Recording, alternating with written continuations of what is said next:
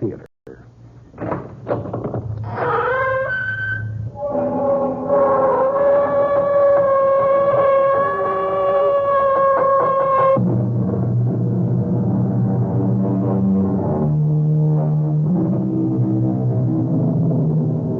Come in.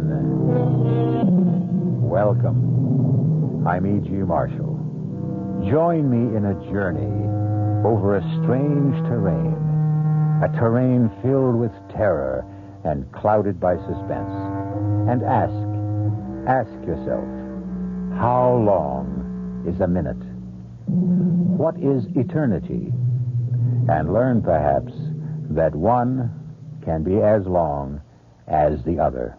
Our mystery drama, An Occurrence at Owl Creek Bridge, was adapted from the story by Ambrose Bierce, especially for the Mystery Theater by Sam Dan, and stars William Prince.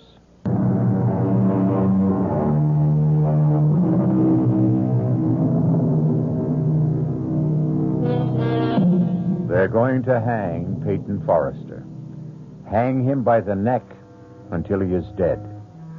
Hang him high from the top of the Owl Creek Bridge, 50 feet above the rushing torrent, which is now raging in full flood. Peyton Forrester stands on a single, fragile plank. The rope is already around his neck. 30 feet of slack neatly coiled beside his boots. But this is not a lynching, nor even an ordinary execution. This is a formal military ceremony. Peyton Forrester is a rebel, literally a Southern civilian, and he has been captured by the Union Army in the fall of this year of 1863 as he tried to sabotage the Owl Creek Railroad Bridge. And now he must pay the price. Actually, the only distress evident in the entire scene seems to be manifested by a young soldier who, with his corporal, is stationed some 10 feet from Peyton Forrester, where they serve solemnly as his guards. Corporal? Shh. Just stand steady, boy. Just you stand steady. I'm going to be sick. Oh, no, you ain't, Woody boy. No, you ain't. Now, this thing will be over in less than a minute. See? Corporal? See? Sergeant Smith's getting the board ready. I don't want to know. I don't want to know. Just you take some deep breaths, son. You're going to be all right. Like I said, he's positioning the board that's supporting the plank that Johnny Reb is standing on. I said I don't want to look. Now, nobody says you got to look, Woody boy. Only it's a pity to miss a good hanging. How many you expect to see in your lifetime? I don't want to see none. This one here, this is a prime hanging. Son, much of the time you get to see cutthroats and riffraff and lowlifes. But here, you got a gentleman. Corporal? Yeah, boy? The prisoner. What about the prisoner? Well, what do you suppose the prisoner is thinking about right now? What indeed am I thinking about? I'm thinking that the water I see below me has been turned to gold by the early sun. Gold. Golden. The same golden tints I see in Millicent's hair. I'm thinking of Millicent. Millicent. Golden Millicent. And I hear the very last words she spoke to me. It seems ages, centuries ago. Is it true? Can it be true that it was only last night? Peyton? Yes, Millicent, darling. Now, young Robbie Tompkins is here. Robbie? I thought he was raiding Yankee supply lines. Oh, he was. He's back. He's safe now, bless him. Well, he needs a horse. He can have anything he wants. Bring him in here. Why? Why do you keep him waiting? Now, you and I must talk first, Peyton. You mean one of the true heroes of our country must be kept cooling his heels while you and I... He's not exactly cooling his heels, Peyton. He's busy having his first decent meal in weeks. But I want to see him this minute. After all, he hasn't much time to spend here. Must be in a rush to get home, see his folks. He's not headed home. He's not? No, he's off on a mission. What do you mean? Well, it has something to do with blowing up a bridge someplace. Well, then he needs help. Peyton, I was afraid. I've been sitting here doing nothing for almost 3 years. Now, that's not true. You've been raising food and you've been growing cotton. While better men have been getting killed. Now, what you're doing is more important. And safer and Well, easier. it's not your fault the doctors say you're unfit to serve. But I'm fit enough to help Robbie Tompkins blow up a bridge. Oh, Peyton, darling. No, honey. You know I can't shirk if there's a job to be done. You've got your job. No, honey. It's not enough. Don't go. What are we arguing about? He hasn't even asked me. He'll ask you, Peyton. He'll ask you. Well, then, I've got no choice. Please listen to me. You've always been a man of honor. Now, be a man of common sense. Now, what's that supposed to mean? Peyton, the war is over. What are you saying? We have been bled white at Gettysburg. The war has just begun. Peyton, for 6 months, maybe a year, there'll be more slaughter, but it'll be for nothing. The war is over. Don't say that. But it's the truth. Millicent, don't you believe anymore? I believe we need a miracle. Then we'll have a miracle. We'll work harder. We'll fight harder. We'll pray harder. You'll see. We'll have that miracle. You, Mr. Peyton Forrester! Robbie, you young scoundrel! You come in here this minute. Oh, Peyton, you are a sight for sore eyes. Tell me how you outsmarted the Yankees. You tell me everything. Later, right now, I need all the darkness I can get. Hey, well, what's this about a bridge? The railroad bridge at Owl Creek. Are the Yankees at Owl Creek already? That bridge must be destroyed, Peyton. One little barrel of gunpowder? Under the truss? On this side of the river? I figured you'd know the exact spot. And I've got the gunpowder, too. Fuses, all we need. Peyton, Jeff Stewart's cavalry's here. Darling, by the time we explain it to General Stewart, we could turn the whole entire bridge into burnt matchsticks. Now, Robbie. Yes, sir. Now, you go round the back. Get yourself a horse. You'll leave in 5 minutes. Yes, sir. Peyton. Honey, you know I have no choice. But I hear the Yankee general has issued an order. Any civilian caught interfering with the railroad, the bridges, the tunnels, the trains will be hanged. I know, Millicent. We do the same. But I beg you not. Darling, you know what I must do. But you have children. Am I the only father in the South? Peyton, I won't let you Millicent. go. Please, help me. What can I do to... Pray for me.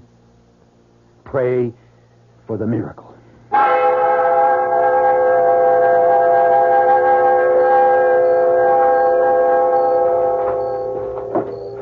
Robbie, up yonder, the bridge.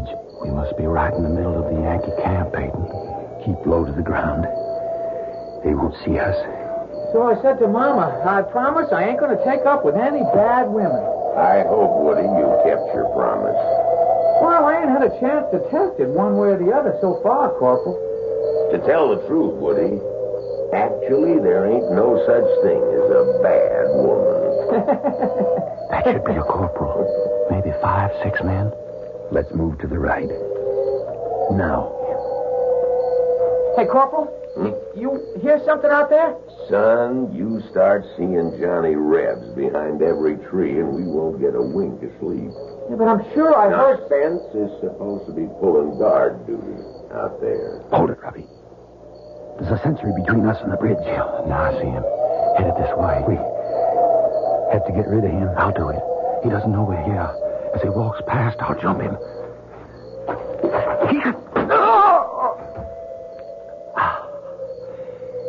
He's dead, Peyton. All right, let's go set the keg in place. Light the fuse. We'll dive into the water. Swim for it. Say, it's time to relieve Spencer. Hey, Spence! Come on in. Woody'll stand guard. Hurry, Robbie. Spencer! Corporal, I hear somebody out there. Huh? Everybody, grab your weapon. On the double. Right. Hand me the fuse, Robbie. There they are! Hold! Robbie, I'm hit, Peyton. I'm hit. Robbie, let me. No, run for it, Peyton. Hold your fire. Run for We it. can take them alive!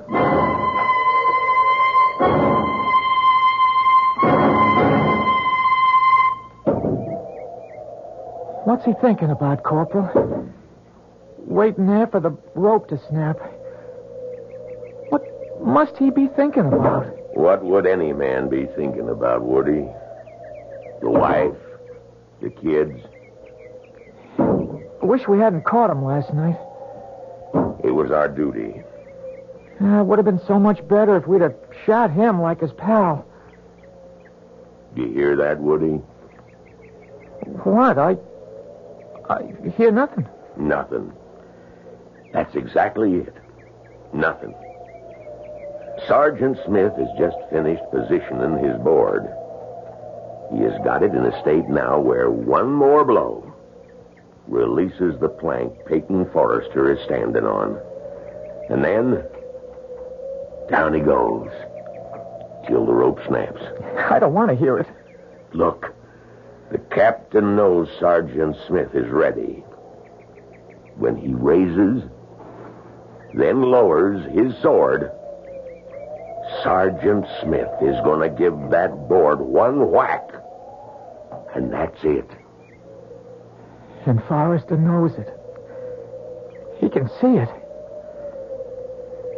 What must that man be thinking about? I'm no longer thinking, son. I'm praying. Praying for a miracle. I'm praying the rope is going to snap and break. And I'll get my hands free. And I'll fall into the river. And it'll carry me swiftly away from here to safety. That's what I'm doing, son. I'm praying. Praying for the miracle. Sister Millicent is praying. Just you're praying, too. I can tell by your voice, son. You don't want me to die this way. With all of us praying, has to be a miracle. Has to be. Oh, dear Lord. The captain, he's raising his saber. Woody, you don't have to look. He's bringing it down. Goodbye, Johnny Reb. Corporal, look, the rope! The rope! It snapped, it broke! It broke. It broke. It's a miracle. The miracle. Get my hands free. Roger, I've got to get him free. Come up for air. Getting it. Cord loose. I'm free. Free. Air. And the air. There he is, moving downstream. That's it, there he is! Shoot! Fire away, Yanks. Fire all day, Yanks. Fire everything you got. You won't hit me. You can't hit me. It's a miracle. You can't shoot a miracle.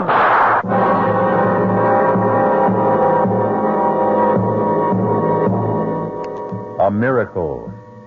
Perhaps if you want something strongly enough and pray hard enough, the rope can break, the rifles can miss, and you will not drown in the raging torrents. Miracles do happen. Have we had one here?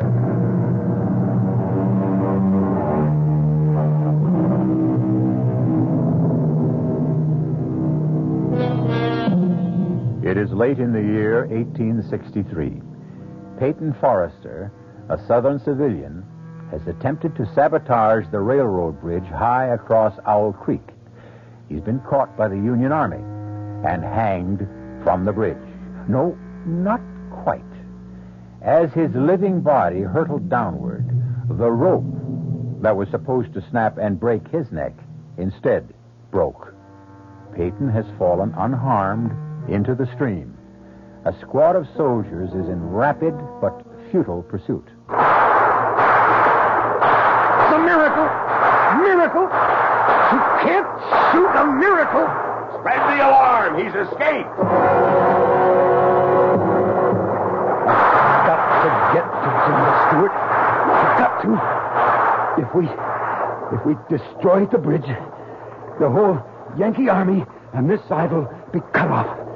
No supplies, no ammunition. I've got to get to Jeb Stewart.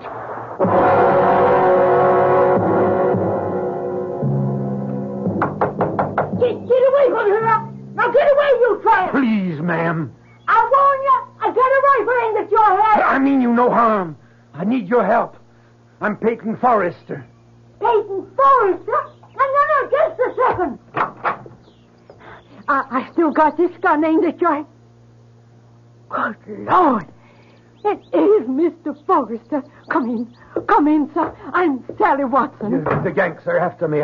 Just a bite of bread and a glass of water. I have to keep moving. Peyton Forrester, the man the Yankees couldn't kill. I have to hurry. You have to race. No, there's not time. But you're going to drop.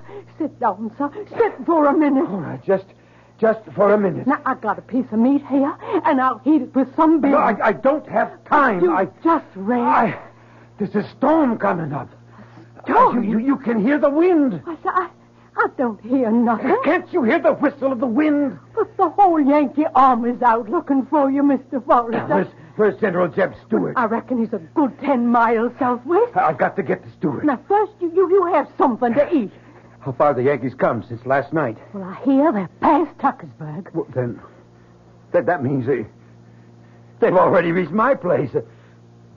I can't just sit here. Now, just have something to eat. You have to do enough traveling. Look, down the road. A Yankee patrol. And it's headed this way. Oh. Better not be found here. You have to hide. Where? In the cellar. No. It's the first place they'd look. It's the only safe. But if they find me here, you'll be shot for sheltering a fugitive. They won't shoot a woman. Least they'll do is burn your house down. Or you just let them. My only chance is to run for it. Head out the back way. I'll hold them off for you. Hurry before they see you. Bye, Miss Watson. Goodbye, Mr. Forrester. Let's search that house, man. Corporal. Now, you men out there, that's far enough. You stop where you are. This is private property. We mean you no harm, lady. We're looking for a fugitive. Well, I ain't seen none. We're obliged to search your house, ma'am. You just stand where you are. I know how to use this rifle. That's another thing, ma'am. Civilians ain't supposed to have weapons. You'll have to hand that over. You want this rifle? You just come and get it. Now, ma'am, be reasonable. Nobody has to get hurt. Hey, Corporal, way yonder in the field. Is that someone running? Let's go, men. Stay still. Let's go. What? I said stand still. I'll shoot the first man that moves. Now, ma'am, you can't interfere with the United States Army. Well, maybe I can't, but I'm doing it. Ma'am, I never shot a woman. That makes us even. I never shot a man. Looks like it's going to be a first time for both of us. Men, after him. Move out. No, I'll shoot. Look out, Corporal!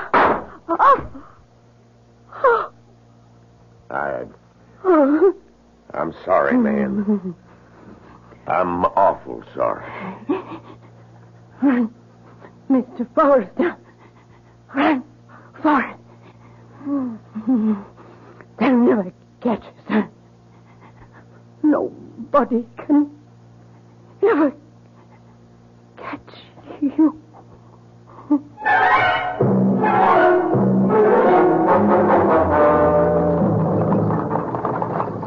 Rayburn. John Rayburn. Whoa! There! Rayburn. Hey, it's Mr. Forrester. Rayburn. The Yankees are after me. Well, you don't have to worry about the Yankees, Mr. Forrester. They can't kill you. Nobody, nothing can kill you. Let me hide in your wagon, underneath your load of hay. Yankees are still down along this lead, but they're headed this way. Soon the storm will drive them back to camp. Yeah, well, what storm? Well, can't you hear the storm? The wind. Oh, sure. But they'll have to come this way. They mustn't see me, Rayburn. Look, get underneath the hay, Mr. Forrester. Get underneath quicker than lightning. Hey, you all set, Mr. Forrester? Let's get. Come on, you broke down, bandy-legged polecats. Get up!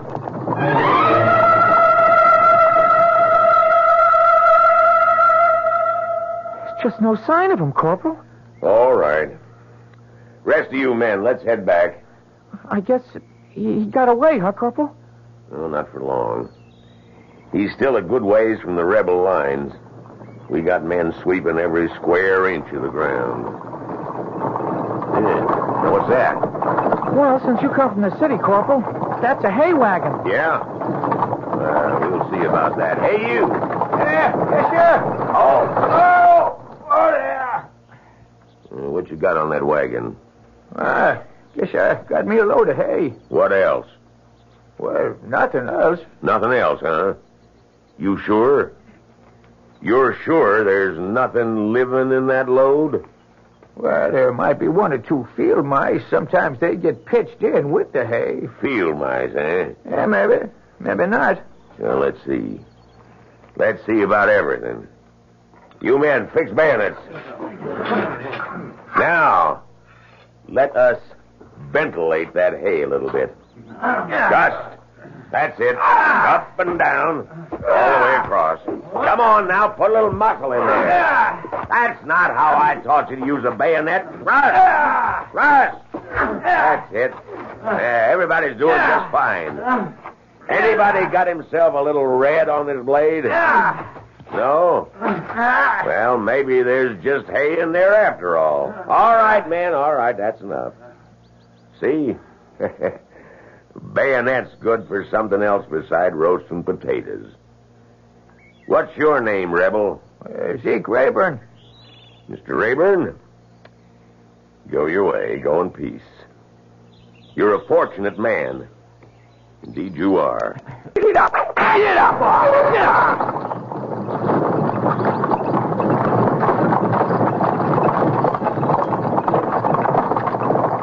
Mr. Forrester. Mr. Forrester, you all right? Mr. Forrester, it's all right to come out now.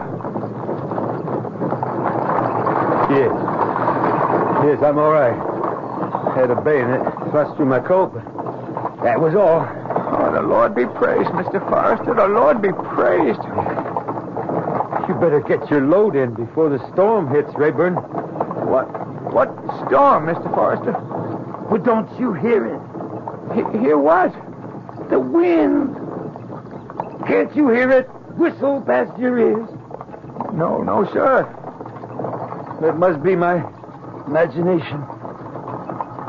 We're lucky there was infantry soldiers. What do you mean? There was cavalry. Well, they might have decided to take the hay for their own horses, and then it would have been all over for you. Yes. How far is it to our lines? Well, it's no more than a mile and a half, but here's where we start running into patrols. You'd be better off on foot. At least you'd have trees and bushes for cover. You're right. Oh, there! Thank you, Rayburn. I'm grateful. It's all of us who ought to be grateful to you, Mr. Forrester. Everybody's talking about it. It's like a miracle. Yes, Rayburn. It is. Now, you keep to the line of trees on your left. You follow them into a little ravine, and on the other side is Jeb Stewart's cavalry. Goodbye, Rayburn. Goodbye, Mr. Forrester.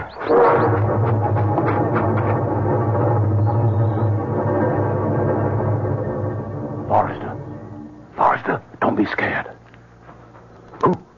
Who are you? Lieutenant Burns, with Stewart's cavalry. What? There's a Yankee troop up ahead. You scared one of the sentries. Lie still just for a minute. What are you doing here? Well, some of us come out to look for you. Figure you'd be headed this way. Well, then, I'm saved. Saved? Well, we got to get home first, but that's nothing. I got a squad in back of me. When I give the signal, they'll open fire. And while everybody's shooting, you and I'll sneak away. Are you ready? Ready. Now! Let's go, Forrester. Let's go!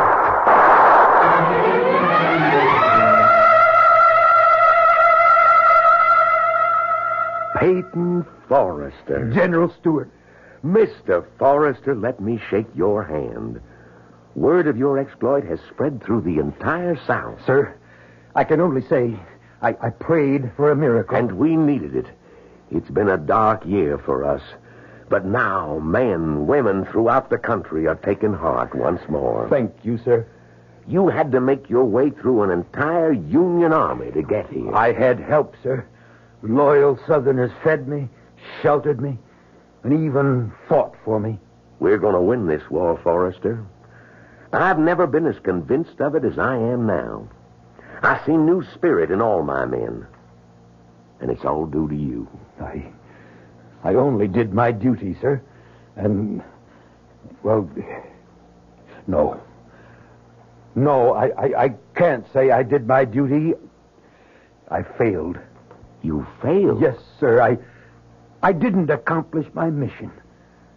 Robbie Tompkins and I set out to destroy the Owl Creek Bridge.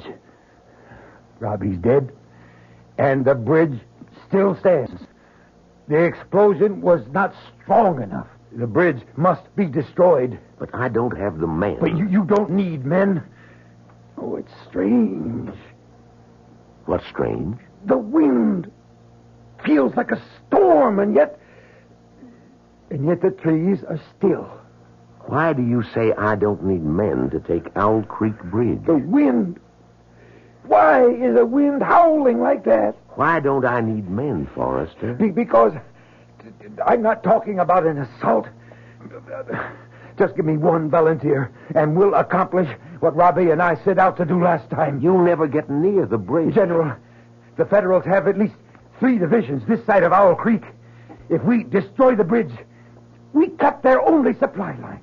We have them in a trap. You think you can do it? It's part of the miracle. The bridge, it was meant to be destroyed. That's why I was saved. So I could try it again. And this time, succeed.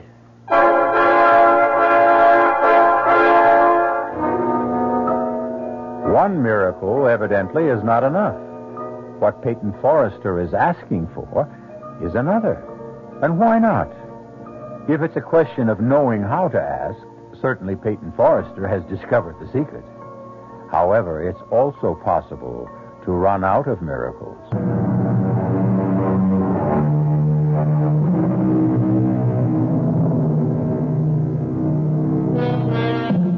The first time Peyton Forrester tried to destroy the Owl Creek Bridge, the Union Army caught him and tried to hang him.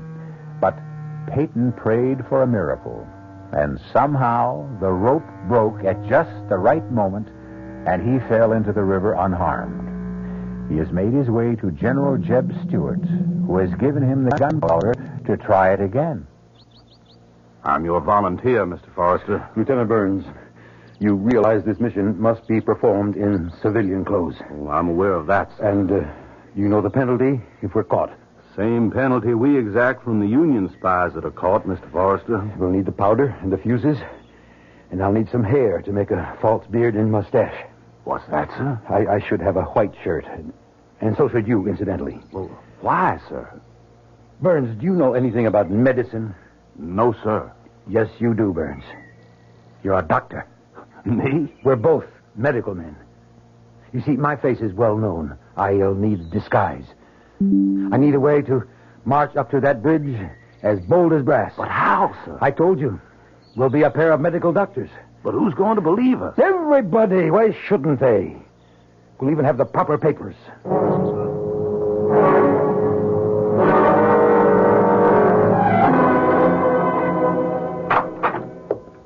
Oh, Hosea? Who are you?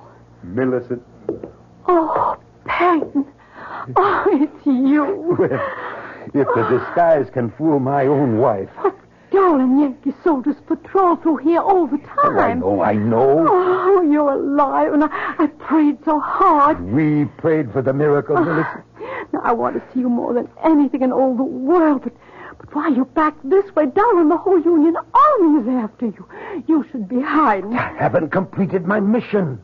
Peyton, the Yankees mustn't find you here. Millicent, Honey, what is it, Peyton? My neck. Something seems to be rubbing against my neck. It's something stiff, something sharp. Oh, you're not well. You're not well, darling. It was such a horrible experience. You're real. No. I'm all right. I need strength. I came home. I saw you. I'm all right. I'm all right now. Peyton, you're not listening to me. Peyton, what is it? Listen to the wind, Millicent. The wind. How it whistles and screams. Peyton, I'm frightened. And now, I must go. Hide, Peyton. I'll hide with you. Owl Creek Bridge still stands. Everyone knows you've done enough. I must go back to the bridge. I won't let you. I won't let you go. Please, listen to me, Millicent. No more. Let's end this senseless killing. What's the good of it? Millicent, we're fighting for our homes. We've lost, Peyton. We've lost. I prayed, Millicent. I stood on that bridge, on that narrow plank, with a thick, rough rope around my neck. I can still feel it scratch and burn my skin, and I prayed. Let there be a miracle. Save me this time. Save me so I can come back and do it right. Destroy the bridge. The war is lost, Peyton. Destroy the bridge and we can capture an entire Union army. An army with supplies, food, ammunition. Destroy the bridge and we can win the war. Now, that little place we have deep in the woods, no one ever goes there. You can hide there and be safe there. I was saved from the noose so I could go back and destroy the bridge. Why did you come back to torture me? I had to come see you. I had to see you. Peyton, if you love It's me... because I love you and the children and this house and our land and the country. It's all tied together.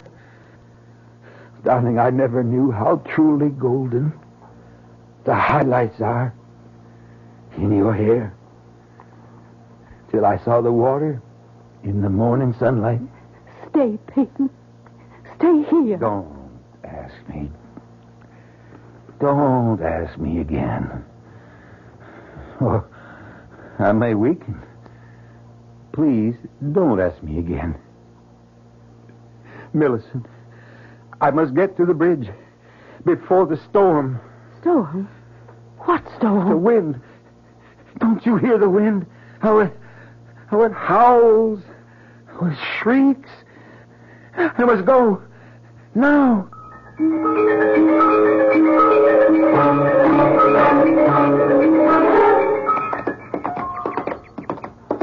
Mr. Forrester, what is it? Shouldn't we stop for a rest, sir? There's no time. But the horses, they could use a breather.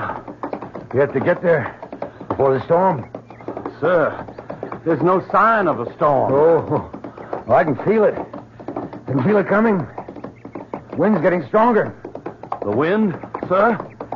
It's a gale. But Oh, look. Where? Up ahead. That's the Yankee picket. All right. Well, sir, let's turn off the road before they see us. But then it burns. We want them to see us. Now be calm. Just act calm. Yes, sir. Remember? You're a doctor. Yes, sir. I'll try to remember. Be casual. Be natural. But suppose... Suppose what? Well, suppose they decide to search our bags. Oh, no, they won't do that. These are our medical supplies and equipment, remember? Yes, sir. I hope so. Now, Burns, this try to look dignified. Yes, sir. But look wise, just like a doctor. Yes, sir. Yes, sir. I'm trying. Strange. What, sir? The wind. That gale. What happened to it? I don't know what you're talking about, sir. The wind. It sounded like a hurricane. And you can't be deaf, can you? Well, no, sir, but I didn't hear anything. And now, for some reason, suddenly died away. Gone. Yes, sir. So still, so calm. Oh, yes, it is, sir. It certainly is. Except I'm so nervous, sir. Oh, there's nothing to be afraid of, Burns. Nothing except something scratching my neck. It's biting at my throat. Well, it's too cold for mosquitoes, sir. Something's starting to press. It's press on my throat. Sir, are you all right? I wonder what happened to that wind. Halt! Well, and who might you two gentlemen be? Corporal, I'm Dr. Jones. And my friend here is Dr. Burns. Your friend got a voice? Why, of course, Corporal. And why don't he answer for himself? Oh, he's my assistant. Is that true? Are you, Dr. Burns? Oh, yes, Corporal. Well, let's see what we got here. We got one gentleman who claims to be Dr. Jones, another who says he's Dr. Burns. Corporal, if you don't mind, we happen to be on an errand of mercy. Is that so? Well, tell me about it. Now, we have permission from your General Grant to... Something wrong, Doctor? No, Corporal, I just seem to have something in my throat. You were saying you had permission from the General to do what? Well, to visit some of our wounded prisoners. You do, huh? Yes, Corporal, and here is the safe conduct. Mine and Dr. Burns. Woody, Yes, Corporal. bring the lantern. Hold this up. All right. See what it says, Woody. You're better at reading than I am. All right. The bearer of this safe conduct is to be permitted free passage within the lines controlled by Union forces in order to perform medical errands of mercy. Signed, U.S. Grant, Lieutenant General. That's what it says, Woody? That's what it says, Corporal. Hand them back their papers. Woody. What is it, Corporal? What are you looking at, Woody? Me? What are you staring at the doctor for? Well, I'm not. That is. Do you know him from someplace? No. I mean, where would I know him from? Well, doctors, be on your way. Thank you, Corporal. Magnificent. I can only say, sir, that you were magnificent. We have to get to the bridge. Quickly. I could never have handled it that way, sir. Hurry. The bridge is just ahead, sir. I'm beginning to feel very ill. Sir? My neck. Your neck, sir? It's beginning to hurt. I can feel it. It's beginning to swell. Here's the bridge, sir. Easy, boy, a little slower. Now, where do you want to plant the charge? Charge? Where do you want to plant the powder? We have to plant the powder. We have to plant Here. Right along. Here. Yes, sir. Stop the horses. Yes, but, sir, you're very ill. No.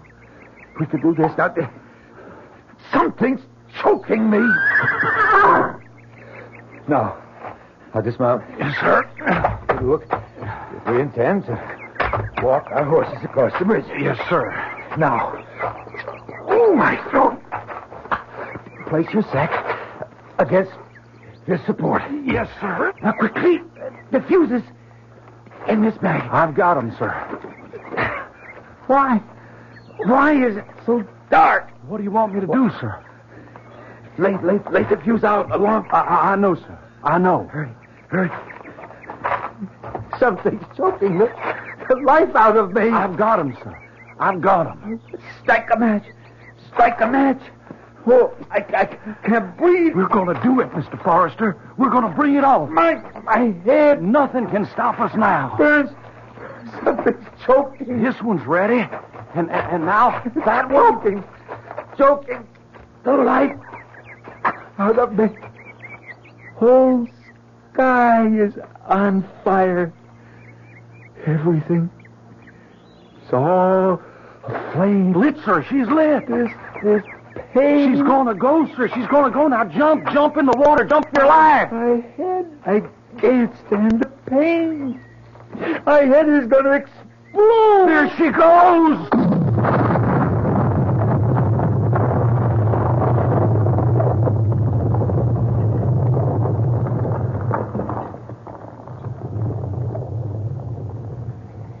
Is it over?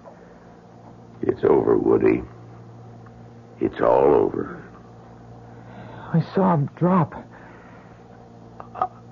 I closed my eyes. I couldn't bear to see the rest. Well, it's all right, Woody. Corporal, that drop through the air, that drop at 30 feet before the rope snapped tight. What do you suppose he must have been thinking?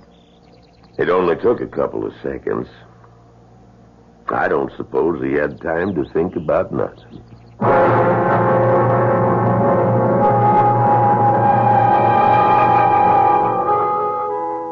Peyton Forrester was dead. His body, the neck broken, was swinging gently from side to side, suspended from the timber of the Owl Creek Bridge. Swinging gently, swaying gently, turning and twisting gently in the fresh, cool morning breeze above the gold-tinted water of the river below. Our cast included William Prince, Mildred Clinton, Jack Grimes, Leon Janney, and William Redfield. The entire production was under the direction of Hyman Brown. This is E.G. Marshall inviting you to return to our Mystery Theater for another adventure in the macabre. Until next time, pleasant dreams.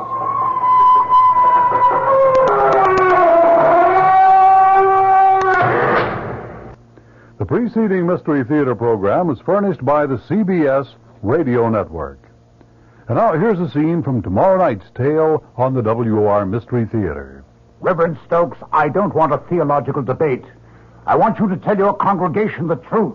And what is that, Dr. Stabler? That my son Michael conducts his lab experiments for scientific purpose. And shall I ask him to believe in coincidence? What coincidence? That a peaceful town is ripped apart every time your son returns. That cattle die for no reason at all. That we are suffering epidemics and the worst drought in our history. All because of coincidence? Yes. This is the 20th century. What else could it be? Ask your son, Dr. Stabler. Ask your son, Michael, if he's just doing lab experiments. That's tomorrow night following Fulton Lewis at 7 o'clock right here on WOR Radio, the Talk of New York. Here are some items.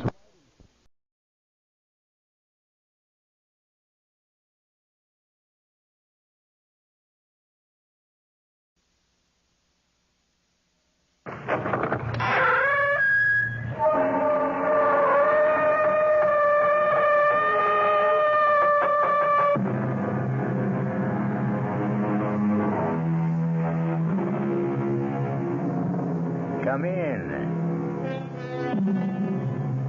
Welcome. I'm E.G. Marshall, and I want very much to tell you the story of a young lady named Barbara. Everyone is more or less mad on one point, said Rudyard Kipling, the famous English writer. And I'm inclined to agree with him, since I myself am more or less mad on the point of mystery.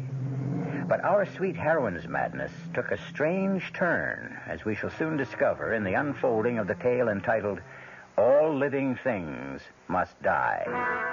Our mystery drama, All Living Things Must Die, was written especially for the Mystery Theater by Elspeth Eric and stars Mercedes McCambridge.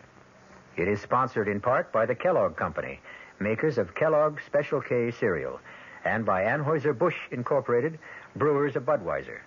I'll be back shortly with Act One. Great taste in the morning. Kellogg's has that wholesome taste to get you up and grinning. This is Jerry Coffer for Kellogg's Special K. You know, for years we've been talking about the Special K breakfast, a great way to start the day if you have a weight problem. You may have seen or heard our latest commercials, which symbolize the problem of being a few pounds overweight by using this ball and chain.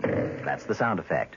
But so many people have come to know the Special K breakfast that can help solve weight problems, they sometimes forget that Special K is America's favorite high-protein cereal. It has 8 essential vitamins and iron, and so delicious that lots of folks, kids as well as adults, eat Special K just for the sheer good taste of it. So we don't want you to think that you have to wear a ball and chain to eat Special K. All you need is an appreciation for the finer things of life, a 1-ounce bowl of Special K, 4 ounces of skim milk, tomato juice, coffee, and maybe a little sugar. The Special K breakfast can help you lose weight all by itself, but it really is a good start. No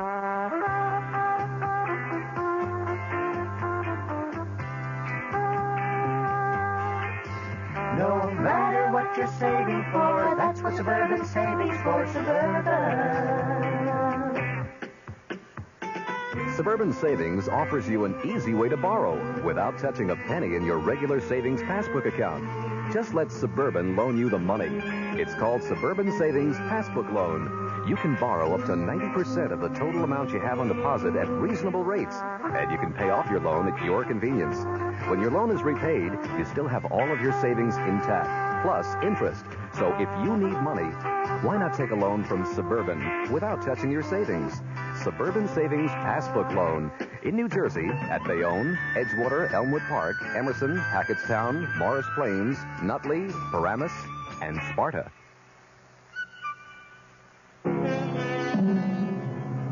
Now begins our story of the lightly demented Barbara. A lovely lady of 31 or 2, even 4 or 5. But as we now discover her in the living room of her suburban home, she could be younger than springtime. She could be spring itself. I love you. I love you all. You are my darlings, my pets, my very own treasures. Oh, how beautiful you are, and how much I love you. What? Oh, that can't be Frank. He never forgets his key. Oh, it's... Johnson, ma'am. Detective Sergeant Johnson from the other day. Oh, yes.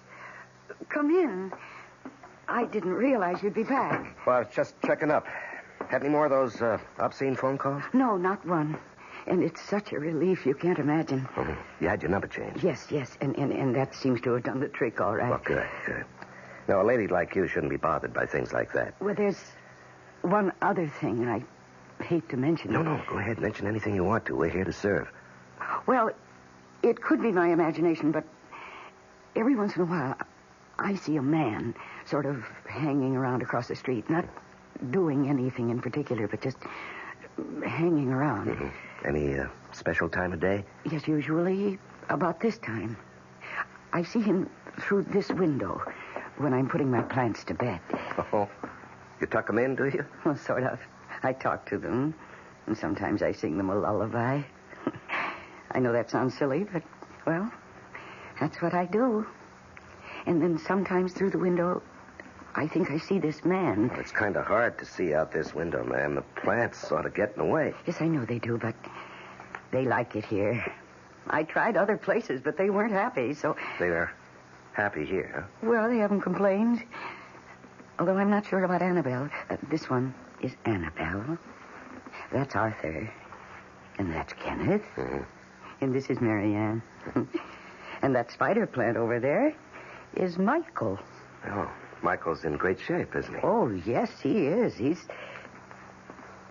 Are you laughing at me? Please don't. Do I look like I'm laughing? My husband laughs at me sometimes. Well, I wouldn't know why. Oh, because... Now, you see this one, Marianne? Mm-hmm. Well, you take a close look because you won't see a Marianne every day in the week. Well, Marianne is, well, she looks like ivy to me. Yes, but her leaves are heart-shaped. Can't you see? Each one is shaped like a perfect little heart. You know, you're right. Yes. There are more than 200 varieties of ivy. Did you know that? No, I never did. Hey, what's going on here? Oh, Frank. He's my husband. Frank, this is Detective Sergeant Johnson. Ed Johnson. How are you? Pleased to meet you, Mr. Murray. He came to check up on those phone calls. Oh, yeah, from the Degenerate. I told Barbara she should answer him back in his own language. Oh, Frank, please. Let him have it. Give it to him right between the eyes. The ears, I should say, in this instance. Well, I'll be getting along. Well, I'll show you to the door. Say, listen, why can't you catch those freaks? Thank you for coming around, Mr. Johnson. Yeah, sure. I'll stop by again if it's all right with you. Oh, anytime, practically. I'm almost always here. And take good care of Annabelle. Oh, I will. And don't let Michael grow too fast. I'll do my best. Good night, Mrs. Murray. Good night, Sergeant Johnson. And thank you. Now, don't you mention it. What was all that about? Well, I told you. The phone call. I mean, all that whispering, all that buzz at the door just now. Oh, we weren't whispering. Well, what were you talking about? That I wasn't supposed to hear? Nothing. He just said, I don't know, something about the plants, that's all. What does he know about plants? Well, nothing much. When he was here the first time, and just now before you came in, I told him about them. He knows that I talked to them and that they have names. He was just being friendly, Frank. That's being friendly? Dropping in all the time when I'm not here? Only twice. This was only the second time. He's a kook like you. Freaked out over a bunch of plants. Well, he was only expressing an interest. What's interesting about a bunch of plants with no flowers? Look at them. They take up the whole window. You got them strung all over the place, up to the ceiling, hanging down. They're vines, Frank. There's silver lace and philodendron and ivy. Oh, whatever they are, they're dumb. Plain dumb. I wouldn't object to a nice pot of tulips, something like that, sitting on a table. Like a nice spot of color or a hyacinth. They smell good. But these things... Don't hurt them, don't. I got no use for them at all. Get rid of them, why don't you? No, never. You can't make me. Oh, boy, you sure cry easy. What did I say was so terrible? You said get rid of them. Well, all right. Forget I mentioned this. What's for dinner? It's Swiss steak. Again? Well, it's been a whole week. Well, get it on the table, because I got to get out of here early. You mean you're going out? I got a date to go bowling. Tonight? Well, certainly tonight. What do you think, next year? But you were out last night and the night before. And I may go out tomorrow night, and the night after that, so what? Frank, I get so lonely. Well, read a book, watch TV, listen to the radio. But almost every night and all day. Well, all right, talk to your plants. That's what you got them for, is it? Have a nice little conversation with Michael and Mary Louise and Archibald, whatever you call them. Never mind. Just never mind. Well, look, I'm going to take a quick shower and then we'll eat. 10 minutes on the outside, okay? Okay. Oh, Arthur. Annabelle. Tell me that you love me. Marianne, do you love me? Michael. Kenneth. Oh, somebody love me. Please. Somebody love me or I'll die.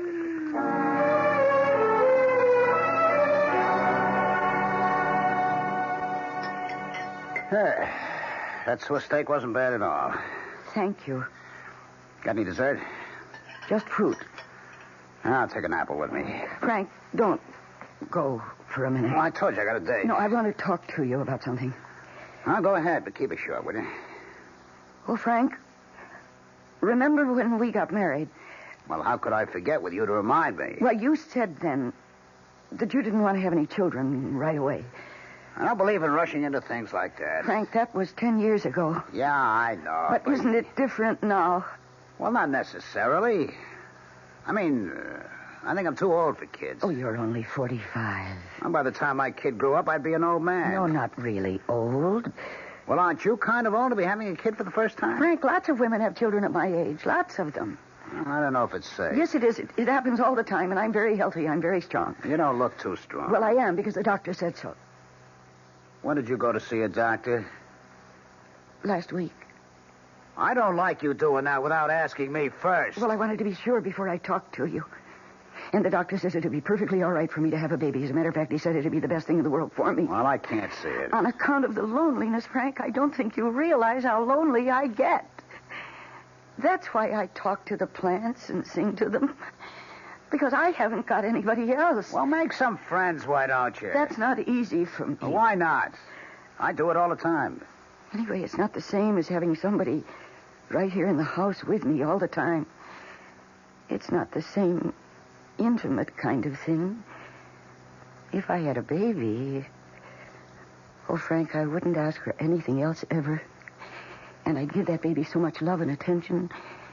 It would grow up to be the most marvelous person because it would know from the very beginning that it was loved and wanted.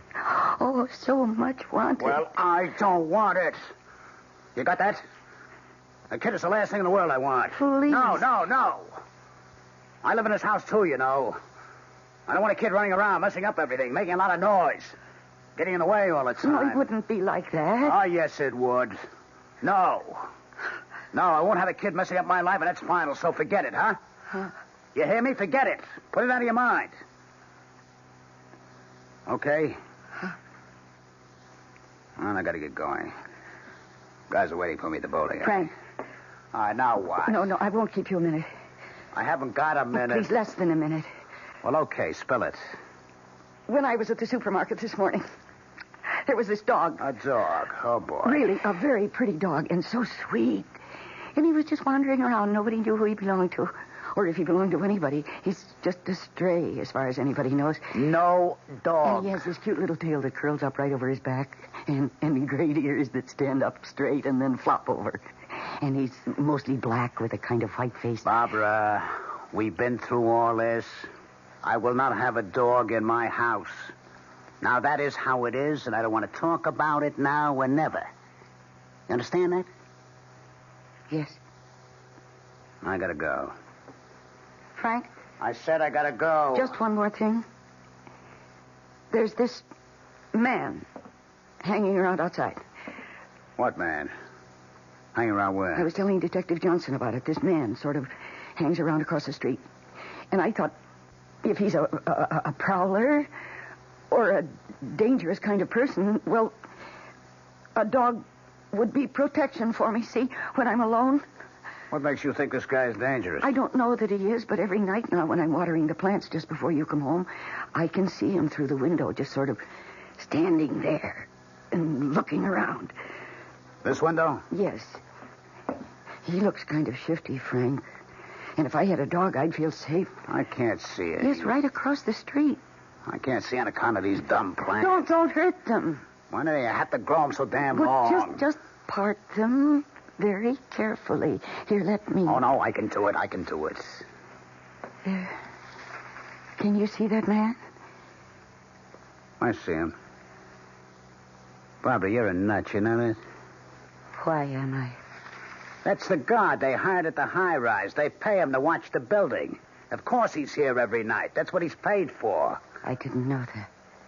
Are you trying to con me into letting you have a dog for protection? But it won't work, Barbara. The answer's still the same. No dog, no baby. Just be happy with these dumb plants. They're bad enough. Taking up the whole bloody window, spilling all over the place. I hate you. Yeah, look, I'll let you keep them. I hate you. I wish you were dead.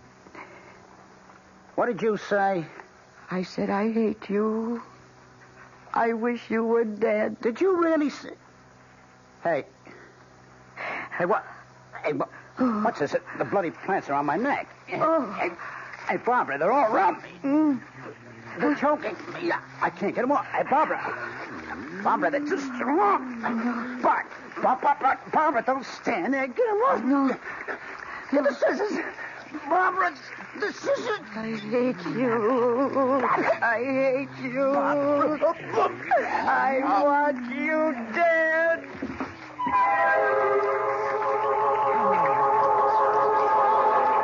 We'll return shortly for the second act of All Living Things Must Die. Hi, I'm Goldilocks, Ms. Goldilocks, if you please, and I'm a professional taste tester.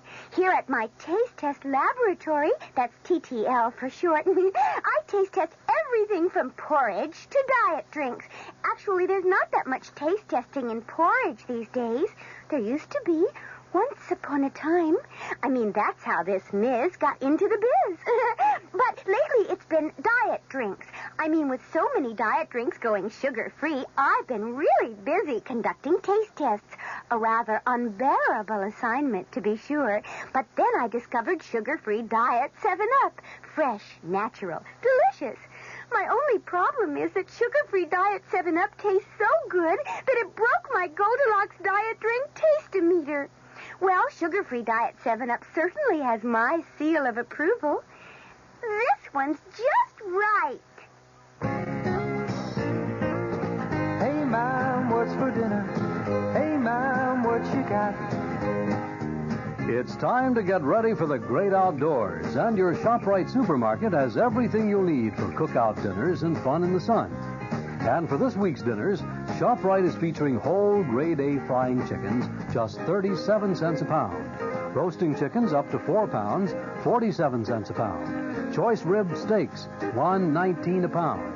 ShopRite Franks, 89 cents a pound. Get all your outdoor cooking equipment and many great food values at your ShopRite supermarket.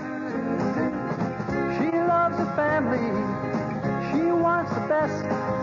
She does all that she can do. She lets ShopRite do the rest. Hey, Ma, what's for dinner? ShopRite has the answer. Macy's store-wide spring sale blossoms all this week with beautiful values in every department, every Macy's store.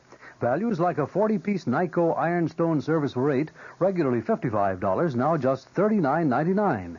And hand-cut lead crystal selection of Hostess items, regularly $15 to $25, now $9.99 to $14.99. Save in every department all this week. Macy's store-wide spring sale. This is WOR New York, an RKO General Station. Now for the second act of All Living Things Must Die. It is a year later, and our heroine no longer lives in the little suburban house, nor is her name Barbara Murray. She lives in a cheery little 2-room apartment, and she is married to Detective Sergeant Ed Johnson. But Kenneth and Arthur and Mary Ann and Michael and Annabelle, all the plants are grouped together in the largest window, and all appear to be in the best of health. Baby boat's a silver moon sailing on the sea. Oh, he's home. Ed? Hello, sweetheart. Hello, darling. Hey, watch out. What have you got there? Oh, just a little addition to the family. What? What is it? Well, let me get the paper off, will you? Okay. How's that, huh? Ed. Oh, it's beautiful. You know what it's called? Yes, do you? Sure, Purple Passion Plant. Oh, that's right. Yeah. I thought it was very appropriate for two people who've been married a month. Oh, it is, Ed. It's beautiful. And you were so sweet to think of it. Well, there's something else I've been thinking of. What's that? Honey, is it too soon for us to be thinking about having a baby? A baby? Well, you do want us to have a baby, don't you, Barbara? Well, I guess so. I brought the subject up too soon. I can see that. Dumb me. I'm sorry. No, that's right. No. I was stupid. Forget I mentioned it, huh? Only, it doesn't do any harm to think about it a little, does it? No. I guess it doesn't do any harm to think about it.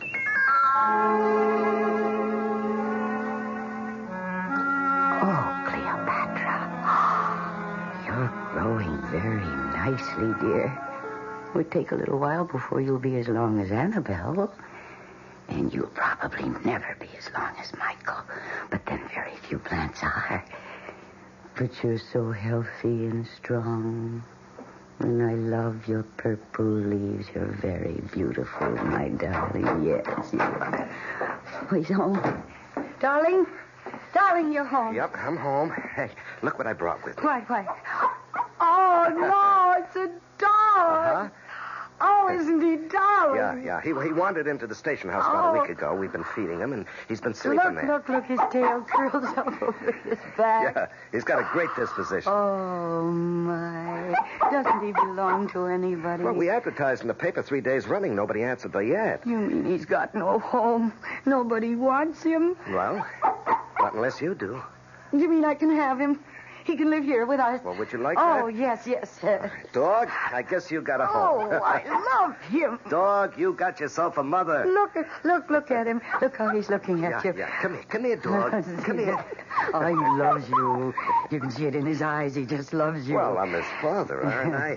Hey, dog, do you love your father? Of course he loves you. How could he help but love you? How could anybody help but love you?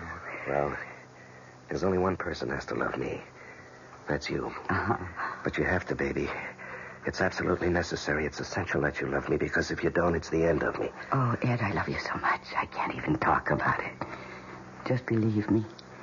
I love you, and I love you, and I love you. When you're here and when you're not here, and when you're asleep and when you're awake, and when you talk and when you don't talk, and when you look at me and when you don't. I love you all the time. Hey, that's a lot of love. I've got more. More? Anytime you need it. Barbara. Honey, look, we've been married better than half a year now. When are we going to start having a baby? Oh, I don't know. Pretty soon? I guess. You want one, don't you, honey? Yes. Well, when do we? Well, sometime. Well, sweetheart, we're not kids anymore. I know that. You think I'm putting the pressure on you? No, I shouldn't do that. I didn't mean to. No, that's all right. No, I won't do that anymore. You just got to tell me when you think is the right time. I won't bother about it anymore. Now, what are we going to name the dog? I don't know. How about Cuthbert or Lance? Oh, no, I don't think so. Herman? Dwight? No, I don't want to give him any name like that. I want to call him what you called him. Me? I never called him Yes, anything. you did. You called him Dog. That's what I want to call him. D-A-W-G? Dog? Yes, come here, Dog. Hey. Oh, what a lovely dog you are, Dog.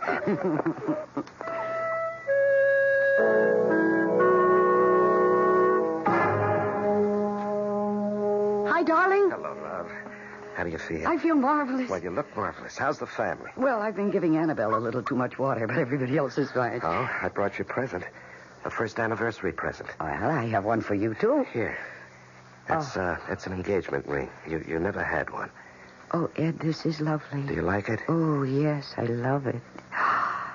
Almost as much as I love you, and Dog, and Annabelle, and Kevin. Hey, watch it. And I got you a ring, too. What? Yes, a wedding ring, because you never had one. Oh, hey, Yeah. that's nice. That's real nice. Is it okay for a man to wear this? Well, it just shows everybody that you're married. Well, everybody knows I'm married. Does everybody really know you're married? Well, I talk about it all the time. Do you really? Do you Sure. talk about it? Well, I'm married to you, so naturally it's you I talk about. I bet you bored everybody to tears. Yeah, I bet I do. Of course, there always comes a time when they break in and say, any kids? You got any kids? Yes, I suppose they do say that. And, of course, I say no, and they say, well, why not? And I don't know what to say. Ed, I'm so sorry. Honey, why not? You have to tell me. Well, it's a feeling that I have. Well, don't you want to, baby? I always thought you were the kind of woman who'd want a family. It's hard to explain. Well, you've got to try. Okay, I'll try. Only yet I don't think you're going to like what I'm going to tell you. Anything. I want to hear anything you have to tell me. Well, I have to go back to the night that Frank died. Frank? Yeah. What's Frank got to do with it? I'm going to tell you if you listen. Yeah, I'm listening. Go ahead. Well, you remember when I called you that night and I told you that Frank was dead? You remember that? Yeah, sure. Of course I remember. And you came over with the others and you asked me how it happened. Yeah? And I said I didn't know. I said that Frank was going to go out bowling and he must have been in a hurry. And the room was dark. And he must have stumbled into the plants and got tangled up in them and he couldn't get out. Yeah, but he was strangled by the plants, baby. It was a freak accident. No, that isn't what happened at all. Honey, are you trying to tell me... I don't know. Are you trying to tell me that you pushed him or something? That you wrapped the plants around his neck? I didn't. All right, now, wait a minute. Maybe you better tell it to me from the beginning. Well, you remember Frank came home that day while you were still here. Uh-huh. And then you left. And he told me to hurry up with dinner because he was going out. And I got upset. I told him I get so lonely here. Lonely every night. Almost every day. Read a book, watch TV, listen to the radio, talk to your plants. That's what you got them for, isn't it? So after dinner, I said I wanted to talk to him about having a baby. A kid is the last thing in the world I want. And I think maybe it was then that I got the idea. What idea? It just seemed awfully important to me to get Frank over by the window where the plants were hanging. So I told him that there'd been a man hanging around outside across the street. What man? Hanging around where? And he started walking toward the window. And I started feeling this awful, wild excitement. The nearer he got to the window, the nearer he got to the plants. And then I said it. Said what, honey? I hate you. I said, I hate you. At first, Frank didn't hear me. Or maybe he didn't believe his ears, but I said it again. I hate you. And then I said, I wish you were dead. He heard me say that. Then what happened? He started to look angry, and he made a little move toward me, and it was then, when he started to move, that the plants moved. They moved faster than anyone would think plants could move, and they wound themselves around his neck, around and around, and tighter and tighter. And Frank began to choke. Barbara, they're all around my neck. They're choking me. Oh, no. I can't get them off. Don't stand there. Get them off. Get the scissors. No. Barbara, the scissors. Because there were scissors there, you know, on the windowsill. And Frank couldn't reach them because the plants were holding him so tight and tighter all the time. And I knew the scissors were there. I kept them there all the time, just the way I do now, to cut off the dead leaves and things. But I didn't move. I just stood there, repeating those awful words. I hate you. I hate you. I wish you were dead. Barbara. Barbara. I watched his face turn purple and then blue. And then he dropped to the floor. And I watched him drop. And I looked at him. But all I said was, dead. Oh, darling. I listened to the plants for a while. They seemed to be telling me, see how we love you. See, we'll do anything you ask. We are your true loves. We've killed for you. Now you know how much we love you. And then I went to the phone and called you. Darling, you had a bad dream, that's all. No, it wasn't a dream. I made the plants do what they did, don't you see? I said I wanted Frank dead, and they heard me. Or they felt what I was feeling, or they sensed it or something. And because they love me and because they know that I'd never kill anybody, of course they went ahead and did it for me. Sweetheart, even if what you say is true, if it could be It true, is you true. never laid a finger on But Frank. I'm an accessory, don't you see? I wanted someone to kill Frank. Not me, but someone. And the plants knew it, and they killed him for me. Do you think anybody's going to believe you, sweetheart? Ed, do you believe me? Honey, is this why you don't want to have a baby? Oh, I want to, but... But what? That's how it all started. Me asking Frank if I could have a baby. Why don't you try asking me? You know what kind of an answer you'll get, don't you? Go ahead. Ask me. Ed, is it all right? Is it?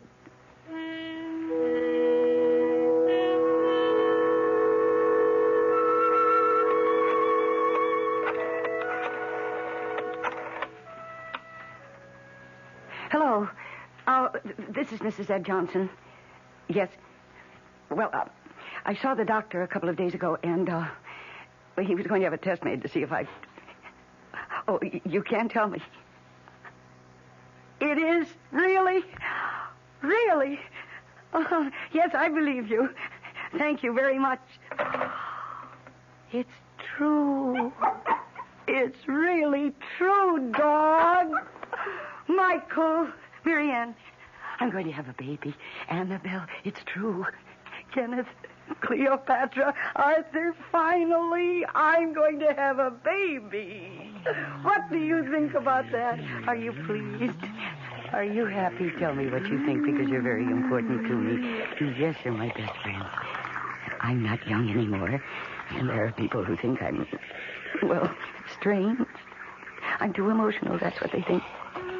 And they may be right. How do I know? So please, tell me, because I trust you. Is it all right for me to have a baby? You really think so? Ed, it's true. I just called the doctor's office and they told me it's true. I'm going to have a baby, Ed. Tell me, is it really all right? We'll be back shortly with Act 3.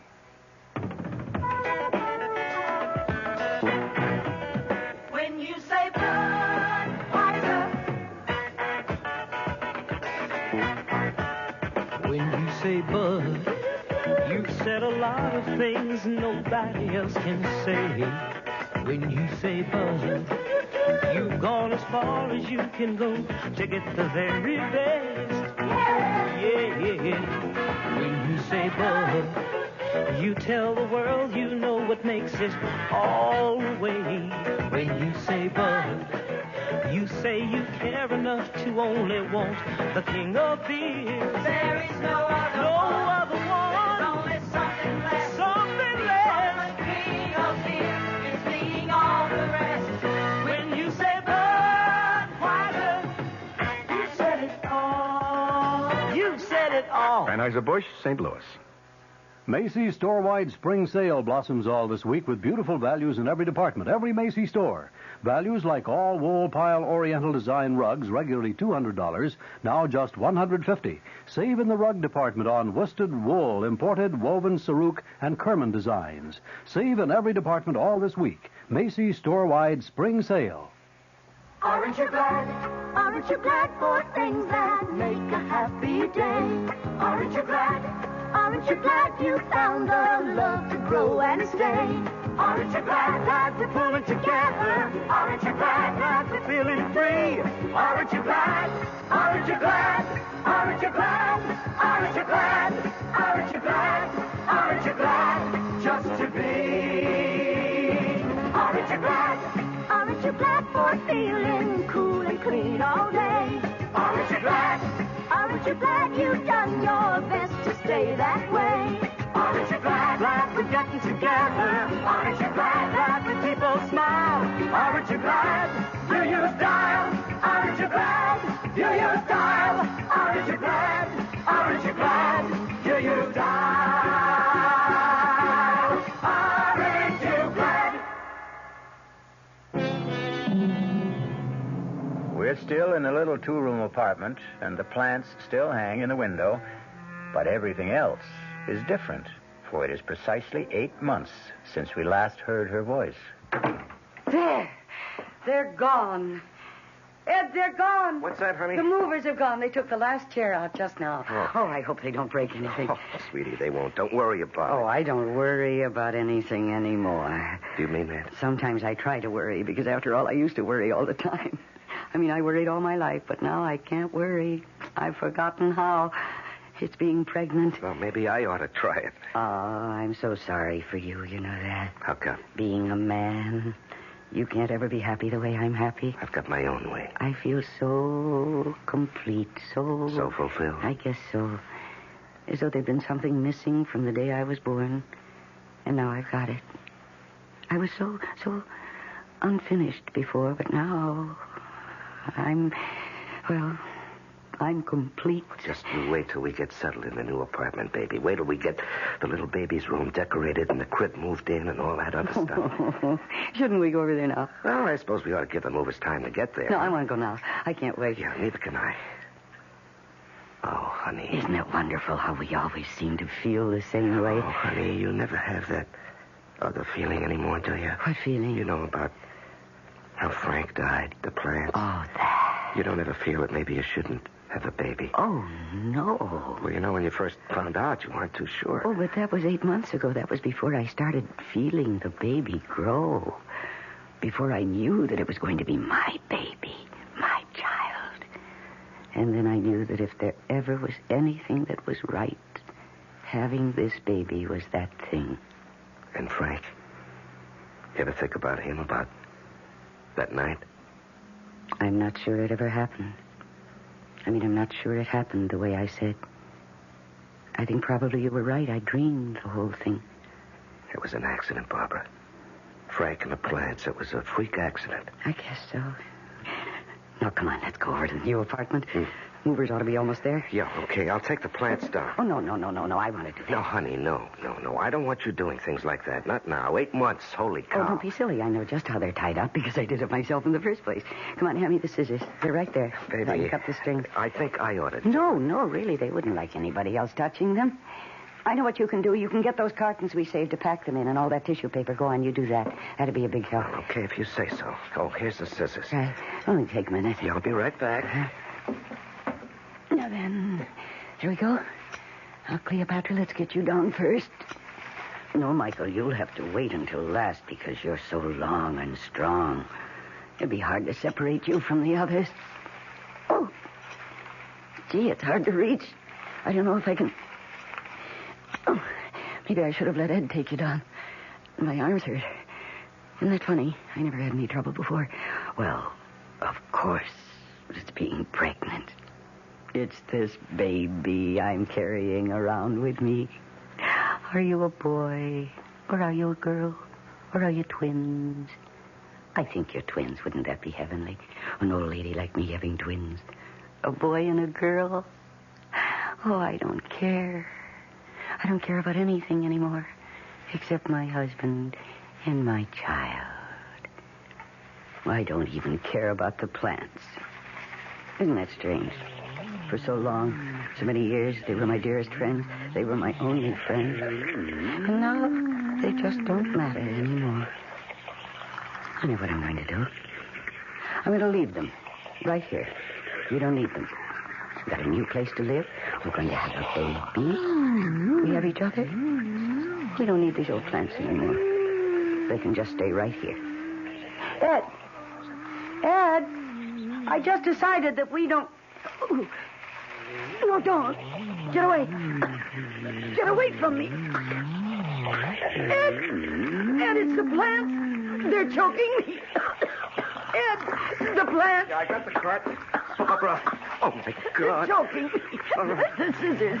Quick. I can't breathe. All right, I've got him. It's all right. It's going to be all right. Barbara.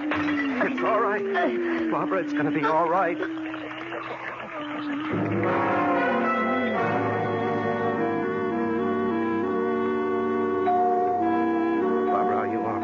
What'd the doctor say? He says I'm all right. I can go home. Did you tell him? How could I tell him? I made up something. I said I got tangled up in the clothesline. That was the first thing that came into my head. Anyhow, he didn't ask me many questions because he could see that I wasn't really hurt. I was just scared. Oh, you sure had me scared. Well, they didn't hurt me much, really, the plants. Well, why should they hurt you at all? You love those plants. Ed. While I was taking them down, it was harder than I thought it would be, and my arms got tired. Well, I told you to let me do it. And I stopped for a minute, and then I thought, why am I bothering with these plants? Taking them down and carting them to the new place and then putting them up all over again. So I thought, I'm not going to do that. I'm just going to leave them. I'm happy. I've got everything I want. I don't need them. I even think I said that out loud. And they heard me. Now, Barbara. But it wouldn't have made any difference. They didn't have to hear me say it out loud.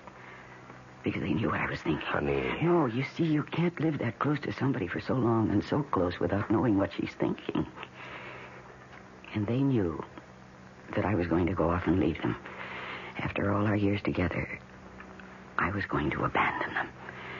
I didn't care anymore what happened to them. And they knew that. Oh, no, it's just hard to conceive of plans. They wouldn't have killed me, Ed. They didn't even really mean to hurt me. They were just saying, don't go. Or if you must go, take us with you. You can see that, can't you? All I know is I came into the room and I saw you with the vines around your throat and you were saying, choking me, get the scissors. Well, I got those scissors so fast. They were right there on the windowsill, and I cut those vines so fast. Boy, you had me worried, baby. Oh, you must have fainted by then. Yeah, and I picked you up and put you in the car, and you came to before we got to the hospital. And here I am, and I'm all right. Yeah. Barbara, you don't suppose I hurt the plants, do you? I just slashed away. Well, I don't suppose you cut them down very carefully. Oh, heck no. Oh, they'll be all right. I'll trim them properly when we get back.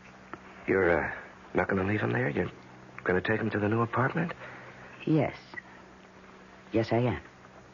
I don't know what I was thinking of.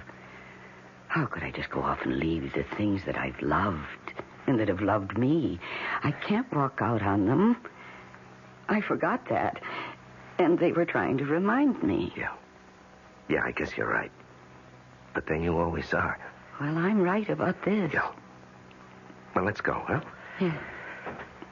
Oh, poor Cleopatra. Why, poor Cleopatra? Well, I knocked her on the floor. You what? Yeah, when I was trying to cut you loose, I knocked Cleopatra on the floor, broke the pot and everything. You mean she's lying there? The pot is broken and she's lying there on the floor with no dirt? Yeah, I guess so. Oh, Ed, come on. Now, Barbara. No, hurry up. We've got to get there before she dies. Look, honey, please, let me do it. There she is. There's Cleopatra. Let me do it, honey. You just stay there. Let me Look pick out, her up. Ed. They're angry. Ed, they're coming for you. No, it's all right. Ed, please get out of the way. Stand back. Let me do it. You think they're going to let you do it? Of course they are. Of course they are. Aren't you, my darling? Aren't you? Ed, hand me that earthen pot, the one right there. No. Your roots haven't been out of the earth for very long, my love. Now, gently. No, I'm not hurting her. See, Michael? I'm being very gentle. I'm putting the good earth in the pot. See, Michael? Ed, get me some water, just a little. Honey, I don't like leaving you Don't here. be silly. I'll be perfectly all right. Okay, I'll be right back. Now, you see, Michael? I'm scooping up every last bit of the nice brown earth, and I'm sifting it through my fingers. See, Annabelle? See, all of you? Oh, very carefully with the beautiful, loose brown earth. Here you are. Now, we put a little water in. Not very much, because the earth wasn't very dry. There's some plant food on the windowsill. Yes, I got it. Here you are. Now, we mix just a little of it into the soil. There we are, like that. And now, Cleopatra, my love, let me pick you up. I'll hold you for a second. And don't be frightened, my dear. No. And put your little roots into the dirt. Very gently, very carefully. And press the dirt down around them. And then we add the rest of the dirt, almost to the top.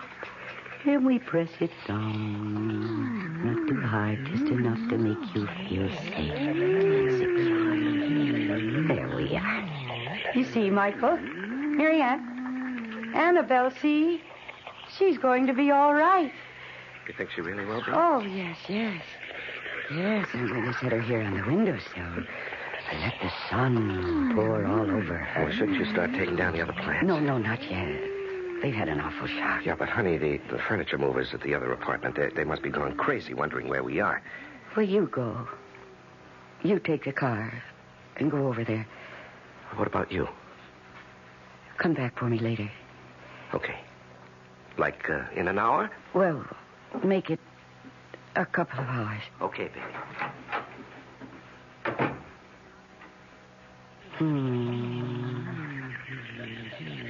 Baby boats of silver moon sailing on the sea.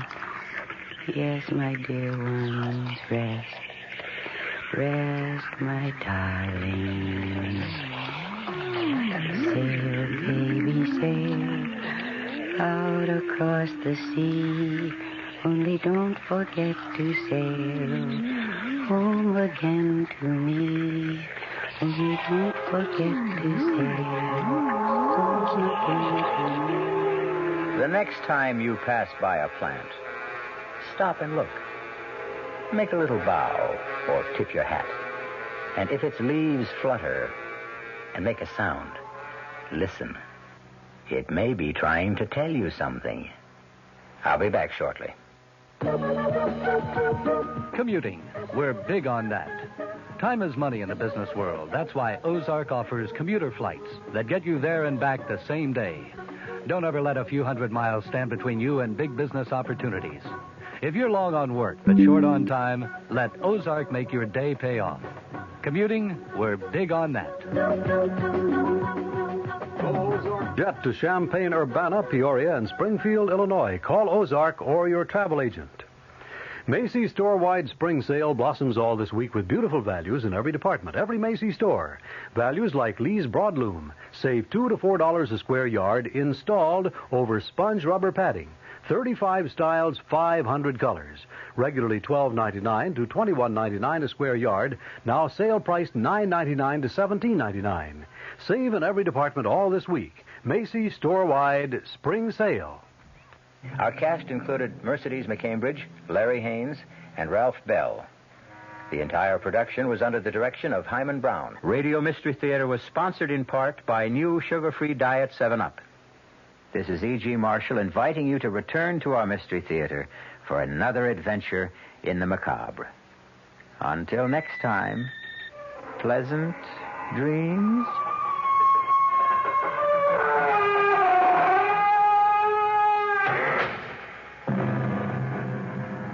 The WR Mystery Theater has been brought to you by ShopRite Supermarkets, where you get a lot more for a little less, and by Suburban Savings with offices throughout North Jersey.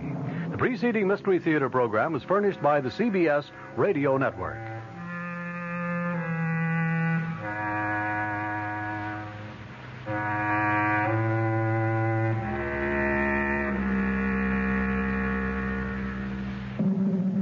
Stand by now for a chilling moment from tomorrow night's WOR Mystery Theater drama.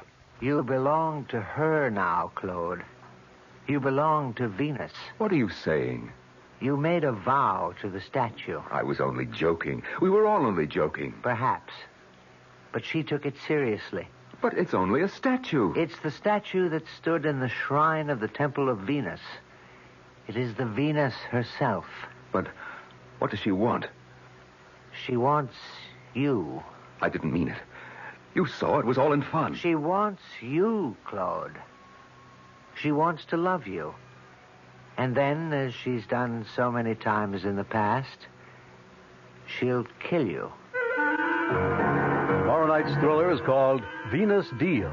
It features Norman Rose and Joan Lovejoy and will be heard following Fulton Lewis at 7 o'clock right here on WOR Radio, the talk of New York. Boy, if the old-timer Horatio K. Boomer and Wally Wimple could see me now. Fibber McGee back on the radio right here from 79 Wistful Vista with a brand-new program where I'm going to bring back the great old radio shows from way back. Shows like Mr. Keene, Lum and Abner. Well, I guess I ought to get this place straightened up a bit, though. Where's that vacuum? Oh, I left it in the hall closet. Look.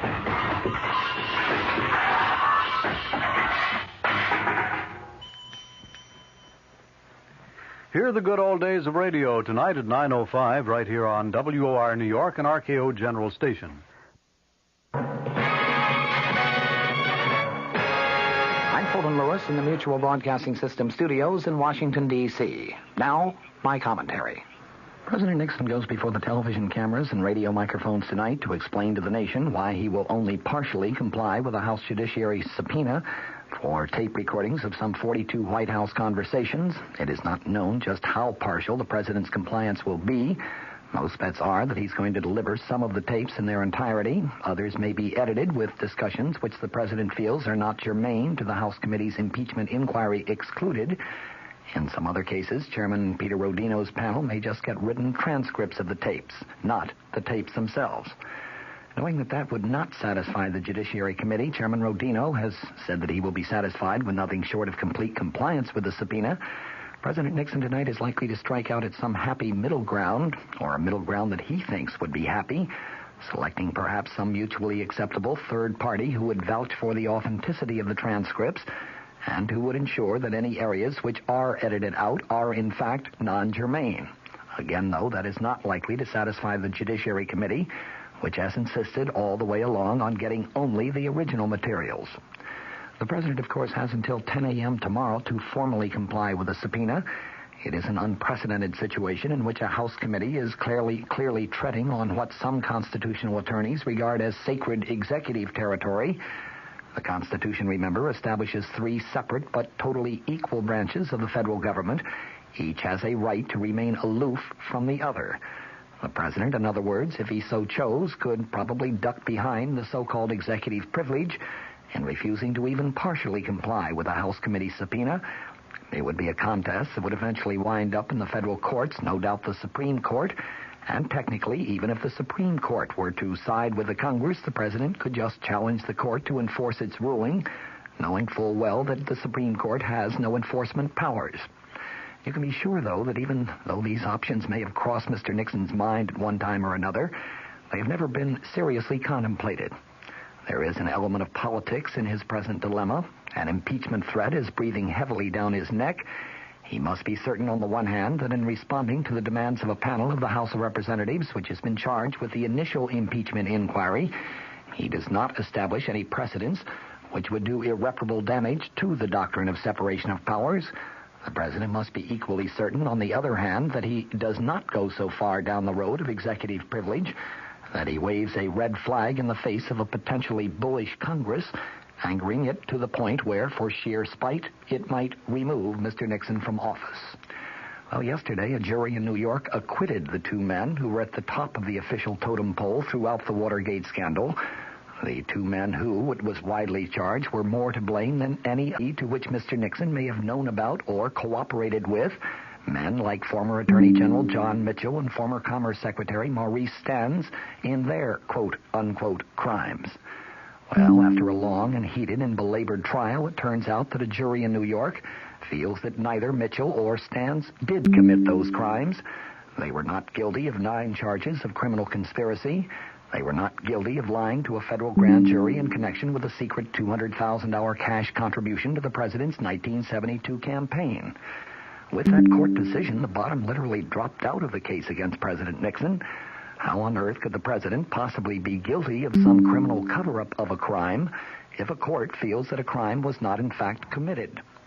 Granted, the acquittal of Mitchell and Stans yesterday does not completely absolve Mr. Nixon. There remains hanging the questions of H.R. Haldeman and John Ehrlichman and others, whether they tried to cover up the story of Watergate itself, and if they did, whether their actions in turn were done with the knowledge and blessing of the president. But remember, even if they are found guilty of criminal conduct, there must be further evidence beyond reasonable doubt, that there was knowledge and blessing from Mr. Nixon before the guilt can be assessed to him. Nothing short of that could, in the wildest stretches of the imagination, possibly satisfy the constitutional requirements for impeachment. And if public opinion has any influence on the jurors in the impeachment procedure, and you can bet public opinion will have a tremendous influence since those jurors are all politicians, members of Congress, well, the verdict yesterday in the Stans-Mitchell case is likely to have a considerable impact. It demonstrated clearly that at least a few charges of corruption within the highest levels of the Nixon administration in recent years were unfounded charges, and the public is bound to wonder if Stans and Mitchell were accused falsely. Isn't it just within the realm of possibility that President Nixon has himself been the victim of equally false accusations?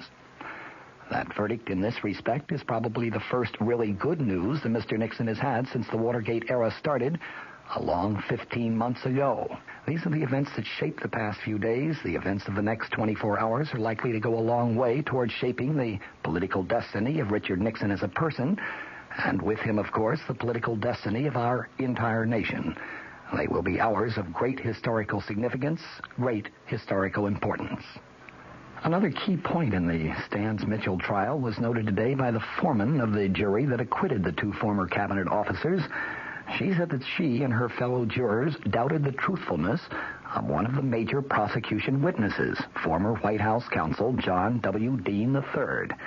Dean's credibility came in doubt, she said, when he admitted that he had pleaded guilty to a charge of obstruction of justice in the Watergate scandal, pleaded guilty in hopes of drawing a lighter sentence. Here in the nation's capital, Vice President Gerald Ford had some comments of his declaring that the jury's verdict in the Mitchell-Stans case, in the Vice President's words, says to me that John Dean's credibility has been severely eroded. It is John Dean, of course, who was the key witness against President Nixon. Indeed, when you get right down to it, he was the only witness who actually tried to implicate the president in any criminal wrongdoing at the Senate Watergate hearings.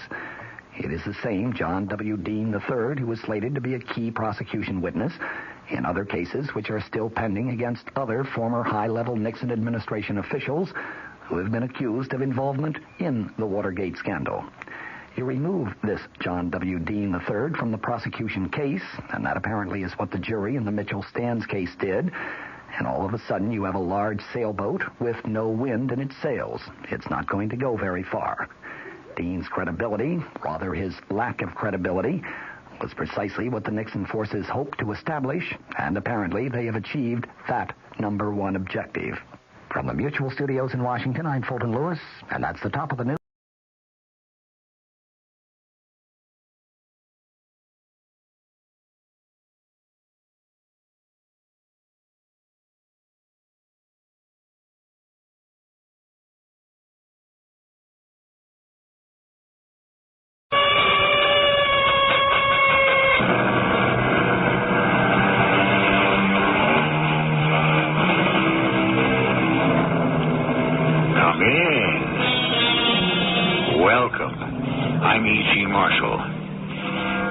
is a reed, said the philosopher, the weakest reed in all of nature.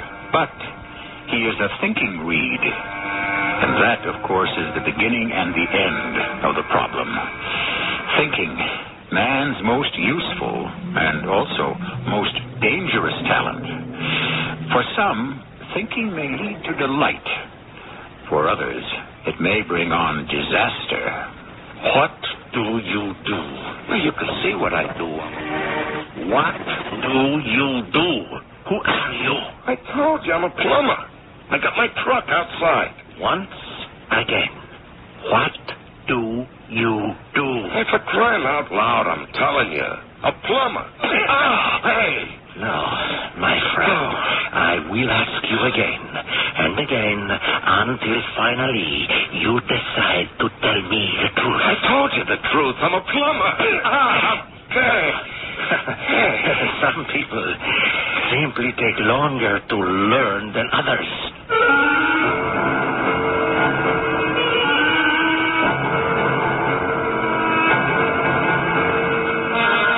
Our mystery drama, Golden Time, was written especially for the Mystery Theater by Sam Dan and stars Larry Haynes.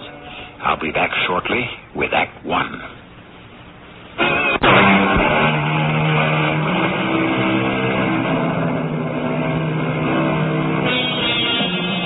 Every story must have a hero, or, of course, a heroine. And who are the heroes and heroines of popular literature and entertainment? Generally, those men and women who can generate excitement, who are adventurous or glamorous or sexy. However, our hero is going to be a plumber. A plumber, you may well exclaim. Who even thinks about plumbers? Well, just consider this. A plumber is a person you never think about until you really need him. Then you don't think about anything else. Slow down, Harvey. Hey, this is pretty good chicken. I got a bone to pick with you. Harvey. Oh, I thought you were talking to the chicken. That's a pretty good joke, huh? No. Well, it's a pretty tasty chicken. Is this a new recipe? I was talking to Jenny Lloyd this morning. Oh, yeah? Mm-hmm. She wanted to know when you were going to Washington. D.C. Now, why would I be going to Washington, D.C.? To get the Medal of Honor. What Medal of Honor? That big one. The one they should have given you 10 years ago when you was in Vietnam. But they somehow overlooked. Hey, what are you talking about? Jenny says her Jimmy was talking to Harvey Jr. Oh. Now, what kind of nonsense have you been telling your son this time? Oh, you'd think the kid would be able to tell I was laying it on a little thick. He is 12 years old. He wants to believe his father was a hero. Well, that's why I did it, for him. Oh, yeah. Here we go again. No, really, I was reading this book on psychology, you see. And a kid needs to build up his what do you call it? His self-esteem, you see. Now, he can only do that if he has a powerful father figure to look up to. These stories are yours. Harvey, you're becoming the laughing stock of the neighborhood. Yeah, well, I'll tell you how it happened. Oh, never mind. Now, him and Jimmy Lloyd was playing up in the attic, and they found my old uniform. So he asked me what I did in the Army. Now, could I tell him I put in a 3-year hitch as a maintenance plumber in Fort Bliss, Texas? Why not? Martha, don't you have any romance in your soul? I'll get it. Hello? Yes? Please, speak slower. I can't. What kind of emergency? Oh, the cellar's flooding? Tell him to turn off the valve from the main. Turn off the valve from the... Oh, please, listen. Harvey, this woman's too excited. I can't understand a word. Where would that valve be? In the basement. In the basement. Now, just go downstairs. Oh, she's afraid she'll drown. Where does she live, for crying out loud? What's your address? Say that slowly, please. 28 Standish Place. All right, tell her I'm on my way.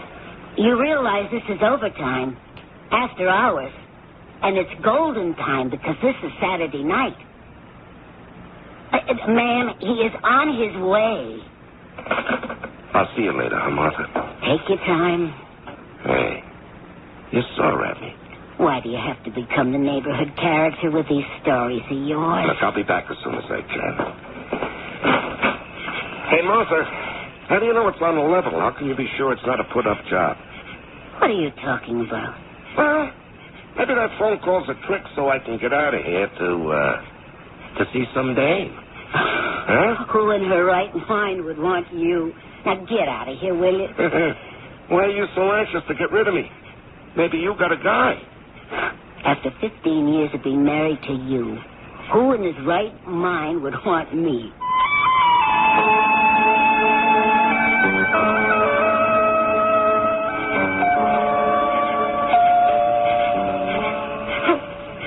Who is it? The plumber.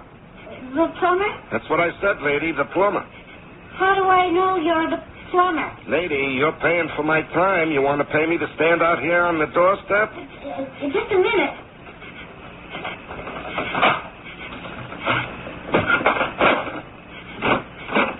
Harvey J. Stilson at your service. Do you want to come in? You?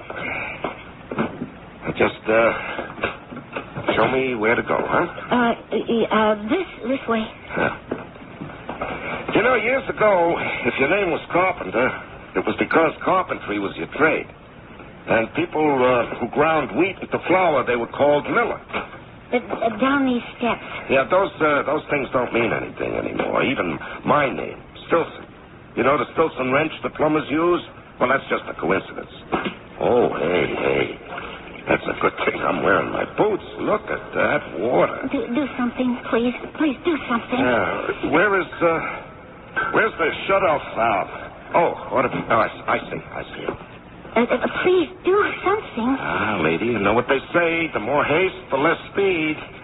Now, the next time you get this kind of emergency... Oh, there isn't going to be a next time. Yeah, that's what you say. How little we know. Oh, please, hurry. I'm trying to turn the shut-off valve. Boy, this thing hasn't been moved since the year 1. Okay. So, that should stop the flow from the main into the house.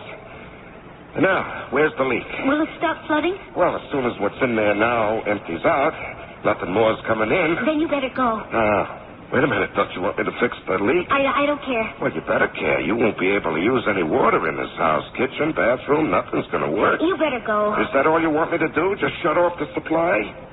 Lady, do you know what this is going to cost you? It doesn't matter. Well, you're going to pay for it anyhow, so at least get your hour's worth out of it. I don't care.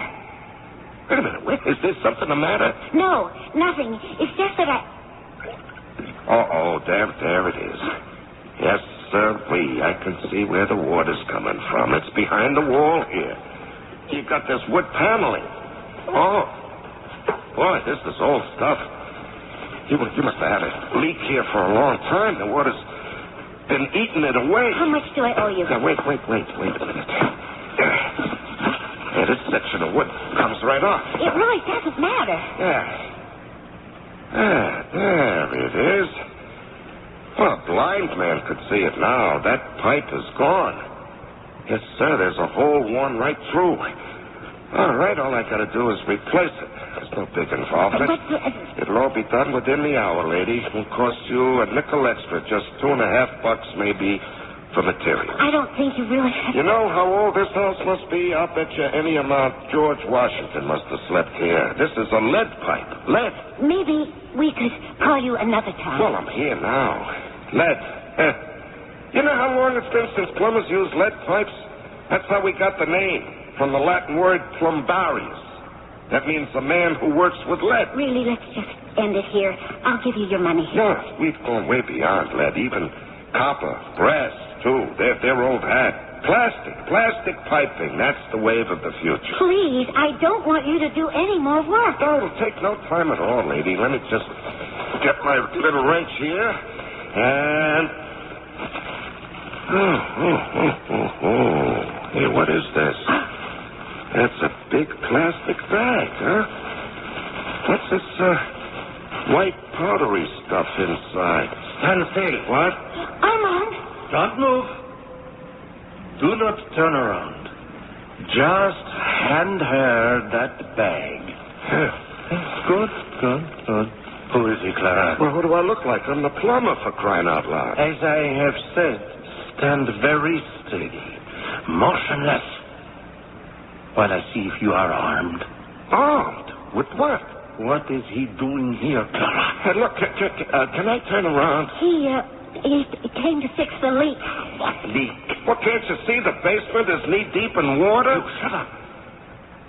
What is he doing here, Clara? The pipe had burst. Yes? I thought I'd better call a plumber. But I told you were to permit no one to enter this house. But the basement was filling with water. You still had your instructions. But I thought that... You were told to allow no one into the premises. I could have been drowned. Hey, look, listen, why don't you two settle this between yourselves? And you were told to stand still. Right. Now, look, you want me to replace the pipe, and I can be on my way? And shut up. Yeah, okay. It's just I get paid by the hour. We're in golden time as it is. I said, be quiet. We shall all go upstairs while we decide exactly what to do with you.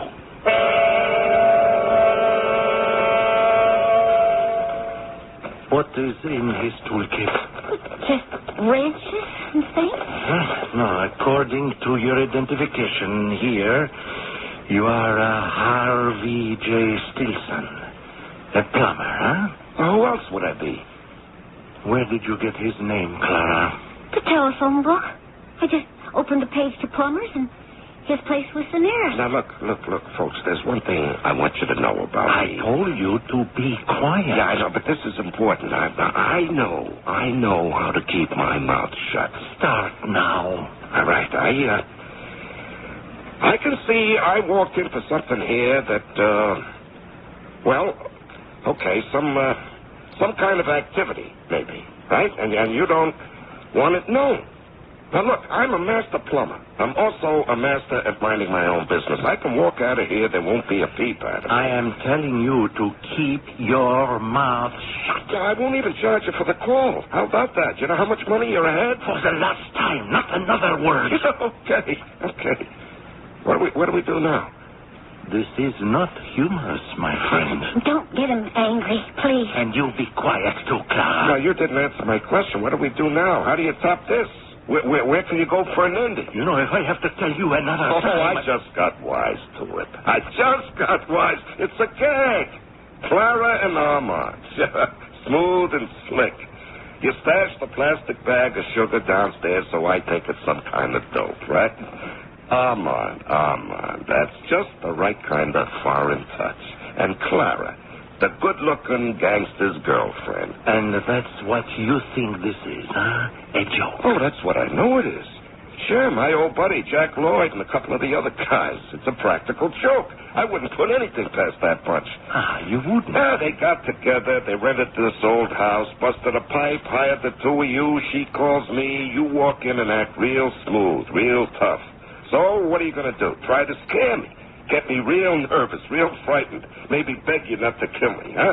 I'm going to fall down on my knees, This baby. isn't a joke. It isn't, huh? Come on, how much you want to bet that Jack Lloyd and Jerry Davis and the rest of them aren't watching this from somewhere in this house? Hey, Jack! Jerry! That is enough out of you. I'll even bet you that they're getting it all down on videotape. Hey, fellas, all right, the show is over. Must have cost you a bundle of dough, and it was all for nothing. I'm going home. Don't move.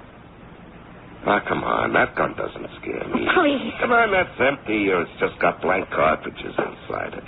Do not take another step. Look, don't you know when the joke is over, pal? You a professional actor or something? You're not bad. You asked for it. Hey, are you crazy? I heard that one go right past my ear. And if I have to fire another one, I promise you will not hear it at all. Hey, what is this?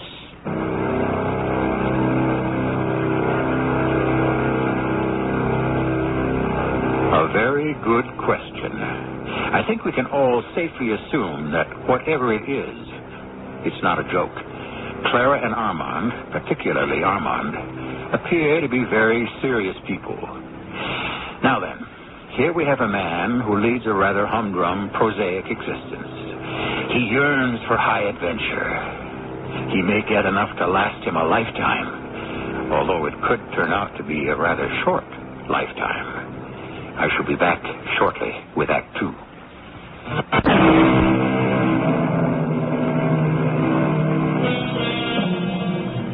What does the average man know about adventure? Our lives are carefully planned and strictly scheduled.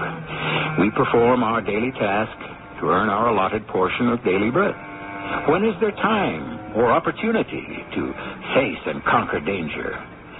And this is how most of us are really wanted. Of course, there is always the unforeseen, the random chance. And this is also a part of life, not to mention death. Hey, you could have killed me. Yes. Well, what's the big idea? Sit down in the chair and shut up. Armand? What is it? What are we going to do with him? That does not concern you, Cherie. What do you mean it doesn't concern me? You promised me there wouldn't be any killing. It was a promise I made in good faith. If I had known it could go this way, I'd never... One cannot mortgage the actions of the future to the promises made in the past. Oh, that's all fancy talk. The net result is you're going to kill him. Hey. We shall have to postpone the final decision until Frankie arrives. Since when is Frankie the one who decides? Frankie is entitled to express an opinion. Just answer this one question. Are we going to kill him? You, be quiet. Clara, look through the peephole. Oh, it's Frankie. Well, let her in. Good evening, Frankie. And who's this? This one is a plumber by the name of Stilson. And what's he doing here? She called him. Why? What do you think? The cellar was flooding. And so you called him? Where did you get his name? In a phone book. Where else would I find a plumber? You could have called me. Why? Could you have fixed the leak? I could have sent someone reliable. Hey, listen, I'm reliable. You be quiet. You've got more trouble than you can handle now. He took away the wood paneling to get at the pipe. And that's where the stash was. Sure. Well, the question is what to do now, huh? Well, what do you suggest? Why are you asking her? What would be the point of asking you? Look, let us not let this degenerate into pointless bickering, huh? I know what you two want to do. You want to kill him. That's not true. We don't want to kill him. But you're going to. I can tell. All right, Clara, dear. Tell me why we shouldn't. Because killing isn't our style. Our style? Mine and Armand's. Oh, Armand, honey, you and I, we're strictly confidence operators. We set up a mark. We work a hustle or a scam. We get away clean. We don't need rough stuff. Oh, honey, just let's not start now. Don't let her talk you into it. I think Armand is old enough to make up his own mind. Armand, she said to us she knew how we could make a lot of money. And it's true. You'll make more with this one stash than with 10 years' worth of swindles. But we never had to kill anybody. Sooner or later, that day has to come for everybody. No. Armand, don't listen. Let him go? What happened? He'll run to the cops. Oh, no, not me. I'll give you my word of honor. Are we supposed to bet our lives on his word of honor? It has to be done. Now, wait a minute. The three of us are supposed to be partners, aren't we? I say we take a vote. You can't beat democracy. I vote we get rid of him. I vote we let him go. That leaves it up to you, Armand. Armand and I have always been a team. Yeah, well, I think that team is breaking up, Clara. You'd better be quiet. Or else you'll what? Shoot me? Huh? I got that to look forward to anyway. You got a gun anywhere on you, Clara? Maybe you better shoot both of them. You and Armand are finished. That isn't true. Oh, no, he goes for her now. Frankie. Anyone can see that. That's a lie. Listen, I saw him smack you pretty hard before. Did he ever lay a hand on you before she came along? We better get rid of him quick. Yeah, that's right, before Clara really gets wise. First me, Clara, then you. He goes for her. And then you become odd one out. Clara, don't open your purse. Well, if that's where you got your gun, Clara, open it fast. You think the two of them will want his jealous ex-girlfriend running around? You'll be in trouble. Now, Clara, be careful with that. Don't you see what he's trying to do? It's an old trick. He's trying to drive a wedge between us. Now, just let's slow down. Everything's just going too fast for me. Armand, I'm telling you this much, right? Clara, Cherie, there could never be another woman in my life. We've got $2 million worth of this stuff. Let's not get bogged down into something stupid. I love you, Clara. Only you. Let's get out of here, Armand, right now. Let her have the powder. What are you saying? We don't need it. It's too much trouble.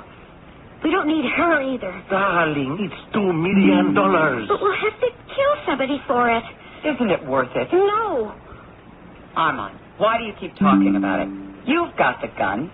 Take care of him. The second he shoots that man, I'm going to shoot you, Frankie. Clara, darling, put the pistol away. I'll shoot her. I mean it. You, plumber, walk out the door. Oh, yes, ma'am. Happy to oblige. Take one step and I'll kill you.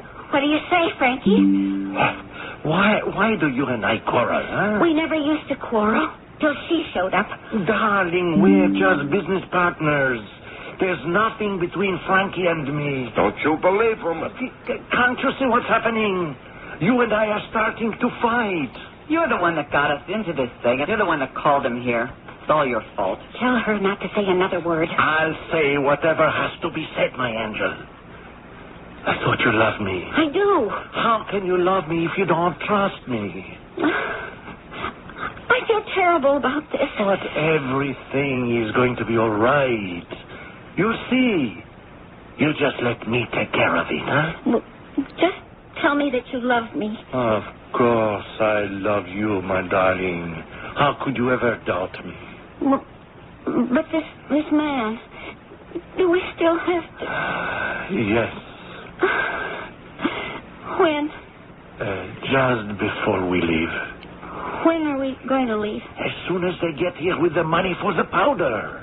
And when will that be? At any moment, my darling. So, meanwhile, why don't we all sit down and relax, huh? I'm sorry, Mr. Stilson. I'm really very sorry. But I told you to leave, didn't I?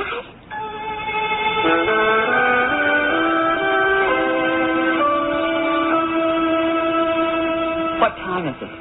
10:30. I got 10:29. Would you believe I've been here almost 4 hours? What a bill you'll be running up. I do not like this waiting, Frankie. They'll be here, don't worry. Yes, well, with the money, I hope. Armand, I know these people. Oh, yeah, she knows these people, Armand, but you don't. How do you know they'll walk in here with money, huh? Maybe they'll walk in here with guns and just take the powder, huh?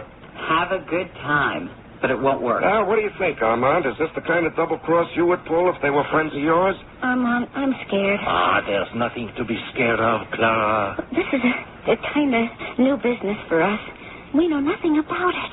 What's to know? You hand over the stuff, and you take the money.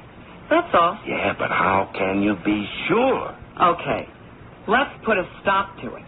This plumber here is going to ruin the whole business. He keeps talking, and he gets on everybody's nerves. He's going to have us killing each other. What I say is we're going to have to get rid of him sooner or later. So let's make it sooner. Let's take him down to the cellar. Get it over with. Yes, I'm afraid you're right, Frankie. Why is she always right? There is no alternative. On your feet, Mr. Stilson. Just a minute. I'm afraid there is nothing more you can say. Why don't you wait? For what? Well, to see how it goes. Suppose those people never show up. Why shouldn't they show up? Well, maybe they don't exist. Yeah, maybe you're in this alone, Frankie. Sure, you're looking for a chance to get the drop on the two of them and walk away with the powder yourself. That's a lie. Is it? Armand? How well do you know her? How well do you know her, Armand? Don't you see why we have to kill him? If she's going to double-cross you, you'll have killed me for nothing. You shut up. There really is no hurry. We can wait. No, we can't. Well, why not?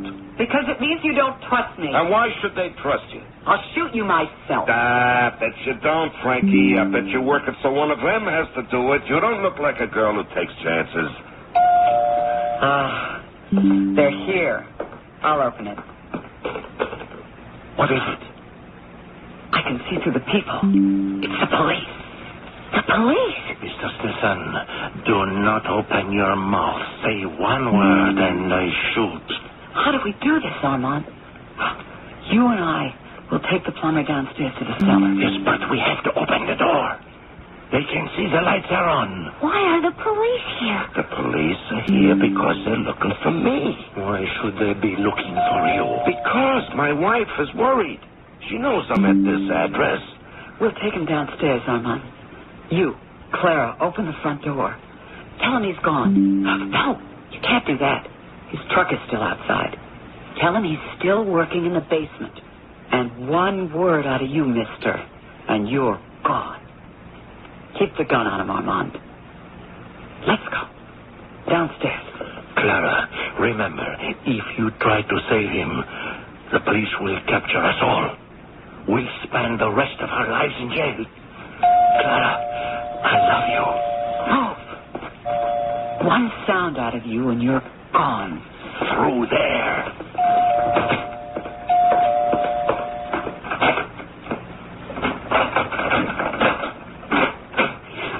Well, good evening, ma'am. I'm sorry to bother you, but is the plumber still here? The plumber? Yes, ma'am. He left home a long time ago, and his wife is worried about him. She knew he'd gone to this address. Is he still here?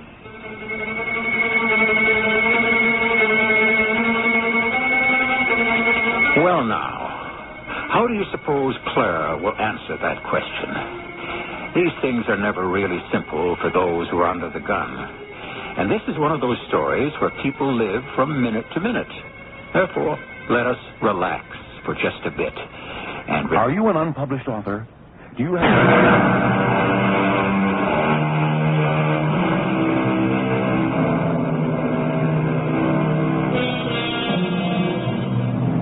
What is an adventure? Something that you see in the movies or read about in books. At any rate, it almost always happens to other people. How would we behave in a life or death situation where our fate would be determined by our wits? You never know till you're tested. And by that time, it may be too late. You see, the plumber generally calls in after he's been away for an hour, and she hasn't heard from him. His wife, you know. Well, naturally, she's nervous. Yes. But, well, I guess he's still here, huh? His truck's outside. He is. So I guess he's still working, huh? Yeah. Must be some leak, huh? An old house like this? Yeah, when the plumbing goes, it can sure be one big headache. Yes. Yeah. Of all times for a thing like that to happen. Saturday night, huh? Yes. Well, all right, tell the plumber to check in with his wife, huh? Yes. See, and I'm sorry we bothered you, ma'am. Good night. Yeah.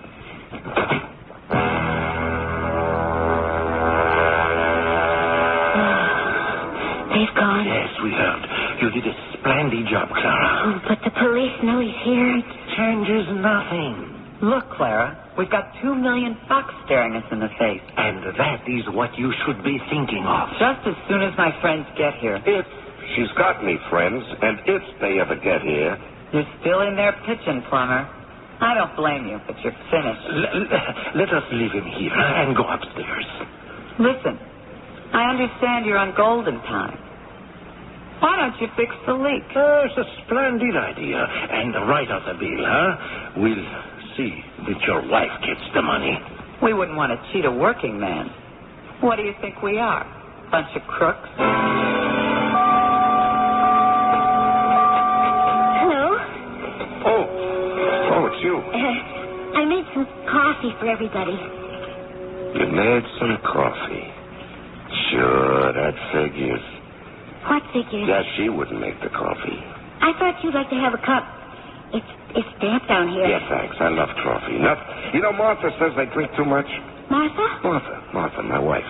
Oh, yeah. Well, she's the lady I spoke to on the phone? Yeah. Oh, She's all right. She puts up with a lot. Oh, that means she loves you. Women who love a man have to put up with plenty. Too much, if you ask me. Oh, men put up with an awful lot, too, if you know what I mean. Did she give you a hard time? Oh, I don't know. Not really, nah. Maybe I asked for it, but then... I don't know. Well, what don't you know? Well, maybe she's disappointed in me. Why? Well, I'm just a plumber. And what's wrong with that? Oh, I never went to college. Well, neither did Abraham Lincoln. Oh, he must have. He was a lawyer. Well, I think he became a lawyer by reading books. Well, anyway, they're mostly college guys in the neighborhood. Professional men, businessmen. But I make as much dough as most of them. Can you believe that? Oh, sure. Yeah. That's how we could afford to buy the house there. Of course, we bought it years ago before things went crazy, you know. I know. That's why I held still for this one big score. So Armand and I can buy a house somewhere and settle down. You know, Martha, she feels... I guess it's self-conscious. That's what she feels. We're the only family that's got a truck parked in a driveway. Oh, I can understand that. I mean, it's not exactly a truck. It's more like a van. I keep it looking great. But it's what it is. It's a plumber's truck. Drink your coffee before it gets cold. So, maybe... Maybe what? Well, maybe I tell the neighbors things I shouldn't, you know, making myself seem important. It's just that I'm trying to fit in. You want to drink that coffee? Oh, yeah, thanks.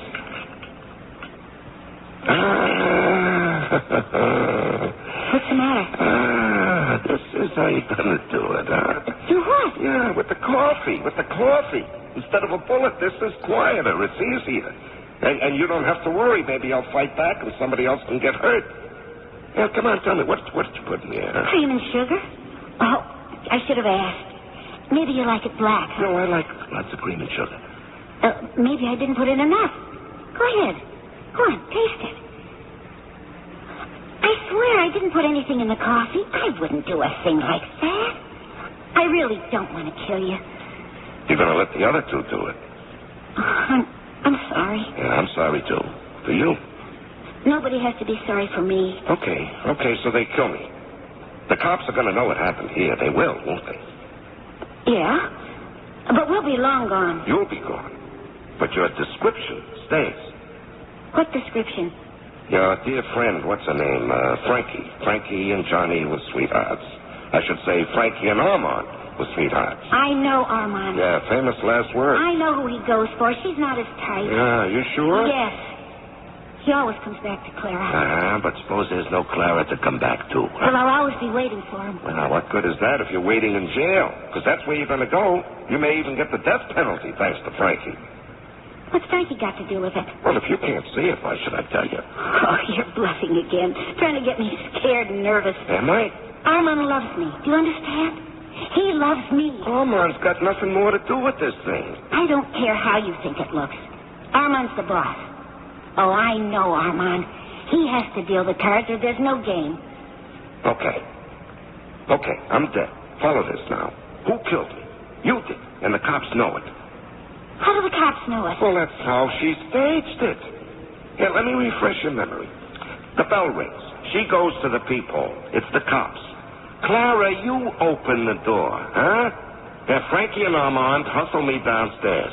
Clara opens the door and talks to the cops. Clara is the only one the cops can identify. Frankie, Armand, they're out of it. But that's... It's a fact. Frankie set you up. So, the cops have your description. That's a pretty good one, too. I was listening. Those two cops had a long talk with you, didn't they?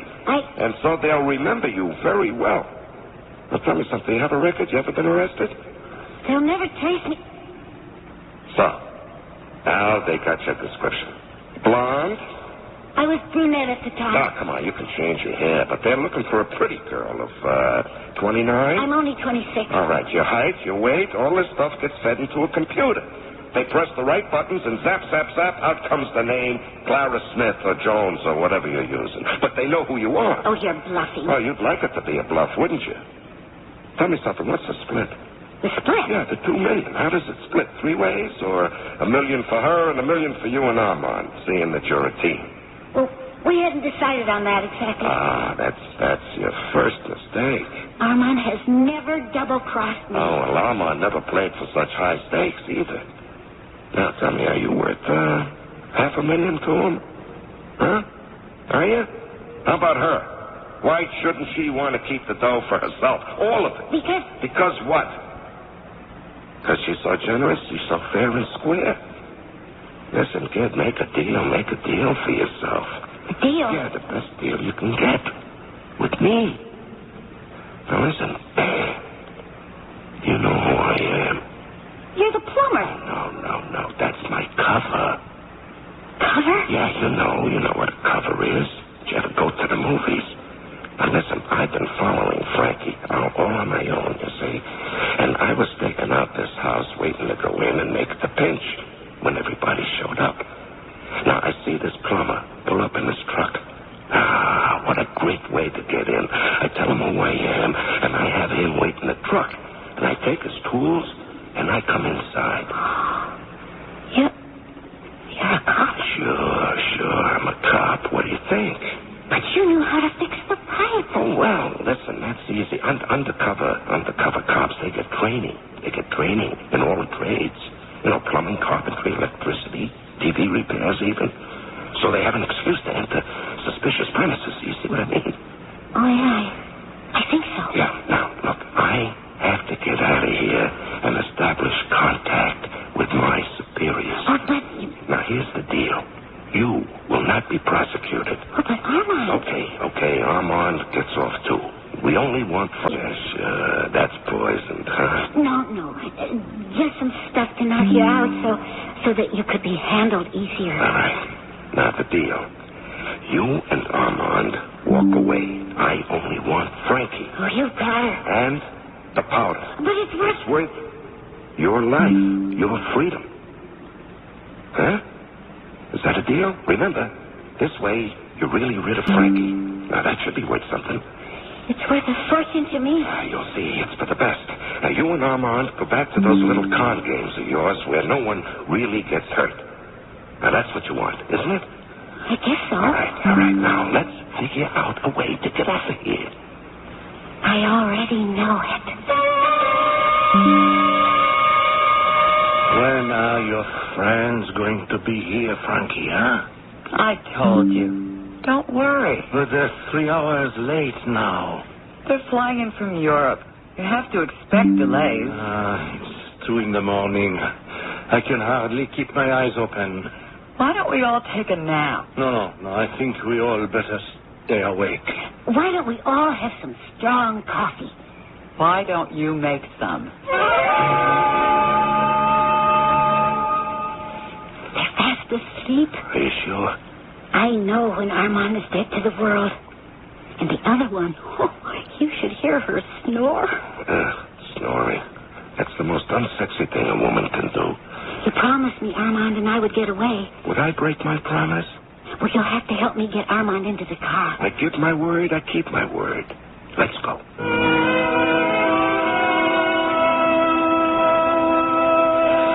All right, Mr. Stilson, you can go home now. Did you get the Frankie woman? Oh, she was there, just as you said. Now, about the other two. Look, Captain, they just blundered into it, you see, almost like I did. They'll never fool with that stuff again.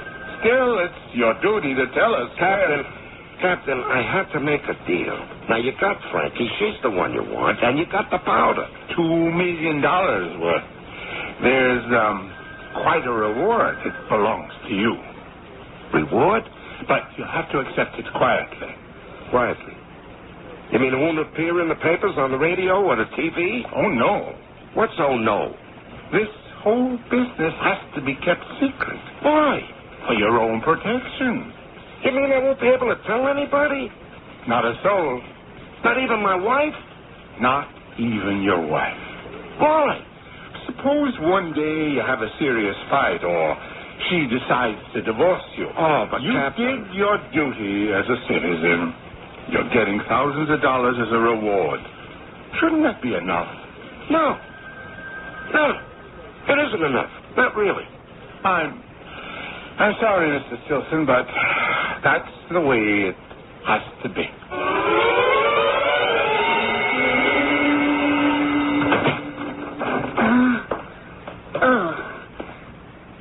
Is that you, Harvey? Well, don't tell me you were expecting somebody else. It's 5 o'clock in the morning. Did you just get through? Yep. You left the house at 6:30. That's almost 10 and a half. Oh, 12 hours on golden time. You realize how much money that is? Of course. It must have been a tough job. Yeah, it sure was. Want to tell me about it? What happened? What happened was, you see, I found a big plastic bag of cocaine behind the pipes. Harvey. Yeah, they were a gang of pushers. They wanted to kill me, but I outsmarted them and turned them into the police. All right, Harvey. Now, you just cut that out. Now, don't you dare tell stories like that, especially to Junior. And from now on, no more of this nonsense. You know why you do it. You want to prove something to the neighbors. But believe me, you're as good a man as any one of them. You know something, Martha? Tonight, for the very first time, I think so. I really think so.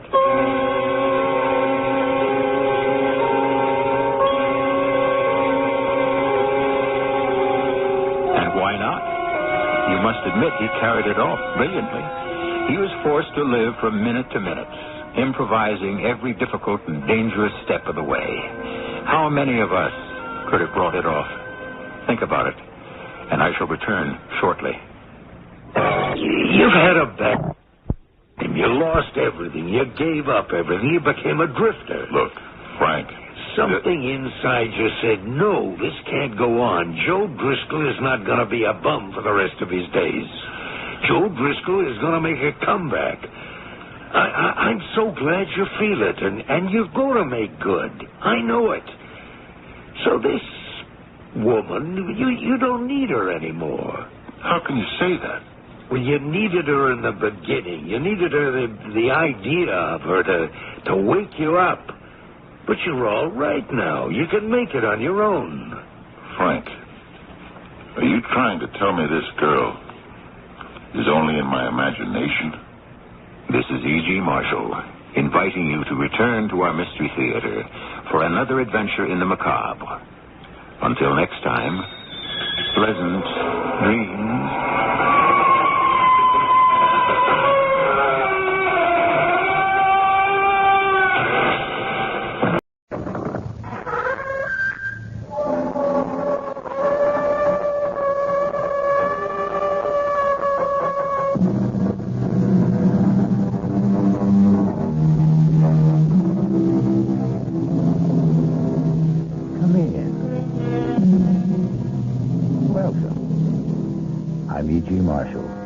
Welcome to the sound of suspense, to the fear you can hear. A psychiatrist once said that the human brain is like a spider's web. Together all the strands are strong, but taken one by one, each can easily be broken and the web destroyed. There are countless cases of human brains broken and smashed in just this way, step by step, strand by strand. And I can't help wondering, is this what happened to young Jennifer Brady? Please, officer, I'm not out of my mind. I didn't say you were. No, but everybody else does, and I'm not. I'm not. I don't mean you're off crazy because you had a bad dream. It was no dream. It happened. I tell you, it happened. No, ma'am, it didn't. You see, it couldn't have. A thing like that to happen. Impossible.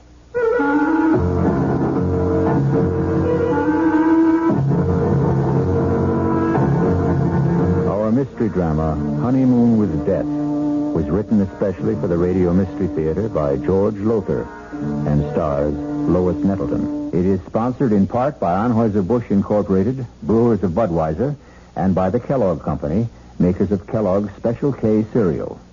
I'll be back shortly with Act One.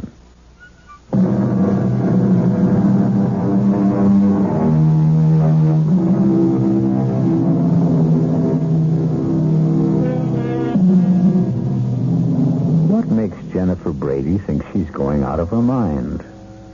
What strange thing happened that couldn't have happened?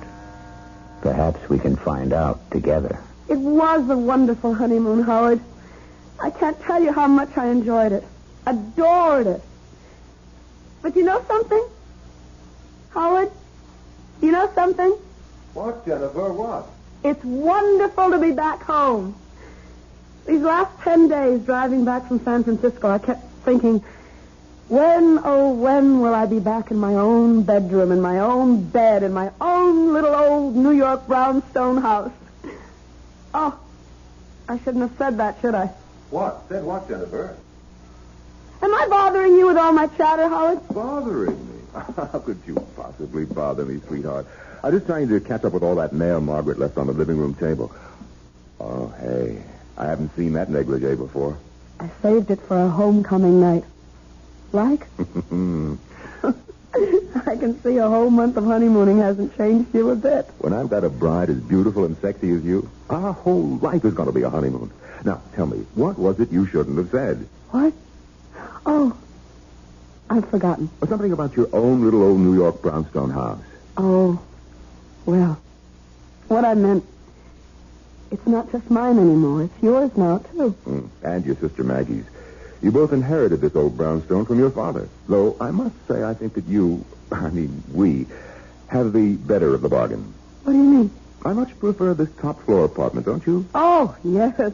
Luckily, Maggie always preferred the downstairs part. No climbing stairs. The stairs won't bother me. I'll take them 2, 3 at a time, knowing that you're waiting at the top of them. Oh, darling. Well, you better finish brushing your hair. I'll finish that mail in the living room. Howard? Yes? About the car. Well, what about it? Do you think it's safe parked out in the street? One night won't hurt. I'd feel awful if anything happened to us. You know, sometimes on a honeymoon trip, I couldn't help wondering which you loved more, your new car or me. Oh, well, I guess one night in the street is safe enough. You can find a garage tomorrow. Howard, you locked the car. You have the keys, haven't you? Howard? Howard, can't you hear me? I asked you.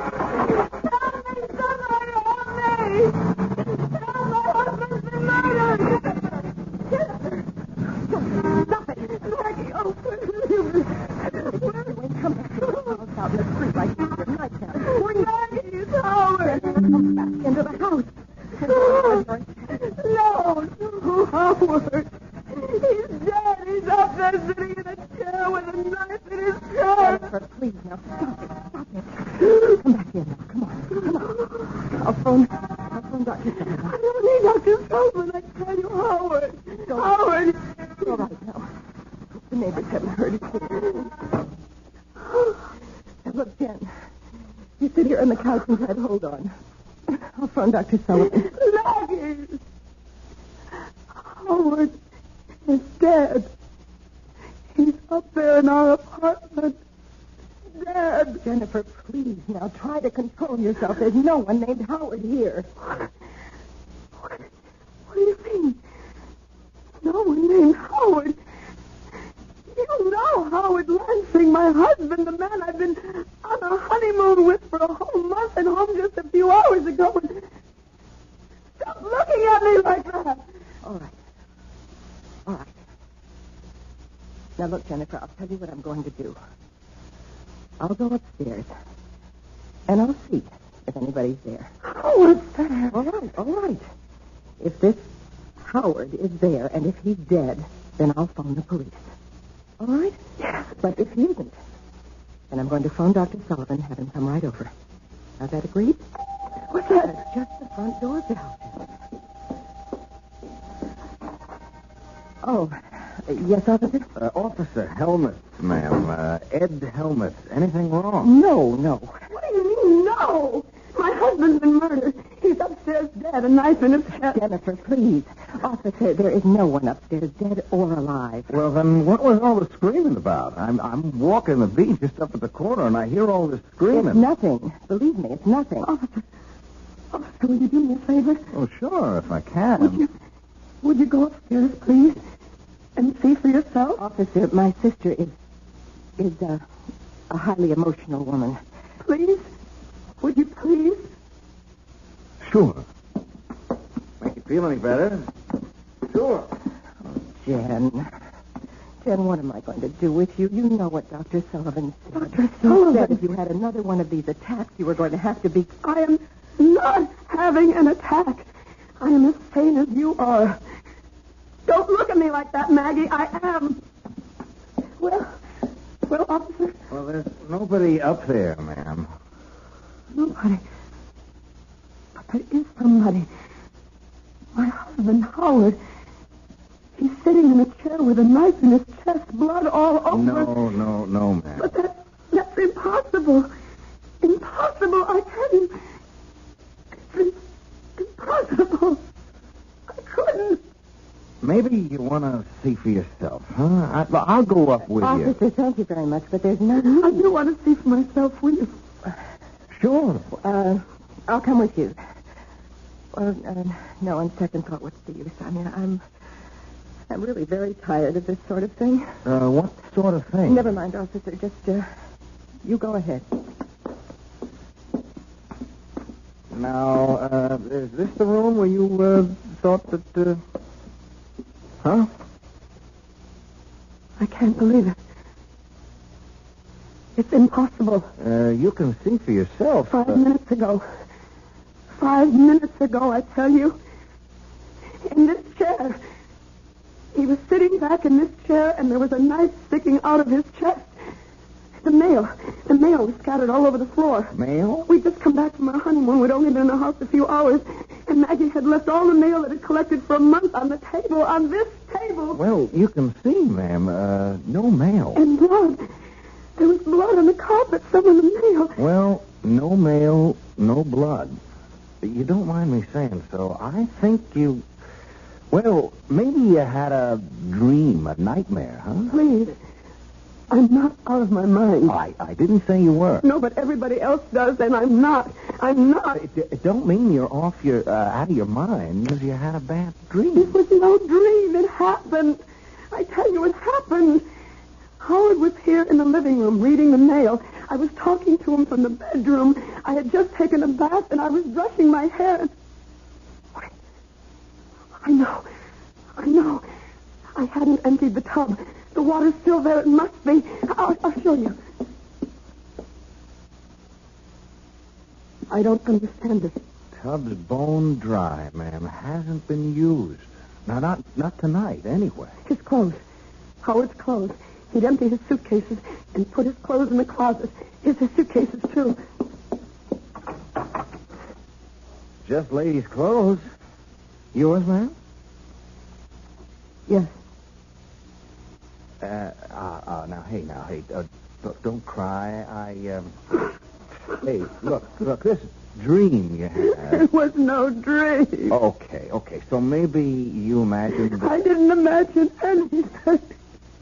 Do you imagine a husband? Do you imagine a month-long honeymoon? Do you imagine a man in a chair with a knife in his chest? Oh, I got to admit, you'd have to have a darn strong imagination. But they tell me that's what artists got. Artists? Oh, you are an artist, aren't you? That painting there on the easel? Oh, that's just a hobby. I haven't touched that since I left for my honeymoon. No? What do you mean? How long does it take paint to dry? Oh, a day, thereabouts. Well, this paint's still wet. Plenty wet. Look at my finger. Oh, now, don't start crying again. A woman crying, it makes me feel awful. I'm sorry. Look, Whether you dreamed it or imagined it... I didn't. Yeah. I didn't. Oh, yeah, well... I know I've had spells. Spells? What kind of spells? Oh, I've always been high-strung, nervous, you know. No, I don't know if I know. I mean, me, well, I'm the other way. I haven't got a nerve in my whole body. I envy you. You've never been to a psychiatrist. A shrink? No, me. You ask me, anybody who goes to a shrink ought to have his head examined. That's a joke. You get it? Yes. Well, then laugh a little bit. Come on, do you good. I can't. No, of course you can't. I'm sorry. I should have known better than to even try and make a joke. You go to a psychiatrist, huh? Yes. Not regularly. Sometimes. What time? Oh, when I sort of get all keyed up and start having crying spells and feeling so sad I could die. Well, what's to feel sad about? Chick like, excuse me, a pretty girl like you with everything in life to live for. What's to be sad? I don't know. Some people feel sad for no reason at all. They just suffer from depression. Oh, excuse me?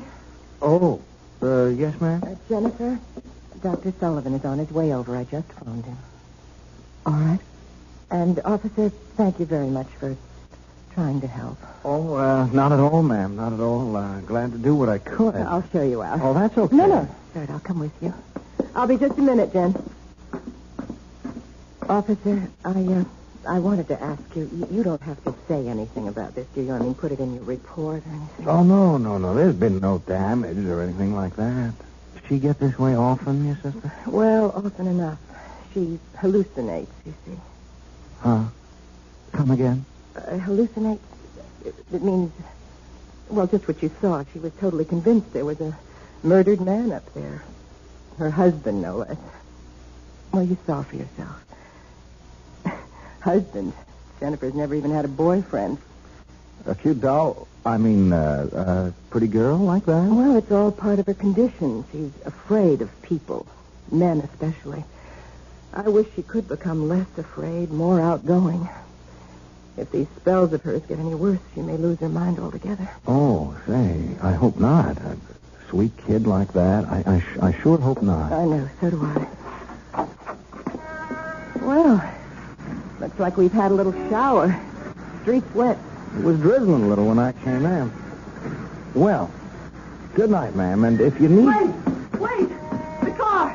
The car? What car? Howard's. The little red sports car he was so fond of. It isn't there. But it was. I know it was.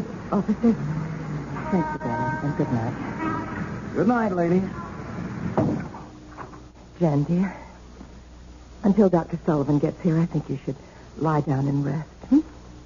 I don't want to lie down. Well, then just stretch out on the couch, and I'll make some tea for us. Oh, it's probably Dr. Sullivan now. Oh. Yes? Excuse me, ma'am. I just wanted to get something straight. Yes. Your sister, did she say... Oh, ma'am. Yes, officer. Did you say that car was a little sports car? Yes. Why? Well, nothing, only there was one parked out there in the street. What do you mean? Well, we've had a shower, see, and I happened to notice the street's dry in one spot. There must have been a car standing there while it was raining. A small car. Officer, please don't make things worse for me or for my sister. I mean, there's nothing unusual about a car being parked in the street. No, only... Good night, officer. Funny, though. Funny. What exactly is it that strikes Officer Helmut as funny? Perhaps we'll know when I return shortly with Act 2.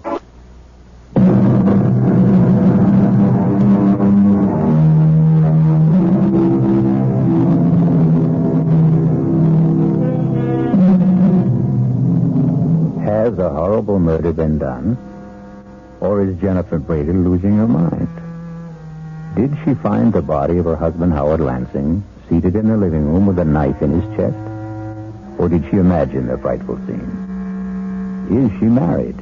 Was there a honeymoon? Oh, here's young patrolman Ed Helmet at the front door of the brownstone house where Jennifer and her sister Maggie live. And it's the following morning.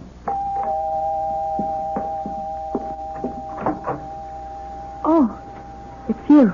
Yeah. Well, won't you come in?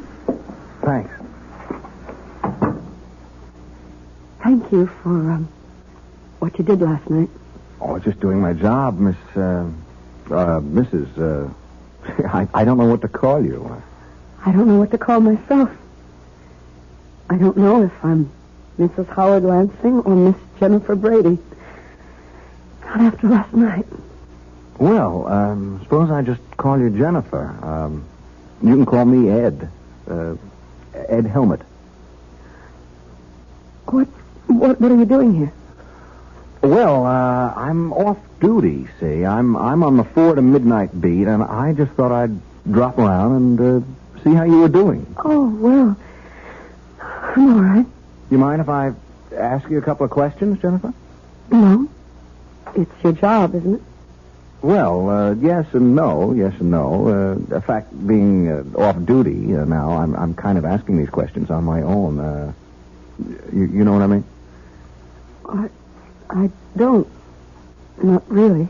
Well, I tell you, that car of your husband's... If I didn't just imagine a husband. Yeah, well, if you didn't, that car of his, that little red sports car you mentioned, well, there was a car parked out front last night, and it was a little sports car. If it wasn't there when you left... Well, the space it left. It rained, remember, while the car was standing at the curb? Oh, yes. So at least you were right about there being a car. I mean, you didn't dream that up. It could have been anyone's car, as Maggie said. Oh, that's for sure. Still, though, it could have been a car belonging to a guy named Howard Lansing. Couldn't it? Why are you doing this? Come again? Well, you know that I'm not well. That all my life I've had nervous problems. Oh, I can't believe it, but I must have dreamed it all up. Howard Lansing, marrying him, going on a honeymoon across country and back, coming home last night, finding him murdered. I must have imagined it all. Maggie says I did. Dr. Sullivan says I did. So why are you... You know something? I don't know. Maybe it's because, Well, what? I kind of like you, and, me, I didn't get much sleep either last night, thinking about this whole thing, thinking about you, and, I'm kind of wishing I could straighten things out for you. That's very sweet of you, officer. But... Call me Ed. Ed? It's sweet of you. But you're wasting your time. I'm mentally... Oh, come on now. Don't cry. You had a bad dream, that's all. A nightmare. Oh, it was more than that. Much more than that. When you dream something, you wake up and you know it was a dream. I'm still living it. I remember the ceremony. The hotels we stayed at. The things we did. Even Howard's constantly fussing with his new car. Yeah, there's that car again. What do you mean, fussing with it? Oh, just that he was always polishing it, checking this and that. Fussing, that's all. And you remember all about the ceremony and the hotels and like that? It's all as vivid as if it had actually happened. Tell me about the wedding. Who married you? Nobody married me, Ed. I imagined... Okay. So where did you imagine you got married? A little town in Jersey. By a justice of the peace. What little town? What JP? I don't know. It was night and we just pulled off the Garden State Parkway. Howard had said he knew a place, a justice of the peace. Okay. What about hotels? Well, I remember we stayed at the Ambassador in Chicago and the Statler in St. Louis, the Beverly in Los Angeles. Oh, that you, Maggie? Yes, Jen. Sonny calls. Oh, Hello, Miss Brady. Aren't you the policeman who was here last night? Yeah, that's right. You're wondering what I'm doing here now, huh? Well, yes, I am. I just dropped in to see how Jen was doing, that's all.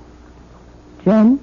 Excuse me, Miss Brady. I was never much for being formal. Yes, obviously. Have you been here long? No, 10 minutes or so. Well, I don't mean to hurry you, officer, but Jennifer and I have an appointment in 1 hour with her psychiatrist, Dr. Sullivan. Say, would that be Dr. Martin Sullivan on Park Avenue? No, Dr. Arnold Sullivan on East 82nd. Oh.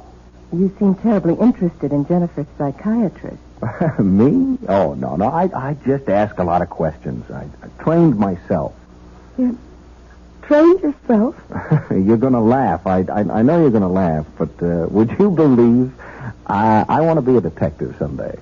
Of course I believe it. Why shouldn't I? Ask my sergeant. He thinks I'm something else wanting to be a detective. Laughs himself silly. Well, I certainly wouldn't laugh. I think it's commendable. You think I could make a detective? Of course you could. Well, say, that's a real shot in the arm. I mean, someone like you thinking that someone like me, just a cop and new on the force. As I said, officer, I don't like to hurry you, but I'm going, Miss Brady. Going right now. Nice seeing you again, Jen. I'll show you out. Oh, that's okay. Some detective I'd make if I couldn't find the front door. Why, Jennifer, would you answer that, please? Of course. Oh, my God. Jennifer, what is it? Help me. Oh, my God, Maggie. Ed, help me. What? He's there. At the front door, he's there. Howard. Oh, I'm sorry. Is something... What's all the trouble? You're dead. Murdered. What? Last night after we got home from our honeymoon, I found you in your chair, stabbed to death. Last night, honey, stabbed. Maggie, what is this? Jen's having another one of her spells, Howard, that's all. Oh, I see. What do you mean you see? You see what? Well, just... Excuse me, who are you? My name is Ed Helmut, Officer Ed Helmut. I'm a cop. A cop? Howard, I'll explain later what went on here last night. I don't understand this. I don't understand it. You're talking to Howard as if nothing had happened. Jennifer, nothing did. He exists. He's standing right here. He exists. And last night you acted as if you'd never heard of him. As if there was no such person as Howard Lansing. I don't remember. You did. Jennifer, stop it. Now, stop it. Control yourself. Officer, you were leaving. There's some questions. I'd better get the answers to Officer, first. this is a private matter. It's a family affair. Well, now, that depends on how you look at it. Are you Howard Lansing? Of course I'm Howard Lansing. Why do you ask such a question? Howard, Jen had one of her mental lapses last night. She imagined that you and she were married. We were. And that you'd just come back from your honeymoon. Oh, good Lord. And then during this hallucination, she thought she had found you with a knife in your chest, dead. Oh, no, poor little Jenny. She ran screaming into the street. Luckily, I got her back into the house before she caused a disturbance, although this officer did hear the screams and came to investigate. Well, did you call Dr. Sullivan? Of course I did. He came over, but there wasn't much he could do except order some new sleeping pills. We're seeing him in his office at 11 this morning. Just one more question, Mr. Lansing. Yes? Just where do you fit in here? I mean, who are you? To the family, I mean. I'm Miss Brady's fiancée, Margaret, not Jennifer. Oh. I see. No, I'm afraid you don't see. Not all of it. Look, since we've gone this far, you might as well know the rest of it. Jennifer has always had a thing for Howard. She's not jealous that he's going to marry me and not her. Don't think that. But the whole situation has been a severe strain on her, a very severe strain. Almost certainly that's why her hallucination last night took the form that it did, thinking she'd been married to me and all the rest of it. Yeah, that makes sense. Well, I'll be on my way. Hey, now, you take it easy, huh?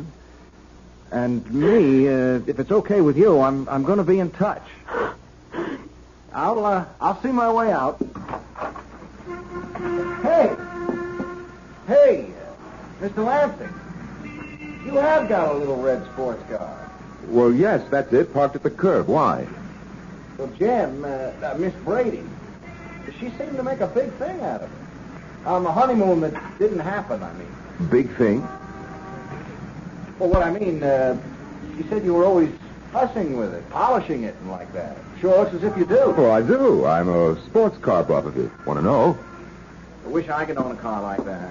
But on a cop salary, you had it long? Well, 2 or 3 months. Oh, like cross country. Well, maybe someday I will, but so far I haven't had the interest. Yeah. Well, see ya. Bye. Where is she? Upstairs, changing for appointment with Sullivan. I don't know. Oh, boy. If I had a car like that, I'd go for long trips, like cross country. Well, maybe someday I will, but so far I haven't had the interest. Yeah. Well, see ya. Bye. Where is she? Upstairs, changing for appointment with Sullivan. I don't like this, Maggie. You don't like it. You don't like it. All the stupid things walking in here when a cop was here. If I know he was here. If it comes to that, why'd you let her run screaming into the street last night? Howard, come to your senses. Was there any other way? No, I guess there wasn't. I'm afraid we're going to have to move faster than we planned. Why? That young cop's pretty nosy. Come over here to the window. What? Look, down there. What the hell is he doing? He's measuring the size of your car from front to back wheel. What's he doing that for? I don't know. He's doing it. I don't like it. No, Howard, we won't commit Jennifer now. Well, if we don't commit her, what will we do with her? Kill her.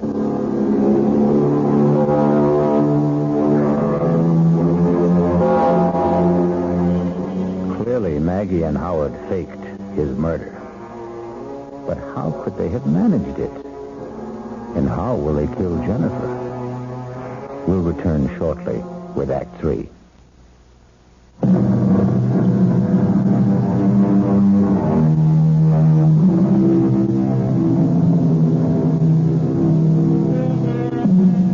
Were you as shocked as I to discover that Howard Lansing is very much alive? I can't fathom it. Can you? No more than, 10 minutes could have passed between the time Jennifer saw him slumped in that chair with a knife in his chest, blood all over everything, and the time Officer Helmut entered the room to find no body, no blood, nothing to indicate that a murder had taken place. It would have been impossible for Howard Lansing and Margaret Brady to restore perfect order to that room in so short a time. Even to Howard's clothes and luggage no longer in the closet. A bone-dry bathtub. And the rest of it got me puzzled. Well, we'll soon have the answer as we rejoin Maggie and Howard. Kill her. There's nothing else we can do. Oh, we can do what we planned originally. Commit her. It won't work. Not now. Why not? Your answer is right out there in the street. The cop was just finished measuring your car. Now, what's he doing? Quite obviously getting into your car. I think I better get out there and see what he's up to. I was just about to suggest it, Howard. Officer, what are you doing in my car? Oh, say, Mr. Lansing. Say, I hope you don't mind. Like I told you, I want to own a little sports car like this myself someday, and, I just couldn't help sitting behind the wheel. Say, I hope you don't mind. As a matter of fact, I do mind. Oh. Well, say, please excuse me. I just kind of flip over a car like this, that's all. Is that why you were measuring the wheelbase? Measuring? Oh, that. Yes, that. I saw you from the window. Yeah. Well, now, I tell you, I want to get to be a detective someday, see? And I'm studying, like, fingerprints and stains and like that, and measuring. Now, measuring things is important, very important.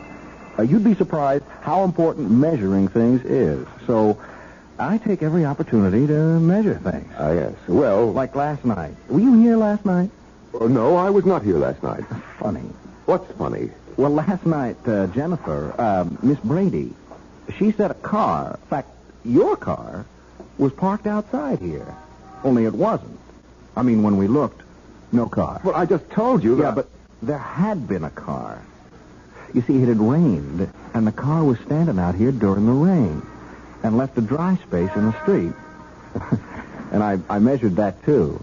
Couldn't help myself. It's become a habit, you know? Well, I fail to see what this has to do with Identical. Same wheelbase. That car and this one. Look, there are probably thousands of sports cars in New York. I'm not saying it was the same car. Oh, no, nothing like that. I'm only saying the wheelbase was the same. Very interesting, I'm sure. But if you don't mind now, Just leaving when you came out. I apologize if I upset you getting in behind the wheel without permission. That's all right. Yeah. Well, goodbye.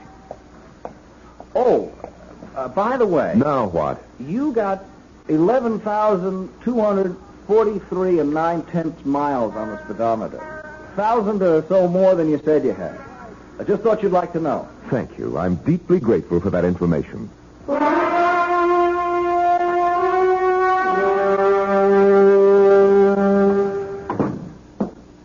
He is up to something, Maggie. What else is new? He checked the mileage on the car. What of it? Over 11,000 miles. I could easily have driven from here to L.A. and back, which I did. Mileage shows only how far a car went, not where. I'm not worried about your car. I'm worried about him nosing around. The quicker we kill Jennifer, the better. Now, look, I didn't bargain for anything like murder. Neither did I, but that's the way it is. How will you do it? How will we do it? Sleeping pills. An overdose. That's the simplest. When? Oh, tonight. Why wait? Oh, Jennifer. Oh, ready for our appointment with Dr. Sullivan, I see. Yes. I'll just get my coat. Howard? Yes, Jennifer. I'm sorry if I've caused you any trouble. Oh, no. I'm losing my mind, Howard. I must be. Marrying you, our honeymoon trip across country, returning last night, finding you dead. It was all so real. So real. And yet it wasn't. It never happened. Oh, Howard, I just can't go on like this much longer. You won't, Jennifer.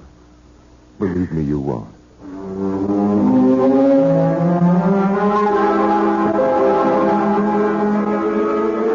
You sure of that? Did you check all marriage license applications? And there's no Howard Lansing and Jennifer Brady, huh? I'll be you at Beverly Hotel, Los Angeles. Right there. Okay, sorry I troubled you. Thanks. Hello? Yeah. Yeah, how far back did you check your guest register? And there's no Mr. and Mrs. Howard Lansing. Hey, Ed, another one. The ambassador of Chicago. You going on a trip or something, man? Thanks. Officer Ed Helmut here. Yeah, I think I can tell you what you're going to tell me before you tell me. No record of a Mr. and Mrs. Howard Lansing. Yeah. Well, thanks. There's got to be a clue. There's got to be.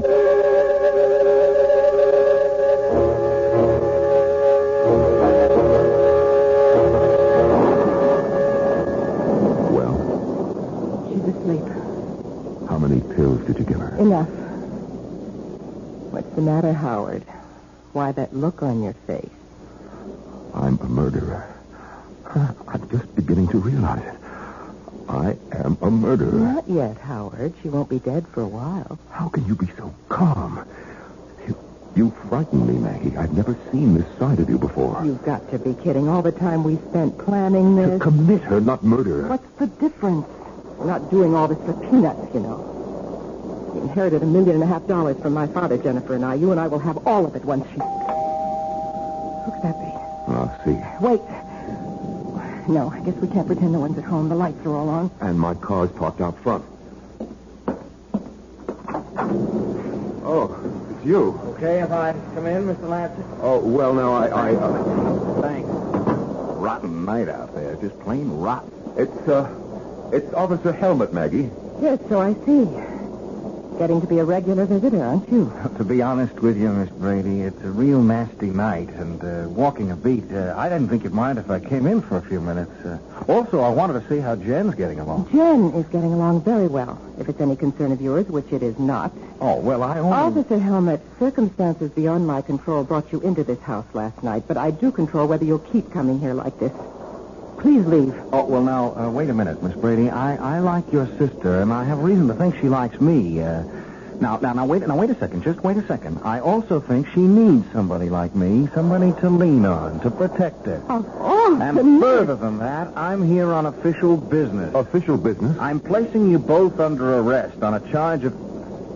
Where is Jen? That's no business of yours. What's all this about? Where is she? She is upstairs asleep, if you must know. Asleep? At 8 o'clock at night? She took a couple of sleeping pills. Where are you going? How dare you go up there? Maggie, my God. Any nerve, don't lose it now. But he'll know.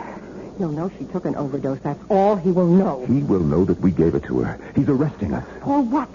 On what charge? Whatever it is, he'll never make it stick. We've covered our tracks too well for the law to... He's carrying her down.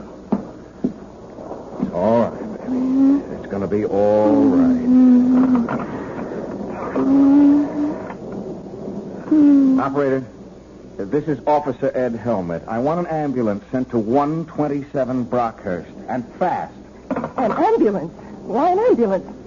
An overdose of sleeping pills. She took a... She didn't take them, Buster. They were given to her, shoved down her throat, you ask me. I'm changing the charge against you two. I'm booking you for attempted murder. You must be out of your mind. You're as crazy as my sister. Who isn't crazy at all. That was a real far-out scene you two tried to pull. I gotta hand it to you two. You planned it so careful, so good. There wasn't a loophole in it, except one. I don't know what you're talking about. You don't, huh? Then let me explain. You set the whole thing up, the two of you. The marriage, the honeymoon trip across country and back, the fake murder, and the whole bit. Oh, and you played it smart. Very smart. Not a clue. I checked the marriage license bureau. No license. Easy enough. You could have bribed the clerk to destroy it. Now, look, I checked a few hotels. The big ones like the Ambassador, the Beverly in Los Angeles. No Mr. and Mrs. Howard Lansing listed. A piece of cake. When you registered, you gave a different name. You're making yourself look like a fool. What you're saying is you could find no evidence. Oh, but I did. One little clue that neither of you thought about. The car, Mr. Lansing. Your pretty little red sports car. I don't follow. You will. I told you I found that dry space out on the street last night because a car, a little sports car like yours, had been standing there during the rain. Or it could have been anyone's car. Sure. Same size as yours. Same wheelbase, but I agree, it could have been anyone's. Only it wasn't. It was yours. You want to know how I know? We'd be enthralled. I know, because last night, that car wasn't parked outside this house, but the one next door. I got to wondering about that. I kept saying to myself, if it was his car, why did he park outside the house next door? I came up with the answer today when I entered that house. Nobody there. And found fake blood all over the upstairs room. A gag knife. The kind you attach so it looks like you're stabbed. Even your clothes. And your luggage in the closet. Mr. Lansing. Oh, God. So you see, if it hadn't been for your car, I'd never have realized that brownstone houses in a row like these are identical. You bought this place, or leased it while Jen and him were on their honeymoon, didn't you, Miss Brady? Last night, when Jen went screaming into the street, you deliberately let her run into the street so you could bring her back to the house next door. This house. In her state, wound up tight like she was, she never realized what you were doing, as you knew she wouldn't. You'll have to prove these accusations. I will. I can. With the one little clue that nails it all down at all four corners. The little red sports car again. What about it? Well, you told me you'd never driven across country. I never have. If you're thinking of the mileage on the car, that proves nothing. Well, not the mileage, Mr. Lansing. The servicing. Servicing? You had it serviced at the Beverly Hotel in Los Angeles. A lube job, oil change, new filter, the works. And like they do at all service stations, they slapped a little sticker on the door jamb. That little sticker that carries the name and address of the service station. That little sticker that practically nobody ever notices. Anyhow, you didn't. And it says Beverly Hotel Service Station, Los Angeles, California. Date and all.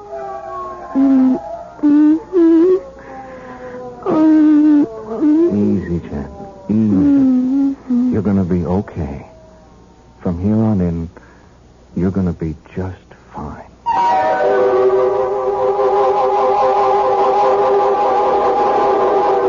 It must have been a costly business, buying or leasing that identical brownstone house and furnishing it exactly like the one next door. But then, Maggie had all the money in the world, or thought she did. I'll return shortly.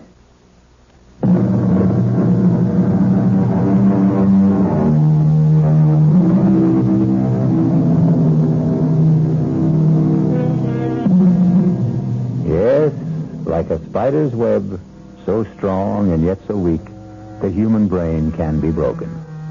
But happily, again, like the spider's web, it can be repaired, as good as new. Our cast included Lois Nettleton, Tony Roberts, Terry Keane, and Norman Rose. The entire production was under the direction of Hyman Brown. This is E.G. Marshall inviting you to return to our Mystery Theater for another adventure in the macabre. Until next time, pleasant dreams.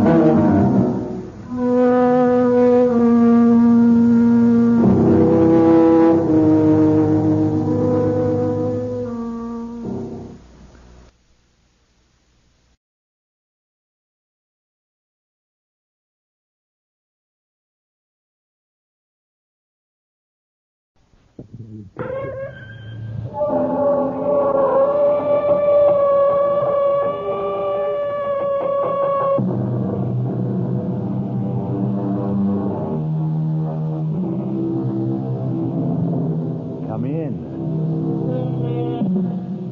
Welcome. I'm E.G. Marshall.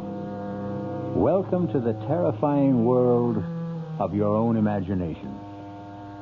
I would like to offer a few observations on the vagaries of the animal called man. Take the popular saying, seeing is believing. What idiot first said that? And how many idiots repeat it since?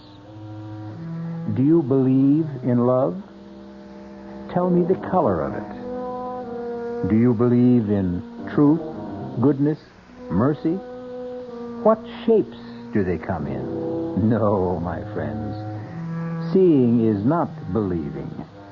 Only believing is believing. And we'll prove it to you in the story that follows. Our mystery drama, The Ghost at the Gate, was written especially for the Mystery Theater by Elspeth Eric and stars Beatrice Straight.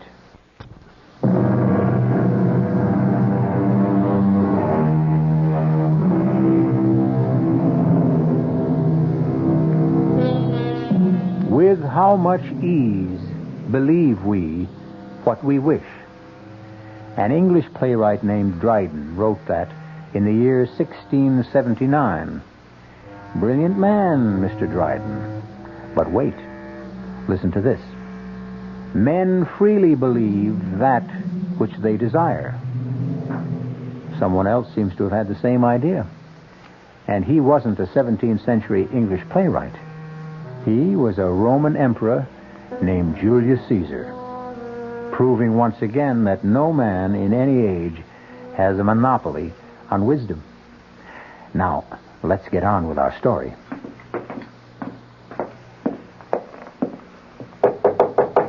Come in, Dorothea. Your chocolate, Mrs. Emery. Oh, good. Shall I light the fire in the fireplace? Yes, please. I think it's chilly enough for... Oh, Dorothea. Ma'am? You forgot the other cup again. I did. I told you to always bring 2 cups. Oh, it seems so silly. I'll decide what's silly. When there's just you to drink it. I've explained that to you, Dorothea, more than once. I like to drink 2 cups of chocolate before retiring, and I don't like that icky sediment in the bottom of the cup. I'll try, Mrs. Emery. Now, if that's all... Or do you want me to go downstairs and fetch up another cup? Oh, no. Go to bed. Oh. Good night, Mrs. Emery. Good night, Dorothea. All right now, darling. Chocolate's all poured. Fire's lighted. Charles, everything's ready. Now, come on, darling, or the chocolate will get cold. Don't want any chocolate. Oh, Charles, you love chocolate. You always loved chocolate. Tastes like mud. But it's very good chocolate. You know what good chocolate Dorothea makes. Now, come on, Charles. Don't make me wait. You want me? Want you? Oh, Charles, how can you ever ask such a thing? Why, I go through the whole day thinking of you. All afternoon at the community chest, I think about you. Why, darling, it's torture for me listening to those other women whose husbands are with them in the conventional way. I want to scream at them, but I have my Charles, you silly females.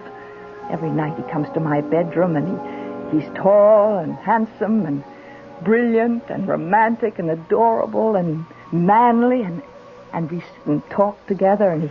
All right, Alice. That's enough. There you are. Oh, Charles. Missed me? Oh, darling, the days are so terrible. I can't think of anything but this moment when we're together. But you know that, my dear. I tell you every single night. I need to hear it, Alice. We who have more or less left this world can't come back unless we are wanted by someone who is still here. Wanted a lot. Otherwise, we can't make the trip, as it were. We can't even purchase a ticket, so to speak, unless we have a destination that is vibrant with love and need and desire. But I love you and I need you. I desire you. You should know that, Charles. Well, it doesn't hurt to hear it. Here's your chocolate. Try it. I don't want it. Oh, Charles. The longer we're away from this earth, Alice, the less we rely on our senses. The senses, in a manner of speaking, start to fade. Mashed potatoes begin to taste like cold cream. Coffee tastes like iodine. And this chocolate tastes like mud. They tell me this is quite normal. Charles, when you say they tell you this and they tell you that, you mean... I mean them, of course. All those. The ones up there? It isn't up there, Alice. And it isn't down there, either. Well, where is it? It's simply there. Meaning not here. Heavens, I thought you knew that. Are there a lot of them? Of course there are a lot of them. It's all so vast, so endless, and so damnably peaceful. I know what it is to be lonely, Charles. This big house, I couldn't bear to move out of it after you weren't here all the time, because I couldn't leave the place where you and I had spent so many happy years together. Why don't you ask someone to move in with you? Move in? Why, I never thought. Such a large house. You could have separate quarters. You wouldn't be forever bumping into each other. But who would want to move in? Who would I want to move in? Oh, some old good friend. Well, like who, Charles? Oh, someone like Connie, maybe. Connie Lawrence. Connie Lawrence? Well, I've certainly known her long enough. We were roommates at school. What, do you think she'd want to? She'll jump at the chance, would be my guess. She still lives in that tiny one-room apartment. I know she's saving for a retirement. And with the pay school teachers get in this town. Charles, I'll call her tomorrow. She gets home from school at 3.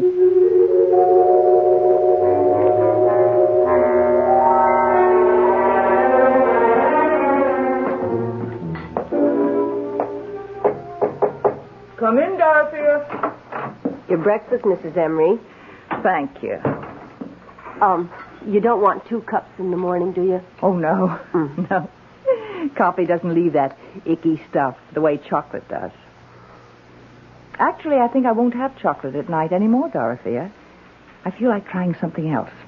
But 2 cups, just the same, don't forget. Yes, ma'am. Don't go just yet, Dorothea. I want to talk to you about something. Sit down, won't you? Oh, yes, ma'am. Dorothea, do you find the work too hard in this big house? No, ma'am. Well, we used to have a houseman and an upstairs maid and a cook. Oh, I've no complaints, Mrs. Emery, if you don't. Oh, I don't. This is the only job I've ever had. I've worked here for 22 years. I was so fond of both you and Mr. Emery right from the start, and I still am of you. And, well, goodness knows I practically worship this house. It's so beautiful. I love taking care of it, and I love living in it. Do you still have that little room on the 3rd floor in the back? Oh, I love that little room, Mrs. Emery. I can look out and see the garden. I was thinking, why couldn't we give you all the other rooms as well? The rooms the other servants used to have. All of them? Well, why couldn't we knock out the partition between your room and what used to be the cook's room? I'd have 2 windows. And make one of the other rooms into a really big dressing room. Oh. And maybe put in some kind of a kitchen for you with a hot plate and a refrigerator. Oh, Mrs. Emery, I never thought I never imagined in my wildest dreams. No. It's all settled. Oh. I'm going to stay right here in bed all morning and make plans. I don't know how to thank you, Mrs. Emery. Don't try. It's my pleasure. I just hope I deserve all of... Oh, before I forget, Dorothea. Oh, yes? Last night while I was drinking your lovely chocolate, an idea came to me. You and I are rattling around in this big house. Oh, we certainly are. And I was wondering, well, how would it be if we invited Miss Lawrence to stay with us? Miss Constance Lawrence? Do you remember her? Isn't she the one who teaches school? Used to come to dinner once in a while. And after she'd help Mr. Emery with the double-cross stick? That's Connie. Oh. I thought we could open up the 2 big rooms on this floor in the back. In that way, she and I would have separate quarters and not be, bumping into each other all the time. Of course, I imagine she'd expect to take care of her own room. Oh, I wouldn't mind. What's 2 more rooms? You wouldn't mind cooking for her? Oh, what's 1 more person to cook for? Nothing. Oh. Well, then, it's all settled. My goodness. The house will be kind of lively again. Almost like before. Not quite, of course, but... Well, you know what I mean. I know what you mean, Dorothea. It will be more lively.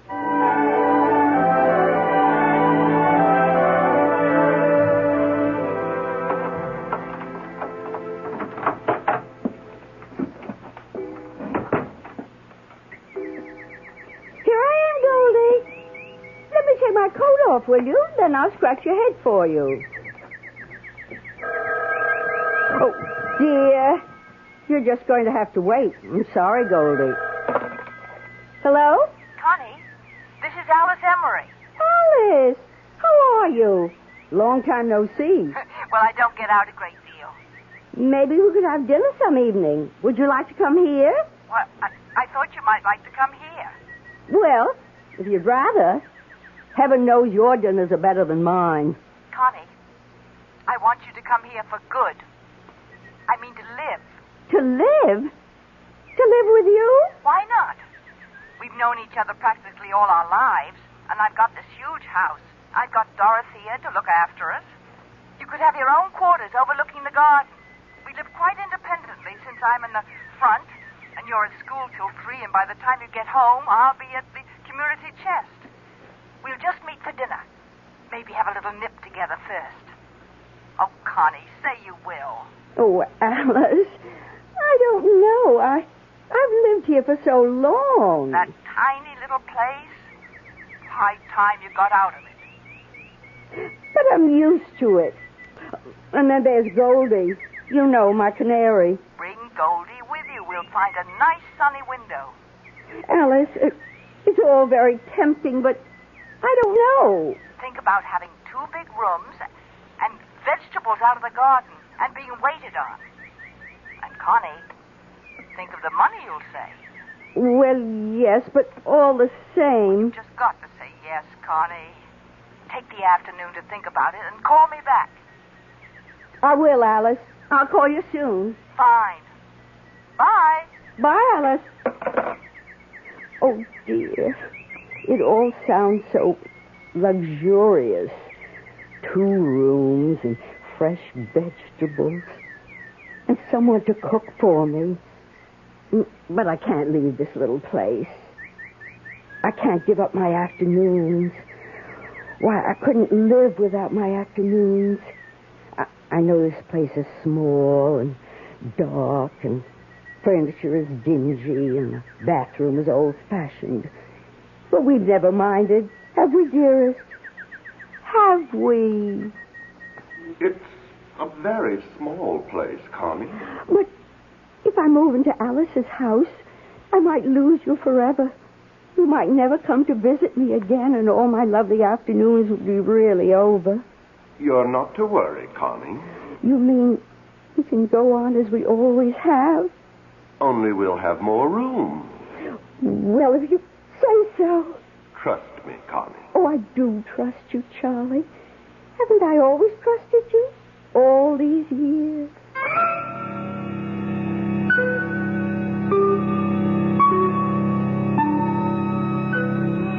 His flesh may be weak, but the spirit of Charles, or Charlie, is very, very willing. Also very inventive and very persuasive. Ah, well, there's nothing like the love of a good woman, unless it's the love of 2 good women. We'll come back in a bit for Act 2. This is WOR New York and RKO General Station.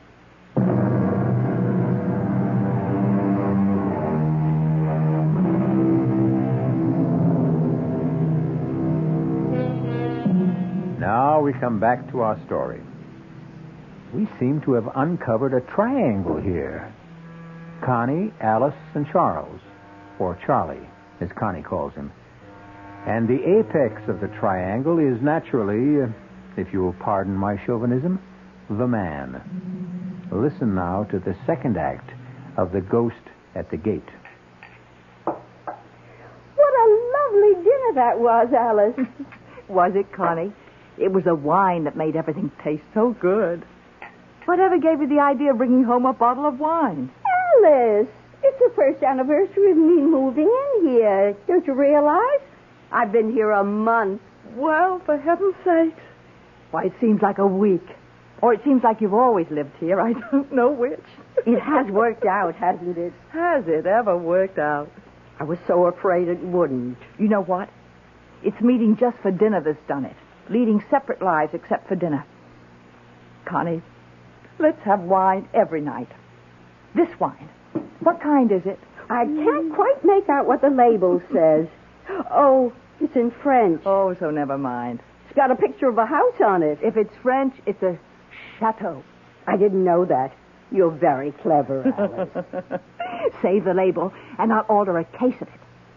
Must be really nice to have money. I've always found it to be nice. I guess money is about the nicest thing in the world. Money isn't.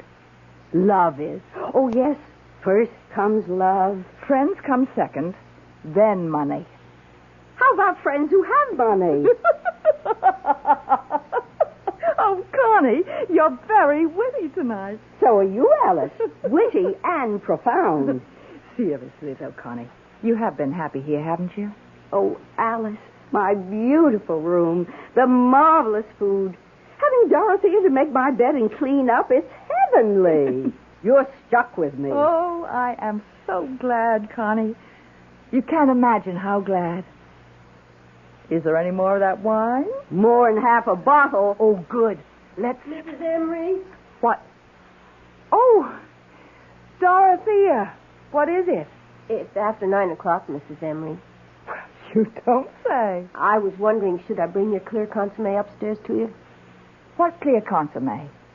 Well, Mrs. Emery, we talked about it last night. Remember when you decided to give up the chocolate, and then we tried apple juice and prune juice and lemonade, and last night you said clear consomme because it has a nice aroma?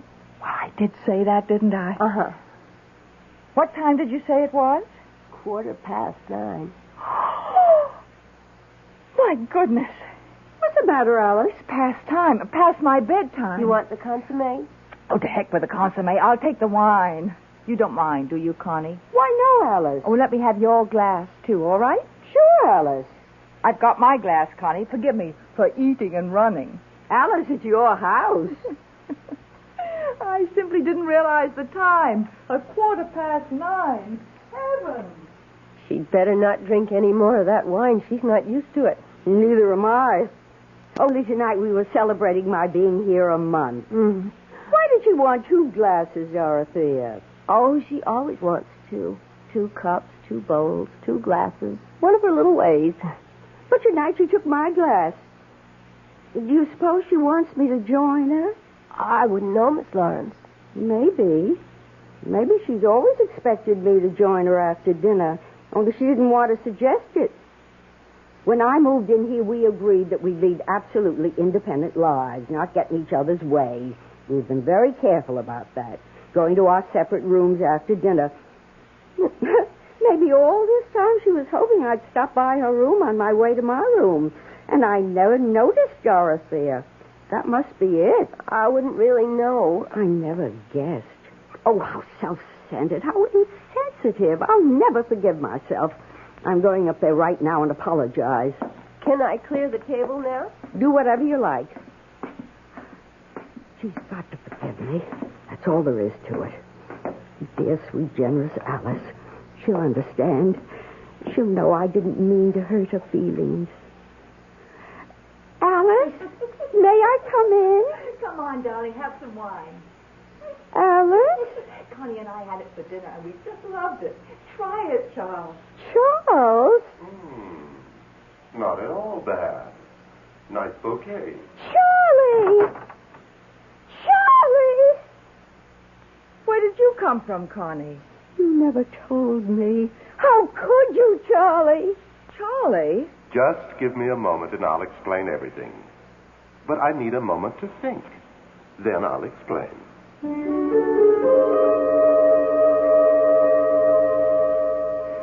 What did you think of Charlie's explanation?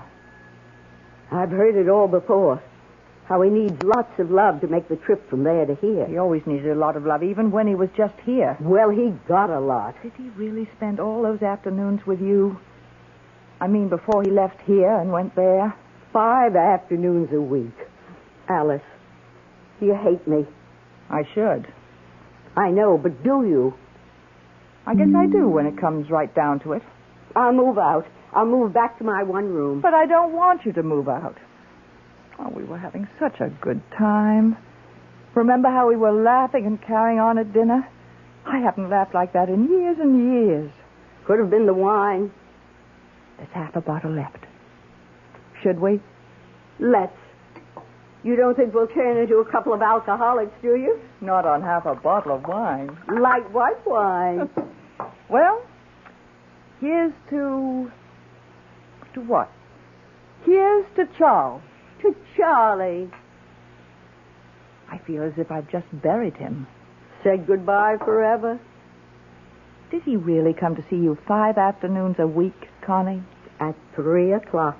You see, my school and his bank let out at the same time. It was practically inevitable. Charlie was a no-good man. He still is. Only now he's a no-good ghost. Oh, Alice. There's enough wine left for a glass apiece. Fill her up. Hold out your glass. All that guff about needing to be loved and wanted or he couldn't make the trip. Remember what we were saying at dinner, Connie, about love being the most important thing? I've always believed that. And friends being the second most important thing? Especially friends like you, Alice. And like you, Connie. I feel closer to you right now than I've ever felt to anybody.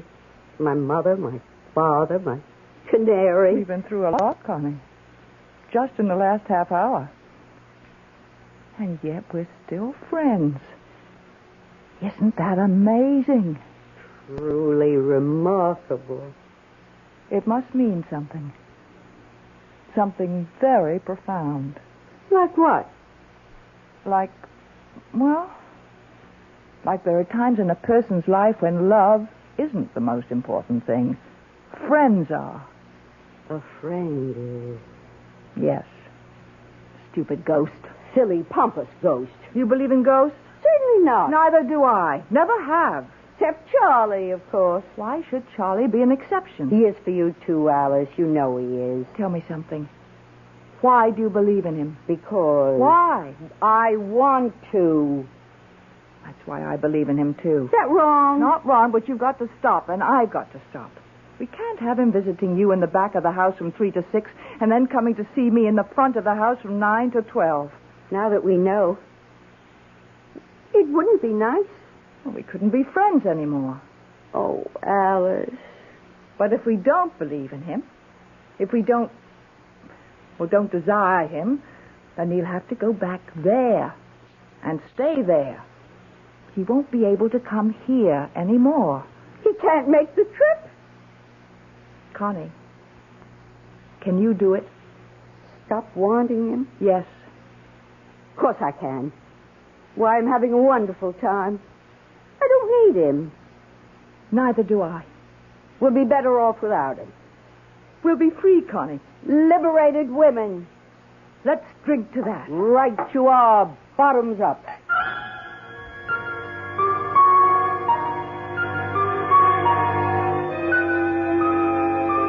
Ah, what courage lies in the bottom of a glass. Courage for the shy, the lonely, the frightened, the frustrated, and for the two elderly ladies determined to forget a ghost. We'll return shortly with Act 3.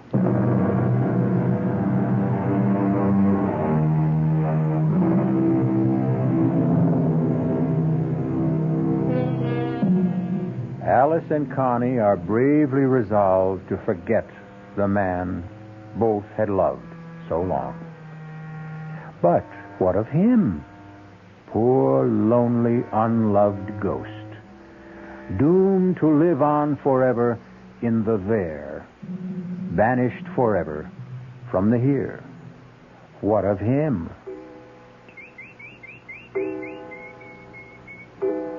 Connie. Connie. Speak to me, Connie. That's my sweet Goldie. That's my lovely bird. Happy to see me, sweetheart? Connie, I know you're here. I'm here, Charlie, but you're not. I am so. I don't believe in you anymore. You do, too. And I don't love you or want you. So there. Connie, you are being very cruel. I expect I am. If you don't believe me, why are you talking to me? Don't try to confuse things, Charlie. Answer my question. Why are you talking to me if you don't believe in me? Goldie, tell that ghost to go away.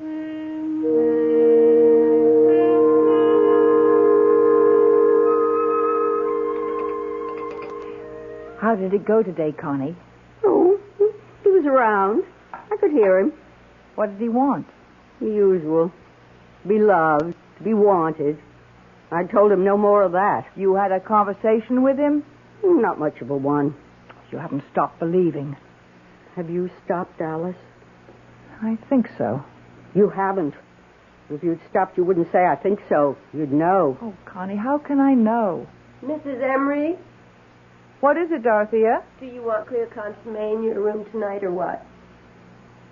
Nothing. Not anything? Not a thing. Oh, well, all right. I had it all ready, but... That ought to show him, don't you think, Connie?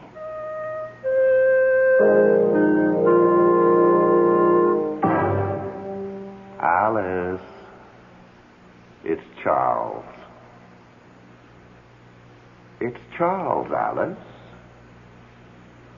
What delicious surprise do you have for me tonight? Orange crush? Pomegranate juice? Not a blessed thing, Charles. Ah, you spoke. I didn't mean to. But you did. How beautiful to hear your voice. Oh, don't tell me that old malarkey, Charles. Malarkey? I never thought I'd hear my wife use a word like that. I'm not your wife. I'm your widow. And I'm using a lot of words I never used before. Alice, say you love me still. I can't make the trip unless you love me. I loved you for 35 years. Alice, I'm facing eternity. What's 35 years? Maybe not much there where you are. But it's a long time here. Now I'm going to turn off the light and go to sleep.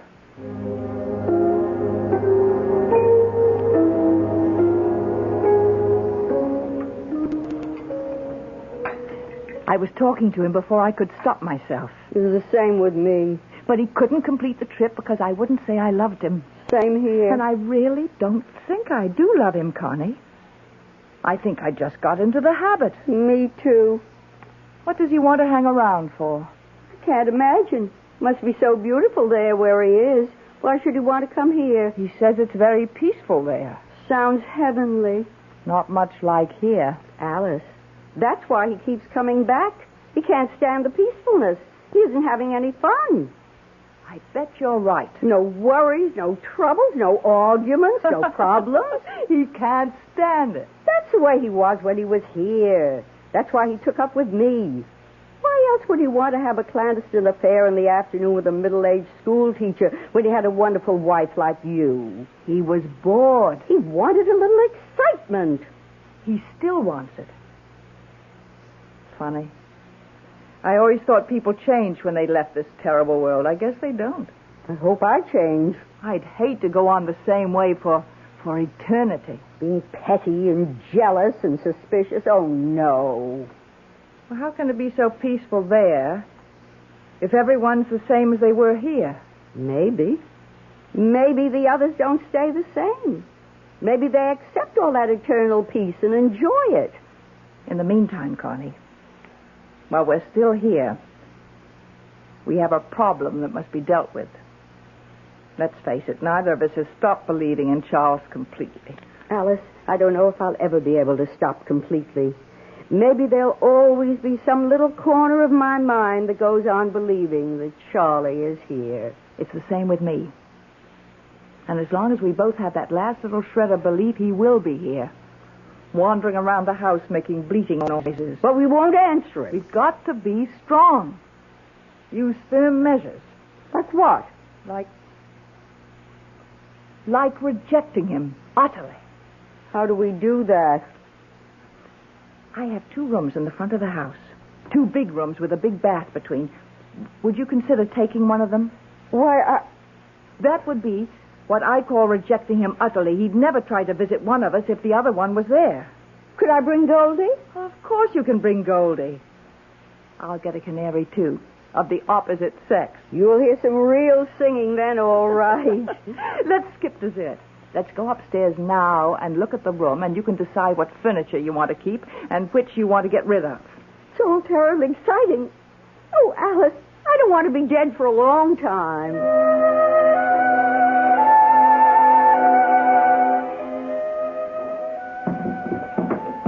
There. The desk between the windows and the chair here. We'll take out the love seat. And that'll leave room for the bed. What do you think, Connie? I think it's perfect. Now...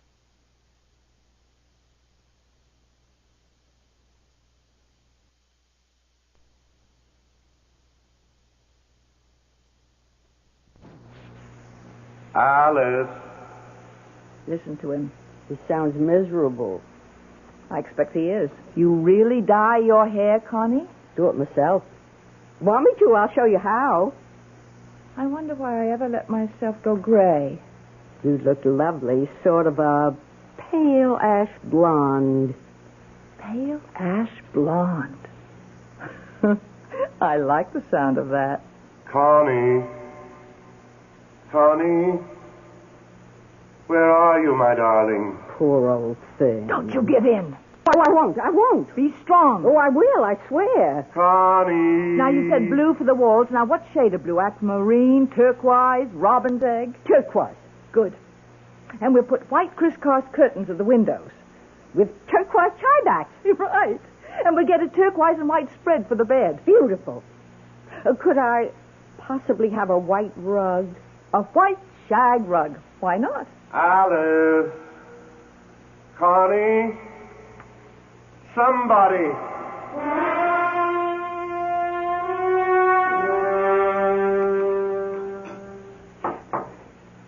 Do you mean to sit there and tell me you didn't even take one peek at your new room?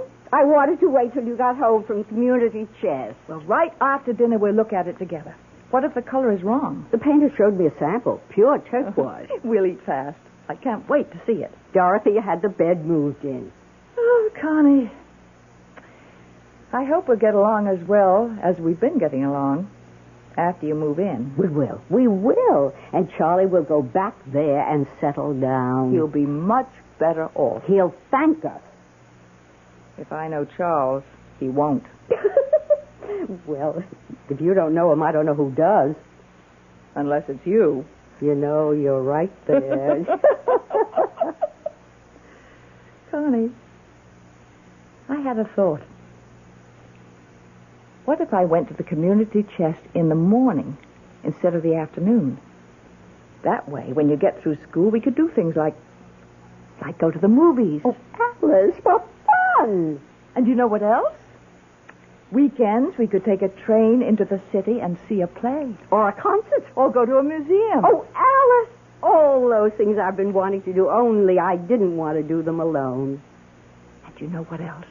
You mean there's more? Well, you have that 2 months off in the summer.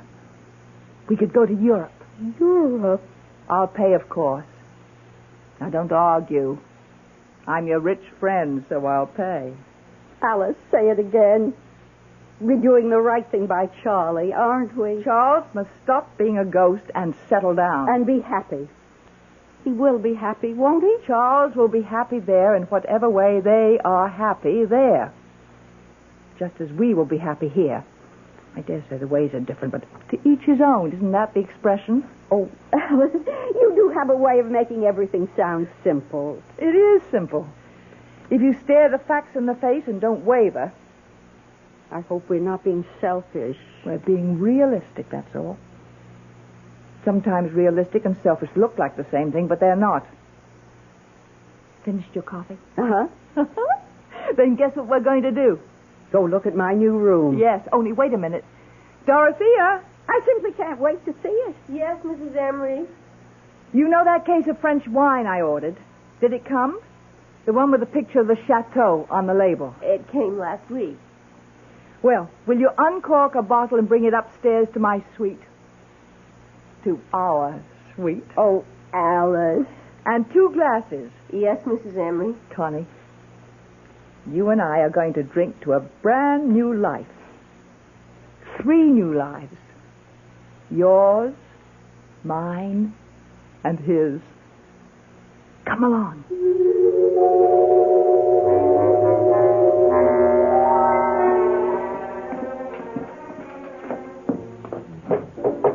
Come in, Dorothea.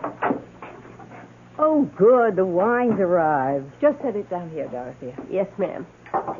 Dorothea, Miss Lawrence and I have decided to go to Europe for 2 months this summer. Oh. So you'll have a good long vacation instead of your usual 2 weeks. Full salary, of course. You're free to go where you like, or you can stay here. Oh, thank you, Mrs. Emery. I don't know where I'd go exactly. Well, suit yourself. Pour the wine, Connie. Will that be all for this evening? That'll be all. Then I'll say good night to you both. Good night. Sleep well, Dorothea. Thank you. 2 whole months. He'll be gone 2 whole months. What'll I do with myself? Dorothea? Where would I go? Dorothea? What would I do if I stayed here in an empty house? Dorothea, can't you hear me? I'd be all by myself. No, you wouldn't. No, you wouldn't. If there were just somebody... There is. There is. If you'd only listen. Somebody like him. There is me, Dorothea. Oh, Dorothea, hear me. But he's gone. Believe in me. Never to return. Love me. Want me. And I loved him so. Dorothea, listen. And I still do. Oh, I love him still. Dorothea, look at me. Why, Mr. Emery. I thought you'd never notice. Have you been here long? Not too long. I'm so surprised. I thought I'd never see you again. Ever. Well, now you do. It's like a miracle had been performed. A lot of good hard work is more like it. I've never forgotten you. Really?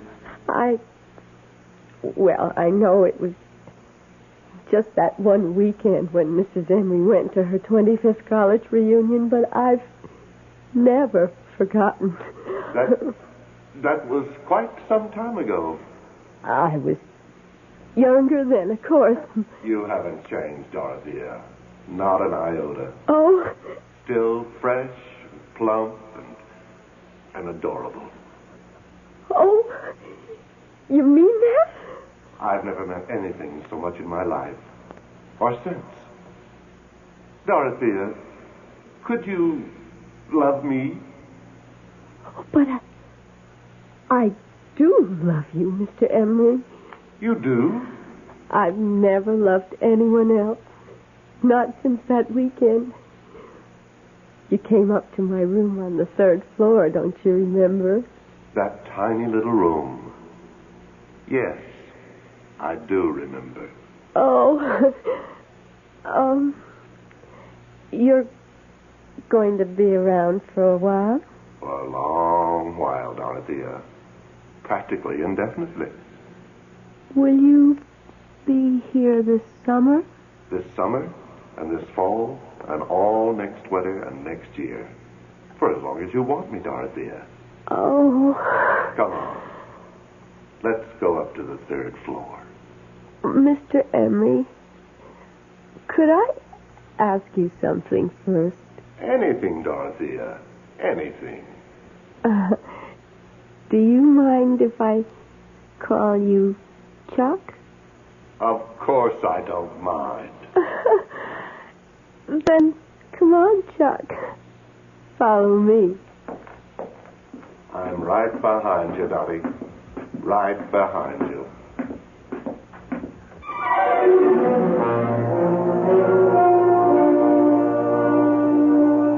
So Charles continues his mad pursuit of life after death. And I, for one, wish him the best of luck. And the best of luck to Connie and Alice with their new hairdos and their new pantsuits. Good luck to them all. Good luck to all of us. It's what we need the most. I'll be back shortly. Our cast included Beatrice Straight, Paula Truman, Joan Loring, and John Barragrave. The entire production was under the direction of Hyman Brown.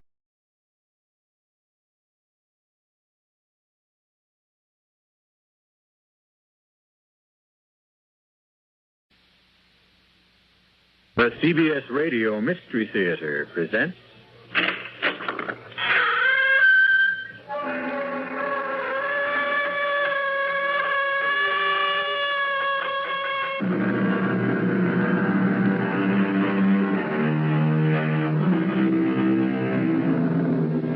Come in. Welcome. I'm E.G. Marshall. Once again, be my guest on a strange journey. A weird, wild trip through a mysterious, uncharted terrain. Bounded only by your imagination. There's an expression, the night of the long knives. And it has come to mean an orgy of murder. And it usually follows a rebellion or a civil war.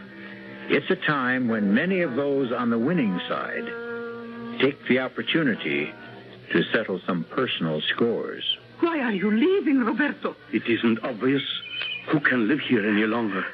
There is another woman. Oh, Pilar, there never was. There never will be another woman. You are going to her. There is nothing here for me any longer. That's a lie. Pilar, won't you understand? Yes, I understand one thing. You are tired of me. Pilar, one day, as soon as... I cannot have you, no one will. But I tell you, there is no one else. Oh, Roberto, don't leave me. Goodbye, Pilar. Oh. Patriot! Patriot! After him! That man running down the street, after him! He is a traitor!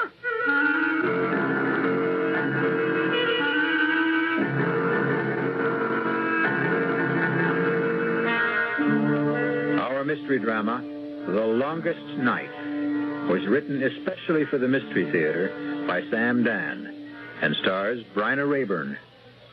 It is sponsored in part by the Kellogg Company, makers of Kellogg's Special K cereal and new sugar-free Diet 7-Up. I'll be back shortly with Act One.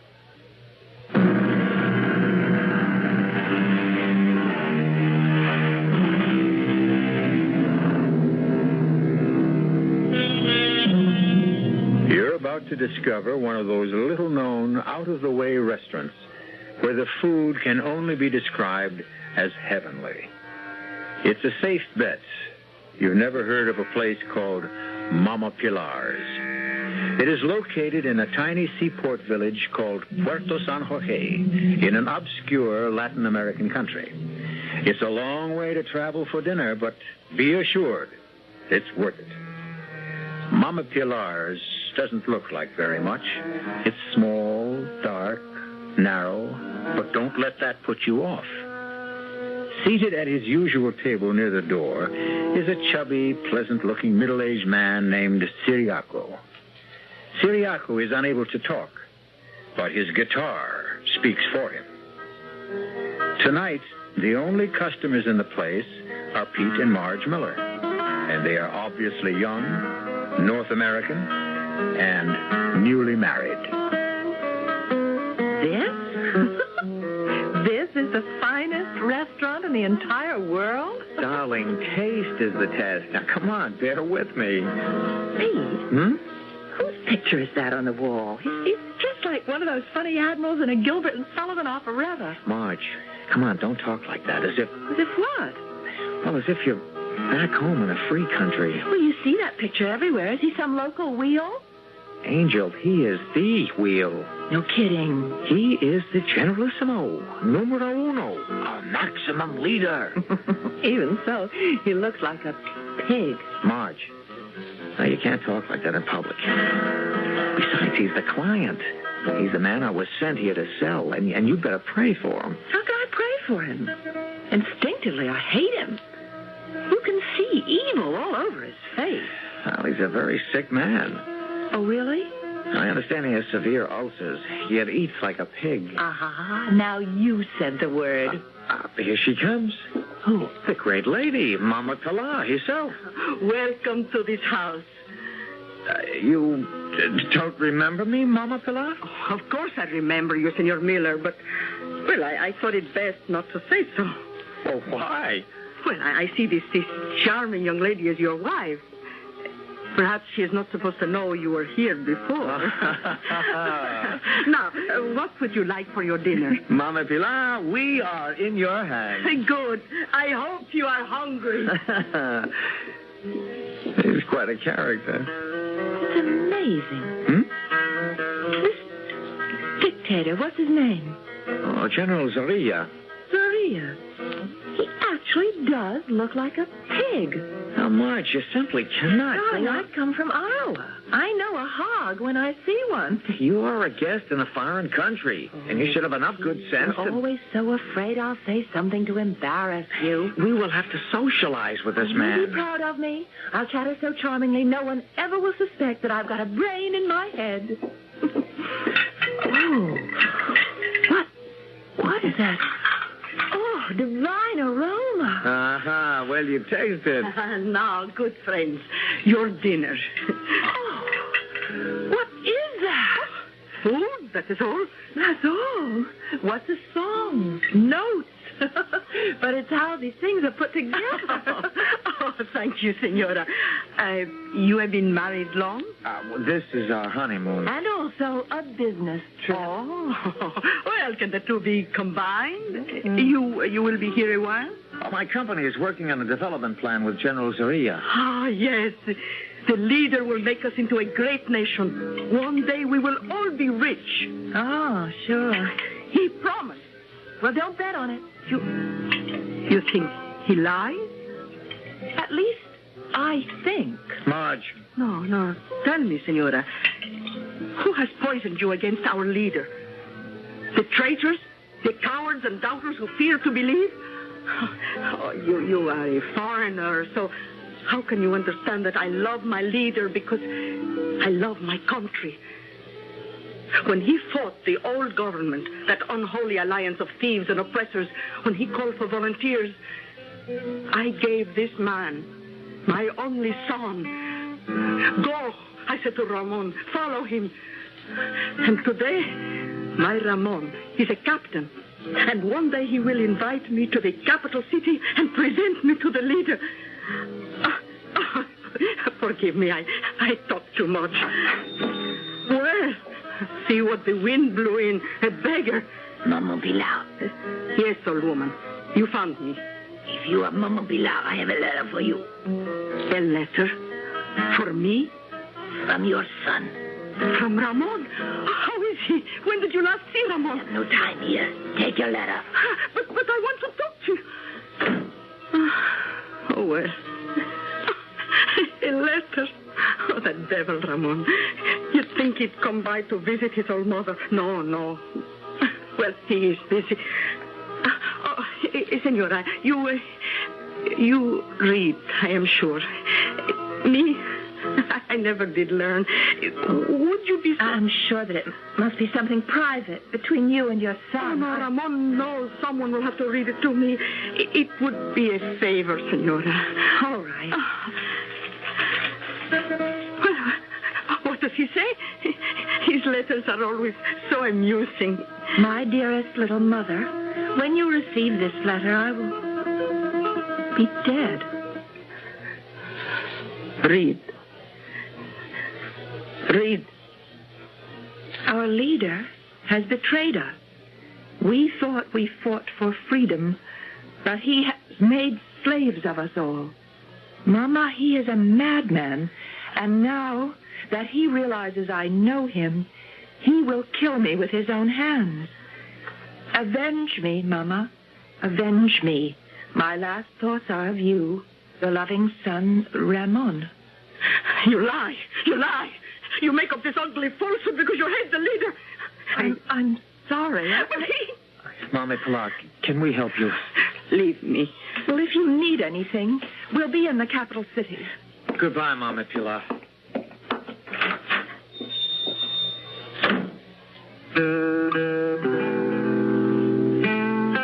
Syriac, you see that face? The face that looks down upon us from the wall? I will kill him, Syriaco. I will kill him with my own hands. And after I have killed him, I will weep for Ramon.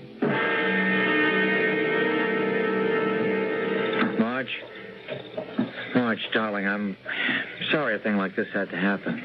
Pete, I know you have a job to do in this country, but I can't take any part in it. I will not socialize with that man. I will not visit his palace. He will not be invited to my home. But, darling... I refuse to discuss it. All right, dear. All all right.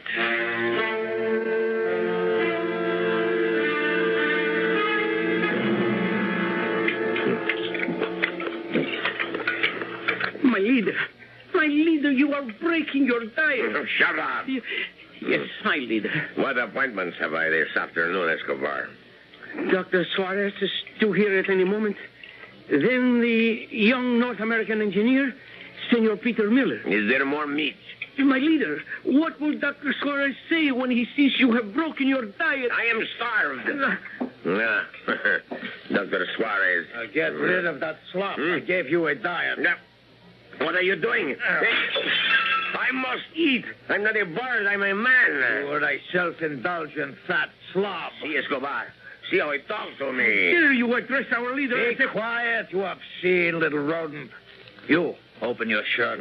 I don't care if the man is a doctor. He must have respect Dr. Suarez, why don't you like me? Roll up your sleeve. I will take your blood pressure. I tolerate you because you are the best doctor in the country. But take care now how you provoke me. Be moderate. It's exactly my prescription for you. But I cannot live without good food, wine. Then die. You're not the only doctor in the nation.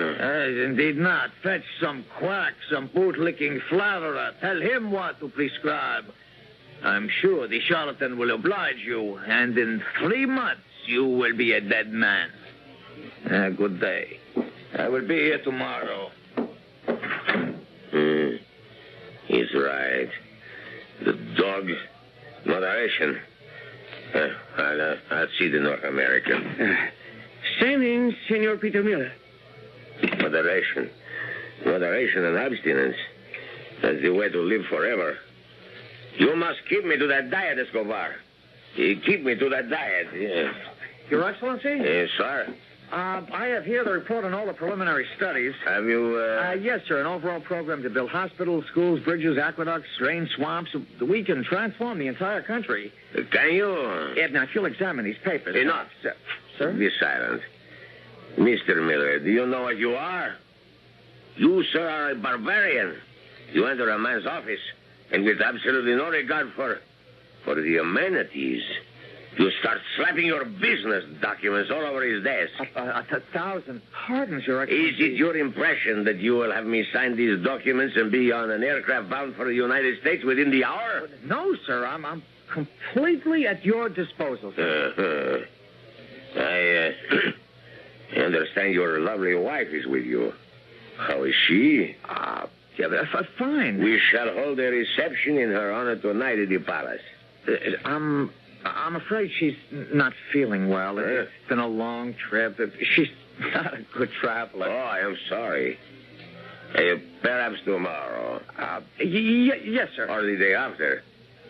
Now, be sure to convey my warmest personal regards to your lovely bride and let us know when she will find it convenient to honor us with her presence. Yes, sir. Good day. Good day, sir. Now, what remains to be done today, Escobar? Ramon. Ah, yes. Ramon. He waits in his cell. We shall miss Ramon. He was a fine boy. He was a traitor, a criminal. Is there a family? He never spoke of anyone. These ambitious country boys. They get big ideas. And soon they grow ashamed of the old peasant mama back on the farm. While whoever she is, wherever she may be, let her believe her boy died a hero. To say something nice on the radio, Escobar.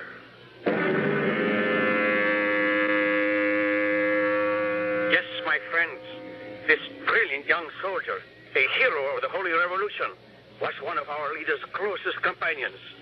Patriots, mourn for the man our leader called my friend Ramon. Swine.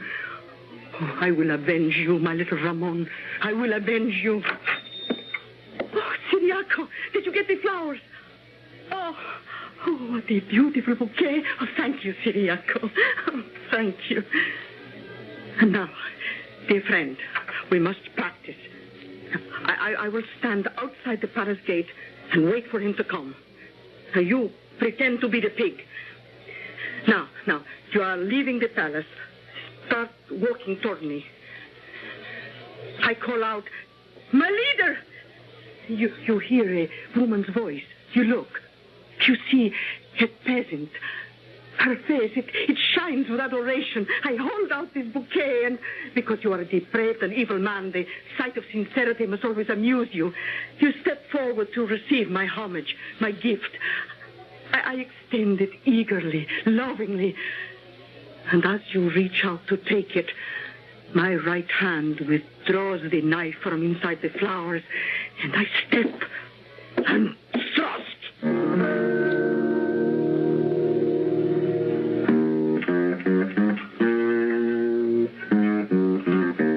Mama Pilar has prepared many a peppery plate in her lifetime. But now she is assembling the ingredients for the most pungent dish of all, revenge. The recipe will come to a boil when I return shortly with Act 2.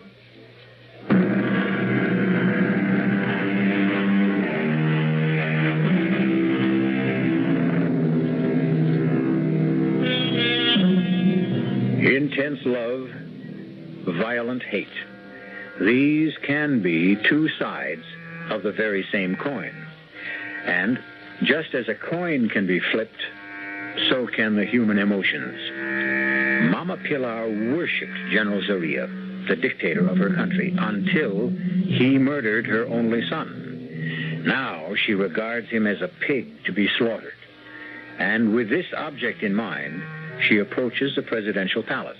In her hand is a beautiful bouquet of flowers. Hidden among the stems is a knife. Clutching the bouquet, Mama Pilar addresses the soldier who stands guard at the gate. Senor, I beg your pardon. Can you tell me if our leader will be leaving the palace today? Why do you want to know? Well, I want to give him this lovely bouquet of flowers. How do I know there is not a bomb hidden inside those rose buds? I know. You better beat it. But why? He's going to get very rough around here. Sweetheart, go home. Take your hands off me. You can't get near him. He's surrounded by his personal bodyguard. I want to give him... Nobody ever gets within 50 yards of him. Move back.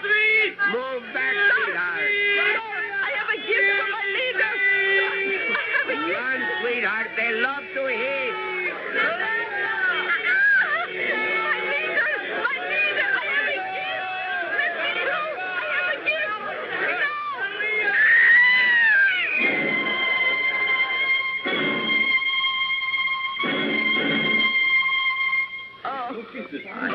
Let me help you. Don't touch me. You'll be okay. You just fainted. No. Oh, now don't cry. Don't cry. Let me alone. You're pretty lucky, you know. We used to have a captain of the guard. He'd give orders to kill people. Don't cry. Don't cry. Why don't you just go home?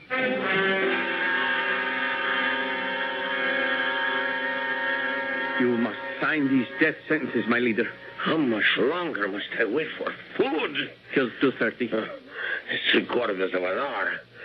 What can I have, eh? A carrot. A carrot. Don't let me cheat. I warn you.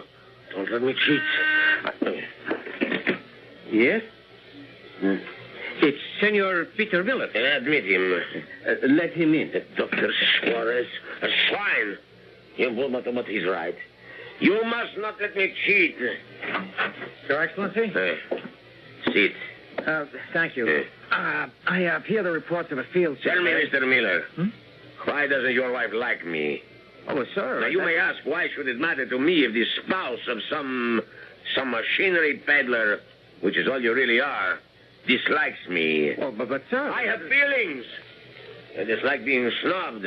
I am entitled to courtesy. I deserve consideration. I have the right to be taken seriously as a human being. Who is your wife, anyhow? Now, sir... Now, sir. Boss, sir. It won't do. For 2 weeks now, you have refused all my invitations. My wife is still somewhat indisposed. May I send her our own physician, a man of international repute? Well, I think it's just a matter of getting, used to the climate and yeah, the food. Of course. You must remember to give her my regards. Yes, sir. I have some reports here. Reports? Business? On such a glorious day? Well, Your Excellency, the time grows short. Time, my dear boy, grows neither short nor long. She maintains her own steady rhythm despite all our futile efforts to hurry or delay her. Until tomorrow. Yes, sir. And if your lovely bride is sufficiently recovered, bring her with you for cocktails. I mean tea. Good day. Good day, sir. How much longer, Escobar? Exactly 37 minutes. See to it. It must be a very large carrot.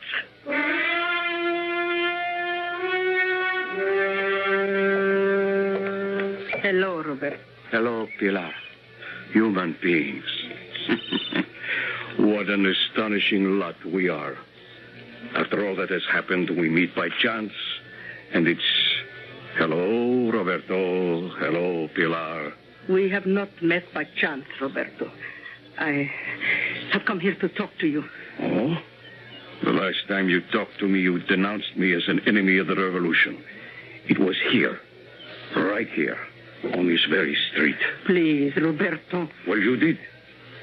I lost my job, my property, most of my teeth. But that's no matter. There's not much to eat nowadays, anyhow. Roberto. Are you going to denounce me again, Pilar? You have every right to make this difficult for me. Roberto, read this letter. Read it. I don't read anymore. It's from Ramon. Yes? For the love of God, Roberto, read it. Very well, Pilar. Read and realize it is Ramon who writes. Yes, I see. It is Ramon who has written. And now that I have read it... Is that all you can say? What is there to say? I say I am going to kill the pig. Don't let me delay you. Roberto, listen. I cannot do it alone. He's surrounded by his guards, but I don't have to do it alone. I can join the resistance. Roberto, please, let me join the resistance. What have I to do with the resistance? But you need me.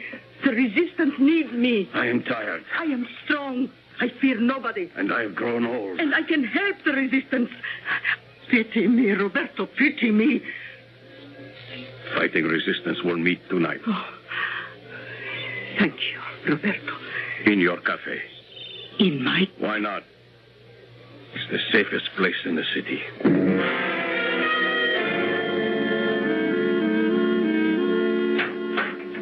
Is that you, Pete? Yeah, Marge, it's me.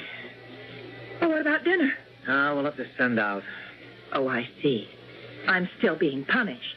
Well, how can we be seen anywhere? I said you were indisposed. Well, why'd you say that? What else could I tell him? The truth. I don't care for his company. Yeah. Yeah, indeed. Another cozy evening at home with the Millers. Pete, Marge. Oh, you got a call from New York. Mr. Lowry. Oh, they're getting nervous. I don't have result number 1 as yet. You just won't understand why I refuse to see that man. Marge, it's okay to have principles. As long as you don't practice them. Listen, we can really help these people. We'll drain swamps, cut down disease, raise food, create industry.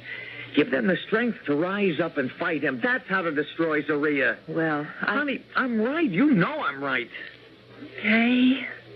Now you're finally doing the right thing.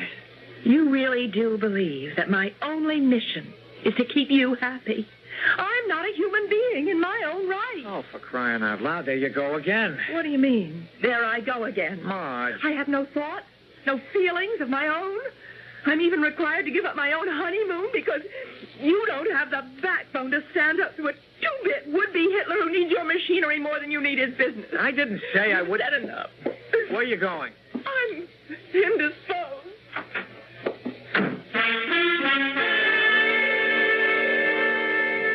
Roberto, will it be all right if I say a few words?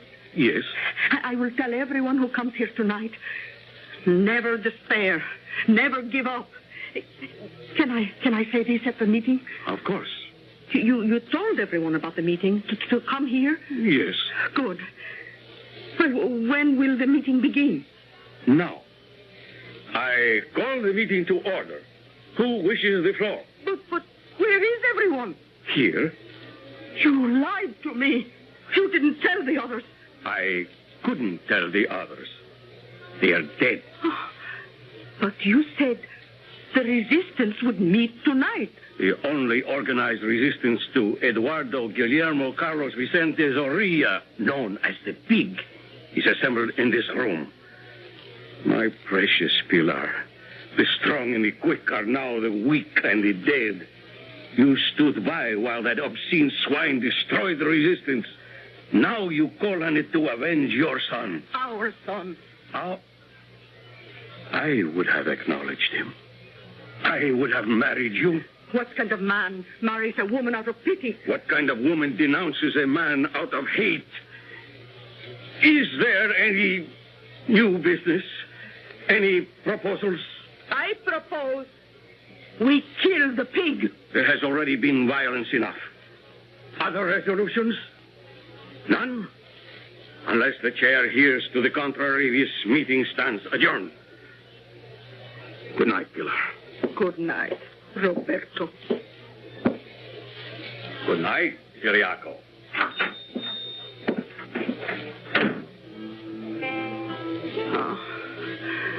Remember, Ciriaco, the little American girl who read me the letter? He looks like a pig, she said. Just like that. A skinny little girl looks at his picture and says, pig. You know what makes her so wise, Ciriaco? She thinks. Oh, there you have it. She and Roberto, thinkers. They would say, we have a problem. What is the most effective way to kill a pig? But what do they know about killing pigs? They are thinkers, philosophers, aristocrats. Oh, no, I know how to kill a pig. Tell me, Ciriaco, tell me, do I know how to kill a pig?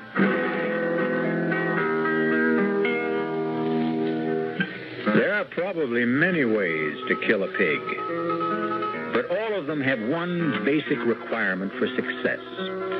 It is necessary first to have your pig firmly in hand. Till now, this has been Mama Pilar's fundamental problem. However, we can depend on her to solve it when we return shortly with Act 3. Yes, when you say Budweiser. One thing you can't fool American beer drinkers about, and that's taste. When it comes to beer, they know what they like. Yes, when you say Budweiser. And so many millions of American beer drinkers prefer and choose the Budweiser taste that it's the largest selling beer in the history of the world. And that's a fact. Pick up a six-pack of Bud and taste why. You'll see that brewing beer right does make a difference. And that when you say Budweiser, you said it all. Yes, when you say Budweiser, you said it all. Yes. Anheuser-Busch, St. Louis.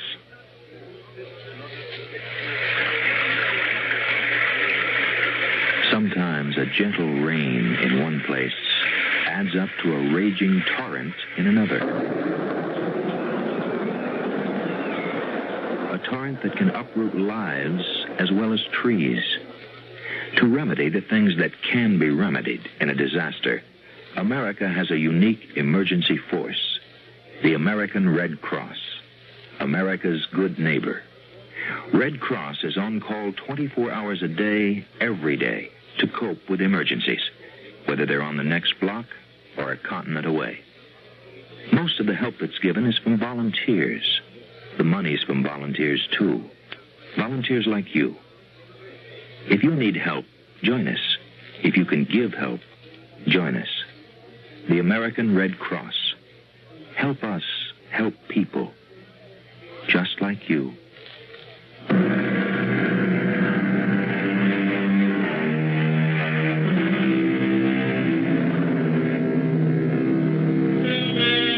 Marge Miller is a young newlywed who is having the first fight of her marriage. And permit us to say, it's a beaut. The reason may sound familiar. She refuses to socialize with her husband's client. It acquires deeper dimension when we consider that the client also happens to be the absolute dictator of a small nation. However, here comes Mama Pilar with her own score to settle. And does she bring salvation or disaster? No, I'm sorry, Pilar. It's out of the question. Why does the senora insist I wish to kill somebody? It's not just somebody. Zorilla. Me? Kill my leader? Oh, why else would you want to prepare a dinner for him? Oh, senora, I am growing old. Running a restaurant is too much for me. I'm looking for a job, and your husband's work, senora, requires you to entertain. You need a good cook. No, we don't entertain at all. Oh, but you should, senora. Don't you start that. Besides, if I let you cook a meal for old Zorilla, you'll bury a knife in him the minute he walks in. I will not. On my word of honor. Well, you spike his soup with arsenic. I will not. On my word of honor, I will do nothing to... I'd believe you. But Pete would never buy it. Why not? Why not? Well, let's just say he's very nervous and upset right now. Ah, then you have a problem. Such a man is no good to a woman. No. We must relax him, restore his desire for romance. Amen. Now, just suppose you said to your husband, invite the leader here for dinner. You're trying to sneak up on me. I said, just suppose. Well, what would he do? I guess he'd flip. Well, that must mean something good, eh? But, no, there is no need to tell him I will cook the dinner until everyone arrives. And then it will be too late for him to object. How simple it is. Simple and deceitful. Why do you want to prepare a meal for Zorilla? I have my reason. Sure. I want to help my husband do his job. But I can't very well have his client killed at my dining room table. Senora, this dinner will resurrect your marriage. Makes you think that my marriage needs to be... When a bride sits alone all afternoon, emptying glasses, filling ashtrays... Pilar. Oh, no, little one, don't cry. Oh, no, I promise you, this dinner will bring you both joy and happiness. It will restore your love, revive your honeymoon. But you word of honor. You won't kill him here. My word of honor. I won't kill him anywhere.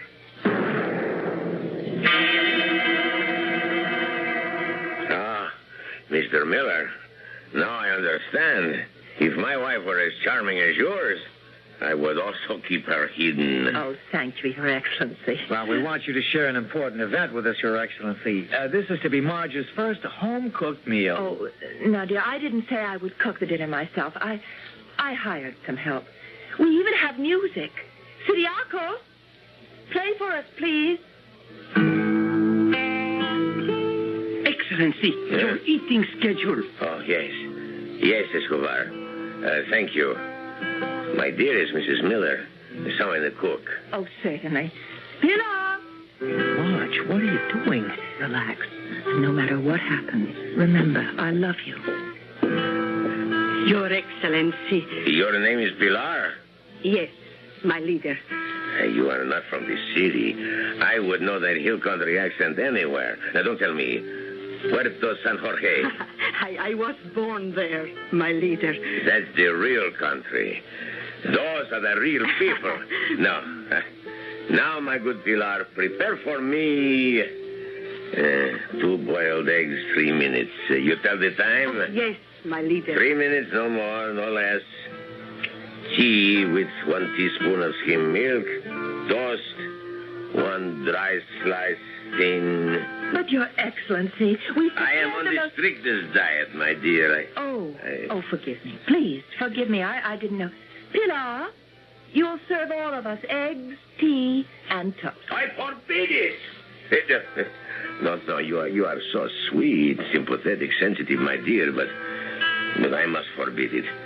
Pilar, you will serve your master, mistress, and Captain Escobar the prepared meal. Yes, my leader. But, Your Excellency, we have no right to enjoy something I must learn to live with. It's for the best. What is food? Merely a fuel. And with me, it was once a passion. And now that passion is spent, it is burned out completely. May I serve now, Senora? Well, yes, I suppose so. A true passion stuck, that one. Where on earth did you find her? Oh, sir, you must never ask a lady where she finds her help. These must remain our little secret. Oh, smell that. Oh, smell that. I have not seen beef marinated San Jorge style in years. Oh, Pilar, you are a genius. Oh, thank you, my leader. I don't know if I'm hungry. I command you to eat. But we have no right to enjoy gourmet cooking while you My dear, this is not gourmet cooking. This is hill country cooking. Oh, I was weaned on it. That meat before you. Let me tell you how that divine fragrance and flavor is achieved. The meat is first soaked in specially spiced wine, and then marinated in a special spice and garlic sauce. The exact recipe is a secret handed down from mother to daughter. But, Your Excellency, we have no right to do this to you. We should send it back to the kitchen. No, I curb my passions. And so enjoy yourselves. I command you to enjoy yourselves. My leader, your eggs, tea, and toast. Thank you, my dear Pilar. Thank you. There you are. See? You see how quickly I have fueled my engine. Half a dozen bites, a couple of swallows, and I am done. You have scarcely begun. You will fritter away your lives at the table. Whereas I shall have endless hours free for work, for study, and for I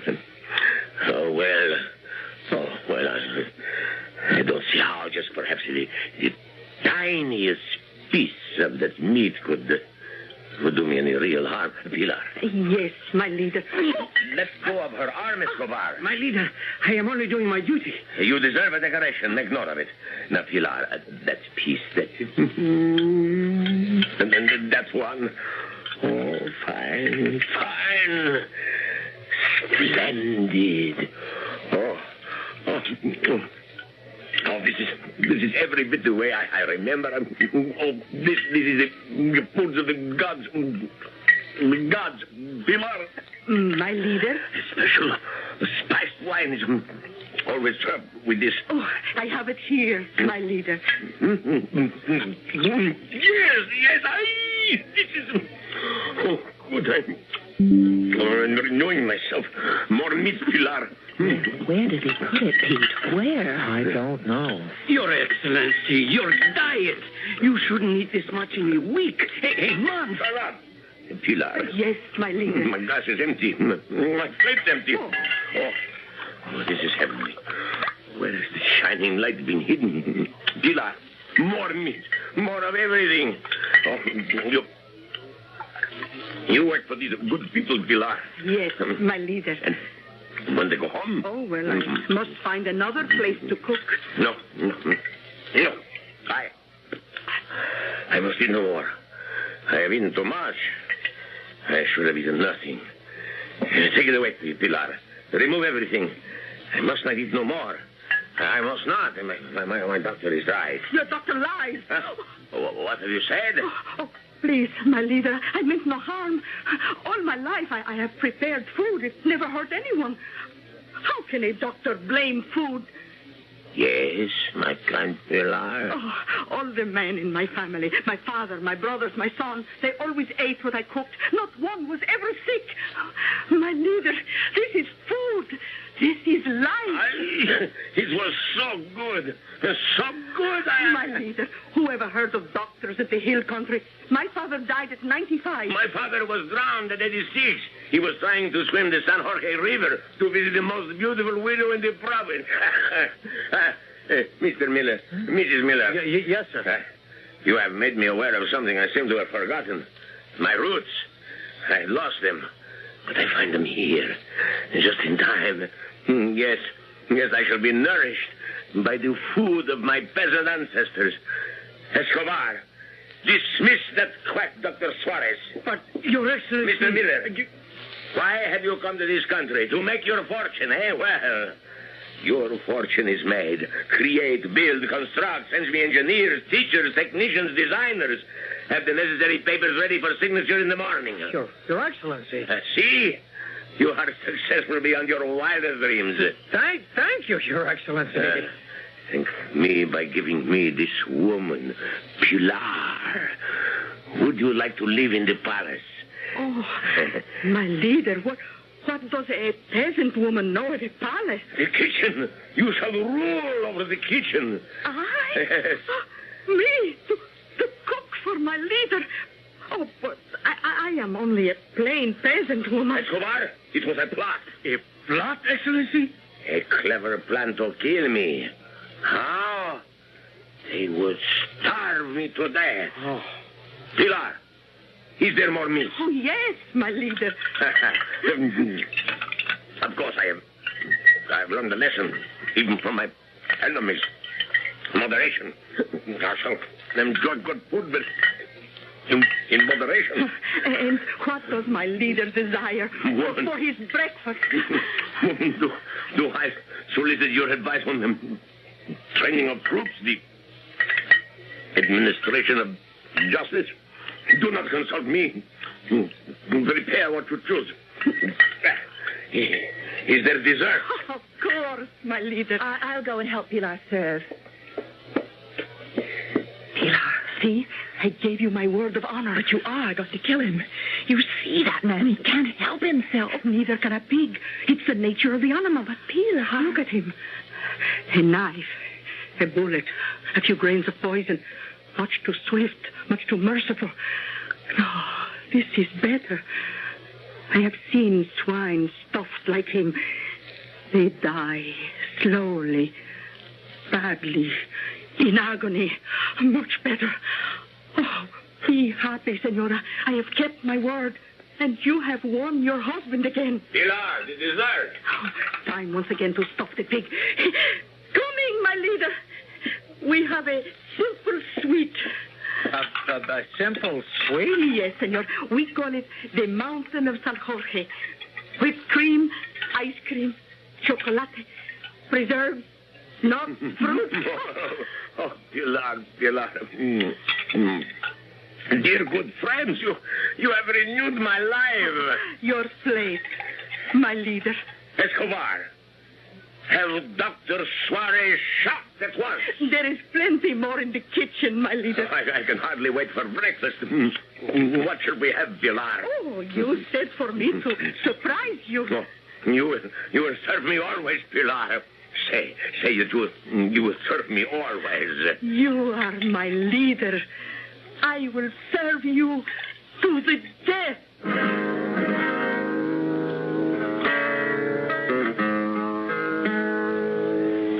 As some people might say, what a way to go. But this is something the Mama Pilars of the world understand. If you can't get to a man's heart with a knife, another way, and a better way, is to get there through his stomach. I shall return shortly.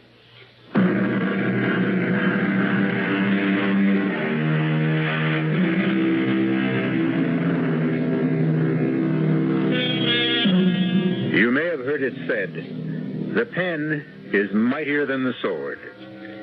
This sentiment was written by a man and can be dismissed as male chauvinist propaganda. What every woman knows is that mightier than the pen or the sword is the knife and the fork. If you don't believe it, just ask Mama Pilar. Our cast included Bryna Rayburn, Marion Seldes, Jack Grimes, Leon Janney, and Gil Mack. The entire production was under the direction of Hyman Brown. Radio Mystery Theater was sponsored in part by Sign-Off, the Sinus Medicines, Buick Motor Division, and Anheuser-Busch Incorporated, brewers of Budweiser. This is E.G. Marshall inviting you to return to our Mystery Theater for another adventure in the macabre. Until next time, pleasant dreams.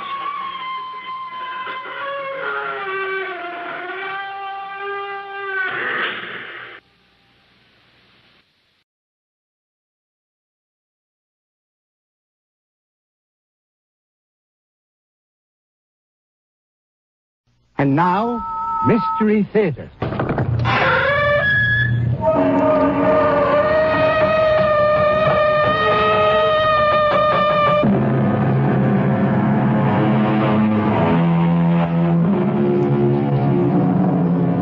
Come in. Welcome. I'm E.G. Marshall.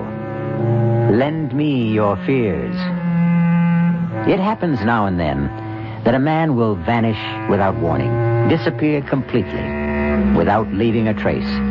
Or a man will suddenly lose his memory. His body remains, but his mind has gone. What is essential in him leaves us, and we are left perplexed, mystified, frustrated. All we have to go on is rumor, speculation, theory. And since we cannot explain it, after a while, we tend to stop thinking about it. Until it happens again. To somebody else. You're back. Oh, my husband, you're back. What? You won't even embrace me. Who are you? Who am I? What kind of question is that? How can you say you're my wife? We've been married for more than 15 years. No, we haven't. What are you trying to say? I'm trying to say that I'm not your husband. You're not my wife. I don't even know you. What's more, I'm not even standing here. How can I be? I haven't even been born yet.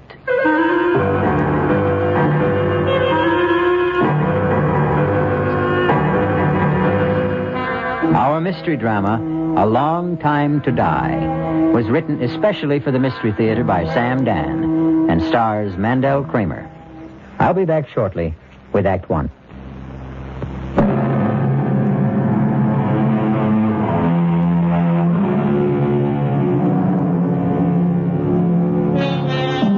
His name is Alfred Stewart Ainsley.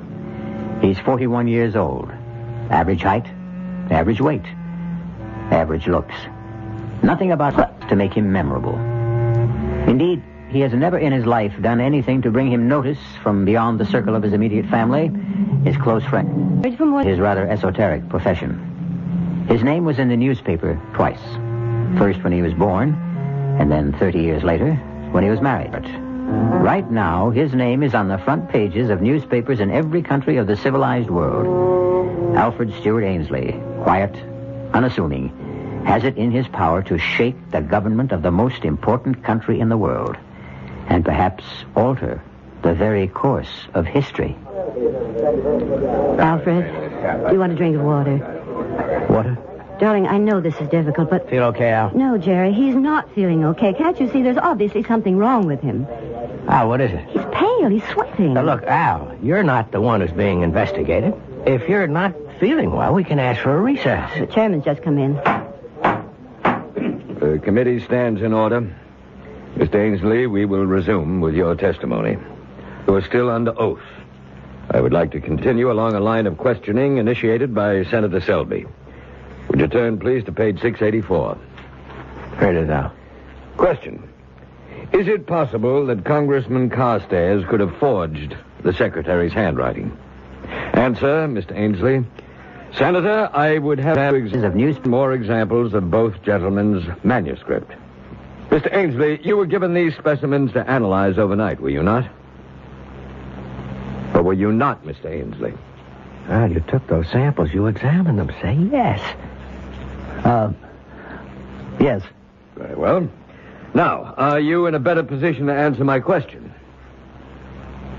Well, are you, sir? Al, you told me you had studied them and come to a conclusion. Al, answer Adam's question. Counselor, is Mr. Ainsley having trouble understanding the questions? No, sir. Mr. Ainsley, it's obvious that something is troubling you. Yes, sir. Well, then suppose we take a recess, give you a chance to rest. Committee will adjourn till 3:45.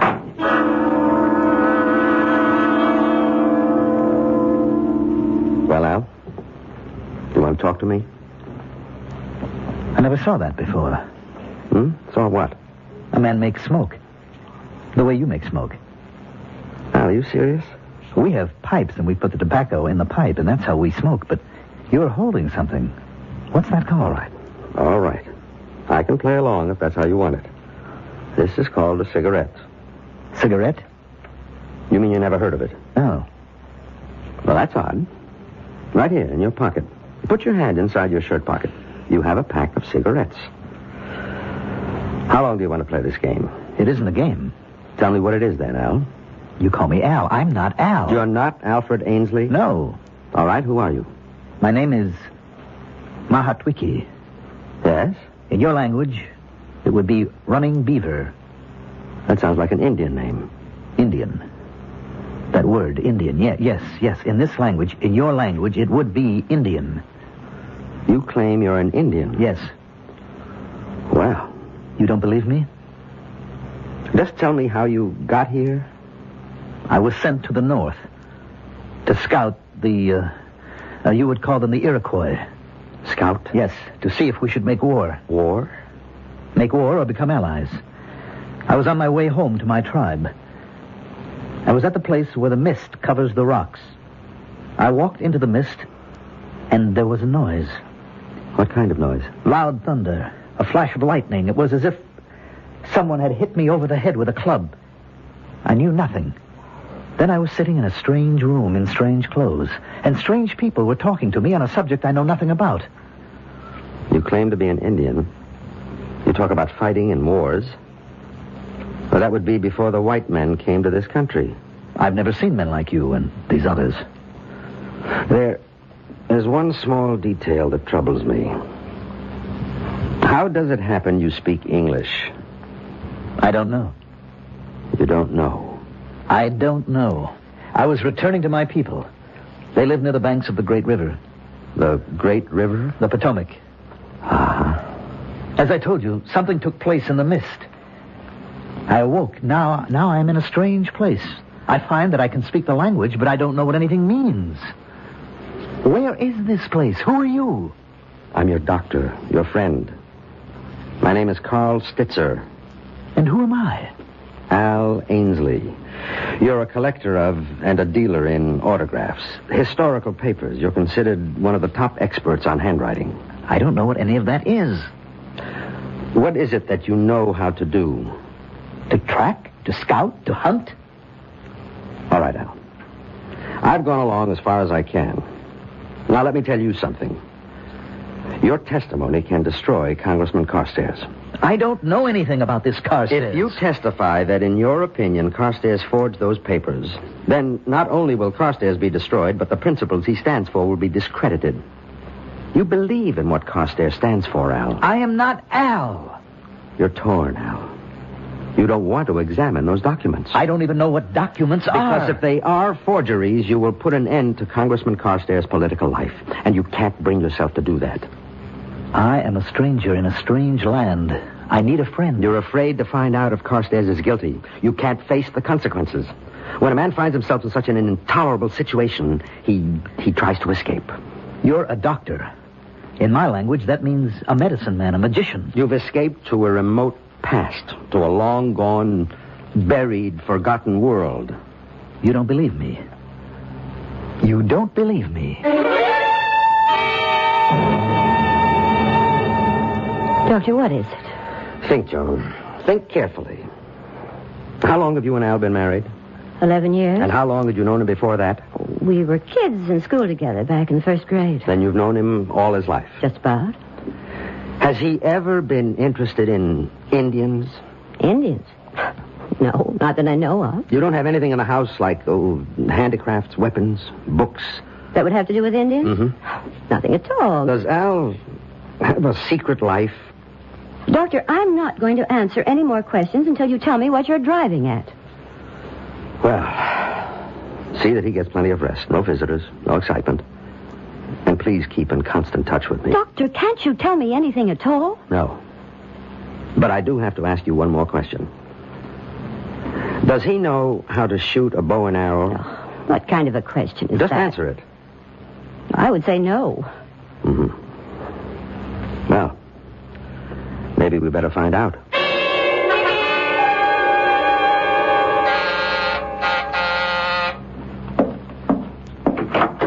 Morning, Jerry. Doc, I've been waiting for you. Is Al dressed and ready? Look, Doc, you've just got to talk to me. Why? Why? Why? Don't pretend to be living in a world of your own. You read the papers, you hear the news broadcast. Yes? Al has to testify. Yes or no. Whichever way, it no longer matters, but he can't remain quiet. He's not the only handwriting expert in the world. The committee can call another. It's too late for that now. The rumors are out. He's been bought off. He's been scared off, and both sides are under suspicion. I admit it's an unfortunate situation. Now, look, Doc, you can maybe stall the committee another day, maybe two, maybe even through the weekend recess, but that is about as far as you can go. I'm doing the best I can. Why can't he testify? I can't tell you. You can't or you won't? Both. Now, let me tell you what's going to happen. The committee has the right to assign their own doctors to examine Al. I know. Well, how much time do I have? A week? That's really stretching it. I'm ready to go with you, Doctor. Al, how do you feel? Let's go, Al. Why can't I come along? Goodbye, Jerry.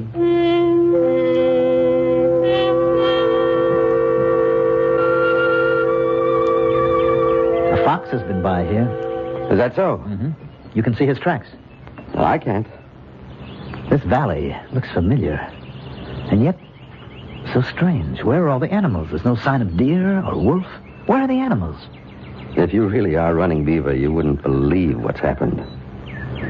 Now, in this box is a bow. A bow? Yes. Here's the bow, the strings, the arrows. I've never seen a bow like this one. How strong. And these arrows. I don't know the first thing about it. Is this mine? To keep? To be able to hunt with? Why don't you hit that oak tree? About 60 or 70 yards to the left. Well, that's no shot. The tree is standing still. A child could hit that tree. What's moving? Is there a rabbit or a squirrel, a hawk? No, I'm sorry. There's nothing around. All right, then. I'll put this arrow into the center of the trunk of that small tree on the right. That maple. But that's almost 150 yards. It's an ordinary shot. I'm ashamed of it. But there's nothing else. Right in the center. Well, Doctor? I don't know, Running Beaver. I don't know. How do I explain this? Someone, probably a seasoned politician, said once, when in doubt, tell the truth. That sounds great, in theory. But how would you like to have to tell this kind of truth to a sharp congressional committee? We'll have more of this kind of truth when we return shortly with Act Two.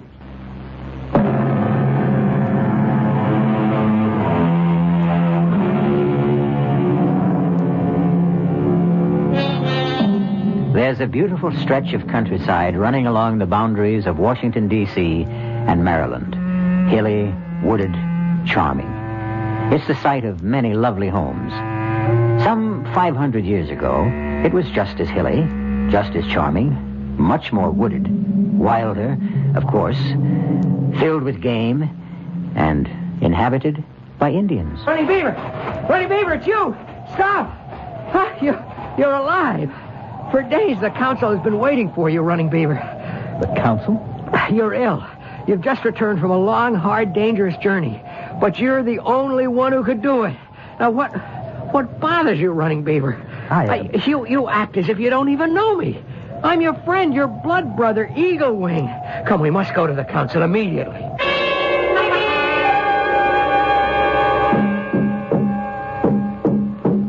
Many days ago, the council sent Running Beaver and 3 companions north to the Iroquois Nation to determine peace or war. And now Running Beaver returns alone, and we ask him, where are your companions? And shall the Iroquois be our friend or foe? Speak to us, Running Beaver. Running Beaver, say something. I am very tired. The important question should not be answered by a man who needs sleep and food. Running Beaver shall return to the council after he has eaten and rested.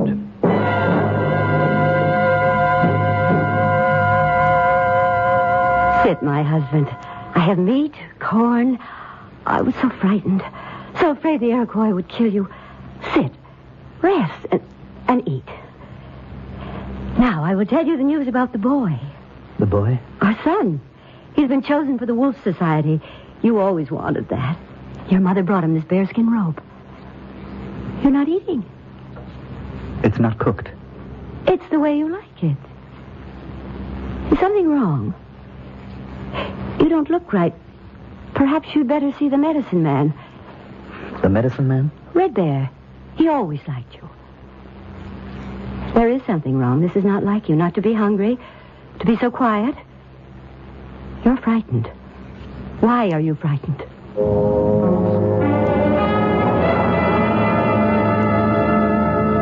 You wouldn't come to me, Running Beaver, so I've come to you. Leave us, White Swallow. Now, what nature of evil spirit is within you? Was there a spell cast upon you in the Iroquois country? I wonder if I can talk to you. You wonder? Your father was my closest friend. I seem to understand. How, I don't know, but I seem to understand this language. Is that a surprise? This is your language. I don't know what I'm doing here. I don't know how I got here. A spell has been cast upon you. I'm sure you won't believe, but I am not Running Beaver. How can that be? My name is Alfred. In your language, it would mean a wise elf or wise counsel. Excellent name. I come from, well, perhaps it would be this same land, but I live, or shall live, hundreds of years from now. I could tell you stories of great things, of great ships flying through the air, of enormous buildings. I don't even know where to begin. It must be a time of great magic. Unbelievable magic. What a happy time that must be. I couldn't say that it is all that happy. I find that hard to believe. With all that magic. At any rate, I was going to an important meeting of the committee. Well, never mind what that means. I decided to walk to the bus instead of driving my car. I'll explain to you what they are later. There was a mist near Rockledge. And I walked into it, and something seemed to explode in my head. And when I walked out of it, I was in these clothes. I was somebody else. I was frightened. I began to run. And suddenly someone stopped me. Yes, Eagle Wing. He is your friend. You don't believe a word of this. How can I? You are exactly like Running Beaver. Your body is his, your voice is his. I am not Running Beaver. What am I supposed to say to the council? You will have to appear. The tribe has been waiting for days. The life of every man, woman, and child could depend on what you say. What am I supposed to say? The truth. The truth is what I just told you. Can I say that in front of the council? No. Then what can I do? Now, rest. Sleep. Sometimes the spirits speak to us in dreams. I'll need more than a dream to get myself out of this.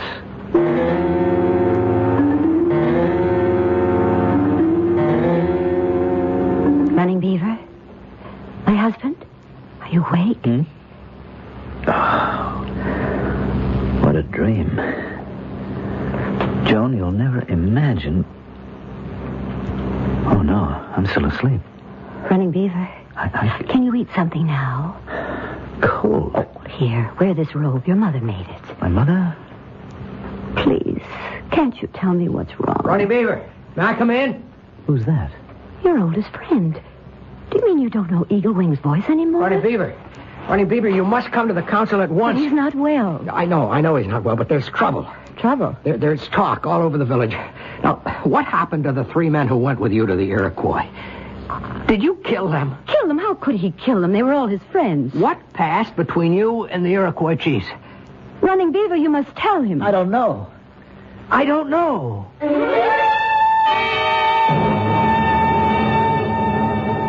I tell you, all of you gathered here. I don't know. Running Beaver, in war and peace, you've been first among us. We sent you as our ambassador to the Iroquois. We entrusted you with the lives of 3 of our bravest young men. Now, where are they? Their families have a right to know. Speak. Chief, I will speak for him. No one can speak for a man before the council. Not even you, Red Bear. Running Beaver is ill. What kind of illness? He has lost his memory. Convenient loss of memory. Quiet! Where is my son? Where is he gone? I can't see him anywhere. Quiet! He has lost his memory? Yes. Can you cure him, Red Bear? I can try. You have 6 days. At the end of that time, Running Beaver will talk to the council or else submit to justice.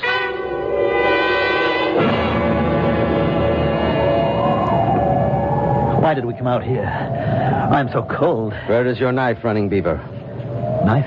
Running Beaver always carries a knife. Well, I didn't think... Give him your knife, Eagle Wing. Why do I want a knife? Eagle Wing, attack him. Attack? But everyone knows Running Beaver can't be beaten with a knife. Let's make sure. I'll only do it if he keeps his knife in a sheath. Now, you know how excited he gets even when we fight in fun. Attack him, Eagle Wing. Have your knife at the ready, but Running Beaver. Look, are you ready, Running Beaver? Now.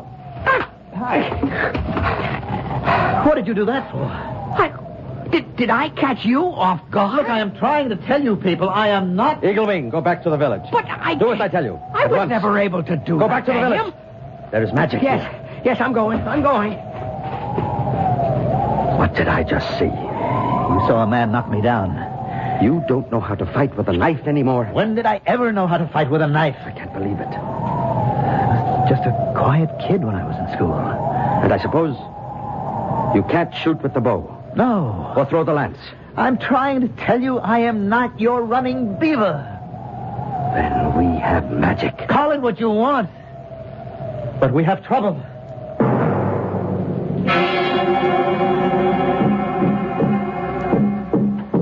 As chief of this council, I call upon Running Beaver to speak. Chief Stark Tracker. I haven't called on you, Red Bear. I called upon Running Beaver. But, Chief... The council has given you 6 days, Red Bear, 6 days to cure Running Beaver. Let me talk. Gentlemen, I don't know how to make you understand. Be quiet. No. Let him talk. But he's mad. Let us judge. I am not who you think I am. I am not Running Beaver. I told you he was mad. You say you are not Running Beaver. No, I am not. I don't know how to convince you because I don't even know how it happened myself. White Swallow, step forward. Yes? Is this man your husband? Yes. She really does. Silence! Why do you deny? Are you tired of me? Is there another woman? Oh, good Lord. You could have been living 500 years from now. You women never change. I thought you loved me. All of you, listen to me, please. I know it's hard to believe, but I am not Running Beaver. Who are you, then? I am a man from a time... I don't know, and it must be hundreds of years from now. Silence! A spirit has captured him. This is the council. We'll have no disorder here. Running Beaver, have you anything more to say? I have plenty more to say, but I don't know how to say it. The council will retire. We shall return with our decision.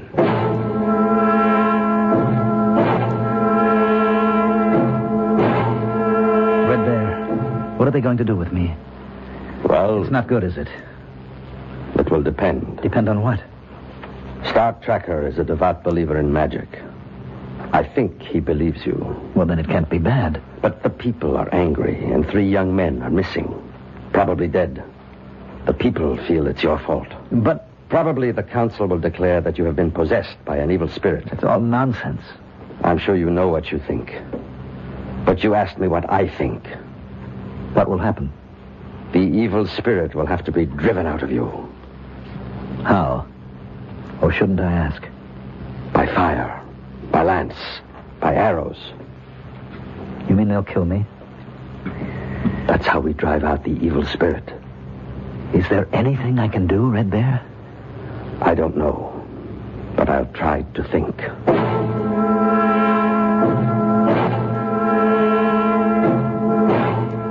Running Beaver, stand before the council.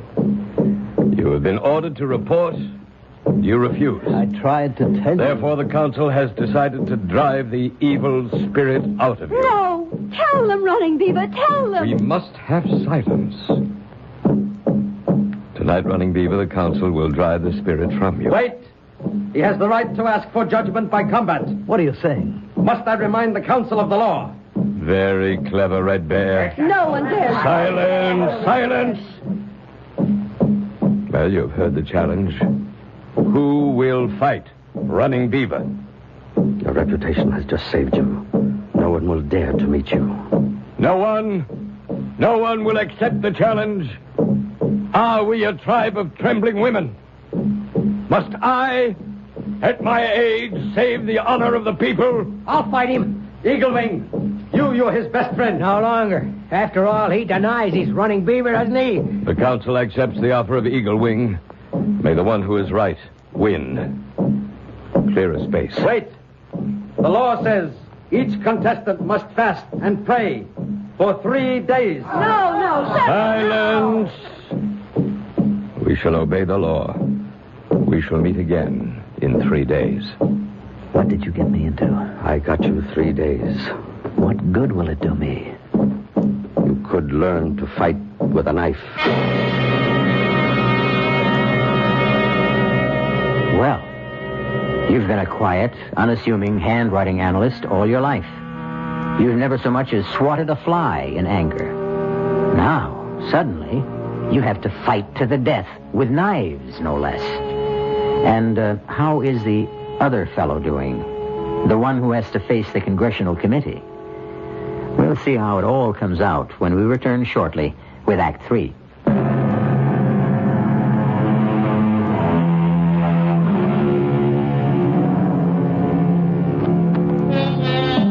Just as telephone wires can cross when they cover great distance, so can lives when they cover great spans of time. 2 such lives have been disrupted. Running Beaver, an Indian who lived 500 years ago, and Alfred Stewart Ainsley, who is a contemporary of ours. Alfred Ainsley is now talking to his lawyer.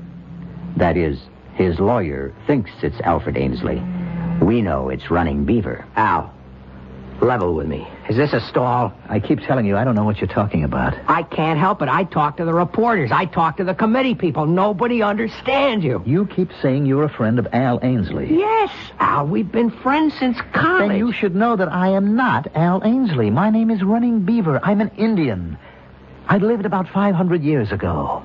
I better get Doc Stitzer back here. Jerry, what are you doing here? I ordered complete rest for Al. You know what Al just told me, Doctor? He thinks he's an Indian. It happens to be true. It happens to be... Oh, I see. Yeah, I think I see. What do you think you see, Jerry? They got to you too, Doc. Who got to me? I don't know. But somebody doesn't want Al to testify. He's been bought off, and so have you. Jerry, I resent that. The 2 of you concocted this ridiculous... It happens to be true. Do you think that you can sell this to Senator Adams, to the committee, to the news media? I only tell you what I perceive as the truth. Oh, they'll skin you alive. What is he saying, Doctor? Something very unpleasant. That's not the worst. You're going to be finished, Al. Your career will be ruined. You won't have an ounce of credibility left. Jerry, enough for now. No, it's not enough. They'll get you on contempt. They can even pull obstruction of justice, conspiracy. Al, do you realize you can go to jail? Jerry, he doesn't realize anything of the sort. But it should be obvious. It would be, if he were Al Ainsley. Doc, are you crazy, Jerry, this is no time for anyone to lose his head. Okay. Let's be calm. Let's be reasonable. How does a thing like this happen? There's no answer. I've done some research, consulted. And the best I can come up with is... Look, at the speed of light, there's no regular sequence of time. The past, the present, the future, everything is mixed and jumbled up.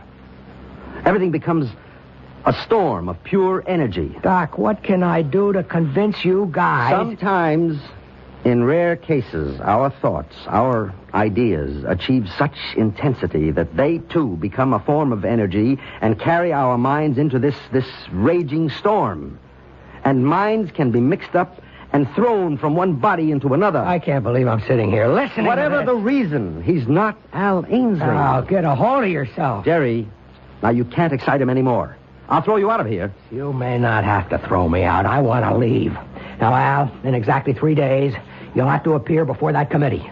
If you value your reputation and your freedom, please think up a better story. Or best of all, tell the truth.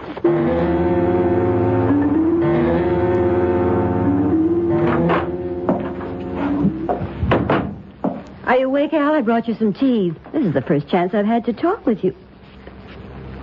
Darling, what is it? Are you my wife? I mean his wife? What are you saying? I'm not your husband. Don't say that. It's true.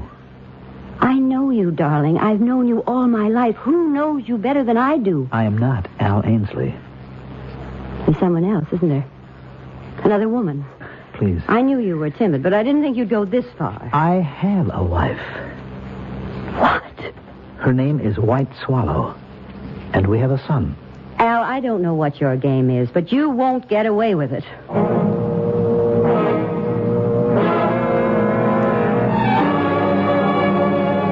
Gentlemen, this visit of yours is most unusual.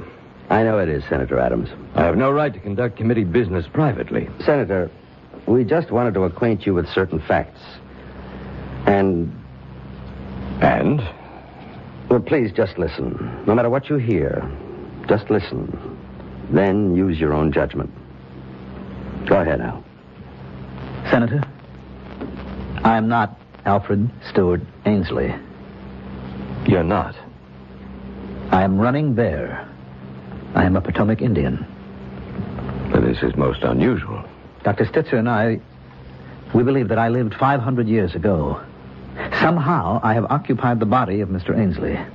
But though I have his body, I have none of his skills. And that's all. And this is what you want me to believe, hmm? It's the truth, Senator. You'll be at the committee hearings on Monday morning. Senator, didn't you hear... Doctor, I don't believe a word of it.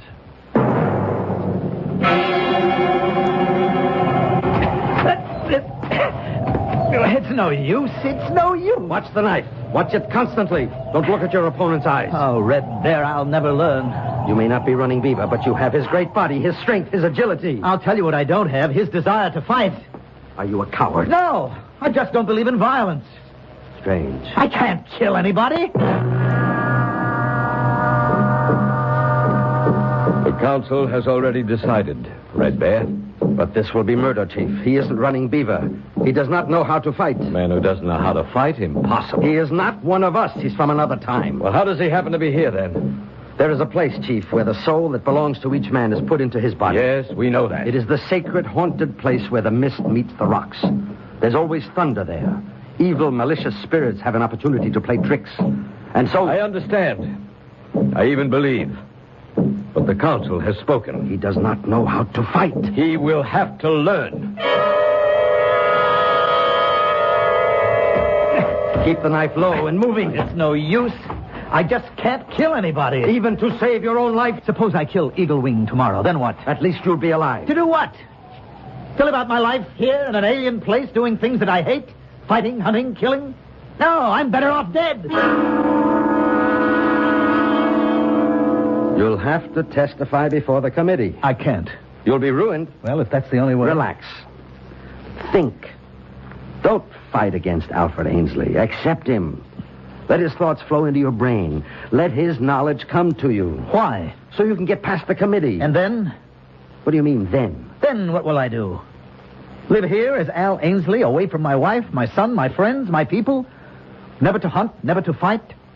To exist in this strange and terrible world, a place I can neither understand nor accept? No. Rather let me be disgraced. Why do you want to be disgraced? So I can die of shame.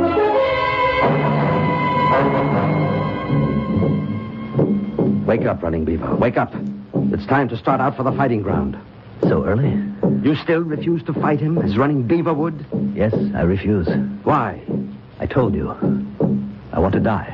I know why you would want to die in this life, but I don't understand why you would want to die in your other life. What are you saying? What troubled you? You are a man of trouble. I see that. When you walked into the mist, were you troubled? How did you know? I am only guessing. In your other life, did you also want to die? I'm not sure. Perhaps I did want to.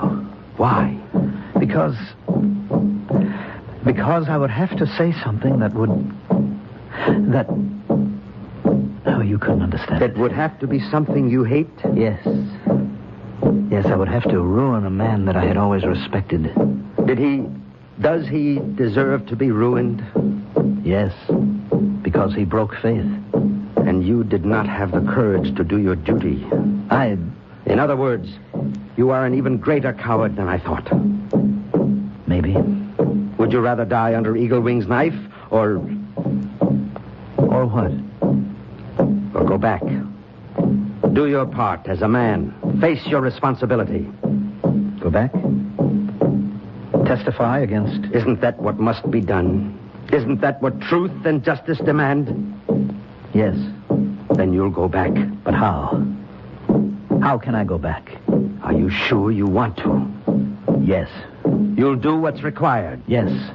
You believe it with all your heart? Yes. Yes, I believe it. Now I believe it.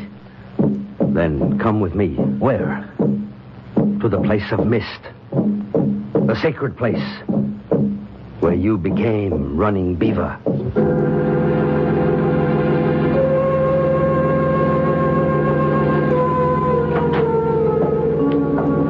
Time to be leaving for the committee meeting. I'm ready. I decided to go with you. Let's get it over with. Tell me, something bothers me. It bothered me that first day when I thought that you had willed yourself into amnesia. I can see how Al Ainsley could have found life intolerable. But you're not Al Ainsley. No. Therefore, my diagnosis was wrong. I don't think I understand.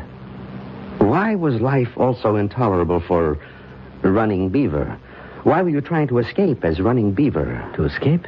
What was tormenting you? How did you know? Did I guess right? Yes.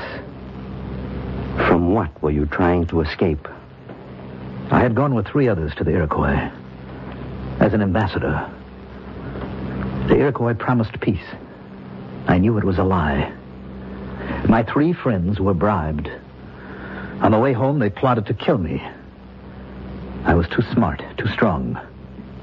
I killed them instead. If I told this to the council, I would make enemies. I was afraid. I see. Would you rather die like a man among your own people, if indeed you must die at all, or would you rather die of shame here among strangers? I am wiser now, but it's too late. It's too late for me. I can't go back. Are you willing to face the council? Face them? Defy them? Fight them? Let's go back to this place where the mist covers the rocks. And when we reach it, try to go back. All the way back home again.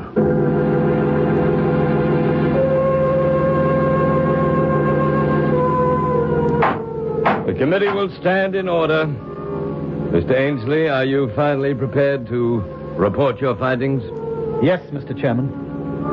I've studied all the relevant materials, and I am absolutely convinced. I will stake my professional reputation on the fact that the signature is forged.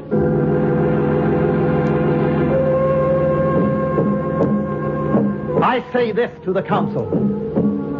3 young men of the tribe took bribes from the enemy. I alone refused. They tried to kill me. I killed them instead. I will answer for this deed with my life. If any man here thinks he can take it. At a certain speed, at a certain intensity, at a certain burning level of anxiety or desire, time, space, and spirit can be twisted out of shape or sequence. That's how we might explain it today. On the other hand, There are evil and mischievous spirits who delight in creating misery and confusion.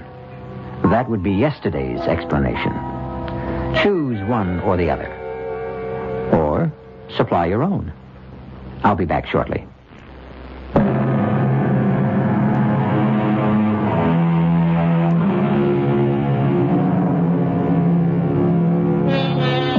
And what's the moral of our little tale? Simply this. Whenever you're desperate for a means of escape from a problem, don't try too hard for an easy way out. You might just be unlucky enough to find it. Our cast included Mandel Kramer, Grace Matthews, Arnold Moss, Nat Polan, and Mason Adams. The entire production was under the direction of Hyman Brown. This is E.G. Marshall inviting you to return to our Mystery Theater for another adventure in the macabre. Until next time, pleasant dreams.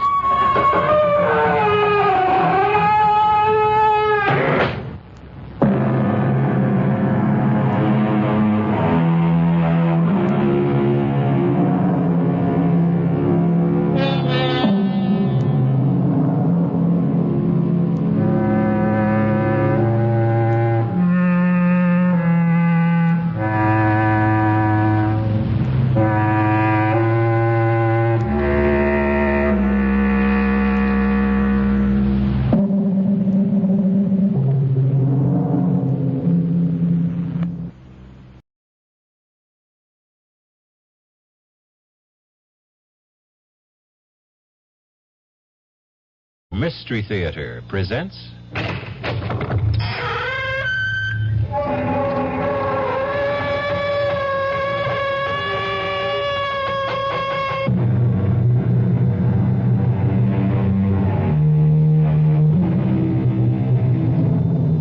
Come in. Welcome. I'm E.G. Marshall. Welcome to the world of terrifying imagination. The fear you can hear. Somebody said it, I believe, or if he didn't, he should have. The world is neither good nor bad. 'Tis wishing makes it so. Our story is about a fey, elfin young woman who made her own world and who had a disturbing and fateful capacity to make her dreams come true. Not always in exactly the fashion or the dimension she wished for. I'm warning you, you stop hanging on to me, Marge. I got to, Tom. You just can't do it to us anymore. Just lay off of me. Tom, you can't do this again. Then I got the lot tonight. I can feel it all going for me. The way you always feel. Please. Marge, let go. You want to put the whammy on me? I said Tom, you... let go. Marge. I didn't mean to push it. Oh, Lord.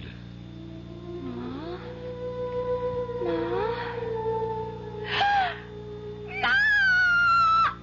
Pa, you killed her, Pa! You killed her dead!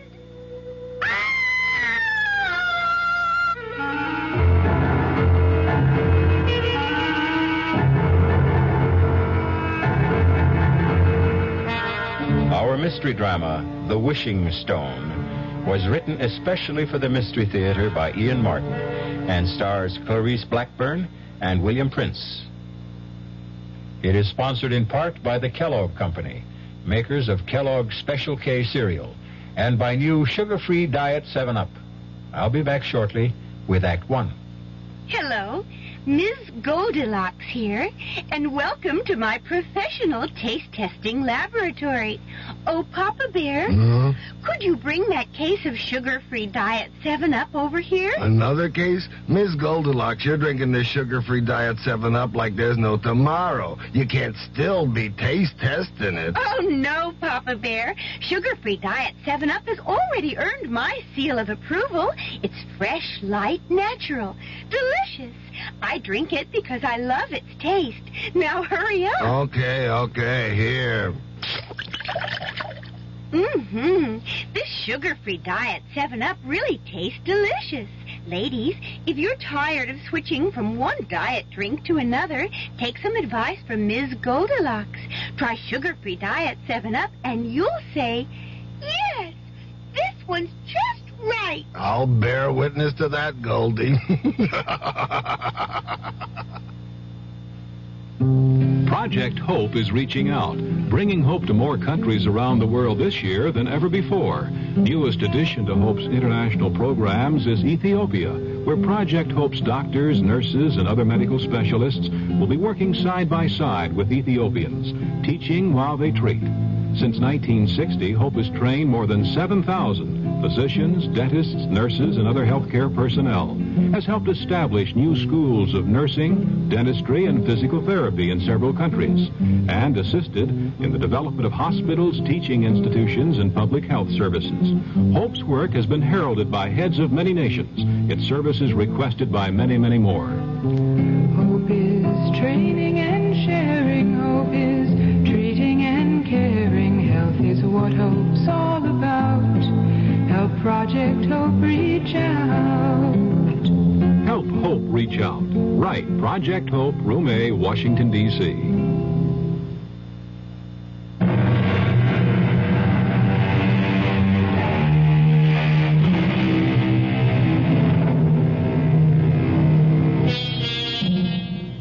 We are such stuff as dreams are made on, and our little life is rounded with a sleep. That quote is definitely Mr. Shakespeare's. But our little life is equally founded, and sometimes confounded, on dreams, like the bad one Jenny Coulter had a few moments ago, and for which, fortunately, there is present comfort in the person of her mother, and in turn, her brother, Judd. Jenny, you all right? It's you, Ma. You. Oh, you all right? Well, I'm fine, honey. What'd you have, a bad dream? I suppose. Oh, now that I see you. Oh, Ma, it was so real.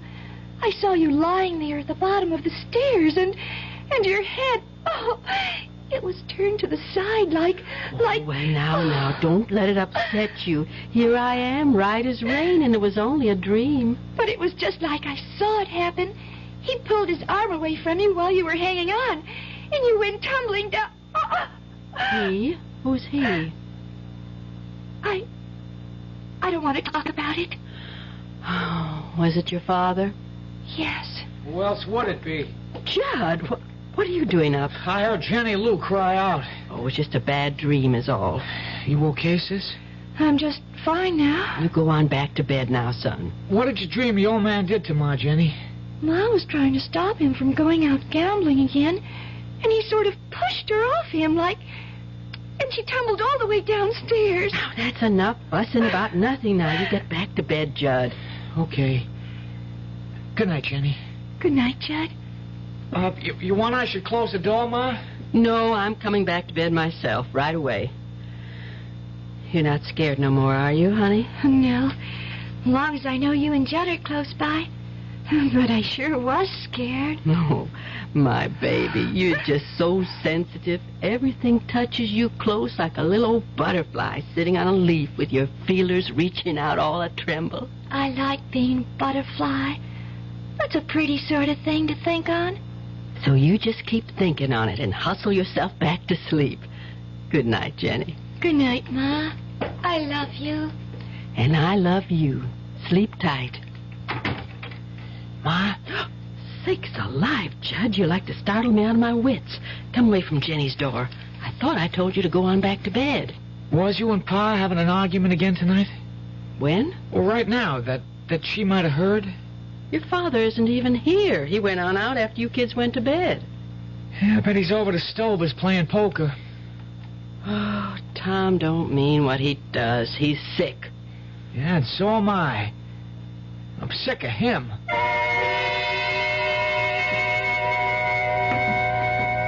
I'm here in the kitchen, Dr. Luther. How's Jenny? Jenny Lou's just fine, Marge.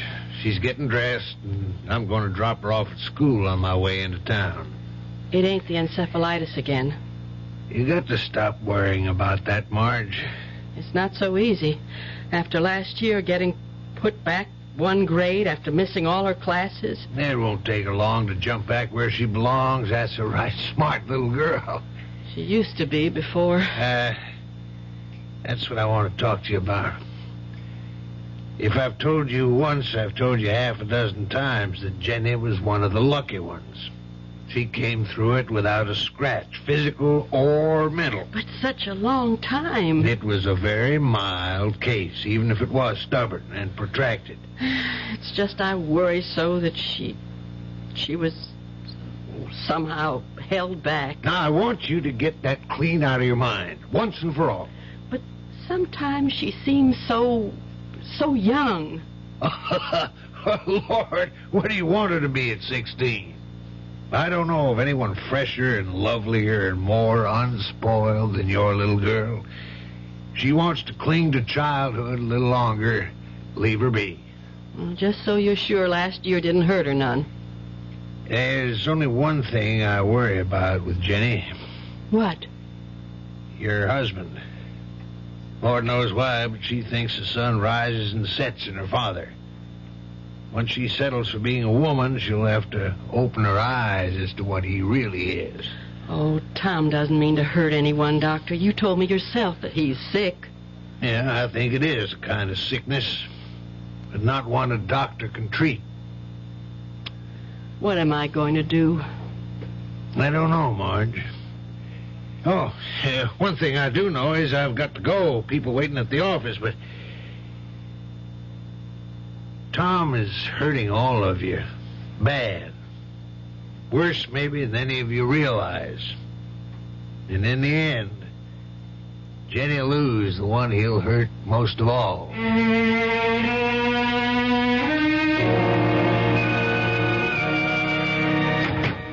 Judd, that you? Oh, yeah, Ma. Is Jenny with you? Oh, no, Ma. Oh, where you been? Baseball practice. Oh, why'd you think Jenny was with me? Because she didn't come home after school. Judd, it isn't like her to just take off. You don't suppose she... Well, she what, Ma? That dream shook her up. And Tom and me had another bad set-to this morning. She wouldn't run away. Jenny? From us? No way. Well, she was sort of strange when she left this morning with Dr. Luther. Kind of, I don't know, excited as if she had some secret plan. You know how she gets. Secret? Yeah. But I know where she is. Where? Well, I can't tell you. I mean, it's her own secret place. Well, the only reason I know about it is I was out rabbit hunting one day and I stumbled across it. She goes there to bird watch and, well, just to be alone, I guess. Now, she made me promise I'd never tell just where. I'll bring her home.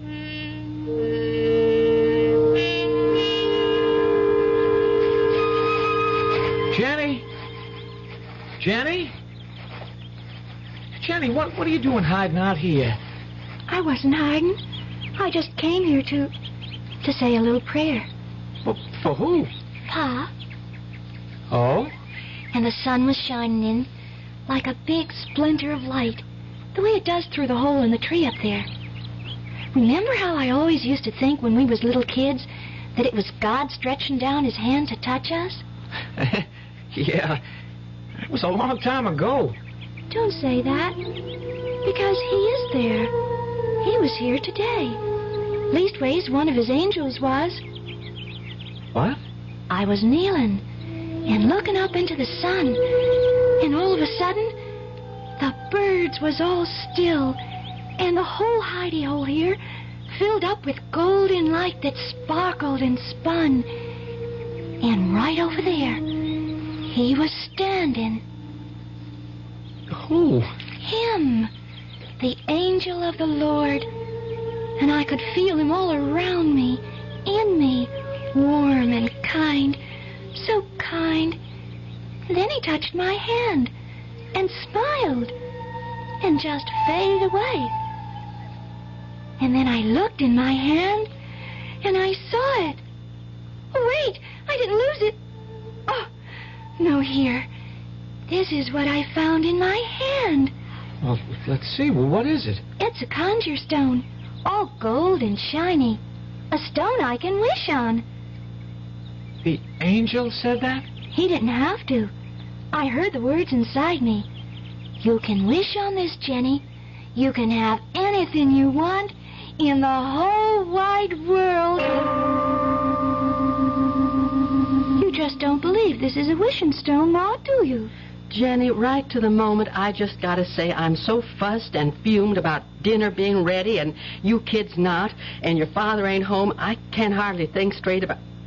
Oh, Lordy, if my biscuits have risen, we're just gonna have to sit and eat without Tom. Jenny, don't bother Ma right now. I just want to try my wishing stone. Wish something nice for her. Well, let's just hold up for a better time. I could wish Pa to hurry home, so we wouldn't have to wait. I don't want to wait none at all. I got a math test tomorrow. I just got to pass or I don't make the ball team, and I need every minute to study. Except who am I kidding? If I stayed up all night, I wouldn't be ready for tomorrow. If you had a few more days, could you make it? Well, even just one, I'd stand a chance. Okay, here goes. No, hold up a minute. Too late. Shh. I just wished there'd be no school tomorrow. No school tomorrow? What nonsense is that? Jenny, go bring them biscuits. Judd, you sit down. Ain't we gonna wait for Pa? We ain't waiting for nothing, not even wishes to come true. We're gonna eat our dinner before it spoils. Yes, Ma. I'll get the biscuits. You didn't have to be so rough on her, Ma. Play her game. I know, Judd. It's just I have no sense of humor left. Or fun. The way it is with us, if we had a wishing stone, we could use it for a lot better things than no school tomorrow. Ain't that crazy? The two of you have had me half believing there is a power in that stone.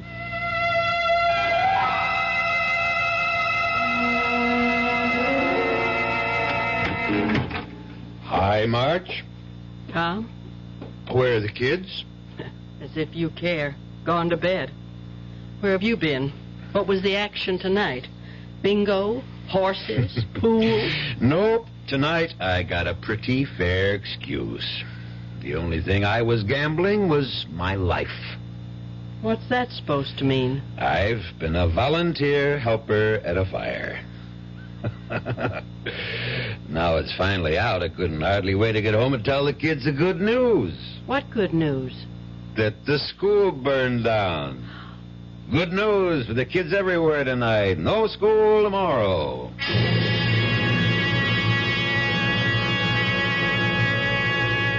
Is there any other catastrophe in the world that carries with it an equal amount of joy than a school burning down? But this time, is it chance or is some supernatural force, sinister or benign, at play? We're going to find out that this simple phenomenon, or happenstance, is a great deal more than sheer coincidence when we return in a few moments with Act 2. Some research experts say you can't taste the difference between beers. Well, if they're right, then Anheuser-Busch wastes a barrel of time Beechwood aging Budweiser. Only they don't think so. Brewing beer right does make a difference. And they're betting a bundle that you can taste the difference in Bud. When it comes to brewing Budweiser, the Anheuser-Busch choice is to go all the way because they still care about quality.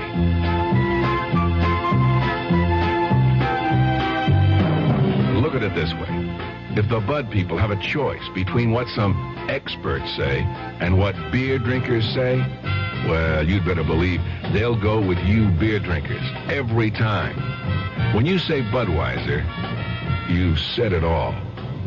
Anheuser-Busch, St. Louis.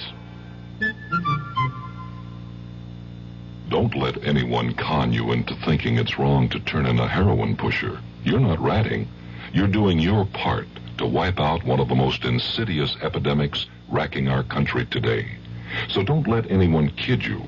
If you really care about the quality of life, if you really care about improving society, you'll do everything you can to get the heroin pusher off the street and into jail where he belongs. If you have information about a drug pusher, use the heroin hotline. The number is 800-368-5363. That's toll-free from anywhere in the country. The number again is 800-368-5363. 5363. A trained operator will answer your call, take your information, and pass it on to experienced federal agents who will investigate.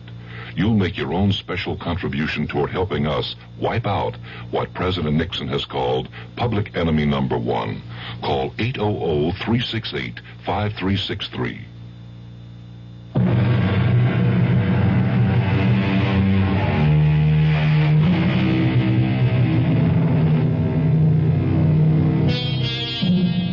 So Jenny Lou, our 16-year-old who is determined to cling to childhood and all its happiest dreams, has made her first wish upon the conjure stone, the magic piece of shiny gold that came to her, she believes, at the hand of an angel. A wish that came true.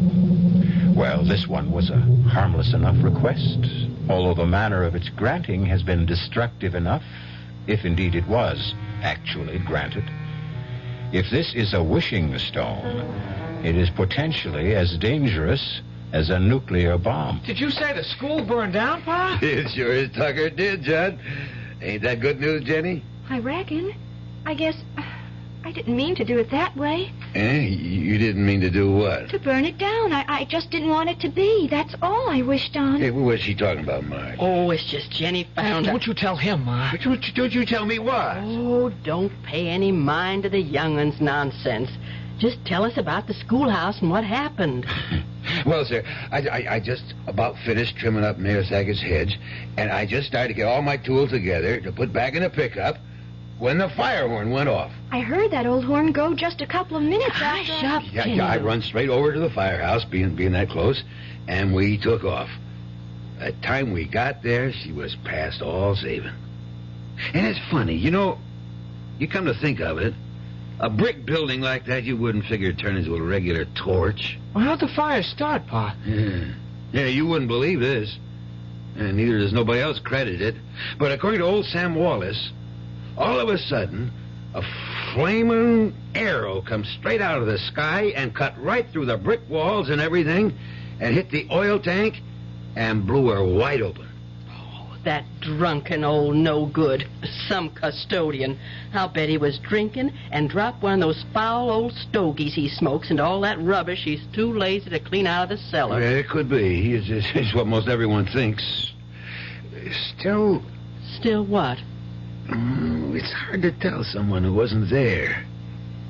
But damn if the way he told that story did make you stop at least once to think on it. What do you mean? Well, it's the first time I ever seen that old booze hound with his eyes put together like he really was seeing what he talked about. Anyways, we talked enough. Hey, something to eat around here. I got it warming. I'll serve it right away. Pa? Yes, sugar. That flaming lightning bolt, you said. How long before the fire horn sounded did it come? Oh, well, according to Sam's story, he lit out next door to the gas station and called the fire department. It couldn't have been more than a couple of minutes. See, Judd? It did so work. Okay, if you want to believe it. What are you kids talking about? Well, forget it, Pa. Just kid talk. Oh, I'm too old to share. Oh, no. If you want to. Oh, sure I do. Well, Pa, it's just for no mind. Jenny and me's got to be getting to bed. With no school to worry about tomorrow? If there's no school, there's plenty of chores they can catch up on in the morning. Scoot now, both of you. I'm serving your Pa dinner. Good night, Pa. Let's go, Jen. But I wanted to You tell... get on upstairs. It's past your bedtime. Yes, Ma. Good night, Pa. Good night, kids. Did you have to chase him off to bed? Little enough chance I get to see him. It's little enough chance you make to see him. Oh, lay off, will you, Marge? I'm not even laying on. If you stuck a little closer to home than to the other woman, maybe you'd know what goes on around your own house. Now, what other woman? Now, dang I'm it. talking about Lady Luck, or whatever name you want to call her. My rival. Oh, Lady Luck. Whatever makes you gamble, Tom, one way or another, it's going to be the end of us. You ever going to see that before it's too late?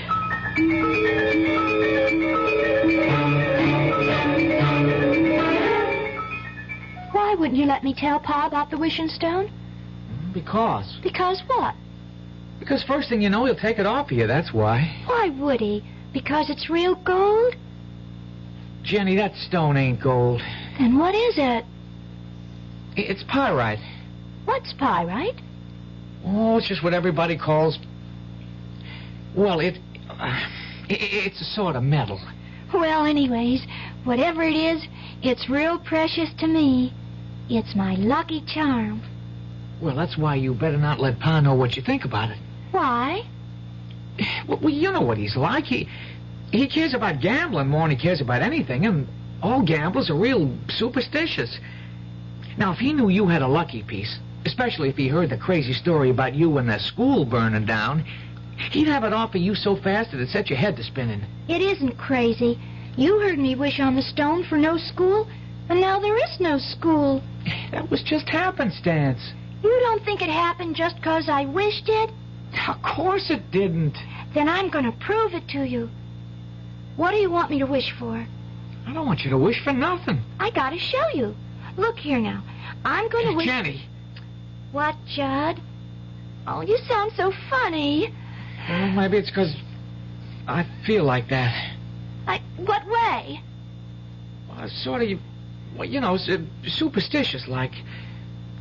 It sort of gives you goosebumps if you think on it. What does? Well, now, look, Jenny, supposing... Now, I'm not saying it did fall out this way, but supposing you did get what you wished for. You were the one yourself said you didn't mean to get it the way you did. No, that's for sure I didn't. I didn't want the schoolhouse to go on fire. Gosh, Judd. Oh, just supposing someone had been in there and got caught in the fire. Or a whole lot of folks. That's kind of what I'm saying. And my wish could have burned them all up. But the angel gave it to me. For sure, he couldn't have meant nothing bad to happen. I don't have to throw it away, do I, Judd? I can keep it. Well, that won't do no harm, so long as you don't wish on it. I guess I'll just put it away for my keepsakes. And I'll never use it unless... Unless what? Unless the angel comes and tells me to. Well, that's a right good idea, Jenny. And remember, don't let Pa get wind of that there stone. There would nothing hold him back from using it, even if he didn't believe in it.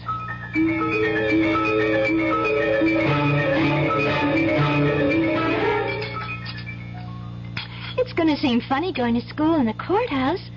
You think with only a Friday left in the week they'd wait until Monday to start up again? I'm glad they did.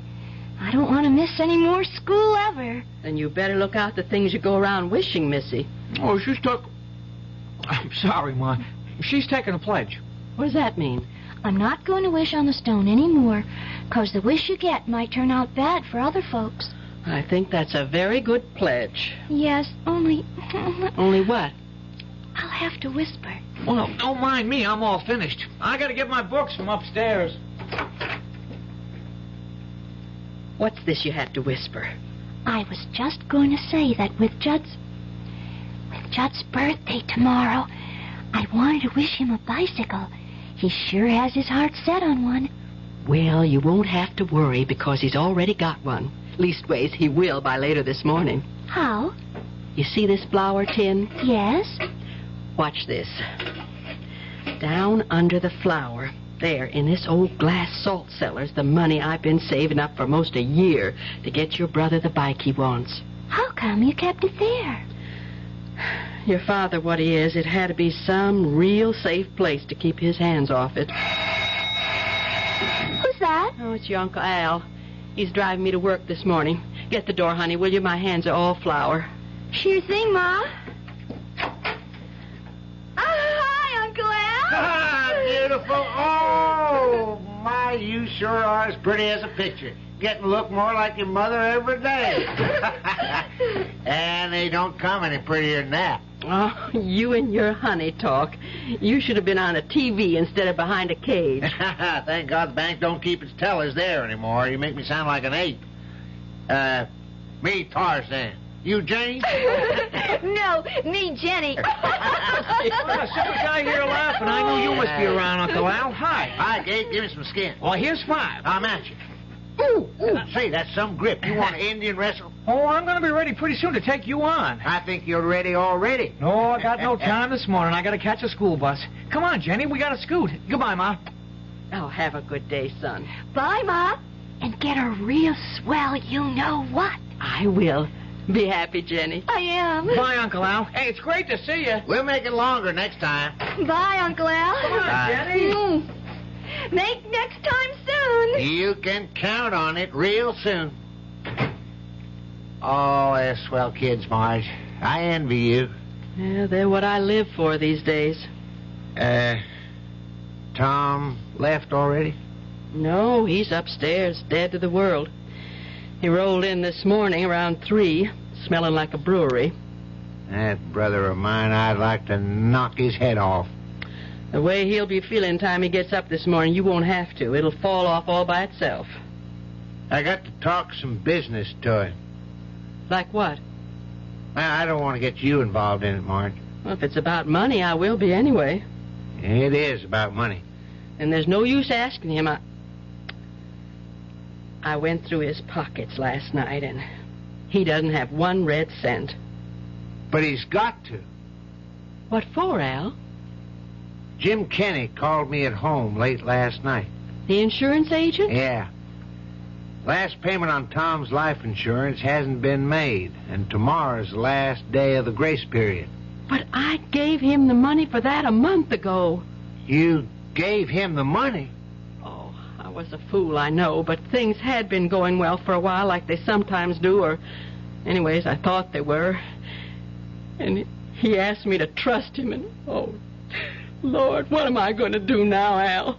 I don't know, Marge. This time, I just haven't got it. What do you mean, this time? Marge, Tom is hopeless. I've been carrying him for years, or thought I was. I gave him the $60 for that same payment. When I found out last night it hadn't been made, I was mad enough to kill him. One reason I waited till this morning is to cool off. I'd help you out, Marge, but I can't. I had to take out a new loan to raise the cash for Tom. I can't let the insurance go. You'd have a tough time getting a new policy written if this one lapses, but how? Nearly a year I've been saving it for a bike for Judd's birthday tomorrow. Instead... I'm going upstairs to beat the... No, take me downtown, Al. I just can't face Tom this morning. I'll have it out with him tonight.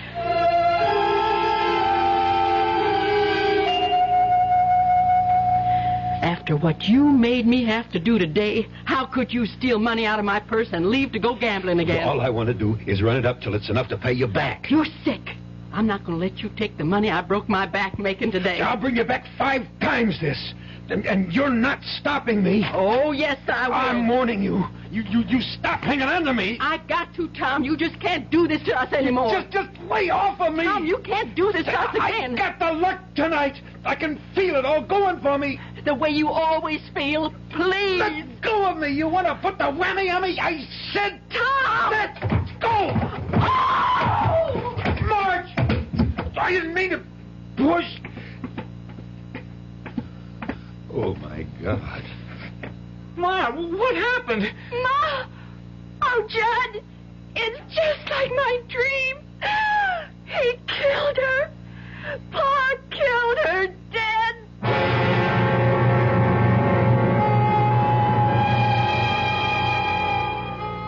The terror of addiction. Step by step, it grows to envelop the addict till it becomes his whole world, shutting out everything else. But the greater terror is the destruction of all who love him, dragged down with him, and eventually engulfed in a tragedy not of their making. I'll return in a moment with Act 3. And now another story of the ball and chain as Kellogg's Special K presents Veronica and Jeff. Oh, Jeffrey, isn't this romantic?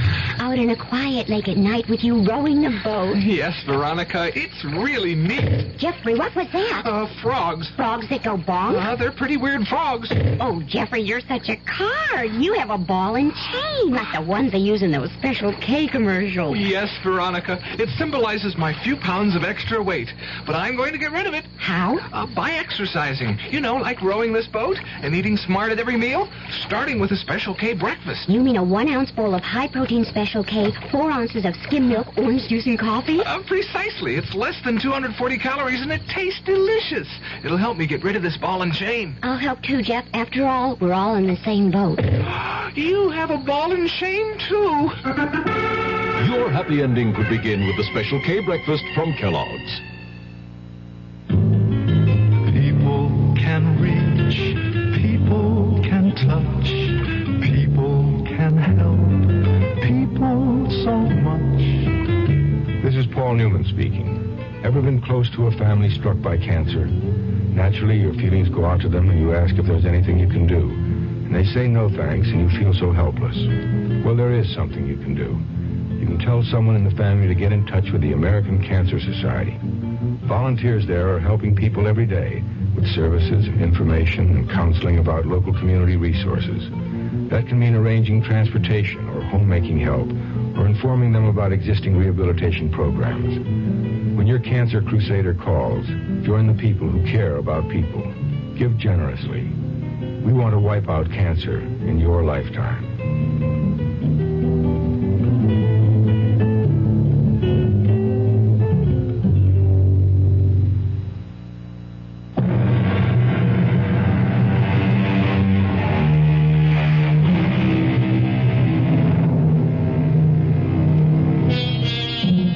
An endless moment in time.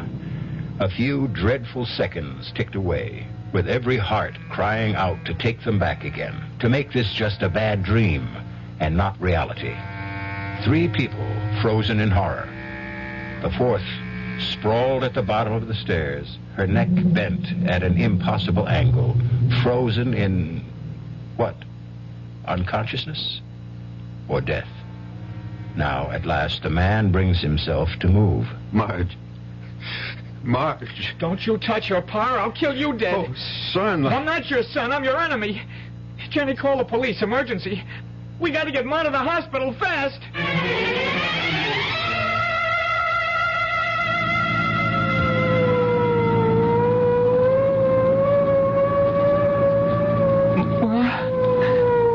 Ma.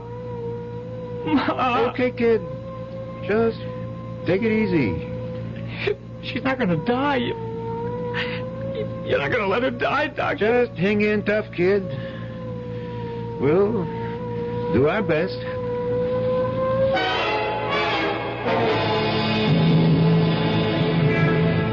I should have gone with the ambulance. You're sticking right with me, brother. We see how your wife makes out. No. Look, officer, you don't think she... Well, with the sake of your own skin, you better hope she isn't. But it was an accident. Well, the way that boy of yours reacted looked like he wasn't so sure. Now, we got to get moving. What happened to your daughter? Huh? Oh, Jenny, she went back to get something. Where are you taking us? The hospital. First, anyways. Oh, here she comes. Come on, shake her leg, kiddo. I had to get something very important. Okay. Hop in the front with my buddy, Officer Franks.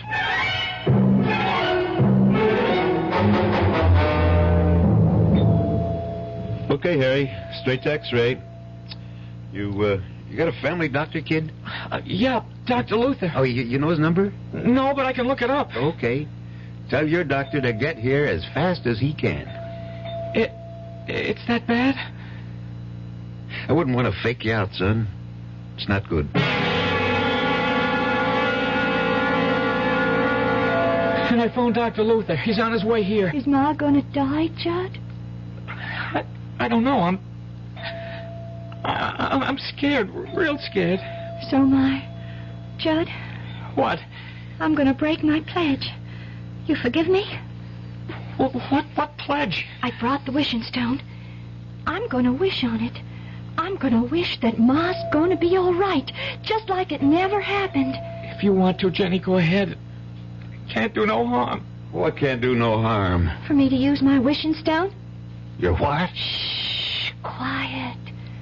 I'm wishing right now.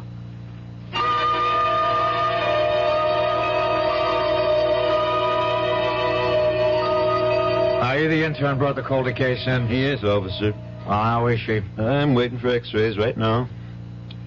I'd say she has one chance in 1,000. For certain, sure, her neck is broken. And the way it's broken and other signs indicate to me her spinal cord is badly damaged. If it isn't severed altogether.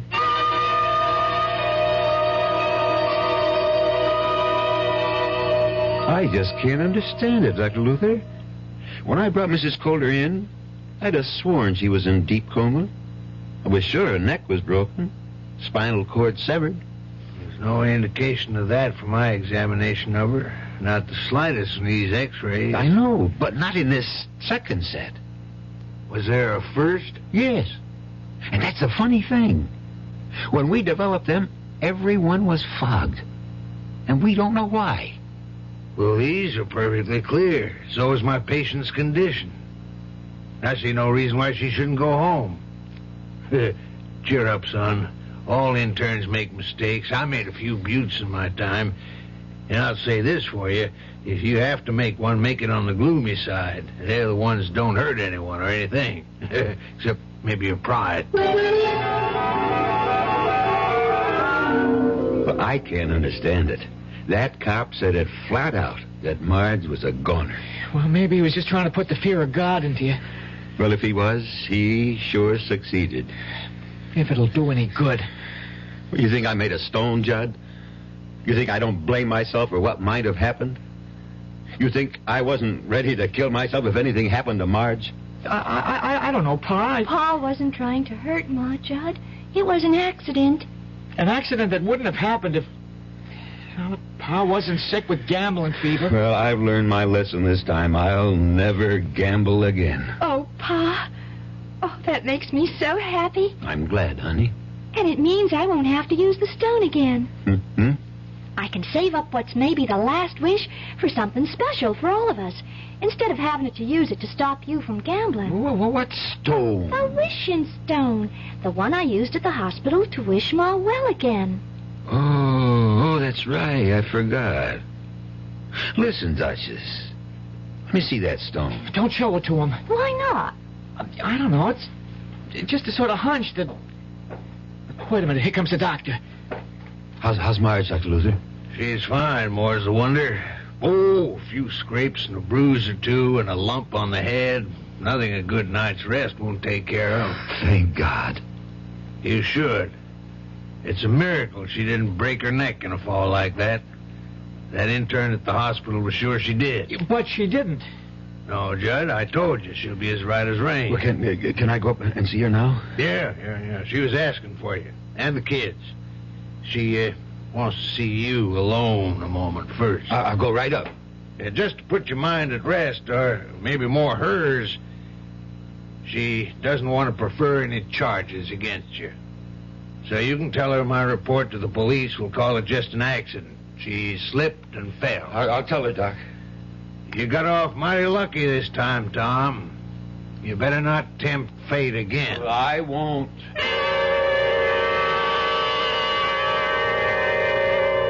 No, I mean it, Marge. Just give me another chance. I didn't see how I could, Tom. I never meant to throw you down those stairs. Oh, not because of that. The last straw for me was taking a chance away from Judd to have something he wanted more than anything in the world, his bicycle. You should just have let the insurance go. How could I, Tom? With 2 kids to bring up, if anything happened to you, Not that I want anything to happen to you. You gonna take me back, Marge? I don't know, Tom. It's hard for me to feel for you what I once felt. But if you're going to promise me you'll quit the gambling for the children's sake, we'll try to make a go of it. You won't be sorry, Marge. I hope not. I just wish I knew how to make it up to Judd tomorrow. If there was something I could pawn. You haven't left anything in this house that you could.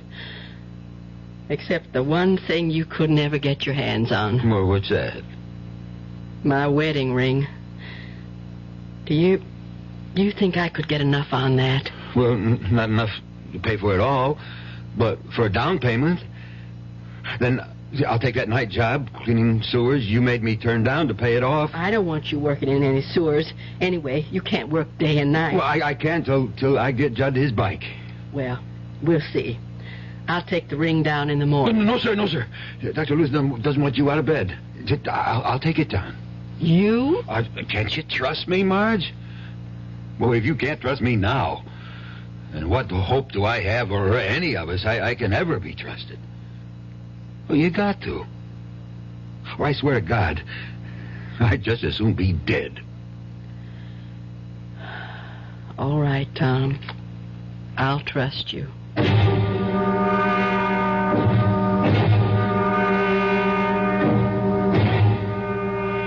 Did what? You ran out of the money? Look, Benny, you got to do an old customer a favor, huh? You got to cover me for the 5th. Headlonger. Now, Benny, you got it. That 15 I laid out on the 1st was money I got for pawning my wife's wedding ring. I got to get it back, and I got a hot tip. The headlonger's a sure. Benny, for God's sake. Oh, just this once. Please. Benny. Benny. What am I going to do? I wish to God. Wish. Oh, that wishing stone. Yeah.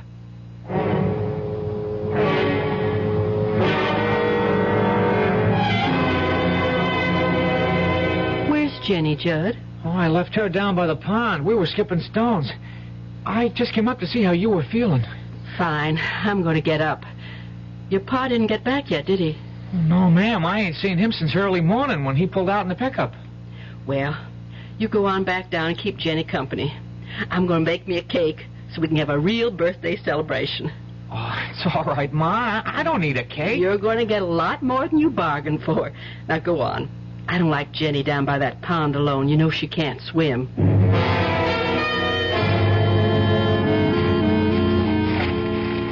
What? Hi, Pa. What are you doing up on top of the rock here? Oh, just sunning myself and listening to the birds. Jenny, hey, you know that wishing stone you talked about? Yes? Is it gold? You want to see? Yeah.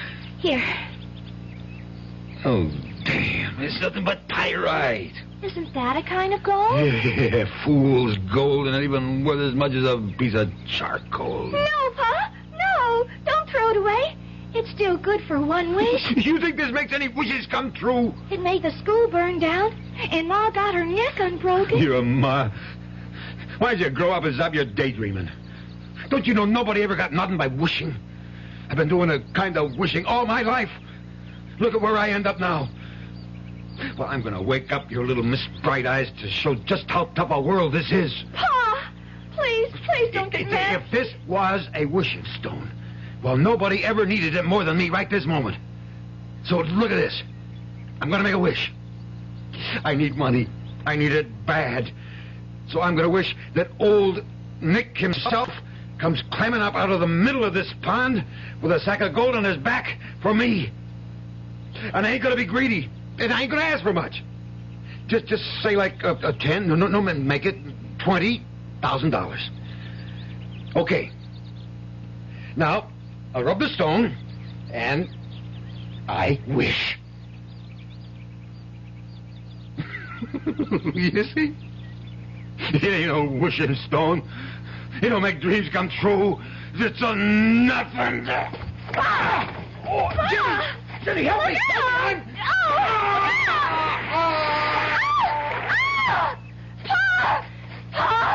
Oh, why doesn't he come out? Help! I can't swim! Dad! Help! It's Pa!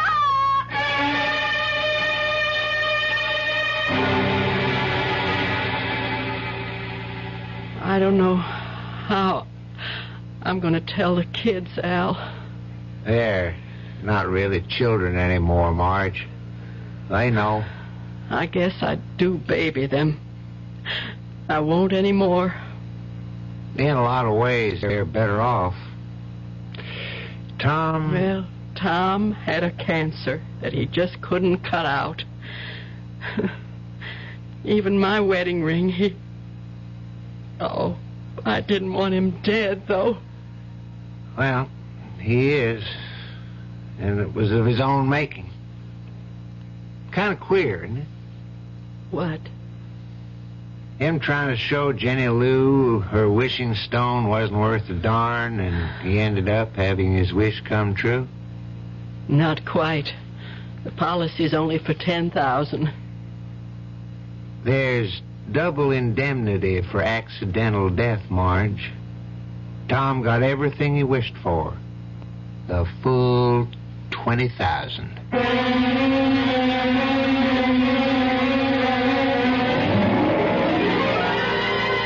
3 wishes, and they all came true. Whether by some supernatural force or sheer coincidence, it doesn't really matter. For in the end, everyone was better off except the one who didn't deserve to be. This was the gambler's last plunge, one he should never have taken with the odds so stacked against him. Like Jenny, Tom Coulter had never learned to swim either. I'll be back shortly. Hey, we're the Action Corps. See, we contribute more. T's for the teamwork of our crew. Our ideals are high. Oh, oughtn't you apply? Means it's now that we need you. A-C-T. We could go on all day. Oh. Here's why volunteers are needed right away. Action is VISTA, the Peace Corps, RSVP, SCORE, and other volunteer programs that are helping people to help themselves. If you're trained in a skill or just have a little love to share, Action needs you. Yeah, baby. Action really needs you. Don't crawl under a rock. Get into action. Oh, yeah. This is a public service of this station and the Advertising Council.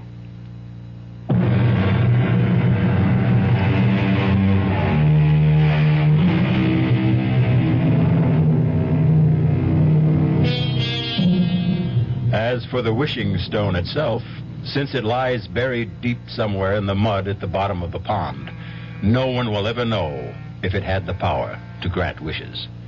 For Jenny, like all of us, had no escape from a common fate that soon befell her. She grew up and inherited a mantle that only Peter Pan seems to have escaped. She stopped believing in magic. Our cast included William Prince, Clarice Blackburn, Ann Costello, Jack Grimes, and Robert Dryden. The entire production was under the direction of Hyman Brown. And now, a preview of our next tale. Your husband? You dreamed? It was no dream. Oh, it was my husband. His ghost. Oh, for the love... Rory. He stood at the foot of my bed, and he begged my forgiveness for leaving me a pauper and breaking my heart. And he said, Jessica, I promise you'll live in Gormley House again. And then he vanished. The very next night, the Putnams crashed through the bridge over Gormley Gorge. Well, accidents do happen. It was no accident. No, the real estate man didn't tell you the whole story. Mrs. Putnam lived long enough to tell just what had happened. The Putnams didn't go off the bridge by accident. They were driven off it. Forced to swerve off it by an oncoming car. A car driven by a skeleton. Radio Mystery Theater was sponsored in part by Anheuser-Busch Incorporated, brewers of Budweiser. This is E.G. Marshall inviting you to return to our Mystery Theater for another adventure in the macabre. Until next time, pleasant dreams.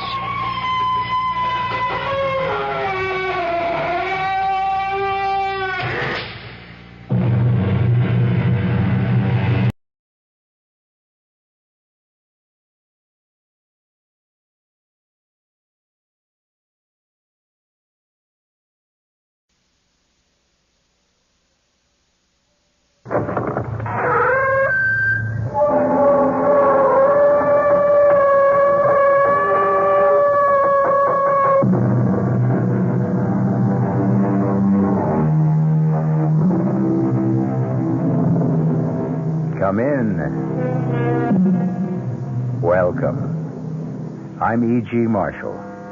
Welcome to our world of mystery and the macabre. Sit back and lend us your fears. Have you ever seen a ghost? It is an experience of such horror as to turn your blood to ice. Oh, I know, there are those who scoff, but they have never met a ghost. Our mystery drama, The Ghost Driver, was written especially for the Mystery Theater by George Lothar and stars Augusta Dabney and Mason Adams. It is sponsored in part by Anheuser-Busch Incorporated, brewers of Budweiser, and by the Kellogg Company, makers of Kellogg's Special K cereal. I'll be back shortly with Act One.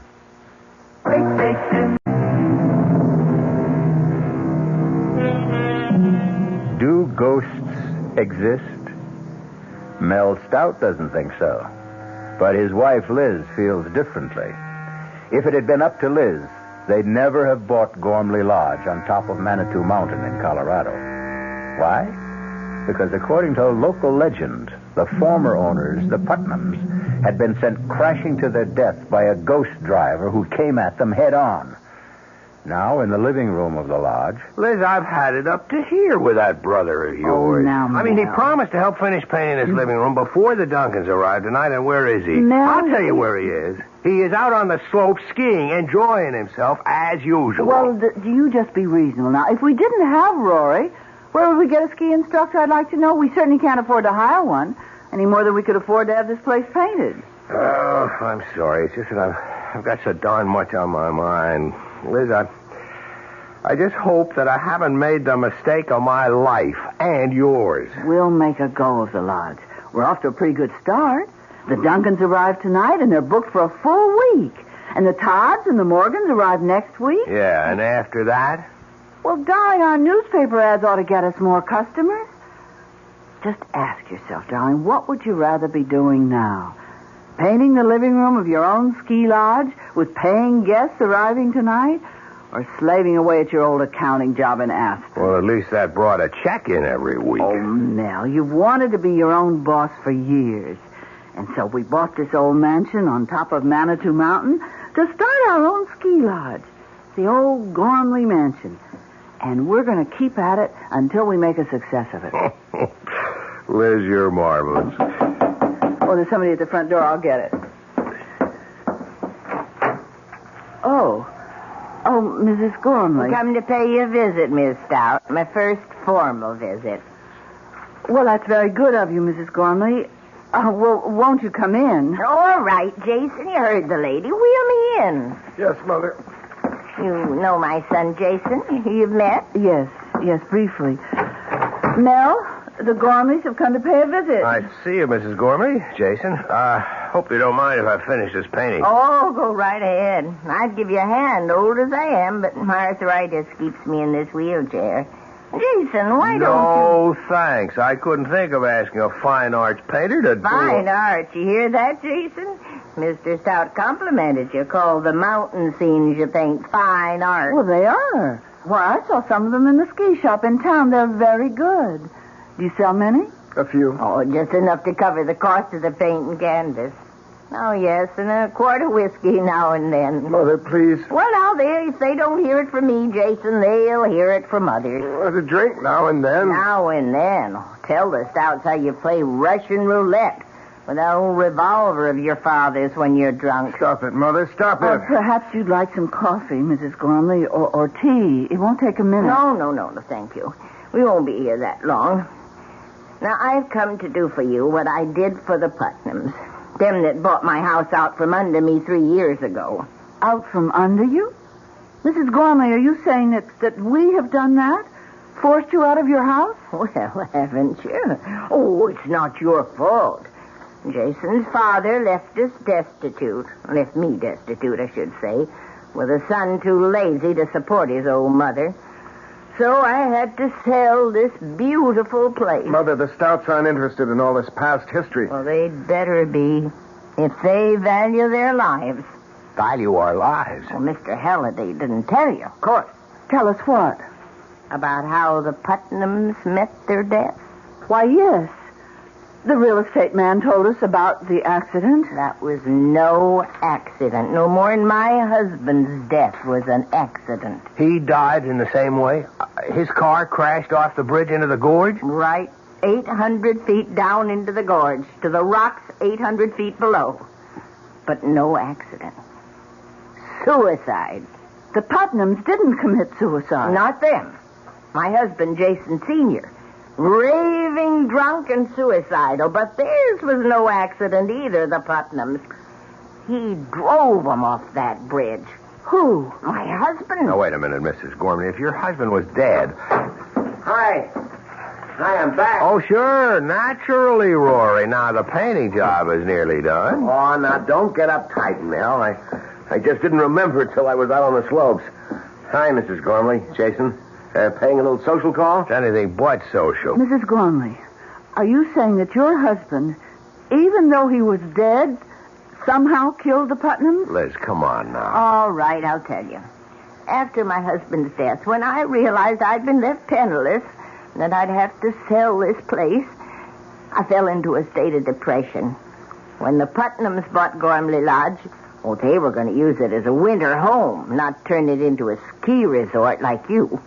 When they bought it, and I had to move into a little guest house, I was so sad I thought I'd die. For days and days I sat and wept, and then one night, my husband come to me. Your husband?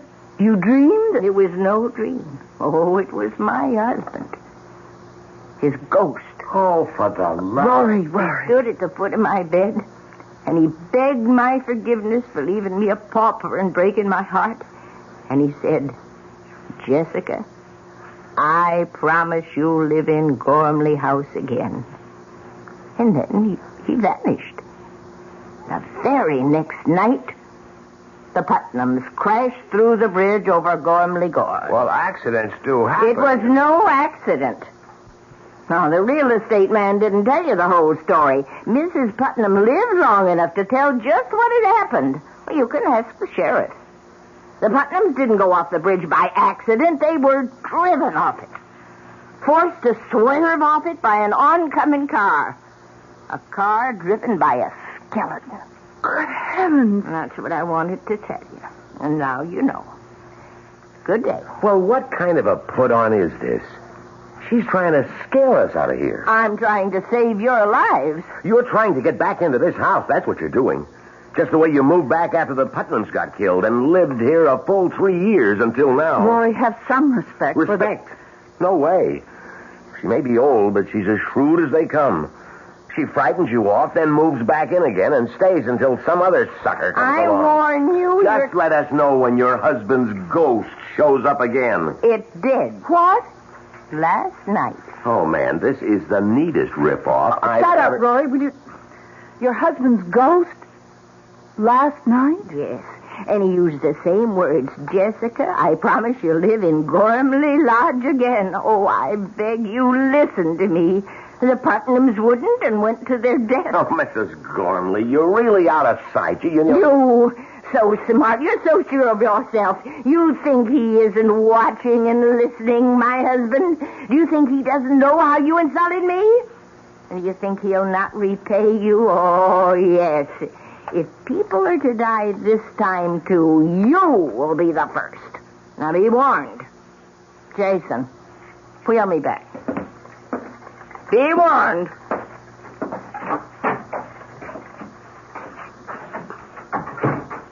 Rory, you shouldn't have talked to Mrs. Gormley like that. You didn't spring for that crazy story, did you? I don't know. I wonder. What, Liz? Mel, call the sheriff. Find out if Mrs. Gormley's telling the truth. Oh, come on, Liz. I look like a fool. Anyhow, I've got to finish this paint job. What? Liz, you're not... I must find out. Suit yourself. You always do.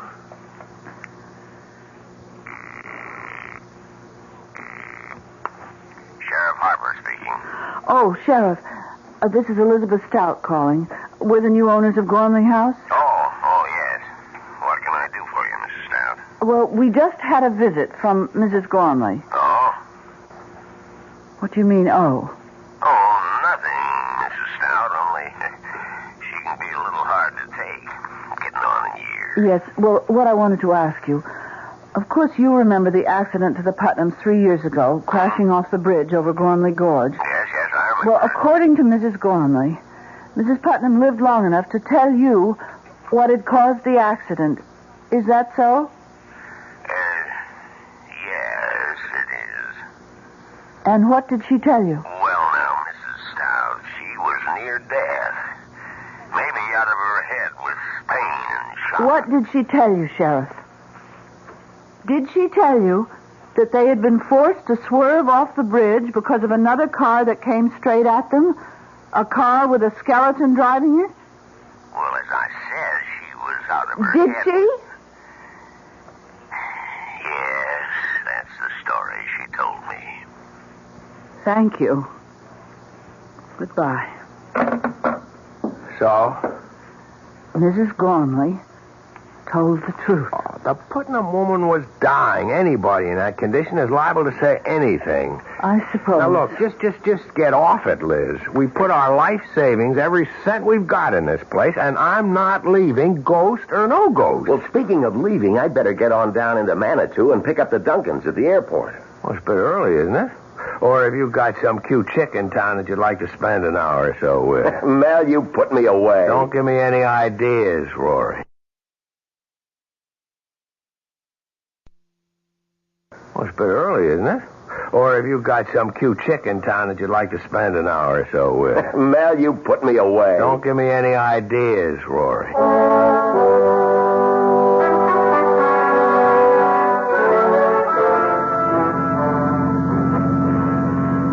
This is some road, Rory.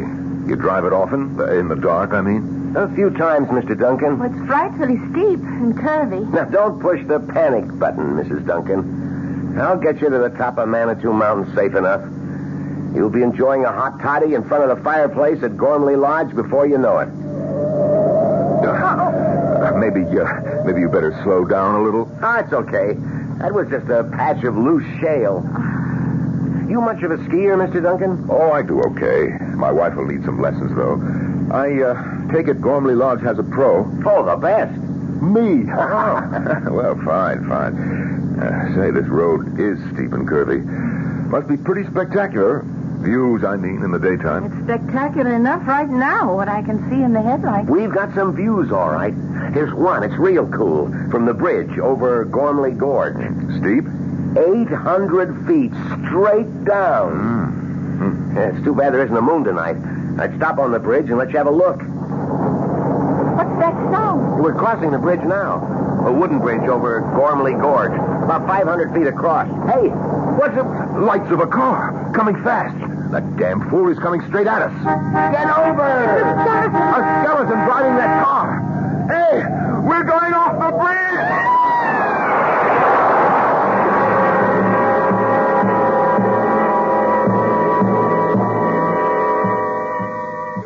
I'll be back shortly with Act Two.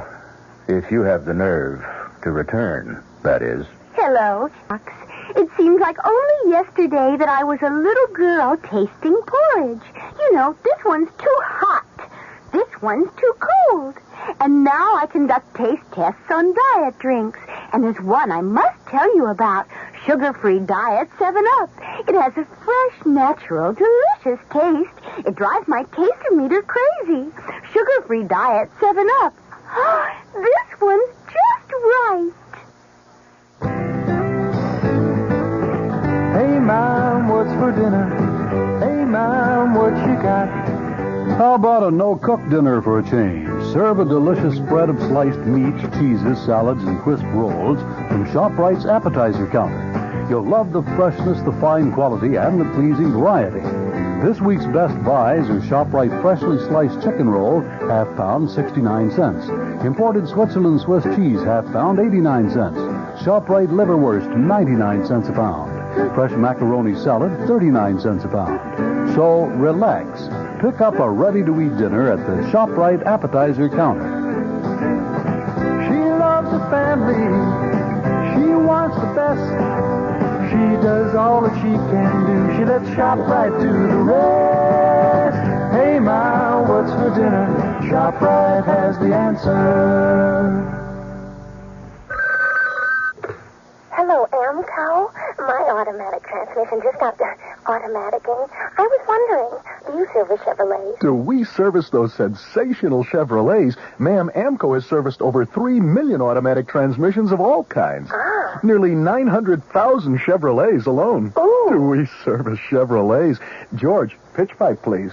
Chevy Nova and Impala and the Bel Air and Camaro and the Chevy too.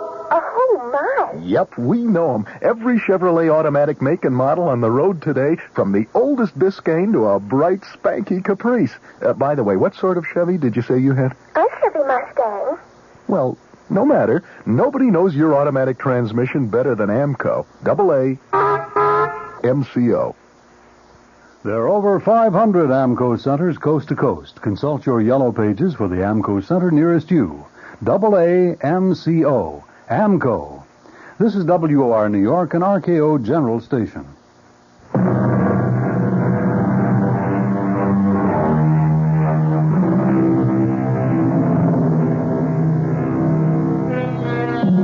Terror, unless you have experienced it, is only a word. I could employ all the art at my command, my voice, the words I choose, to convey to you the full impact of terror. Yet, I know I should fail, even as Michael Duncan fails now in telling his story to Sheriff Harper on the bridge over Gormley Gorge the next morning. Terror? You say you experienced terror? What would you experience, Sheriff? Delight? Mr. Duncan, I'm only trying to get at what happened here last night. Excuse me, Sheriff. Yes, Mr. Stout, what is it? Will it be much longer before they get the bodies up? Hard to say. Why? I'd like to get back to the lodge. My wife is alone, and you can imagine her condition after hearing of her brother's death. Say nothing of how it happened. Sure, you go ahead. I'll let you know when you're needed to identify the bodies. I'm sorry about your brother-in-law, Mr. Stout, and the publicity. Publicity? And this is the second time the ghost driver has struck. Ghost driver? And the news has got out. I hear they're sending reporters over from Aspen. That's great. That's just what I need. That'll end my ski resort business for good. Not that it ever got started. Wait a few minutes and I'll ride back up with you. Nothing I can do either till they recover Jill's body. Oh, yes, there is, Mr. Duncan. You can give me a full account. Now, look, Sheriff, I've told you all I know. We were driving across this bridge when we saw this other car coming straight at us. Stout's brother-in-law was driving. He swerved to avoid the oncoming car and went through the guardrail. In the split second between swerving and going through the rail, I leapt clear and saved myself. I wish I could say the same for that boy and Jill, my wife. About the skeleton at the wheel of the other car. Why do you keep harping on that? Because it's something to harp on. If you saw a skeleton driving that car... I didn't. You said... I know what I said, but I've got to be wrong. I couldn't have seen what I thought I did. Why not? Because I don't believe in skeletons driving cars. I don't believe in ghosts. Now, take it easy, Mr. Duncan. All I'm after is a complete report. The facts. All you're after is the publicity you're going to get out of this. Put you on the map, won't it, Sheriff? Why, you might even get a job in one of the big Colorado ski resorts like Aspen or Vail. That'll be enough, Mr. Duncan. You can go. I'll phone the lodge when I need you.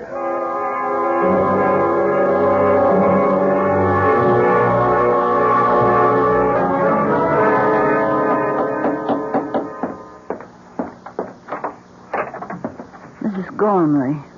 Well, invite me in, Miss Stout. Oh, yes, of course. Yes, I'm surprised to see that you're not in a wheelchair. Oh, it depends on how bad my arthritis kicks up. Sometimes I can walk with a cane, like now. I see. Is your husband home? No. He's down at the bridge with Mr. Duncan. Oh, the fella whose wife got killed, huh? Yes. Well, I'm sorry about that. Sorry about your brother, too. Even though he asked for it. Mrs. Gormley, Your brother's dead because he wouldn't listen. He wouldn't heed my warning. Now you listen, child. You heed my warning. Make your husband listen and take warning, too. You leave this place. leave it today. Don't think I wouldn't. We wouldn't if we could. But we can't. All our savings are tied up in Gormley Lodge. Listen to me, listen. Now, my dead husband came to me again last night. And he promised me again I'd return to this house. You love this old house, don't you? Well, it was my life. You're a woman. You understand how that is. Yes. I came here a bride 40 years ago. Jason, Senior, that is. He was just starting his career as a painter. Jason, my son, was born here. There was another child, a little girl. She died here. No, this house isn't made of wood and stone. I'm sorry. I'm so sorry. Oh, I think they've come back. Yes, my husband and Mr. Duncan are back. Well, I'll go then. Oh, well, Mrs. Gormley, I'm going to put some coffee on. You stay. Have a cup. No, I can't bear to go on looking at people who I know are going to die. What's this? Die? Who's going to die now? You are, Mr. Stout. You and your wife. If you don't heed my warning and leave as soon as possible. Now, what's all this, Stout? Who is this woman? Jessica Gormley used to own this place. Oh, the woman you told me about. The one who claims her husband's ghost visits her. I don't just claim it. It's true. Who are you? My name's Michael Duncan. Oh, yes. The one whose wife went to her death in the gorge last night. Well, you take my advice, too. You leave here. Leave as fast as you can. How about a drink, Stout? Oh, so you two won't listen. The ghost driver killed your wife last night, and yet you won't listen. Well, let me warn you once and for all. What was that? A shot. It was a gunshot. Jason! Oh, it's happened. He's killed himself. Oh. She's fallen. Liz, help her up and keep her here. Duncan, you come with me.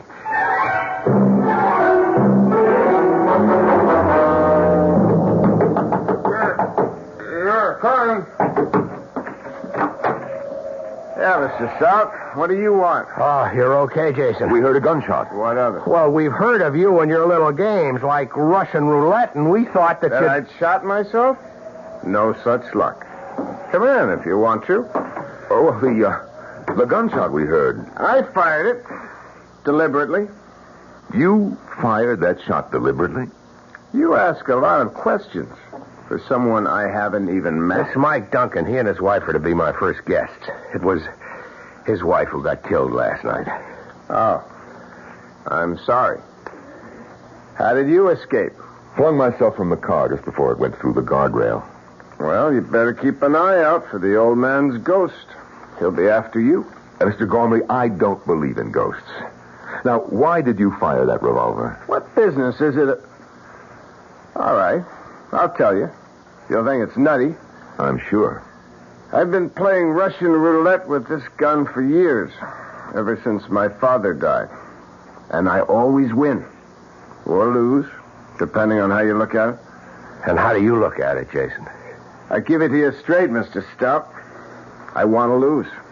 For years now, I've picked up the gun like this. Oh, no, not every day. Maybe once a week. Once every other week. Whenever the mood comes on me. And I put it to my temple. Like this. Wait a minute. Don't worry. Gun's empty. I haven't put in a fresh bullet yet. You see, the reason I deliberately fired that bullet I had in this gun was to find out if the thing was a dud.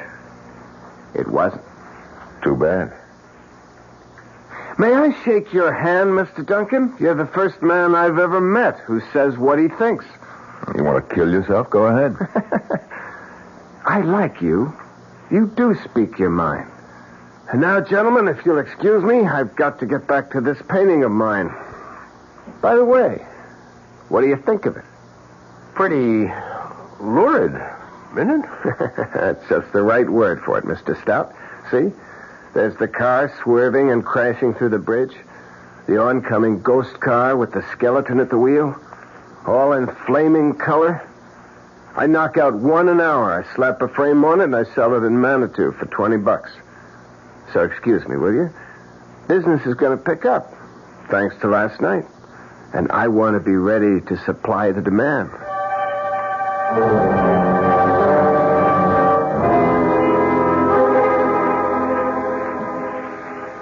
It's been a rough 24 hours, Miss Stout. It's a nice chair. Just right for sitting in front of a fire. Cost you plenty, I'll bet. Yes, plenty. But that isn't what I'm thinking about. You're thinking about your brother and my wife lying in their coffins at the undertaker's in Manitou. Yes, and also that even a small village like Manitou has an undertaker. Birth, death, taxes. The only sureties in life, Mrs. Stout. Liz. Mike. I like your husband. Me too. He told me about everything. About what getting this ski resort means to you. Your life savings invested, all that. All down the drain, I'm afraid. The publicity? What else? Every reservation's canceled. Well, all except one. But that'll come in, too. It has, Liz. Yes? There it is. Please cancel my reservation for next week, Frank Norton. Has a family of 4. Telegram phoned in from Aspen. Anybody got a sponge? A sponge? So I can throw it in. I'm through, Mike. You always give up this easy? What do you mean, easy? Just that. Do you always fade when the going gets tough? Well, this is the time to start fighting. Does it make good sense to let all this go down the drain because somebody's playing a trick on you? A murderous trick? Do you think it's a trick? What else could it be? A skeleton driving a ghost car? What else but a trick? Well, what else? You were in that car last night. You saw. And it was a skeleton behind the wheel of the oncoming car. You told the sheriff that. You can still say that... That it was a trick, yes. What kind of trick? Damn it, Mike, you admit you saw a skeleton driving a car, but you can still call it a trick? See, I see you don't answer. Look, Mel, I'm a practical man, a businessman. You think being a businessman is simple? Oh, no. I've had troubles that would make yours look like nothing. Today you won't find anybody more successful than me. But I've been bankrupt twice. Yes, and paid off every cent. How? Well, not by running away, the way you want to, but by standing up and fighting. And that's what you've got to do right now. How? You tell me how, and I'll do it. Look, we'll do it together. I've got a stake in this, too, you know. My wife is dead. Murdered. Yes, murdered. Not by a ghost, but by a trick. And if it's the last thing I do, I'm going to find out who played that trick and make him pay. And you don't think it's a ghost? Do you? Answer me. Do you believe in ghosts? Did you believe before you came here and ran into this mess you're in? Well, no, I didn't. Then why start believing now? Ghosts, my foot. Mel, this is a trick. Somebody wants to stop you from turning Gormley Lodge into a ski resort. And if you ask me, it's the Gormleys. One or the other or both is behind all this. Or that sheriff down in Manitou. The sheriff? Oh, Mike, you don't really think that the I don't know what to think, Liz. All I know is that somebody's behind this, and those are the 3 likeliest suspects. Now, look, I'm no Sherlock Holmes, but I've got a brain, and I've got guts, and well, my wife is dead, my Jill. Well, I'm just going to find out who killed her, that's all. The tougher they are. You like a drink, Mike? No, thanks. I'll be okay. Especially when I nail that murderer. What have you got in mind? Well, it'll be dark in about an hour. We take the car, Mel, you and me. We take the car, and we drive up and down that road, all night if necessary, to meet up with this so-called ghost driver. And when and if we meet up with him... Yes? If and when you meet up with him, what? We don't turn aside. We don't swerve out of his path and off the bridge. We drive straight at him and keep driving at him. If he's a ghost in a ghost car... We'll drive through him. And if he isn't? If he isn't? Well, if he isn't, it'll be one hell of a crash.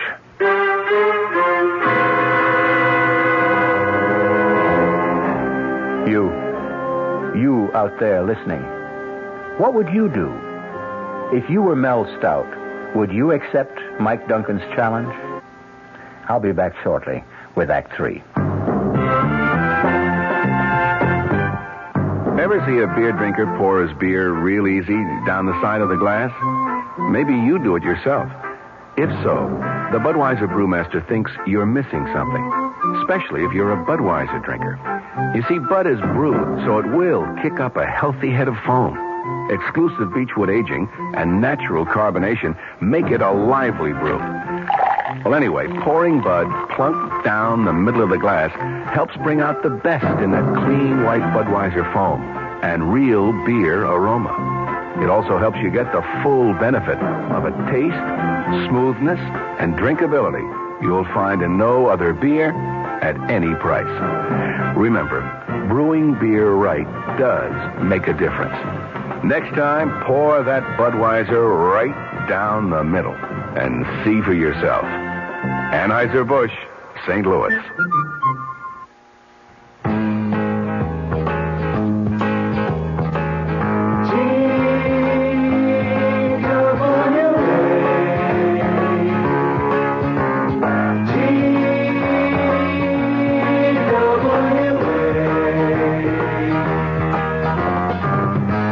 Thought you couldn't afford to fly to California this summer, TWA has some good news for you. You can.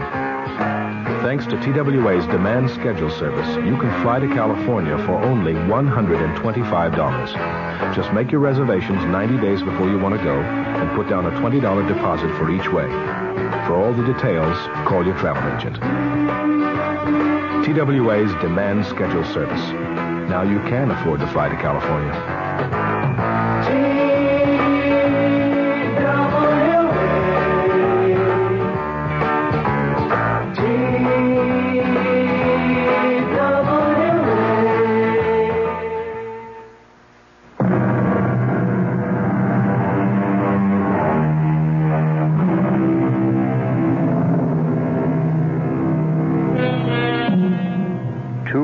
Are now driving the twisting, precipitous mountain road that leads to Gormley Lodge. One, Mike Duncan, believes that the ghost driver they hope to meet is nothing but a trick. Mel Stout, his life savings, every penny at stake, has had no choice but to go along. Mike, I'm bushed. Let's make this the last trip. We're going to drive up and down this road till dawn. Yes, and night after night if we have to. Until we meet up with our so-called ghost driver. This is the 6th time we've been up and down this mountain road. Okay. Pull over. I'll drive. Get out your side. I'll slip behind the wheel. Yeah. Hey, there's a car coming up behind us. Red light flash. That must be the sheriff. Yeah, it's the sheriff, all right. And Mr. Stout. Oh, and you, Mr. Duncan. What are you doing here, Sheriff? Well, that's what I want to ask you. I got a report from Mountain View House across the valley there that they were seeing headlights going up and down this road. Guess I don't have to tell you everybody around here's on edge after what happened last night.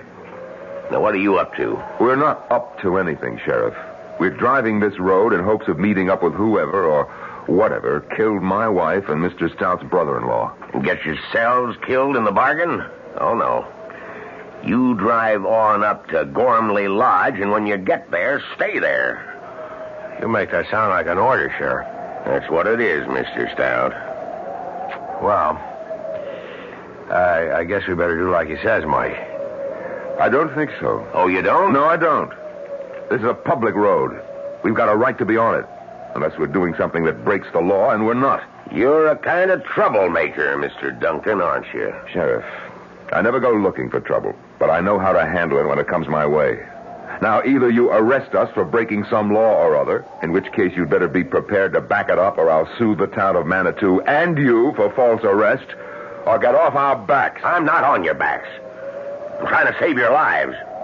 Take my advice. Advice, huh? I thought it was an order. All right, wise guy. Have it your way. Go ahead and get killed and be damned to you. Let's go, Mel. You can sure sound tough, Mike. No small-town sheriff pushes me around. Well, he's only trying to do his job. Maybe. And maybe not. What do you mean? I don't know. But that's what we're going to find out. Tonight, tomorrow night, or whenever. Oh, there's the bridge ahead. Yeah, maybe you better slow down. No. If it's a ghost, we'll go through it. If it isn't... Mike, headlights coming toward us. Now, look, don't lose your nerve. Coming closer. We're going to crash if you don't... Mike! Driving that car, it's Rory! Your brother-in-law, my God!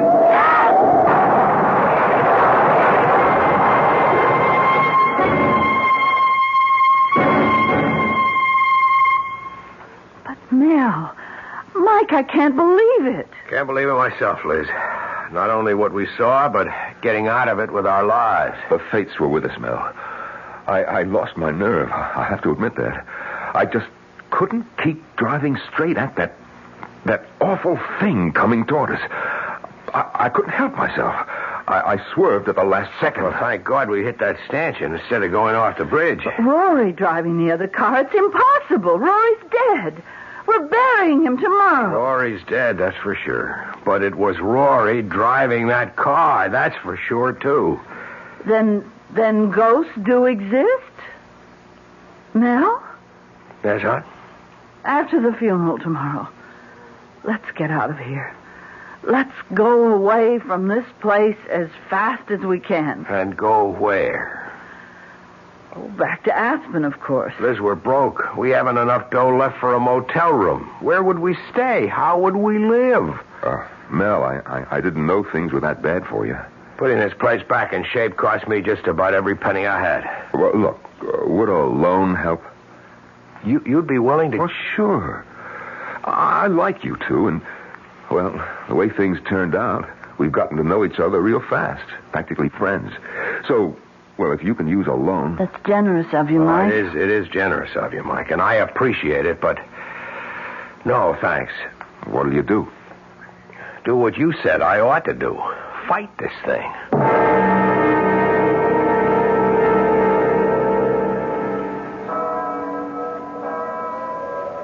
Liz, Mike, if you ever come east, be sure to look me up. We will, Mike. Yes, of course.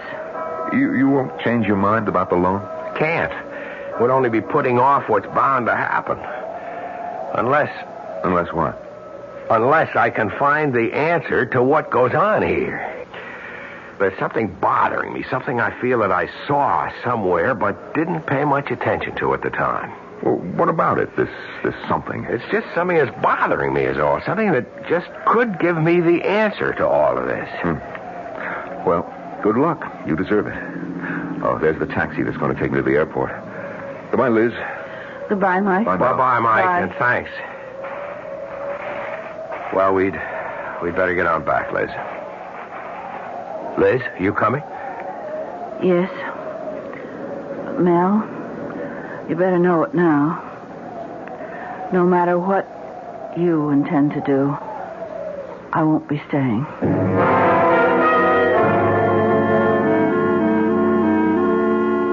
Mel, we've got to face the facts. Buying this place was a big mistake. I admit it now. But there's no sense in crying over spilt milk. What's done is done. So, darling, let's just turn our backs on it, walk away from it, and start again. Start what again? The treadmill of office work? The dreary day-to-day monotony of auditing accounts, toting up figures? I can't bear to go back to that kind of life. I have got to make a go of this. I don't have any other choice. But is it worth your life? Ghost or no ghost, Mel, it's killed 4 people. It would have been 6 if you and Mike Duncan hadn't been lucky enough to hit that stanchion. And it will be 6 if you insist on driving that road again tonight. 6? How do you make it 6? Well, you don't think I'm going to let you do it alone, do you? But at the funeral, you said that you weren't even going to stay. Because I hoped that would change your mind. But it hasn't. So you see, I have no choice either.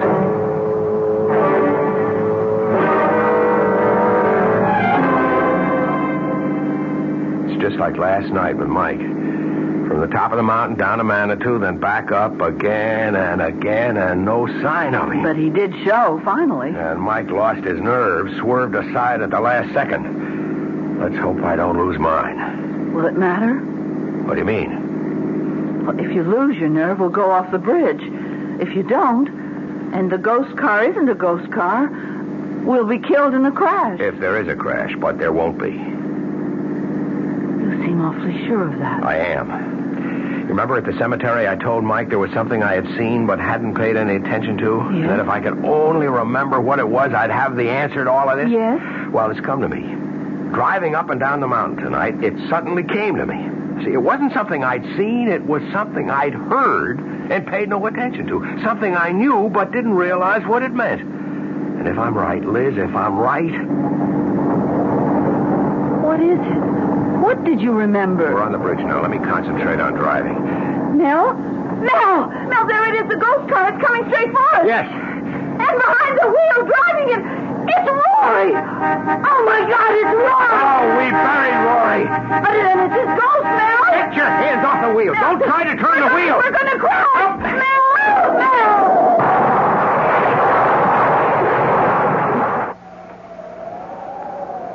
Mel? What? This time he swerved and he went off the bridge, just as I knew he would. How? How did you know? Later, Liz. Right now, we better get up to the lodge and phone the sheriff.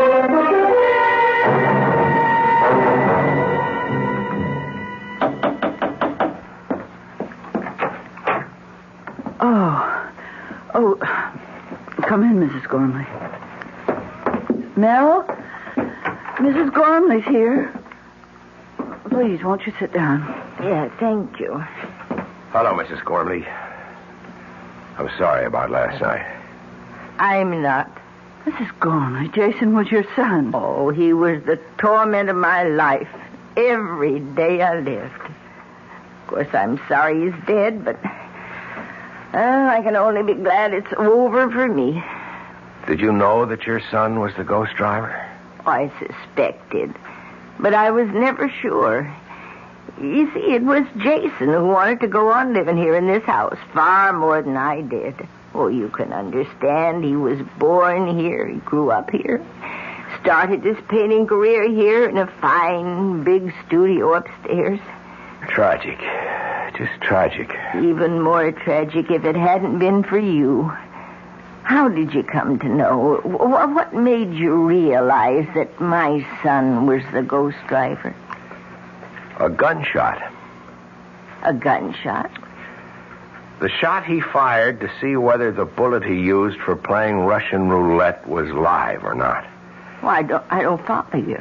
You see, something kept bugging me, Mrs. Gormley, but I couldn't nail it down because I kept thinking it was something that I'd seen. But then suddenly I realized it wasn't something I'd seen, but something I'd heard. That gunshot. I still don't know. It got me to thinking about Jason playing Russian roulette, playing with life and death. And that got me to thinking a step further. Sure, Russian roulette. Only a fool or a would-be suicide would play it. But the fact remains that the odds are in his favor. Every time Jason spun the barrel of that gun and pulled the trigger, the chances were 5-1 against firing the bullet. Oh, but what was the connection between that and the ghost driver? Driving a car straight at another car is just another form of Russian roulette. Ah, yes, I see. Well, Sheriff Harper came to see me, and he said Jason was wearing a mask, a papier-mâché mask of your brother's face. Yes, and it wasn't a very good likeness of my brother, but it didn't have to be. It looked enough like him to fool you when you saw it under those awful conditions. The night and the headlights and the car coming straight at you. Fear did the rest. There must be another mask, the skeleton face. Oh, there is. We searched the studio and we found it, Sheriff Harper and me. Yeah, well, it's all over. Jason's at peace at last. God knows I soon shall be. Well, good day. Funny, though. What, Mrs. Gormley? Well, we've searched and we've searched, but we couldn't find a mask of my husband's face. What made you think there was one? Well, you see, when I heard about the masks, I thought it must have been Jason who came and stood at the foot of my bed. Not my husband's ghost. But if it wasn't Jason, who was it? What was it?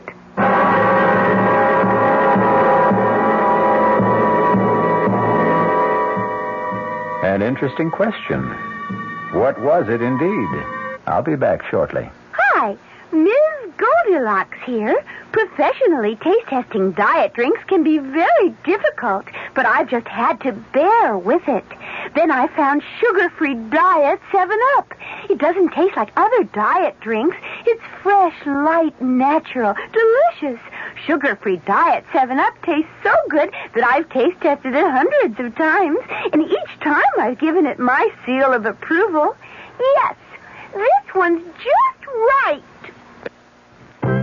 Introducing the greatest taste to come out of your toaster since Samuel Bath Thomas baked his original English muffins in 1880. Thomas's new onion English muffins. Little bits of real onion blended into Thomas's original English muffin recipe create a tangy taste that makes everything fantastic, like burgers and cream cheese and cold cuts. Even butter tastes better. Thomas's new onion English muffins. The greatest new taste since 1880. Thomas's promises. Hey, Pat, how tall do you think she is? 300 feet if she's an inch, Luigi, and a fine lady she is. The year 1886. While most New Yorkers were enjoying their first look at the Statue of Liberty, a few were enjoying their first taste of Thomas's bread and discovering it was every bit as delicious as Thomas's English muffins. Today, there's still never been a lady to equal the lady, or a bread to equal Thomas's protein, whole wheat, and white bread. Thomas's promises. Here's news from Queen Elizabeth II.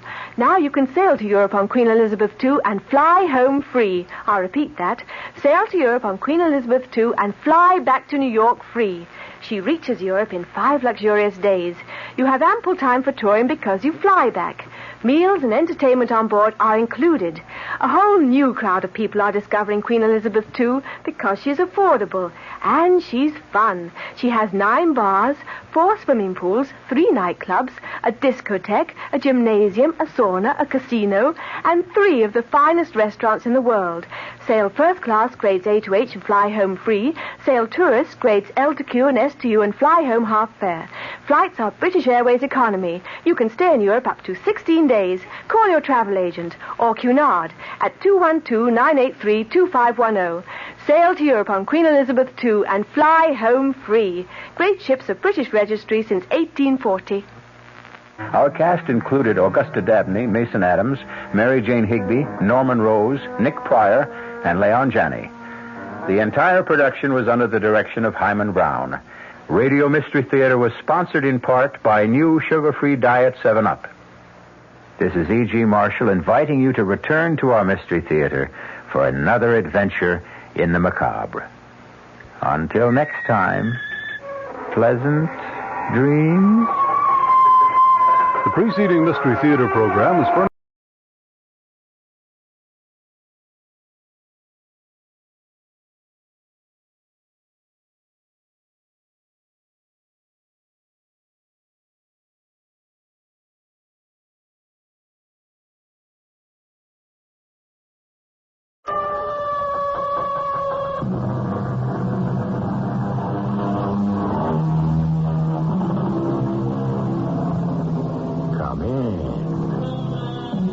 Welcome.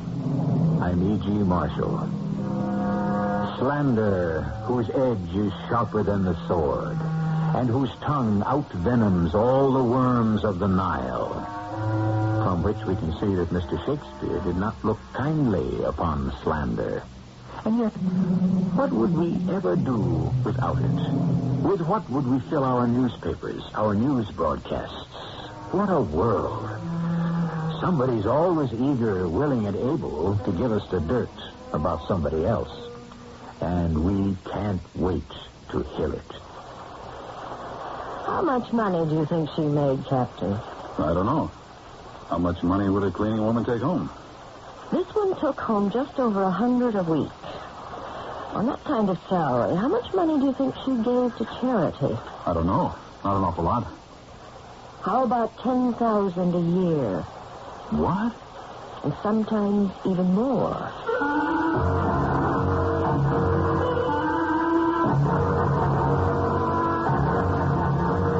Our mystery drama, Waste Paper, was written especially for the Mystery Theater by Sam Dan and stars Kim Hunter. I'll be back shortly with Act One.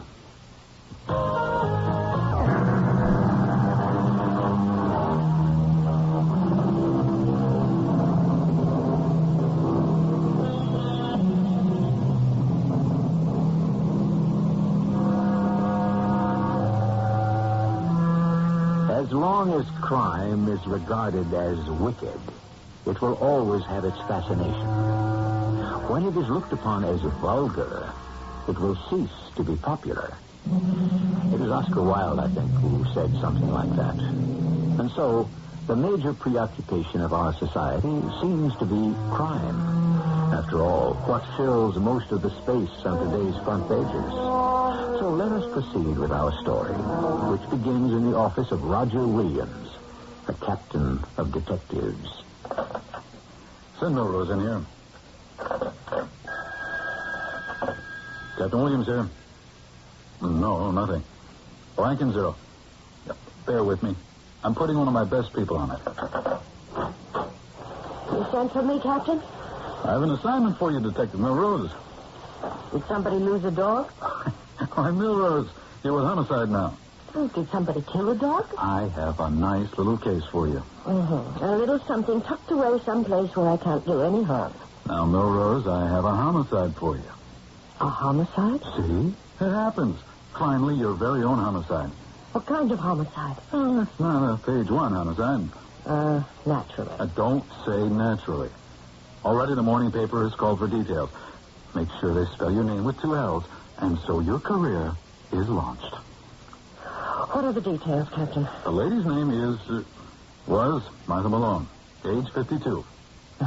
A woman? Well, yes, I thought you might be more comfortable with a woman. Why? Well, you're a woman, aren't you? Yes, Captain. Mrs. Malone was a widow. She worked as a cleaning lady. She was murdered last night. Here are the details on this sheet. And now, Detective Melrose, it's all yours. He means well. They all mean well. I suppose they can't help it. They were raised that way. Well, at least he gave me a case. Well, he had to. I guess he wanted to be able to say, look, in my division, women detectives are right out there in the field. So, what have I got here? A cleaning woman killed. Why, how, and by whom? High caliber bullet through the heart. That was in the medical report. She worked for a firm called Novelties Incorporated. Yes. Who? Oh, well, yes, have him come in. Yes? I'm Detective Melrose. You're Detective Melrose. Well, I thought that, nothing. You are, Stanley J. Drone? Yes, that is correct, yes. You're president of Novelties Incorporated? Well, to be accurate, and I suppose we must in these things, I am vice president and chief executive officer. You employed a Mrs. Martha Malone? Oh, yes, terrible thing, just terrible. How long did she work for you? 9 years. Did you know Mrs. Malone very well? Well, just as the char lady, or the cleaning woman. And then you didn't really know her? Well, I was aware of the fact that she existed some evenings. Yes, I might stay late, and there was this lady, drably dressed, in a working costume, yes, and she would be going about her business. Did you ever speak to her? Well, in more than 9 years, what did I ever say to her? I said, good evening, and yes, I'm through here, and you may start to clean. That was the extent of your conversation? Yes. Isn't it remarkable? This building, Do you occupy all of it? Yes. It's mostly offices, but we use some space for warehousing. What is the nature of Novelties Incorporated? We import merchandise from the Far East, from Hong Kong, Singapore, Taiwan, Korea, and so forth. What sort of merchandise? Little novelties, drinking glasses, and music boxes, small figurines, and so forth. What's worth stealing? Not very much. You'd have to load a very large truck with enough of the merchandise to make it profitable. Money? Oh, no, none to speak of. We're a wholesale house, and we're paid, and we pay by check, and various commercial paper. There isn't any cash worth considering.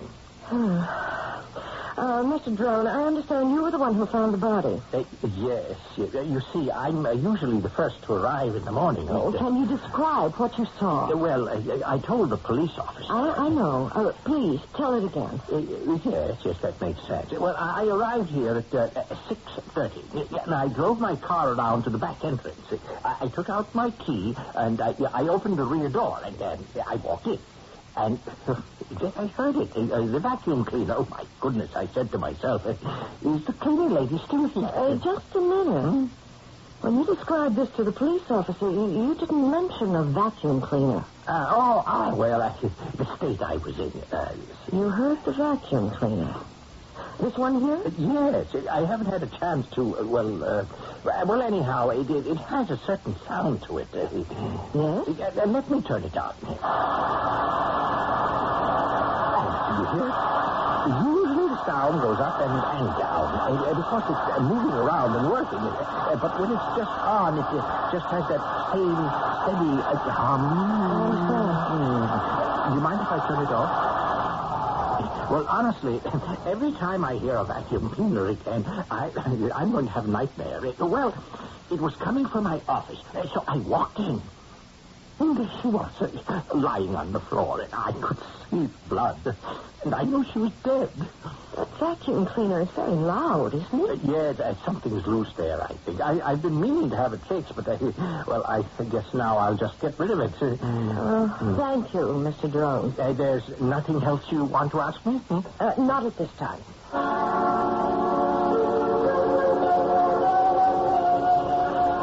Yep, you ready to type it up? I haven't even begun, Captain. Well, what have you been doing all morning, Milrose? I spoke to Mr. Drone, her employer. Oh, and what could he tell you? Well... He's not a witness. You understand that, don't you? Oh, yes. All he did was find the body. There are no witnesses. Yes, but... Milrose, all we've got is a dead old lady. She was only 52. And we've got the bullet that killed her. And that's all. We've got no place to go. But why was she killed? We may never know. That's what happens so much of the time. These things just fade away. You haven't answered my question. Why was she killed? Somebody came to burglarize the place. Mr. Drone says there is nothing of value to be stolen. Okay, but the thief doesn't know that. He's just freelancing along. He blunders into the poor cleaning lady. Maybe she screams. Maybe he panics. And he shoots her. I don't think so. You don't? He didn't blunder into her. Well, how do you know? The vacuum cleaner. It could be heard all over the building. What vacuum cleaner? Drone says when he opened up, he heard the vacuum cleaner. It must have been going on all night. Or are you telling me the thief shot her and then turned the vacuum on? Why would he do that? The answer is he didn't. No, he knew she was there. He could have avoided her or backed away and called it off. No.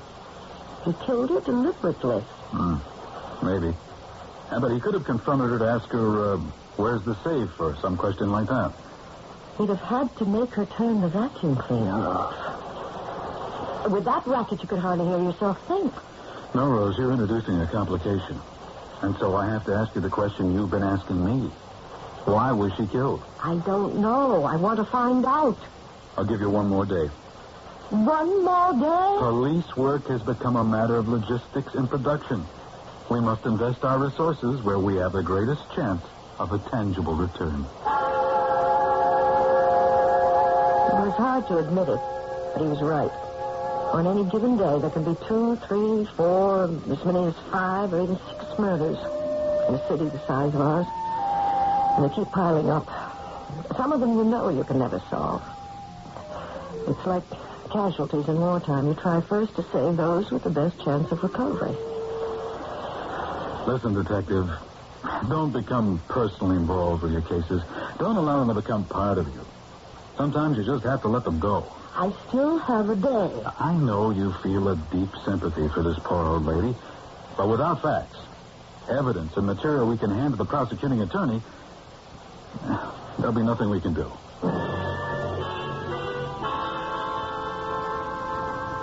May I help you, Detective Milrose? Father Lisinski, one of your parishioners, Mrs. Martha Malone. Ah, yes, poor Mrs. Malone. What can you tell me about her? Detective, we are talking about a saint. A saint? Of course, she was one of the many millions of charitable, warm-hearted people to whom religion was a vital, dynamic, and living thing. Do you know of any reason why anyone should wish to kill her? Kill her? Oh, no, never. Not deliberately. You say she was a good woman? She lived to do charity. Charity? Yes. The most wonderful of all charity. That charity which is done quietly, without ostentation, without thought of reward or approval. Oh, can you tell me about this charity, Father? While she lived, she imposed silence upon me. But now that she has gone, the world should know who she was. Who was she? Oh, a soul of kindness and generosity. She donated thousands of dollars each year. Thousands? How many thousands of dollars, Father?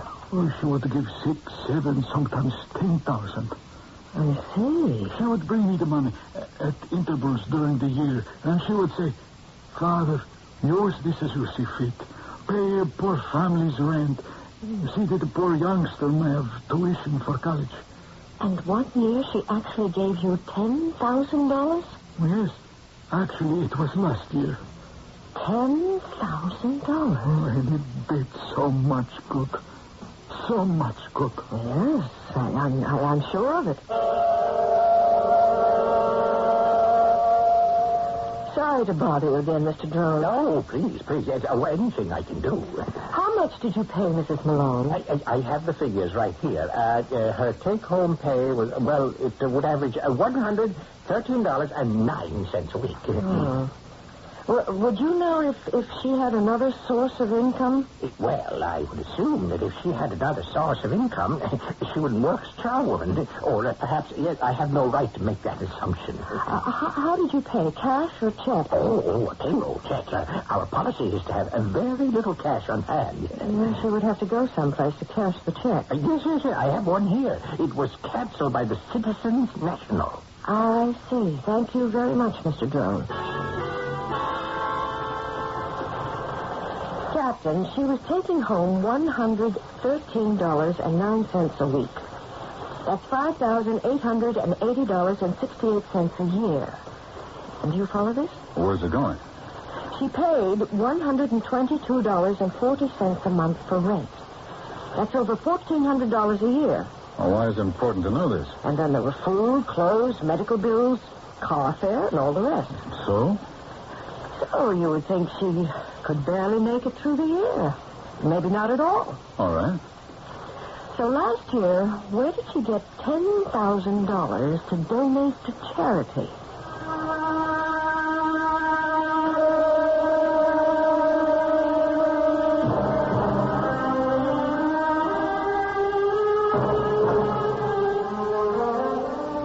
That's a good question. Certainly it's thought-provoking. Where is she, or was she, getting that kind of money? Her employer insists that there's practically no cash to speak of in the Novelties Incorporated building. But obviously, the place is a gold mine. We'll do some prospecting when I return with Act 2. Introduce yourself to a remarkable nasal spray that lasts...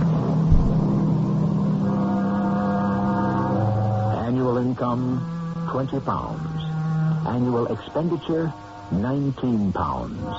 Result, happiness. Annual income, £20. Annual expenditure, £21. Result, misery.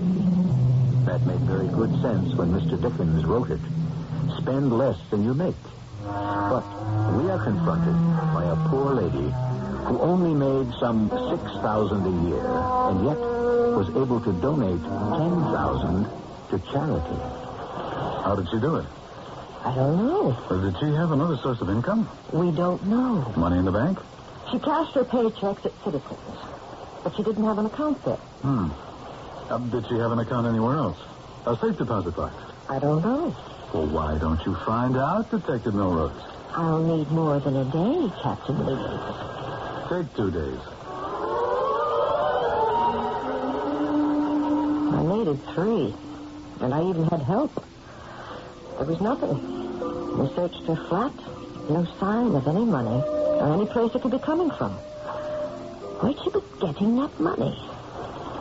She could have stolen it from the building. But Mr. Drone assures me there's nothing to speak of on the premises. Merchandise. She took the stuff home and sold it. She'd have to steal so much it would have been noticed. Especially enough to add up to $10,000. Well, now, Detective, you've reached that point. What point? Where you come up with a theory. Oh. Well, you better have one. You see, I assigned you originally because I figured it was a day's work and into the files. But you came up with that vacuum cleaner. So that knocked out the surprise sneak thief angle. Now we find out she was a lady of means. So, A, why was she working as a cleaning woman? And B, where was she getting that money? But I don't have any theories yet. The chief inspector's going to want a theory. Do you think you can have one by the end of the day? By the end of the day? Well, it doesn't have to be right. Just make it sound plausible. Theory. Whoever came into the building that night came to see Mrs. Martha Malone, and not to rob the place. Whoever it was, he or they didn't come to discuss anything at all with her, because he or they didn't bother to shut off the noisy vacuum cleaner. So she was marked for death. Therefore, it was an execution. But for what reason? I have to talk to Mr. Drone again. Sorry to bother you, Mr. Drone. Don't, Detective Milrose. Is that the proper way to address you as a detective? Yes, Detective Milrose. As far as we know, you were the last one who saw Mrs. Martha Malone alive. Yes, I believe you could say that. Yes. Except for the killer. Oh, well, naturally, yes. You worked late that night? Yes, until about 9 p.m. We have so much paperwork, even with computers. It was absolutely staggering. You say you worked till 9 p.m., and Mrs. Martha Malone arrived while you were still there? Yes, I could hear her at work. Then, when you left, you said goodnight to her? Oh, yes, certainly. There was no one else in the building? No one who had any legitimate business here. You didn't see or hear anyone? No one. Uh-huh. How did you leave the building? How? Well, there are 2 doors, one front and one rear. Yeah, by the rear door. Was the door locked? Oh, yes. We locked both doors, the front and rear, at 6 o'clock. And the front door, when you left, was that locked also? Yes, I always check it before leaving. It's a reflex action, you might say. So you opened the rear door and locked it after you left? Yes. So then, as far as you know, Mrs. Martha Malone was all by herself in a locked building? Yes, you could say that, yes. Who carries the key to the building? I do. Anyone else? Mrs. Malone did, yes. And no one else? No. When Mrs. Malone came to work, I assume she filled out an application. Oh, yes, I have it here. Whom does she list as next of kin? Yeah. Or a person to be notified? Well, let me see. Nobody. No one at all? Oh, yeah, you can see the space. It's empty. Do all your employees have insurance policies? Oh, yes. You'd be surprised what I have to pay in this so-called free. Did Mrs. Malone have one? Oh, absolutely. Whom did she list as beneficiary? One moment. Yes, here it is. Father Stephen Lisinski of St. Mary's Church. Thank you, Mr. Drone.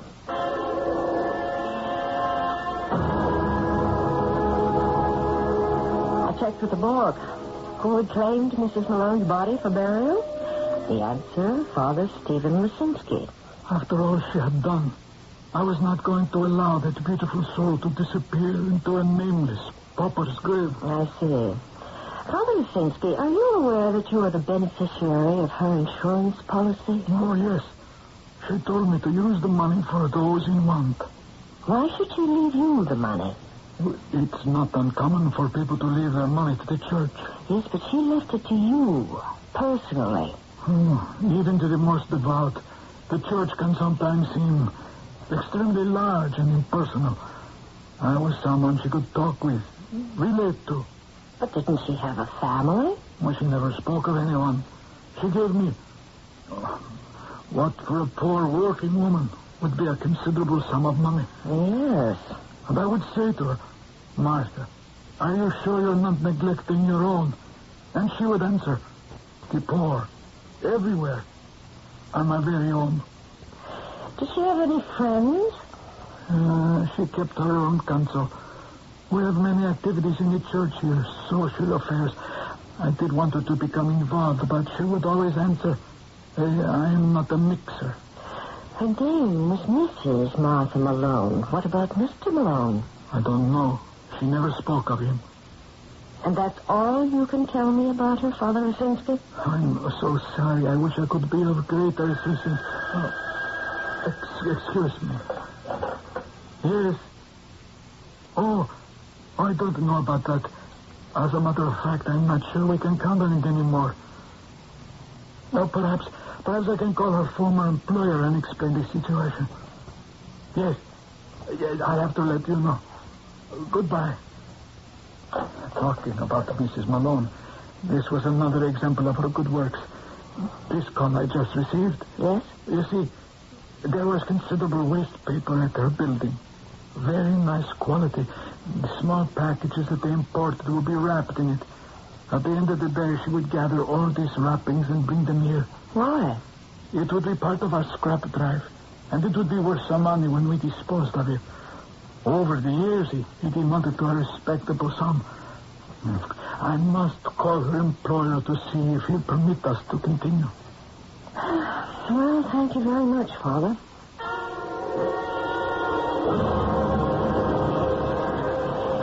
So, here we are, Detective Norose.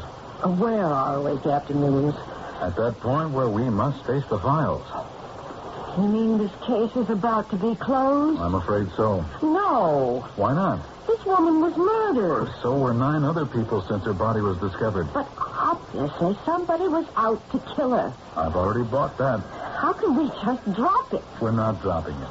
We're merely concentrating our resources in areas which may be more productive of results. Look, no matter how you slice it, Captain. Okay, I know. It sounds like a great case. An ordinary cleaning woman dispenses large sums of money to her church charities. Where does she get it? That's number 1. And that's not all. She's deliberately murdered. Why? That's a very good question. Furthermore, this woman is absolutely alone in the world. No friends, no family, no criminal record. There's too much in this case to just drop it. Give me an angle to let you follow. Open up a lead. Right now, knowing all you do, fired up as you are, where are you going to go? What's the next thing you're going to do? I don't know. Well, this is the critical moment, Detective Norose. All right. You need a break. Something has to happen. Some kind of insight, some kind of clue. You simply have to get lucky. I know that. All right. Let me see if I can help you.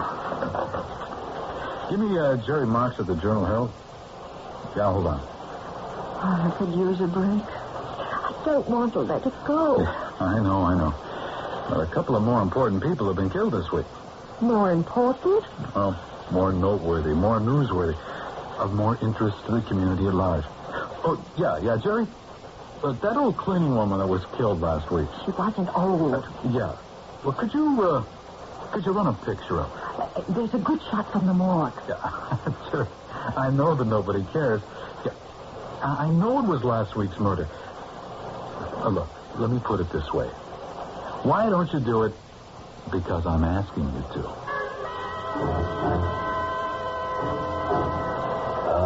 Are you Detective Norose? Yes. My name is Poster. James Poster, Jr. Yes, Mr. Poster. You're the person in charge of the Malone murder thing? Yes? Well, it said in the paper if anyone had any information. Do you have any information, Mr. Poster? Well, Poster? You're the person in charge of the Malone murder thing? Yes? Well, it said in the paper if anyone had any information. Do you have any information, Mr. Poster? Well, I saw the picture in the paper and I recognized it at once. I couldn't be mistaken. It was Martha. She was 10 years older, but the face, that beautiful face. Did you know her? Did I know her? My life hasn't been the same since. Oh, all right, Mr. Poster. What can you tell me? Oh, to think it's the same Martha Malone. Martha Malone, who had to be the world's greatest account supervisor. Account supervisor? Yes, at Poster and Pine. We only happen to be the 14th largest advertising agency in America, which for all practical purposes means the world. And she was an account supervisor? Could she ever turn and twist a client like a lump of inert putty?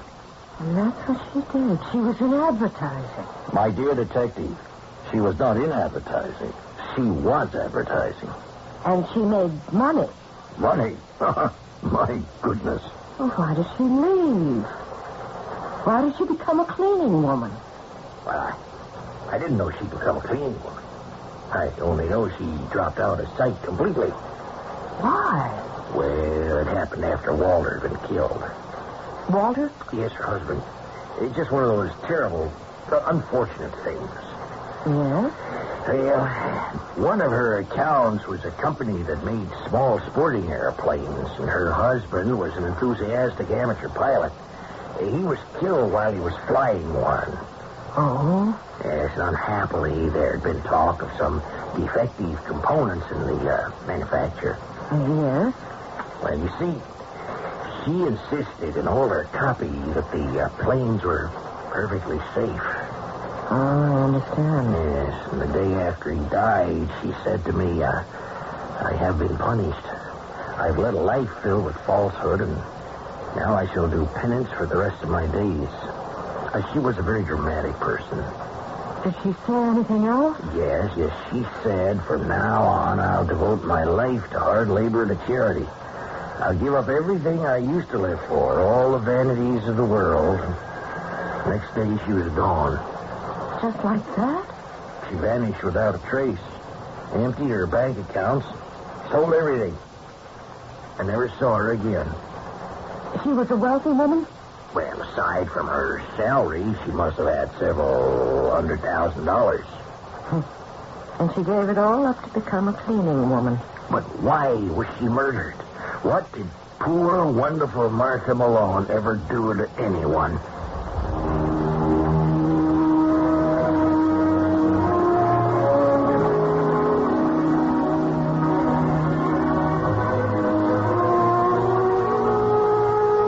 Well, that's the problem. And it's been the problem since the very opening moments of Act One. And it seems that the more we learn about Mrs. Martha Malone, the less we really know about her. Well, all we can do now is wait for the third act.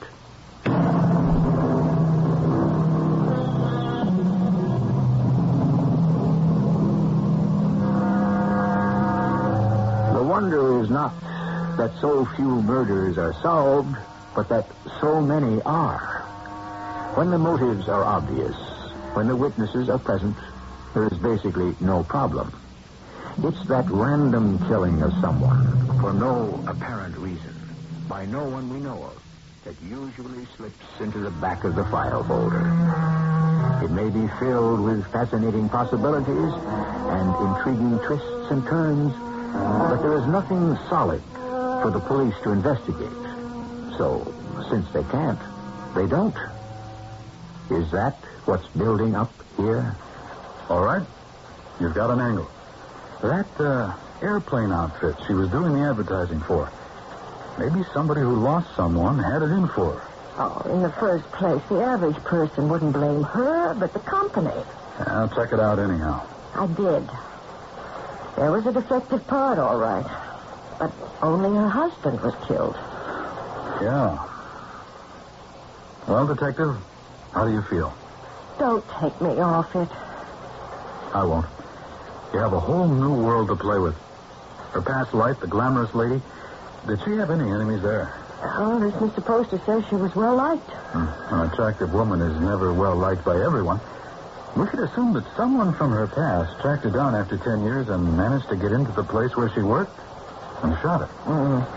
I say she was killed because of a situation in the Novelties Incorporated building. Well, you've already established there was nothing to steal there. I thought we both agreed the object was not to steal anything, but to kill her. Why? I'm ruling out the past. Yeah, but the public doesn't. See here? Tonight's paper. You're on page 3. Murdered cleaning lady turns out to be former top drawer advertising executive. You gave that to the press? Oh, why not? Can't do any harm, and it keeps them happy. It also keeps you on the case. And we have a lead we can justify. But it's all there, in that building. What's all there? I don't know what, but she was murdered. I looked at her picture. Not the mugshot from the morgue, but a glossy portrait that Mr. Poster had let me have. It showed a spectacularly beautiful woman in her early 40s. Her face was not only lovely to look at, but you could sense that she was a woman of keen intelligence. And she had chosen to spend the rest of her life on her knees, doing penance. Oh, that I could understand. But murder, why was she murdered? Go back over the same ground. But I've been over it and over it. I can only talk to 2 people, really, Father Lisinski and Mr. Drone. Talk to them. But they've already told me everything they know. People are always remembering little things. Drone told you something he neglected to mention to the first cop on the scene? No, you mean the vacuum cleaner. That vacuum cleaner is what put you in business. All right, I'll try again. It's your very own little case, detective. You have to nourish it. Keep it alive. No, Detective Muros. I know nothing of her past life. And therefore you would know none of her associates or her problems there, if any. None at all. Excuse me. Yes. Oh, no, I haven't. Oh, well, why don't I take care of it right now while I'm thinking about it? Let me call you back. That was the chairman of our scrap paper committee. Would you excuse me? I have to call... Oh, where's that number? I looked it up. Here it is. That you should be here. This has to do with Mrs. Malone indirectly. Mrs. Malone? I'm trying to continue her good work. Hello, Novelties Incorporated. May I speak with Mr. Drone? Yes, I'm Father Lesinski of St. Mary's Church. Thank you. Hello, Mr. Drone. Yes, as you know, Mrs. Malone used to supply us with some very nice paper from your plant. Well, nice as it was scrap which was being thrown out. We were selling it to raise money for our parish charities, and I was wondering if I could have a man pick it up. Well, yes. Oh, I understand. Oh, yes, of course. Well, thank you, sir, in any event.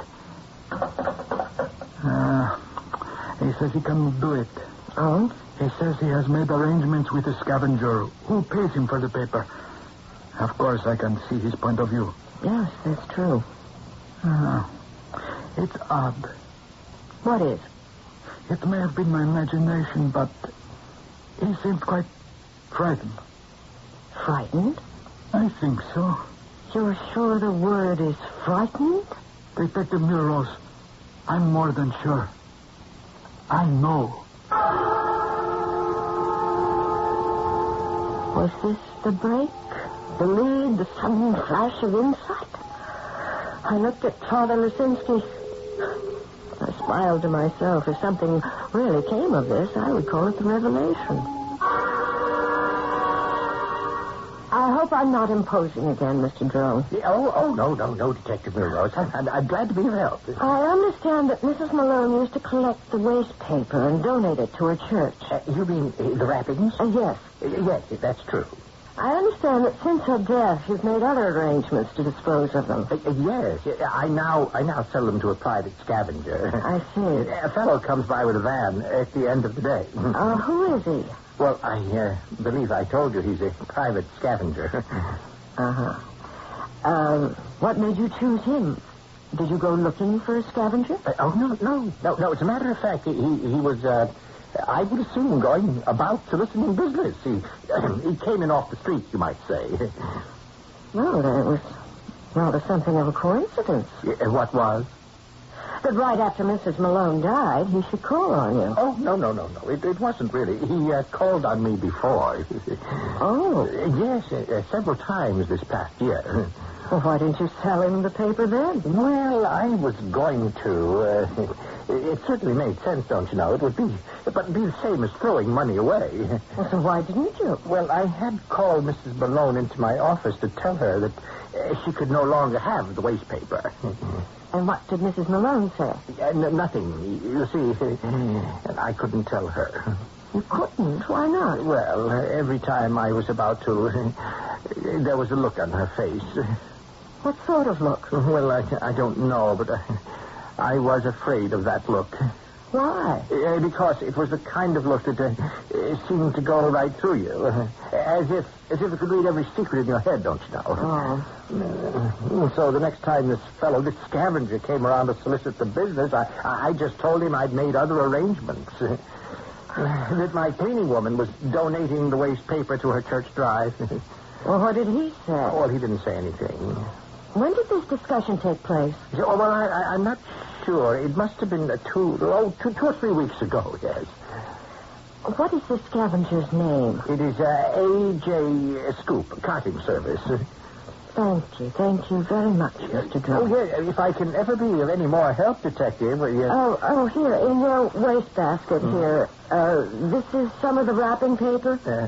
May I have a few pieces? Oh, why, of course. Thank you again, Mr. Drone. Well, what have you got? Well, I thought I might have something. This paper. Well? He imports little novelties and knickknacks from the Far East. This is what they're wrapped in. Everywhere I turn in this case, I come up against waste paper. She was collecting it. Somebody else wants to collect it. So I had the paper sent to the lab. Why? Well, suppose they're smuggling drugs. There might be some traces. Were there? No.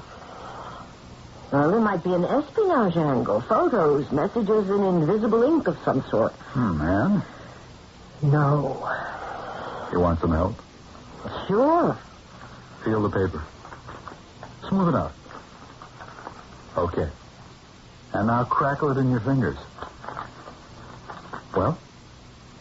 I should have known. I should have known. It's okay. You're entitled to a little help in your very first case. Hey, look. We would have never gotten here without you.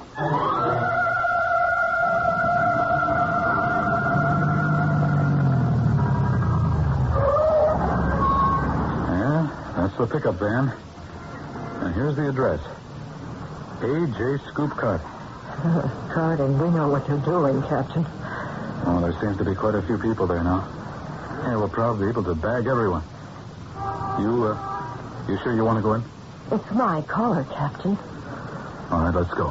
Everett, Harry, follow us. Joe and Max, take the back and sides. You know what you ought to do now, don't you? You've got to get a warrant, so you're entitled to do it. What? The cops do this all in the movies. Kick in the door. I'm wearing high heels. You want me to do it? It'll still be your collar. Go ahead. Police officers, stay where you are.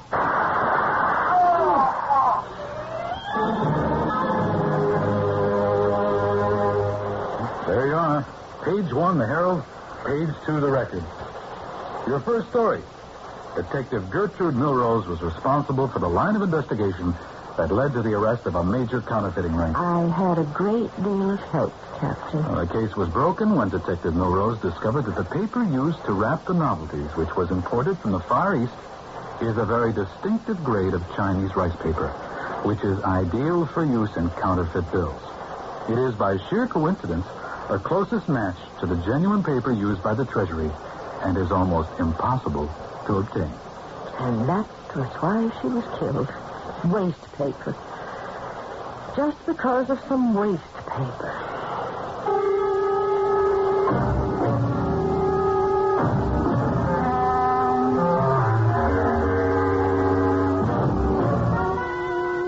Waste paper. Have you any concept of the staggering amounts that pile up every day? So much paper. Indeed, waste paper may be truly said to be the basic debris of our society. Well, we may waste paper, but not time. So in a little while, I shall be back with you. Hey, buddy, can you give a fella a break? Sorry, fella, I only give at the office. I'm not looking for a handout. What can I do for you? Help save my life and breath. You need mouth-to-mouth breathing? I'm not the type. No, but you're smoking. And your smoke is hitting me where I breathe. And what with an allergy and pollution, you're not helping any. Sorry, I didn't mean to bother you. Sure, but the fact is that your smoke is getting in my eyes and nose and throat. And that's not a good song for my lungs. Well, you could always move away. I do, and then there's another one puffing away in my face. How about a deal? Like the Lung Association says, smoke if you must, but make smoking a private affair. Or quit. Secondhand smoke is truly offensive for non-smokers. Well, I'll give it a try. I wish you would, otherwise they're going to hang a tag on you. A tag? Yeah, cigarettes are a health hazard, and so are you. Gotcha, buddy. Now, about that handout. Save it. Let me give you one. Your Lung Association says that giving up smoking is a matter of life and breath.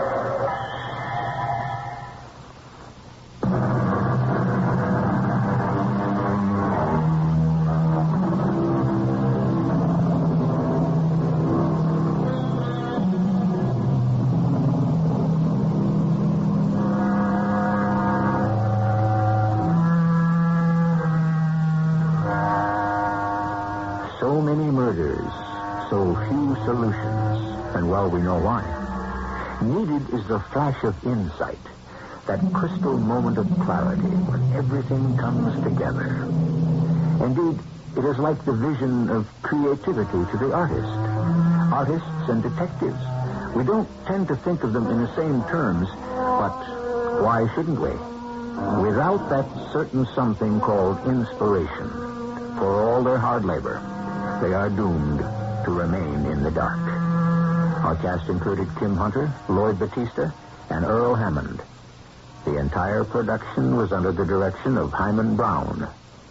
And now, a preview of our next tale. Now, these gems, do you generally keep them here in your apartment in a jewel box on your dresser? No, I usually have them in the vault. Except tonight, I was at a formal dinner and I thought I would... do you mind if I use the telephone? No, I don't mind. Thank you. Is it possible he could have seen me and followed me home? I understand jewel thieves. Scout, is that the word? Places where wealthy people go. Excuse me. This is Lieutenant Silverio. I'm at the Patterson place. Yeah. Oh, I got away with a few nice things. The MO fits our old friend, the cat burglar.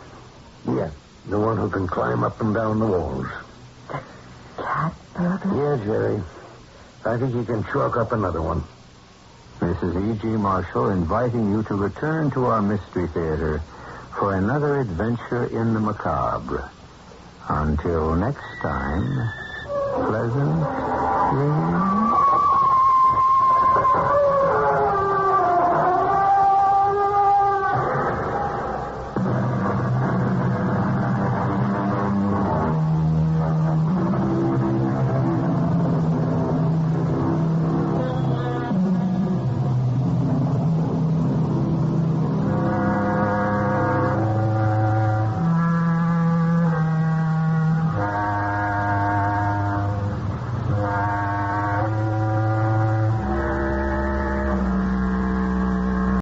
Mutual Studios in Washington, I'm Fulton Lewis, and that's the top of the news as it looks from here.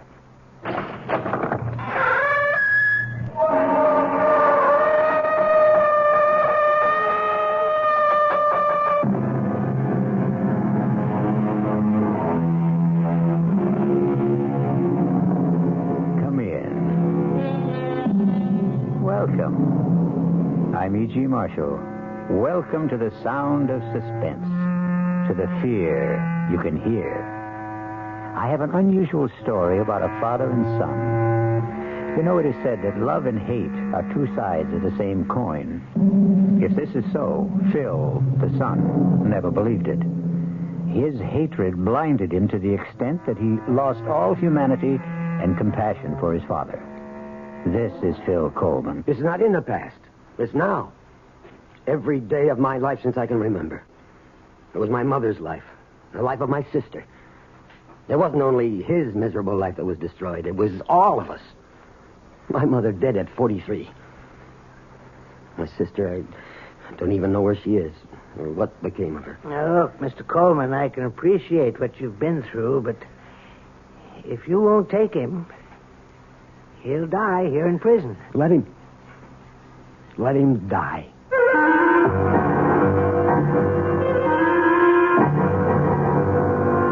Our mystery drama, Accounts Receivable, was especially written for the Radio Mystery Theater by Sidney Sloan and stars William Prince. It is sponsored in part by Anheuser-Busch Incorporated, brewers of Budweiser, and by the Kellogg Company, makers of Kellogg's Special K cereal. I'll be back shortly with Act One.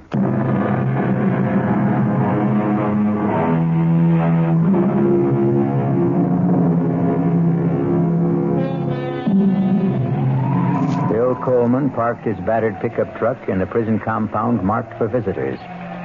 He walked 50 yards to the dirty gray guardhouse and presented his credentials to the stony-faced officer, who permitted Coleman to step out again into the rain and proceed toward the great, dirty granite complex, the maximum security prison for the state. Once inside, Coleman was ushered into the office of the chief prison doctor. Mr. Coleman, will you have a chair? I just want to get out the file on your father. I'm sorry I had to come out on such a nasty day. Let me see here. Coleman. Now, Richard. Oh, here we are.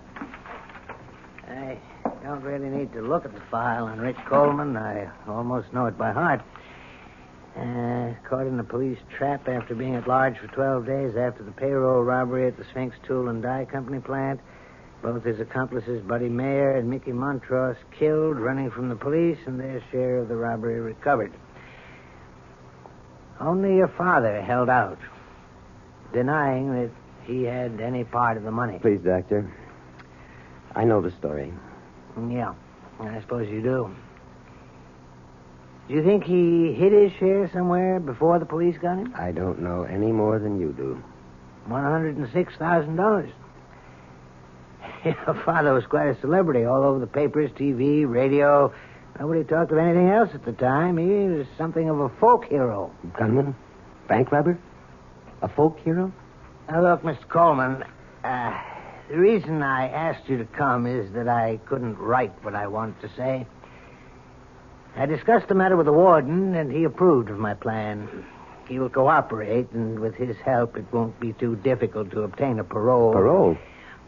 He's coming out? He's had a serious heart attack. It's his third. Now, the parole can be arranged for humane reasons, etc. There's only one catch. The warden will go along with this if you will assume responsibility. No. He's a sick old man. No. What if you won't take him? He'll die here. Let him die. How long is it since you've seen him? I went to his trial. I took my mother. Over 9 years ago. You haven't seen him or written to him since? Well, he wrote to me when he was informed that my mother died. I didn't answer. He sent birthday cards to Harry, my son. I want you to do something for me. I want you to see him. No, I couldn't. I want you to do it for me. I won't ask anything else of you. Won't take long, Mr. Coleman.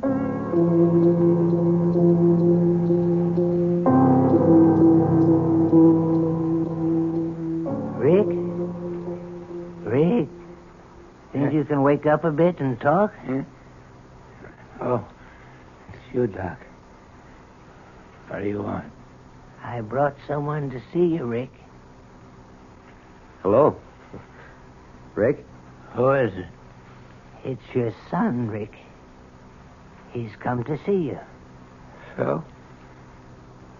You? Yeah. Yeah, Rick. How are you feeling? I feel fine. I've been a little under the weather. How's the kid? Oh, Harry's fine. He's going to school. Fine. Nina, how's she? I only saw her that one time at the trial. Oh, she's okay. She's getting on. Hey, Phil, I wonder if, when you get back, would you send me a picture of Harry? Oh, yeah. I guess so. I'd appreciate that. Sure. Sure, I'll send you pictures. Well, only, Phil, if you don't mind, I'd like to have my grandson send it.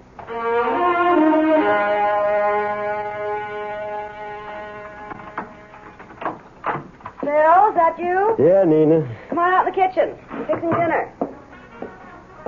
Yeah, smells good. One of your favorites. I thought I'd make you feel better with a good meal in you after a day of driving in the rain. Is it still raining? Oh, it stopped about an hour ago. Just about when I got to Glens Falls. That's good. We had enough rain. Yeah. Harry home? In his room doing his homework. But was that radio going? He says he concentrates better. Ames call? Yeah, twice. About 30 minutes ago. He seemed angry. That's too damn bad. I wish you and him got along. It'd make it so much easier. But he never does his share of the work at this station. If he has to go out and pump a tank of gas, you'd think the world was coming to an end. He hardly gets his hands dirty. Well, now, you knew he didn't know anything about the gas station business, Phil. Okay, I needed his money, but I can't carry him on my back. I gotta buy him out. Well, ain't you gonna ask me? I know you'll get around to it in your own time. I saw him. Talked to him. How is he? Hardly recognize him. Gotten so old. I don't think he knew me at first. He's been sick. Heart. Doc said it was his third, a bad one. That why they wanted you to come see him? Partly. They had something else up their sleeve. They're going to let him out. Out? Well, I thought he was in for life. That's right. 4-time loser, they call it. According to the state laws, that's life. But because of his health, the doc called it humane reasons or something, they'll parole him. And they have to get your approval, huh? That why they made you come? Something like that. They want me to be responsible for him. What? Want me to take him in, take care of him. Well, maybe he wouldn't want that, Phil. He's got nothing to say about it. It's either that or die in prison. Oh, Phil. I told him. No, I wouldn't have him. Now, Phil, you know you're going to take him in. No, I'll never have him in my house. Let that jailbird die where he belongs. Let him die in prison.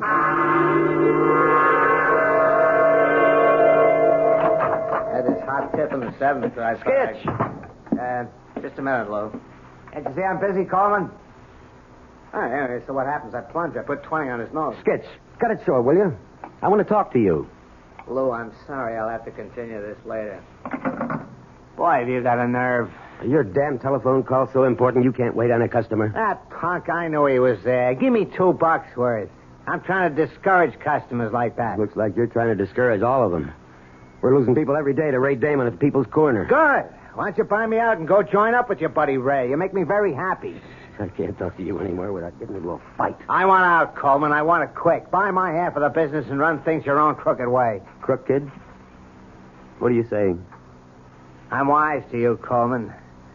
I've known about you for the last 3 years. What? I should have known it 4 years ago. I could have avoided all this. Avoided what, Ames? Okay, buddy, if you want it cold and clear like a weather report, your father's a jailbird. Go on. Why should I go on? You get what I mean. No, I don't. I'd like to have you spell it out. All nice and slow. You know the old saying, like father, like... You're the lowest scub I've ever known. To lay on me about what my father's done. I've never cheated you out of one lousy cent. I put up with you, split even with you for 4 years. You haven't done 5 cents worth of work. Yes, cousin. I want you to get up $15,000 by the end of the month and buy me out. I'm seeing Clark Wetley at the bank tomorrow morning. As for you, you don't have to come around here to use the phone in the men's room. You just stay home. I'll send you your cut. Now get out of my service station.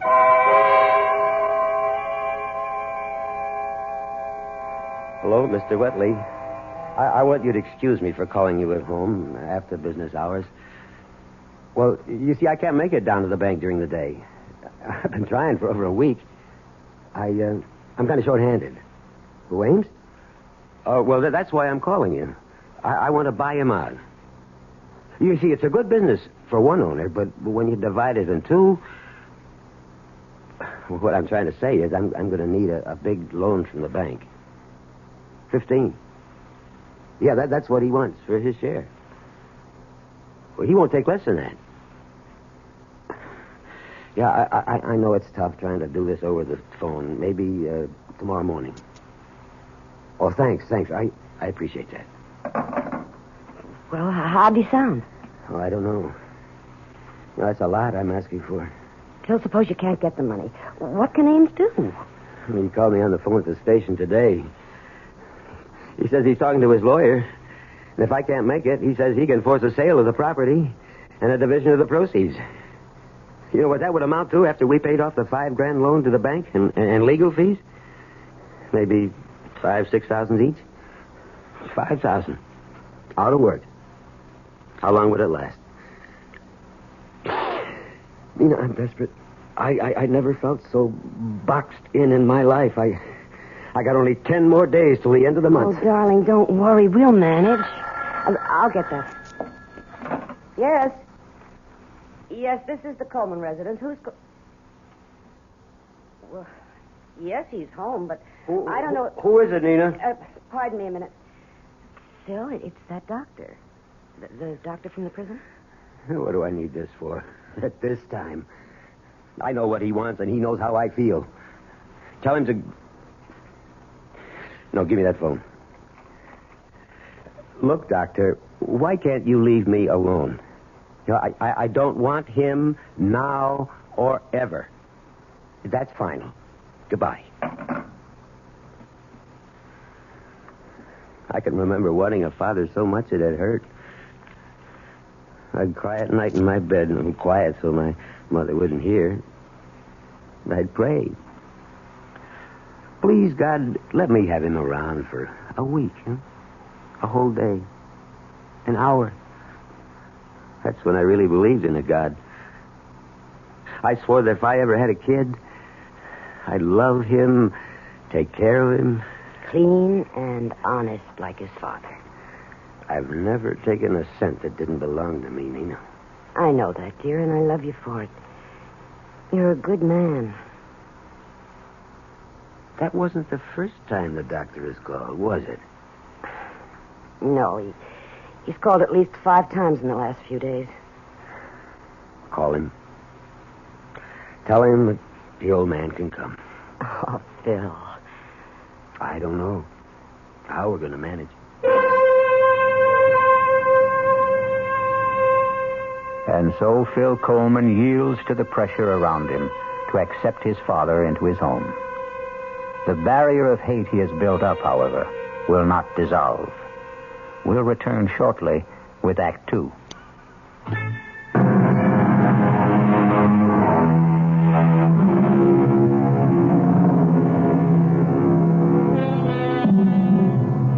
The first of the month has come, and Phil Coleman has not been able to raise the money to buy out his partner. Another event is taking place which brings him no joy. His father is coming today to become a permanent member of the household. It's them, Mom. They're here. It's Dad's pickup truck for Grandpa. Now, Harry, take it easy. You know how excited you get about things. Now, remember, He's an old man, and he's been very sick. I know. Mom, I'm really glad to see him. Well, go open the door. Dad's carrying the suitcase. Welcome, Grandpa. Here, let me take this suitcase. Dad, I'll show him to his room. Well, come in. Don't just stand in the door. Sure. Thanks. Let me take the suitcase. Huh? Oh, yeah, here. Follow me, Grandpa. I'll show you where you bunk. Harry, take it easy. Give him a chance to catch his breath. You want to sit down, Rick? Okay to sit, Phil? Sure. If you want anything, coffee or tea or anything. I ain't allowed to drink coffee. Oh. Well, if you're tired... No, I ain't. You can go to bed. Don't sit up to be polite. I ain't tired. Oh, Nina, I'm going down to the station. I got a little work to do. Well, Eddie called up at 7 when he closed up, Bill. What's the point of going there at this hour? Well, today's the first of the month. I thought I'd pay my bills. Some people do, you know. Phil, your father just got here. I got bills to pay, Nina. How about a game of checkers, Grandpa? Homework, Harry? I did it this afternoon so I'd have a chance to spend some time with Grandpa. How about it, Grandpa? I'm going to show you how to play that game. I was a champ at it.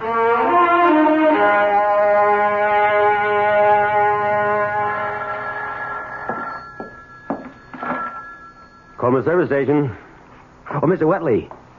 Yeah, I called the bank earlier, but they said you was busy. Yeah. Well, it's getting kind of urgent. You see, I told Ames I'd be able to settle matters with him around the first of the month. It's the 11th already. He calls me every day. Mr. Wetley, I'm desperate. I gotta get that loan. What? Well, when can you let me know? Well, couldn't you make it sooner? Okay, Mr. Wetley. I know you're doing your best for me. Pardon me, Mr. Wetley. Someone wants gas. Please call me as soon as you know. Thanks. Goodbye. Coming. Oh, I'm sorry to keep you... This the way you do business, Coleman? You're going to run this joint into the ground in 3 months. Well, I'm sorry, but Eddie's out to lunch. Or something, Skitch. Mr. Ames to you, Coleman. Fill her up. Sure. Reason I dropped by, Coleman, my lawyer's drawing up papers to dissolve our partnership and... Well, I was just talking to the bank when you drove in. Good. When are you getting the cash? Soon. What does that mean? Either you're going to get it or you ain't. Don't try stalling me with soon. You said you'd have it before the end of last month. You know what the date is today? I'm doing my best. It ain't good enough. Give me a little time. But you'll get your 15 grand. I'll give you another week. Thanks, Ames. You know why I think you're going to be able to come up with the money? Your old man is living with you now. What the hell are you driving at? Everybody knows he's got over 100,000 stashed away from that job he did about 10 years ago. You fat pig! I'll pull you out of that car. Oh, my God, you're choking me. Okay. Now get out of here.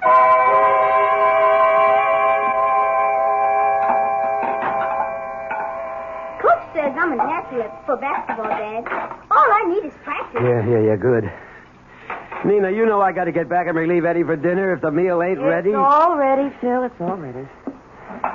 Rick, food's on the table. Thought I'd join you for grub.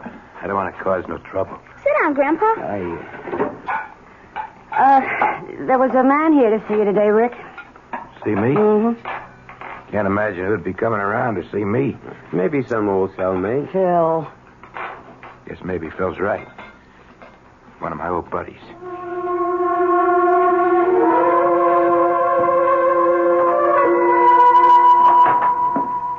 Yes, sir. What can I do for you? Mr. Coleman. Yep. Sorry to bother you during business hours, but seemed like the best time to talk to you alone. Oh, my card. Herbert, McCauley, Crandler, Nepping. International Insurance. I'm an insurance detective. Let me explain. When a big job is pulled, maybe 100, 200 grand, even bigger, the insurance companies have to fork over the money to the people who have insurance to cover such things. The money that isn't recovered, that is. You get me? Yeah.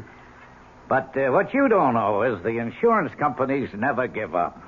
They'll follow a man right into his grave to get back the stolen cash. Take your father's case, for example. I don't want to go into it. I know all about it. It might be worth your while to talk to me. 10% of $106,000 is a lot of green. 106,000 was your father's cut of the heist. And that's the amount still missing from the Sphinx Tool and Die Company hold-up 10 years ago. But on trial, he said he never got his share, that his buddies cheated him. Ah, bunk. The jury didn't believe him then, and I don't believe him now. He's got it, but he'll never be able to spend a buck of it. We've been after him for 10 years already, and that ain't nothing. We kept after a guy for 20 years and finally got the money back. Happened before I got in the company. They caught the guy digging up a big glass bottle stuffed with moldy old bills. And here's the laugh. The bills were the big old size, printed before they changed over to the small ones. He couldn't have spent the money. It was out of date. Yeah, I'm a busy man, Mr. Yeah, Macaulay. I was over to your house yesterday to talk to Rick, but I figured it'd be better talking to you. Oh, so that was you. Look, I'm short-handed here. You're keeping me I guess you didn't hear what I said a moment ago. You could get 10% of $106,000 just for helping me get the money back from your father.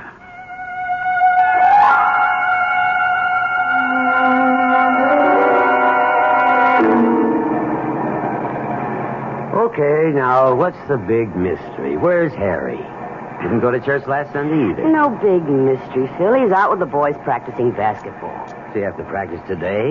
It's the only time the basketball field or court or whatever they call it is available. So the little stinker thought he was going to get away with it, did he? Oh, well, now, don't be too hard on him. He's a good boy, and he works very hard at his schoolwork. Oh, I know. I used to go AWOL Sundays whenever I could as a kid, play basketball.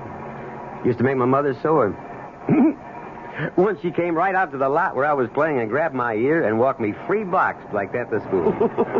No, I ain't mad at him, but I got to make a little fuss to show him my feelings. Okay, Nina. Now, don't make a big thing out of it, huh? Think he's home yet? Well, he wouldn't be this early.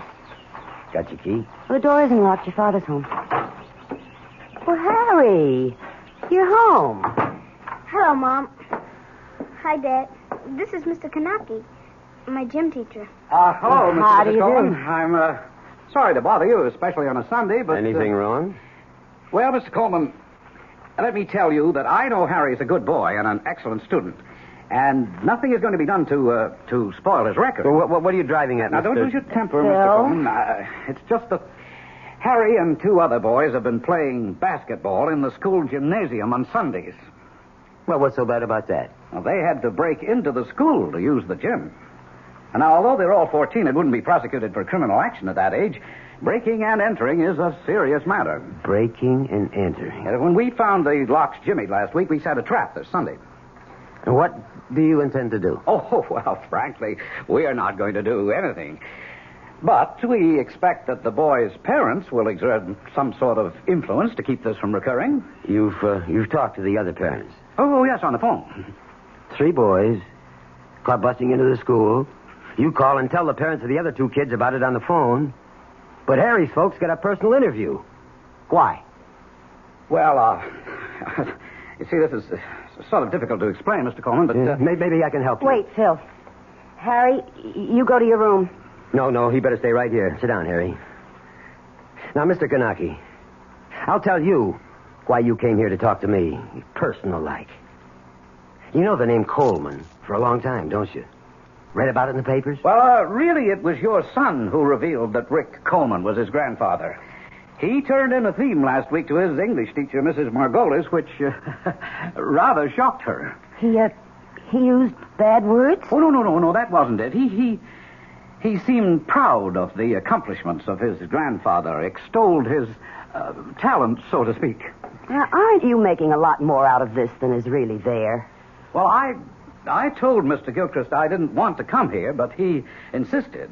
It seems that he wanted to know about your father, Mr. Coleman. We understand that he's living with you. You think he's been a bad influence? Oh, I'm trying not to make any judgments, Mr. Coleman, but I expect you will. And now I think I've said enough. Please excuse me for spoiling your day. Goodbye. Keep your nose clean there, Harry. Bye, Mr. Kanaki. Go to your room, Mary. Yes, Dad. I got a lot of homework anyway. Well, what are you going to do, Phil? I don't know. But I'm going to start out with him. With Rick.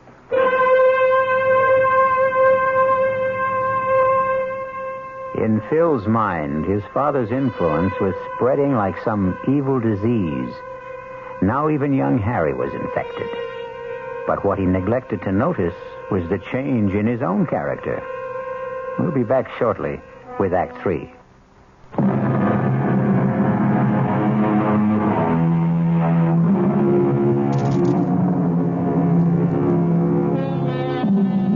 Despite Phil's resolve to speak to his father immediately, so many other matters converged on him that it was several days before he had time to get Rick alone for the soul-searching talk that he envisioned. Strangely enough, the conversation, when he finally got around to it, took an entirely different course. Come.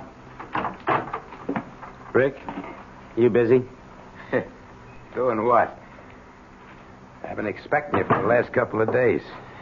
Harry said you wanted to talk to me. Yeah, but I've been busy. I've got lots of troubles. I'm only one, huh?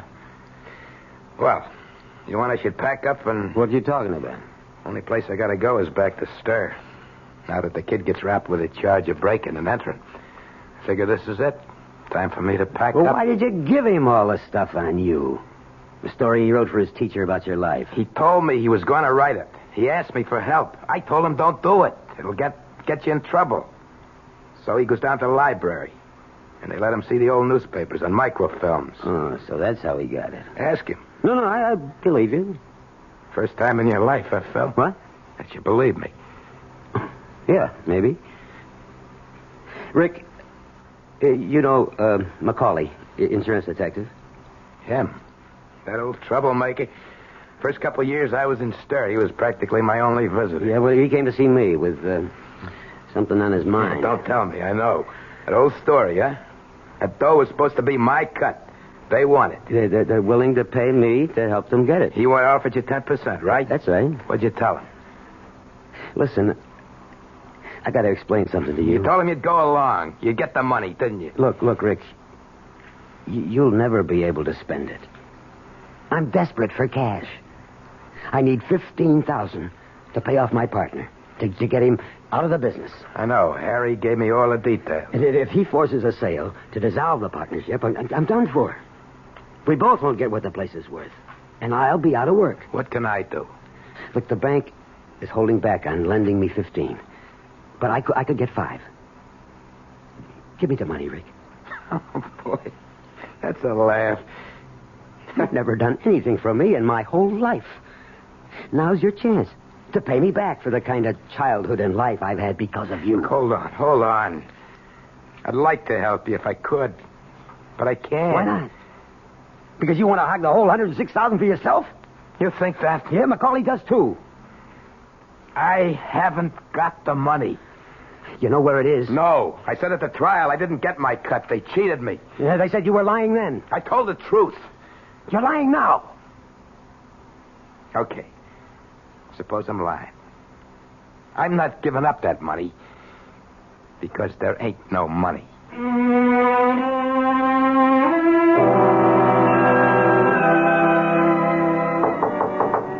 Yeah? Busy? Dad? Come on in. I didn't want to bother you, Harry, if you're doing your homework. Nearly finished. You want to talk to me? Yeah. Yeah, Mom's in the kitchen doing the dishes. I thought this would be the best time to talk to you alone. If it's about that trouble, you know the Sunday basketball business? Don't worry. I had a long talk with Mr. Gilchrist, and he's going to forget the whole matter. Also, in spite of the fact that Mrs. Margolis didn't like the subject matter of the theme, she gave me an A- for effort and research. Yeah? Yeah, that's good. I won't make stupid mistakes like that again, Dad. You can bet on it. Yeah. Look, what about Rick? What do you mean? Well, where does he go when he goes out? He hardly ever goes out. He sits around in his room most of the time. I asked him about it. You know something? He's been locked up for so long in a jail cell that he isn't used to having any freedom. He told me he doesn't feel safe outside. How do you like that? But when he does go out, where does he go? Once a month. He has to report to his parole officer. The office is over on Dean Street. I walked over there with him once. He wanted my company. Well, any other time? I mean, does he go out maybe when you're in school or nobody's home? Slip out, kind of secret-like? Why would he do that, Dad? Well, I'm just asking.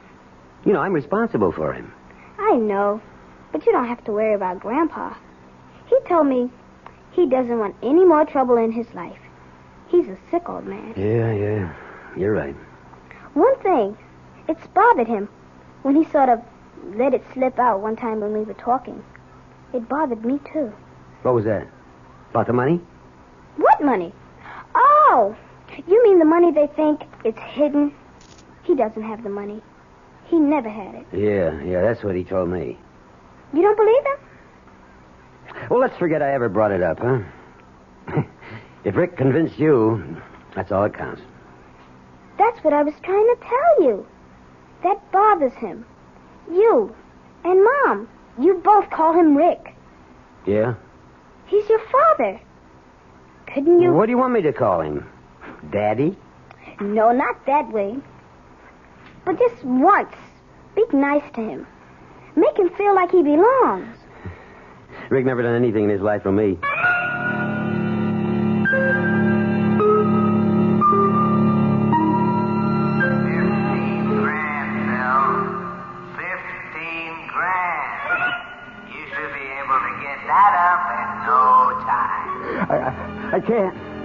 I can't. The bank says I gotta get more collateral. Everyone knows he's got over 100,000 stashed away. I wouldn't touch that. I wouldn't touch... 10% of 106,000. I'll keep my mouth shut. 10%. That's fair. I wouldn't touch that dirty money. Take the money. All of it, Bill. It belongs to you. I stole it for you. 106,000. Rick earned the money. Phil, wake up. 10 years. Nearly 10 years. Phil, darling, you're having a bad dream. It's my money. Phil. It belongs to me. Darling, please, wake up. No, it's my money, all of it. Phil, open your eyes. You were having a bad dream. I could hardly wake you. Oh. Are you all right? Oh, yeah, I'm all right. Do you want a glass of water or something? No, I'm okay now. You were dreaming about that money, weren't you? You kept saying something about 106,000. And then you said, it's mine. It belongs to me. Oh, that's just a dream. Forget it. I'm getting up. Phil, it's 1 o'clock in the morning. You've only been asleep 2 hours. I'm getting up. Mind if I switch on the light? No. I'm going out, Nina.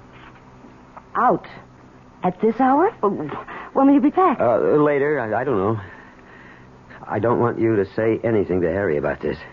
Or to anyone. Understand? No. But I won't say anything if you don't want me to. Well, I'd like to explain, but there's no time.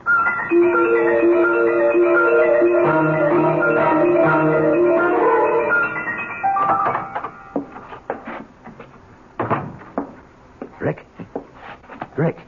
Wake up. Yeah? Who is Me, Rick. Get up. What's the matter? I'll turn the light on. What's going on? Get your clothes on, Rick. What time is it? It's the middle of the night. Get your clothes on. Yeah, sure, fella. Sure, if you say so. Come on, hurry up. Get dressed. Sure. But I don't get it.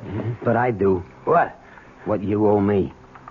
Oh, you mean for room and board? Oh, sure. Look, Rick, I don't want to play games with you. I want the money that you hid away for 10 years. You owe it to me, and I need it. You really think I got it? You really think I got it? Get up! Don't you laugh at me. Don't you ever laugh at me. I wasn't. It just struck me that you believe I got that loot stashed away someplace, just like everybody else. That's right. And I want it. Now, you and me are going to go where that money is. Phil, tonight. I swear I ain't got it. I never had it. Get out. Come on, get out. I told you the truth, Phil. You never told the truth in your whole rotten life. But you're going to come clean with me now, Rick. We're going out tonight, and we're going to get that money. All of it. Phil, you're acting crazy. It's mine. That money. You owe it to me. It's kind of like what they call accounts receivable. It can't work, Phil. It can't work. Why not? Because there ain't no money. There never was. I never got any cut.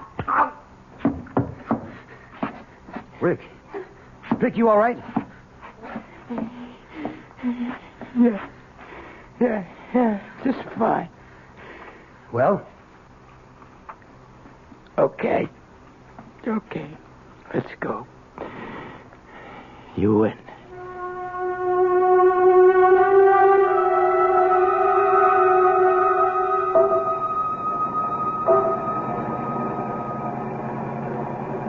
How much farther? We've been out nearly an hour. Keep going. It's near Plainfield. I'll tell you when.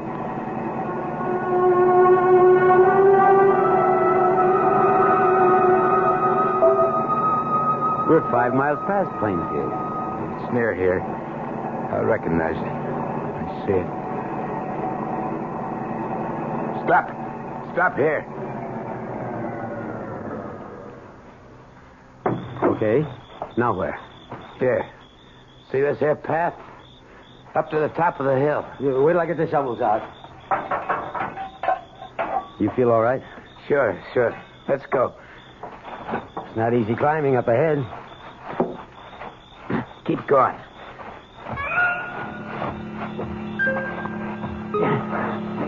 Keep going.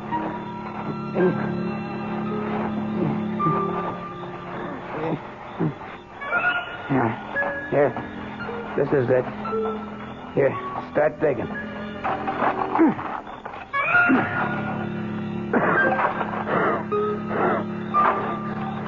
You sure this is the right place? Rick, you hear me? What? You all right? I was asking you if you could have been mistaken about the spot. What? The spot where you hid the money. Oh, no mistake. No. Down over 3 feet now. Deeper. Okay. I'm getting pushed. Give me a shovel. I'll help. No. I'm okay. Give me a shovel. Give me. Sure. I don't know why you want to. You're too weak to do much. Here.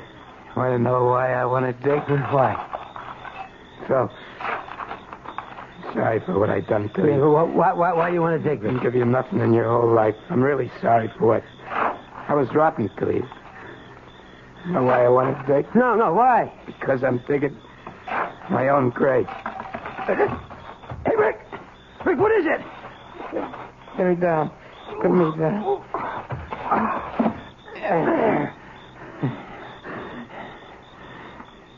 There ain't no money, Phil. Not a damn cent. No dough. I was telling the truth once in my life. And nobody believed me. Okay. I believe you. No, take it easy. You're going to be okay. No, never. Why'd you want to go through with this whole digging business if you knew it wasn't there? I wanted to show you what wanting money can do even to an honest Joe like you. Now maybe you can understand the kind of mug your father was. Oh, Rick. Rick, listen. Everything's going to be all right between us from now on. Sure. Only one thing. Yeah? Call me something besides Rick. Yeah. I've been wanting to. I've been wanting to. That easy for me to say it. Pa? Get well. Don't die, Pa. Thanks, Phil. son. Pa! Phil Coleman searched for a father all his life and lost him at the moment of finding him. I'll be back shortly.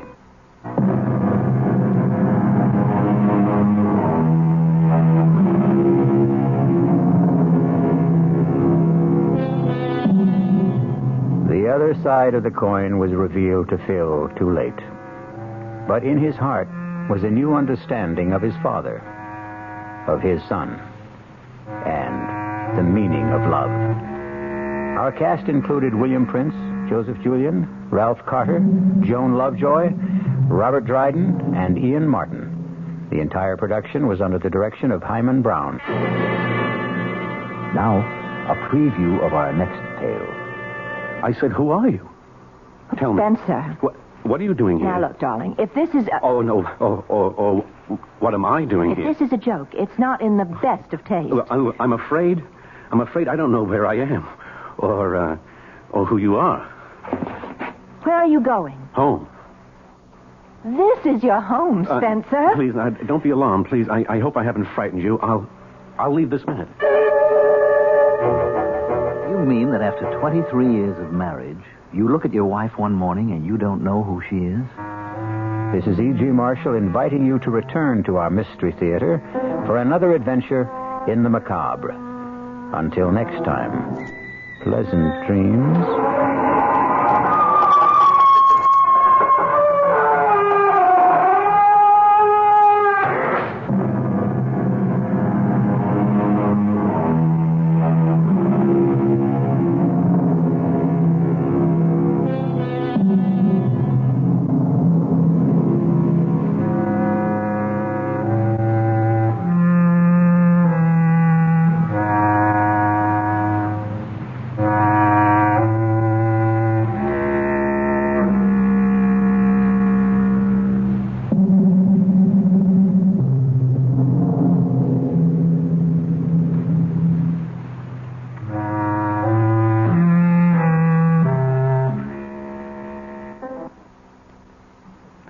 The preceding Mystery Theater program was furnished by the CBS Radio Network.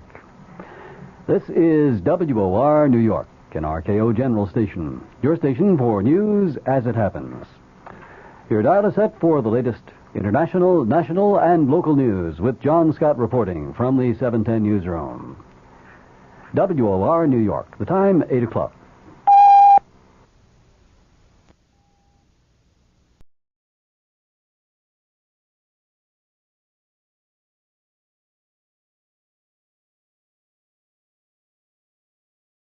The CBS Radio Mystery Theater presents...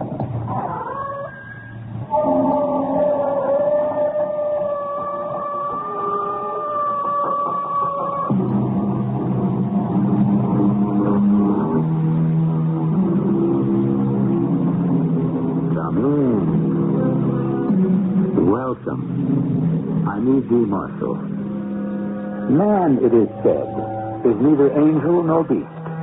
Therefore, he can play either role with equal facility and even felicity. Perhaps that is why there are times when the best of us suddenly become the worst of us, and the worst of us, the best of us. And does anyone really know why? You will propose on the floor of the United States Senate that the United States return at once to Mexico, the states of New Mexico, Arizona, California, and Texas. Are you crazy? What makes you think I would do such a harebrained... Senator, I have some documents here. Documents? And pictures. Pictures? Are you going to make that proposal? Well,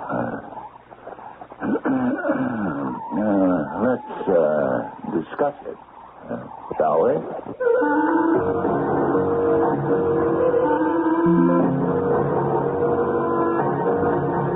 Our mystery drama, The Defectors, was written especially for the Mystery Theater by Sam Dan and stars Fred Gwynne. It is sponsored in part by True Value Hardware Stores and Buick Motor Division. I'll be back shortly with Act One.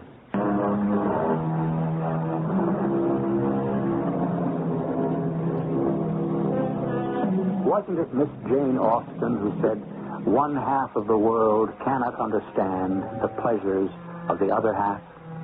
Yes, it was. And she might have added, "Nor does it approve of them either." The French, who have a reputation for liberality in these matters, have an expression, "Chacun a son goût," which roughly translated means whatever turns you on. At any rate, it may be safely assumed that more people are laid low by their joys than by their sorrows. A case in point? Let us consider Luther K. Hotchkiss. Why did he suddenly resign from the Senate? I have found that the world, as that great poet Wordsworth said, is too much with us. Getting and spending, we lay waste our powers. Therefore, Marguerite and I have decided to spend our golden years in blessed retirement from the ceaseless cares and vain striving, and seek the sweet simplicity of nature. I thank you. Oh, come on, Senator. Level with the people. You won't tell the truth? Very well. I will. It began late one night last year. Oh, he was so cute and adorable and wonderful. How about exciting? And didn't we just have a marvelous time tonight? I guess there's still a lot of life left in the old man yet. Oh, man. Why, Hutchie, there are fellas half your age. They're nowhere near as good. Now don't tell me that. Oh, but it's true, sweetie pie. Is it ever true? All right, Chickie. What do you want me to buy you this time? Well, nothing, Angel Face. Nothing. Nothing. No, practically nothing. Such as? Look, I saw an apartment down at the circle. No. But it's such a cute little... No. But why? You know why. Oh. Don't you have a lovely apartment now? But it's nowhere. How could I give you an apartment, Chickie, down at the circle? But that's where all the action is. How long do you think it would be before everyone found out about us? Ruin and disgrace. But I get so lonesome all the way up there near Arrow Creek. Well, that's why I bought you this car, so you could get around. Get around? Where? When? I have to be home every single night in case you get an idea you want to see me. I'm sorry. I know it must be dull for you. It's just, I can never make any plans. Well, I can never make any plans either. You think I'm free to come and go as I like? Oh, I'm going to cry in a minute. No, I'm serious.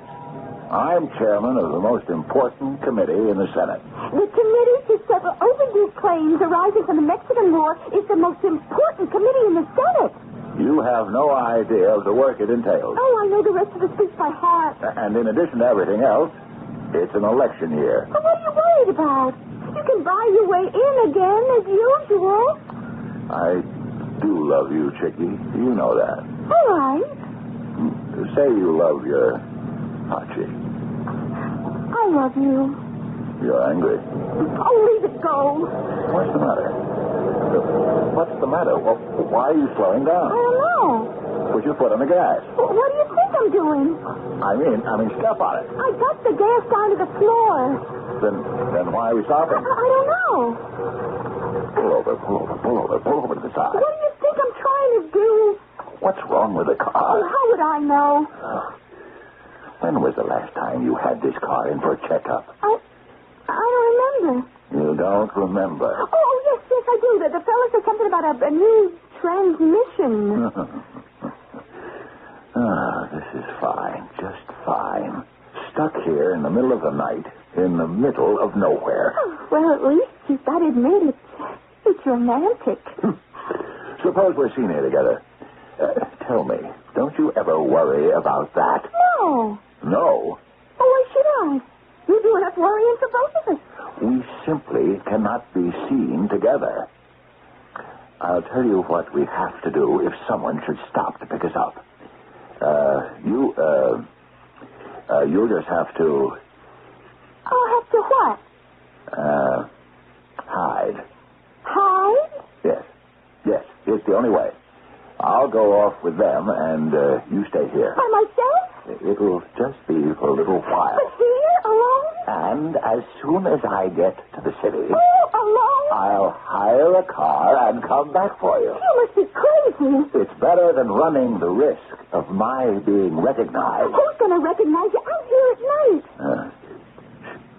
Listen, that's a car. It's slowing down. I'll get out. You slump down on the seat so he won't see you. What's he doing?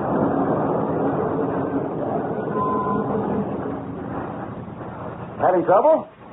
You keep out of sight, Chickie. Yes. Car seems to have, did you lift into the city? Chickie, get down. Why, sir, that's really nice of you. Oh, I didn't see the lady with you. Oh, well, Oh, aren't you a real nice guy to help us out like this? Well, you do what you can here and there along the way. Hop in, folks.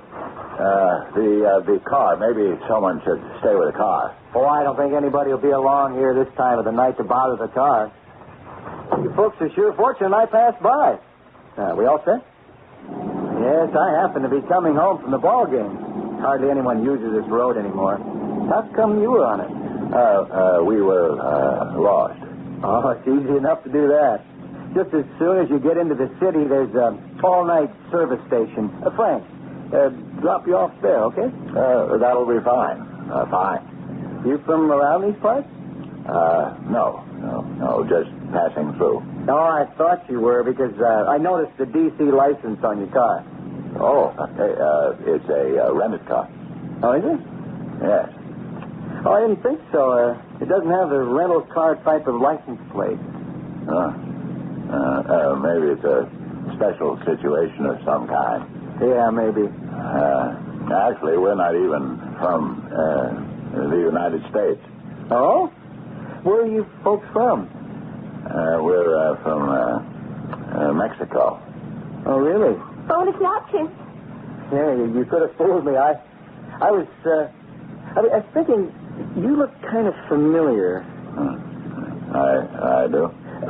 I'm sure I've seen you someplace before, but I just can't recall where. Why do you look so familiar? Oh, lots of people look like lots of other people, you know. Yeah, I guess so. I mean, I'm always being mistaken for somebody. Still in all, your husband does remind me of... Oh, he's not my husband. Oh, he's not? No. Oh, well. Excuse me. Oh, it's perfectly all right. She's my daughter. Oh, well, excuse me again. I guess she must look like her mother, huh? Her mother? Yeah. Why do you say that?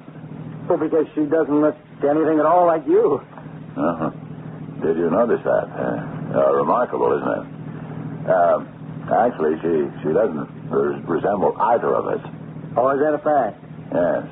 Yes, it's one of those rare cases. Yeah, I would say so. Very rare. My name is Milrose. John J. Milrose. What did you say your name was? Torgenbrugger. I beg your pardon? Torgenbrugger. Amos Oswald Torgenbrugger. Oh. Well, didn't you say you were Mexican? No. It seems I heard you say that you were... I said I come from Mexico. Oh. It's a lovely country. How far are we from the city, anyhow? No more than a half an hour. Half an hour.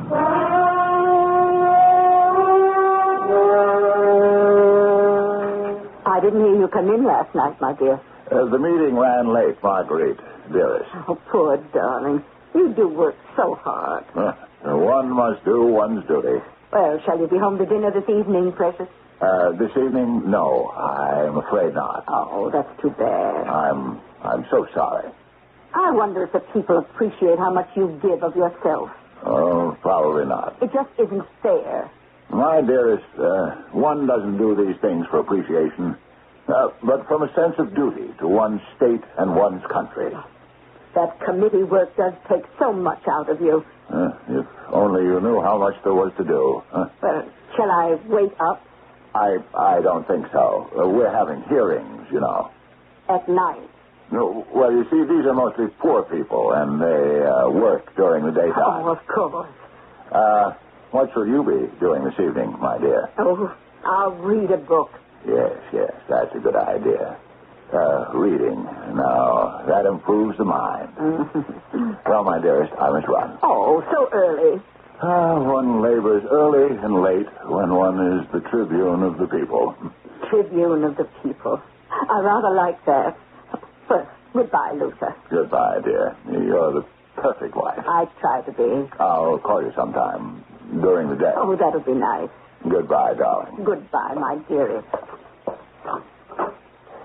Goodbye, my dearest. Goodbye, my darling, my dearest darling. Goodbye, my darling, dearest darling. Goodbye. Hello? Oh, hello, my darling, my dearest darling. Marguerite? Hello. Oh, yes, it's Marguerite. Milrose. Yes, it's Milrose. He won't be home this evening. Oh, wonderful. Shall I see you? The usual time. The usual place. I can't wait to see your adorable face. Why, that rhymes. It's a poem. Our love is a poem, my darling. Then let us sing another verse tonight. Symmetry, balance. They do form the cornerstones of art, do they not? Balance the opposites, equalize the equation. Or, as it has been stated in somewhat less elegant terms, what's sauce for the goose is also salad dressing for the gander. We have some more seasoning in store for you just as soon as I return with Act 2. Sigh no more, ladies, sigh no more. Men were deceivers ever, 1 foot at sea and 1 on the shore. To one thing constant, never. Yes, it's true as the bard put it about man's propensity to deceive. It is, however, neatly matched, if not actually exceeded, by woman's. Milrose, oh, Milrose, you do love me. You know I do, Marguerite, honey. Oh, but I'm older. You know what age is, Marguerite? It's a sauce that makes a woman so much more delectable. Oh, you're such a delightful flatterer. But it's true. Milrose. Yes? Why should you want to flatter me? But I'm not. Is it because my husband is a senator? What would that mean to me? Are you hoping that I could be used to influence some of his decisions? Let us, for even a moment, assume that that is true. What decisions does your husband make? Well... Suppose a person wanted to influence a senator. Would he pick Senator Hotchkiss? Oh, then it is love. Love. Yes, my darling. It's love. Even though it confounds all logic and reality, I do believe you. Believe me, dearest. I believe you. Now, look at me. I'm kind of a dumpy little woman. Pleasingly plump. My hair is turning gray. I wear glasses. It's the light. The light that shines from within. Who would give me a second look? I did. Who would know to look at me? Of the passion that surges within me. I would. Oh, what a fire you have kindled inside me, Milrose. Oh, excuse me, darling. Hello? Marguerite. Oh, Luther, dearest, is anything wrong? There's a large envelope. Envelope, Angel? On the table near the telephone, sweetheart. Oh, this one's precious. From the photographers, baby. I see it, treasure. This magazine is doing a whole spread on me. A magazine? Oh, darling, which one? Well, Oh, darling, don't be modest. Well, it's the Undertakers and Cemetery Managers Monthly. Oh. Well, publicity is publicity. Oh, yes, I suppose so. Would you look at the photos and tell me which I should have them use? Of course. I know you'll choose the most flattering. Oh, my darling, you're so handsome and distinguished looking. No picture could possibly flatter you. Pick the best one and call me back. Of course, my dearest. What are you doing with yourself right now? Oh, reading. What? A book. Is it any good? Oh, I don't know. I haven't really gotten into it yet. Call me as soon as you can, darling. Oh, I shall, my dearest. Oh, excuse me for just a moment, Rose. I have a small chore to perform. And, darling, perhaps you could help me. Certainly. You see these photos. Which of them, do you suppose, does the senator the most justice? Well, I would say... Huh? What is it, Rose? Torgenbrugger. I beg your pardon. Amos Oswald Torgenbrugger. Whatever are you saying? Oh, nothing. Nothing at all.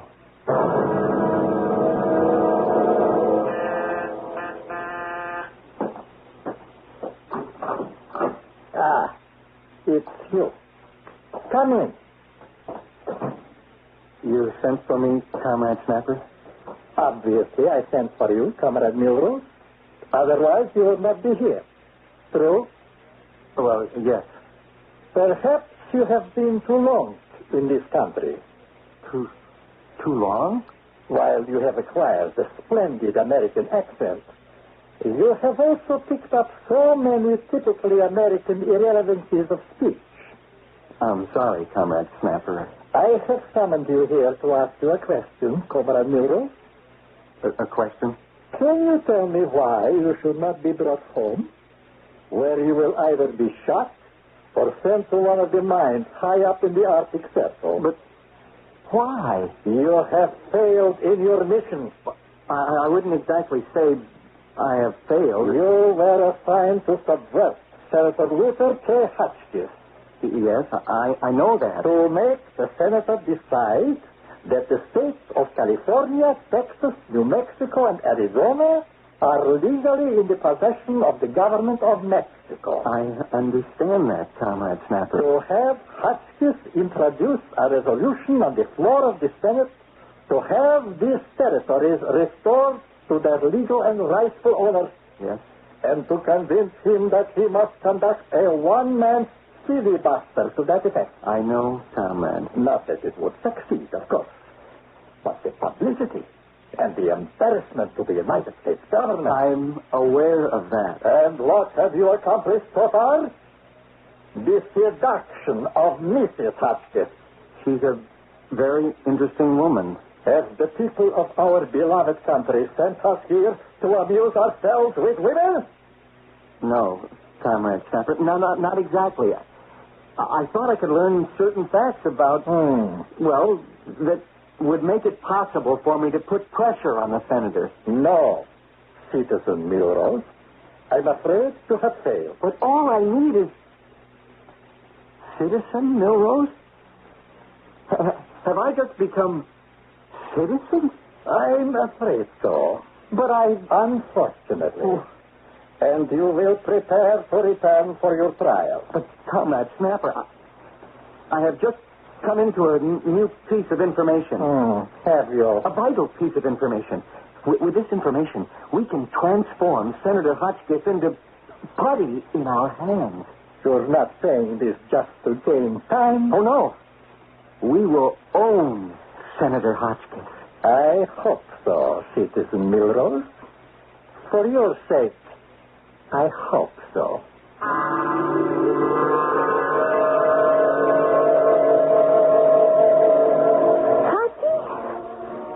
Lenny Pie, where are you?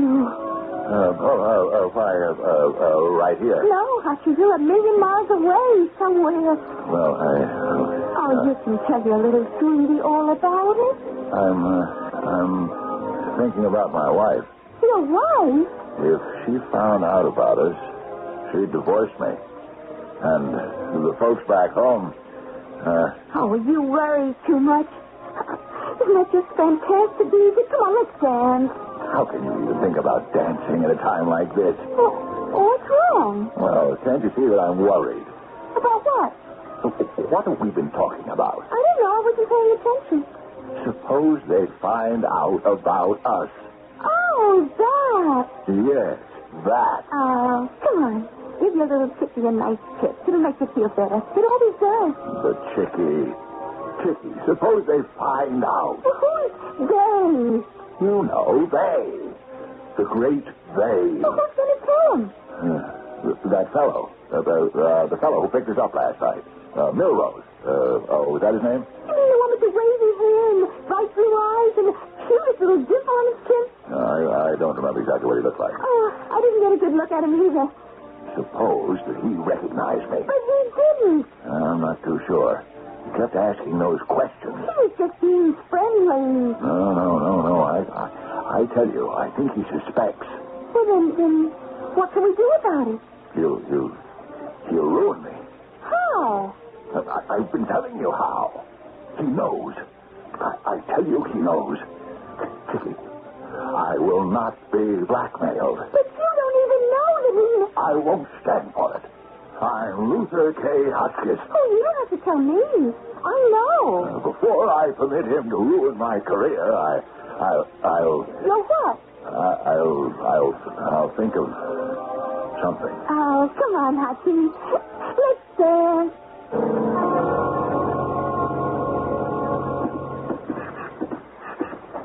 What? Say, what are you doing in my car? I'm sitting in it. I can see you're sitting in it. I know you.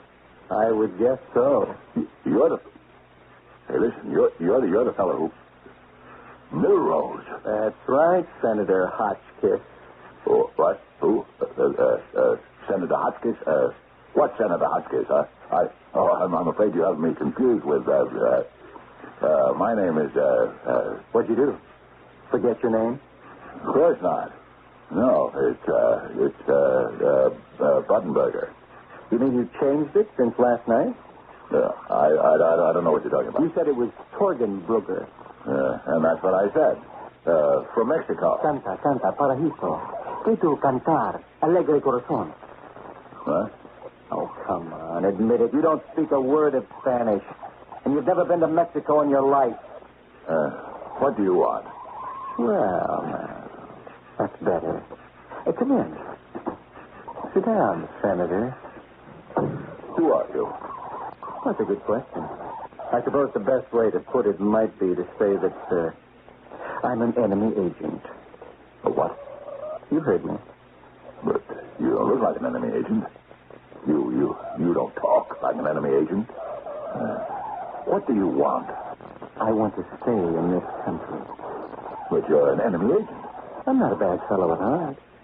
Why are you telling me all this? Because you're my only hope. Only you can keep me here. Do you understand? No. I'm such a small and unimportant enemy agent. And we have so much in common. What could we possibly have in common? Well, you're such a small and unimportant senator. You shouldn't have said that. I'm sorry. But frankness should be the basis of every valid relationship. Who says we're going to have a relationship? You might just as well make the best of it. I refuse to have anything to do with you. I want to help you out. I'm asking you in a nice way. All you're giving me is abuse. Okay. From now on, no more Mr. Nice Guy. From now on, it's all business. You're going to do as I tell you, or else. Or else what? Or else the whole world, starting with your wife, is going to find out about Luther K. Hotchkiss and Miss Chickie Paradise. No, you wouldn't. Furthermore, a special mailing will be sent home to all the voters in your state. No. Well?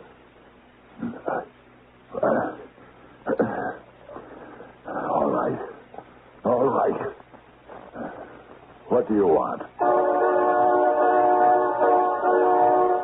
know what he wants. We've all been privy to his instructions. We know what Senator Luther K. Hotchkiss is supposed to do. But will Luther do it? Is there a way out? What can I say? Only this. The third act, as usual, tells the tale. And it will be upon us in just a few fleeting minutes.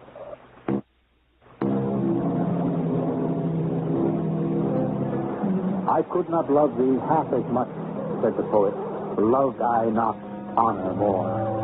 Well, so far we seem to have quite a bit of love in our story, but now, for the first time, honor is about to make an appearance. Well, if you think we're going to have all sorts of philosophical discussions on the nature of honor itself, forget it. We're going to let love and honor battle it out with absolutely no holds barred. Are you crazy? You want me to introduce a resolution that would return California, New Mexico, and Arizona to Mexico? And Texas. You forgot Texas.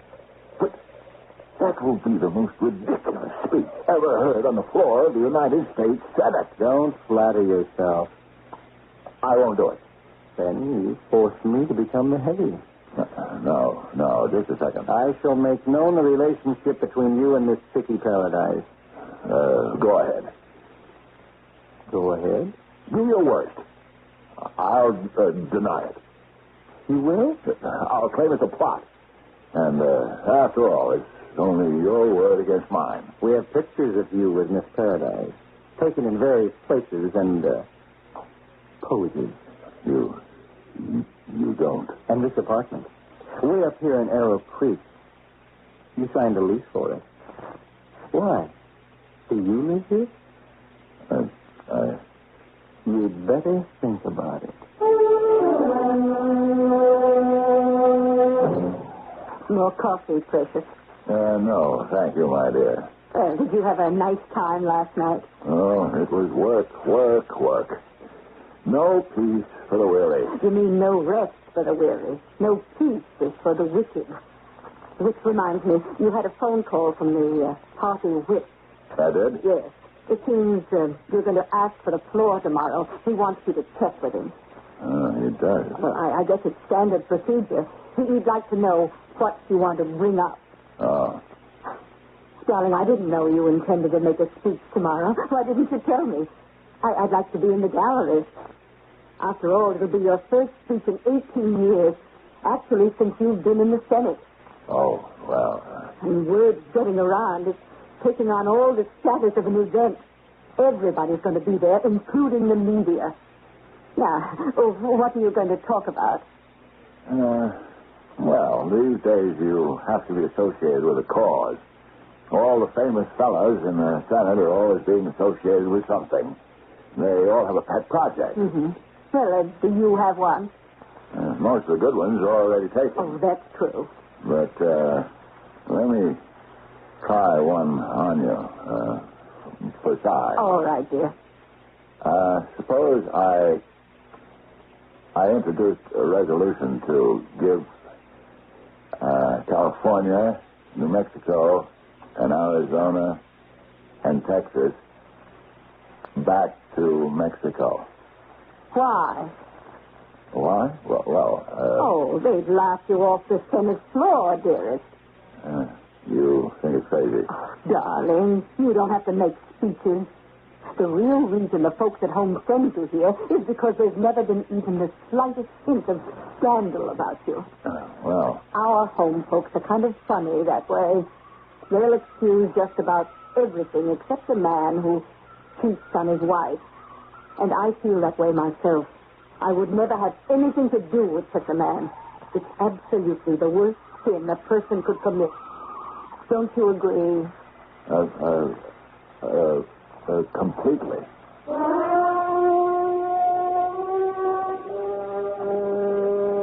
Yes, Senator. What can we do for you? Well, Colonel Ferret, I've come here to the Secret Central Investigative Bureau of Federal Intelligence for advice. Yes, sir? This is for a constituent of mine. I understand. He thinks He is being blackmailed by an enemy agent. Yes? Well? All he has to do is identify the alleged agent, who will then be arrested and brought to trial.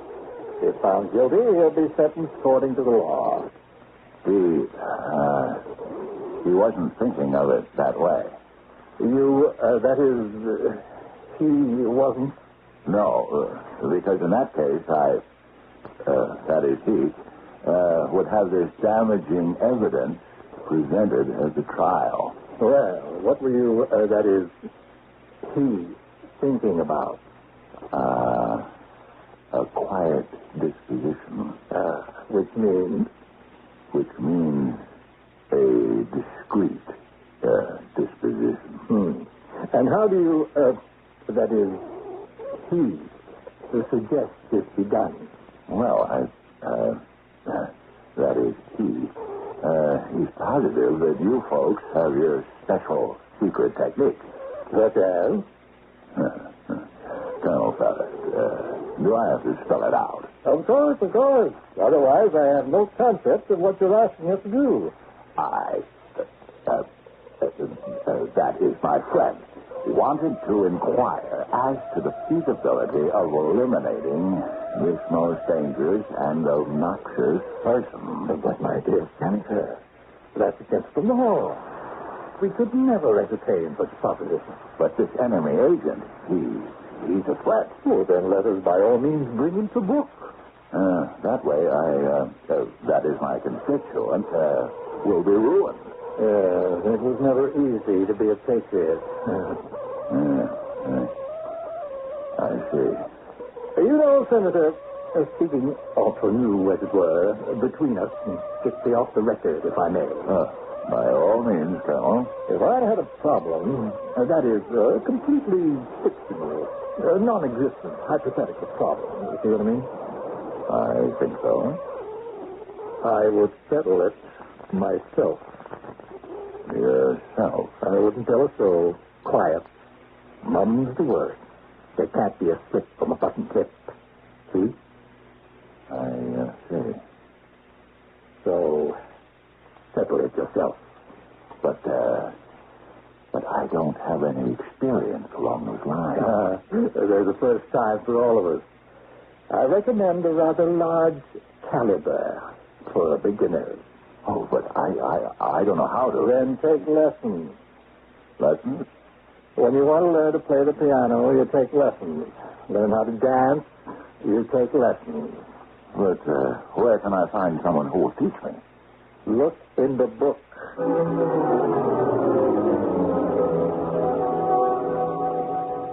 Madame, this is a 45 caliber revolver. Yes, Monsieur Latour. You insert the cartridges, so. And now you are ready. You hold the pistol in your right hand. No. Lightly, softly, tenderly. And you squeeze. You squeeze the trigger gently, softly, as if it is in the hand of a woman you love. Then, suddenly... Oh, my foot! I'm sorry. They will not slip off my foot. You must not close the eyes when you fire. Let me try again. Try again. Am I the cat that has been 9 lives? Try again. I'll do better, I promise. Do better. One needs the suit of armor when such a maniac as you are going to... I'll take careful aim, and then... was that better, Monsieur Latour? Monsieur Latour? Monsieur?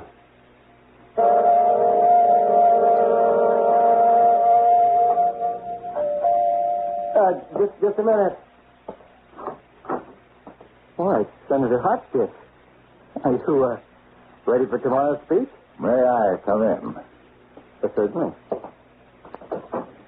Well, offer you a drink? No, thank you. I can't afford one. You what?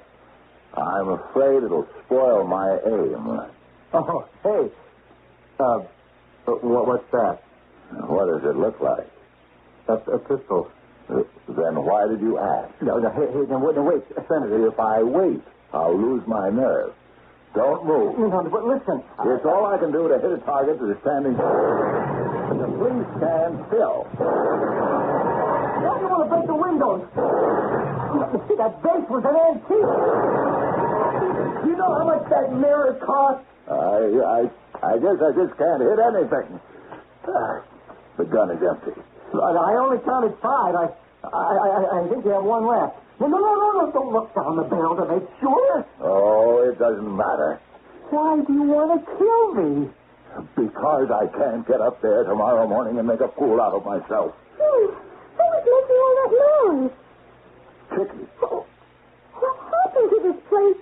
It looks like it was a raid or something. Chicky, what are you doing here with him? You see... let her talk. Why, Hachi, Rose and I, we're in love. You're in love with Milrose? Yes, Hachi. But I thought you were in love with me. I love you, too. But how can you... I love you because you're so dignified. I love Milrose because he's so strong and young. Young? And he has the thickest, radiest hair. But when he gets to be my age, he may not have any more hair than I have. Oh, but that won't be for 30 years yet. And he dances. Oh, he dances divinely. Stand back. Hachi, what are you going to do? I still have one bullet left in this revolver. Oh, Hachi, please, do not point it at Milrose. Let him. It's the only way I'm sure of not getting hit. Hachi, what are you going to do? What am I going to do?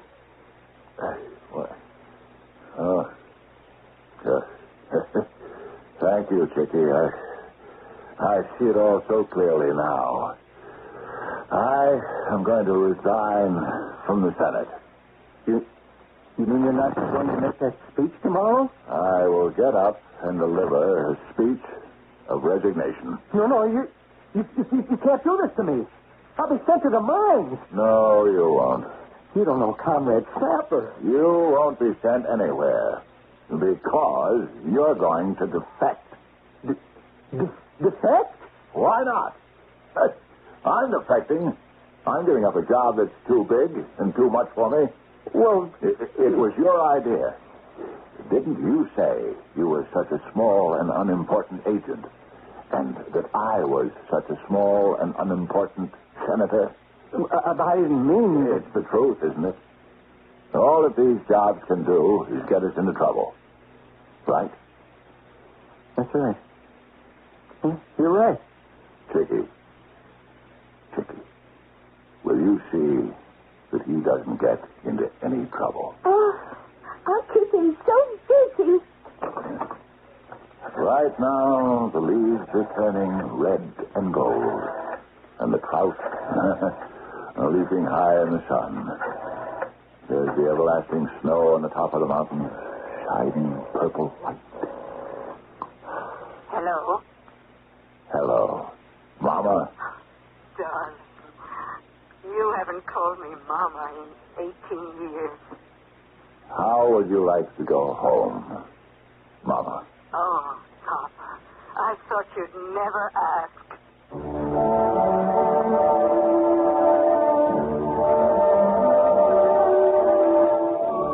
All kinds of people show up to apply for all kinds of jobs. And all kinds of people are hired, appointed, chosen, or elected. And sometimes lots of square pegs get pushed into round holes, and vice versa. But in the long run, it doesn't matter. Somehow the work of the world always manages to get done. Or does it?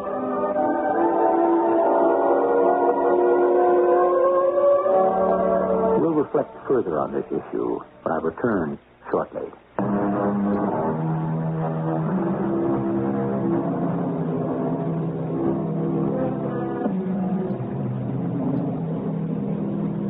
You cannot imagine, said the philosopher, a circumstance or situation more startling, strange, or bizarre than those that have already occurred in the world of reality. As we review many of the happenings in our little tale, what appeared to us originally as unusual, offbeat, and exaggerated seems now only conservative and everyday. Life, as usual, is larger than art. Our cast included Fred Gwynn, Bryna Rayburn, Bob Caliban, and Ken Harvey. The entire production was under the direction of Hyman Brown. This is E.G. Marshall inviting you to return to our Mystery Theater for another adventure in the macabre. Until next time, pleasant dreams.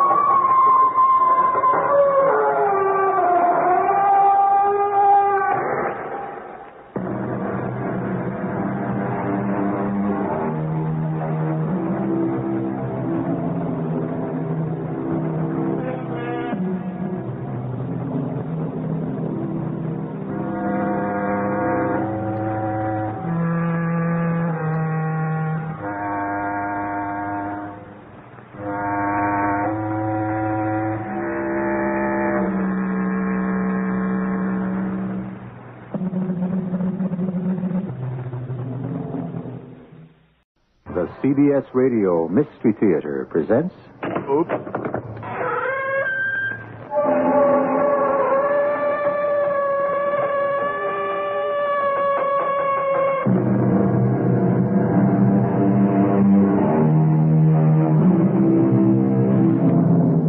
Come in. Welcome. I'm E.G. Marshall, waiting to explore with you what is often puzzling and always slightly beyond rational understanding. This story is real, and what happened goes back almost 100 years when Joseph Conrad recorded it. Then, even more so than now, the word Congo had acquired sobering connotation. Sobering indeed, as a commercial trader was to discover.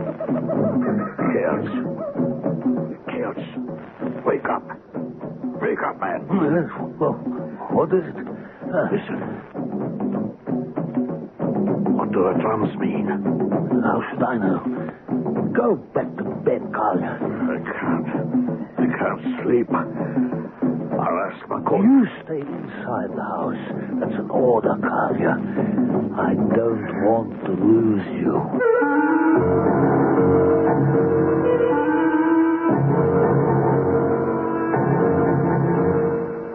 Our mystery story, The Warriors from Luanda, is adapted from a story by Joseph Conrad and was written especially for the Mystery Theater by Roy Windsor. It stars Bob Dryden and William Griffiths. It is sponsored in part by Contact, the 12-hour cold capsule, and X-Lax. I'll be back shortly with Act One.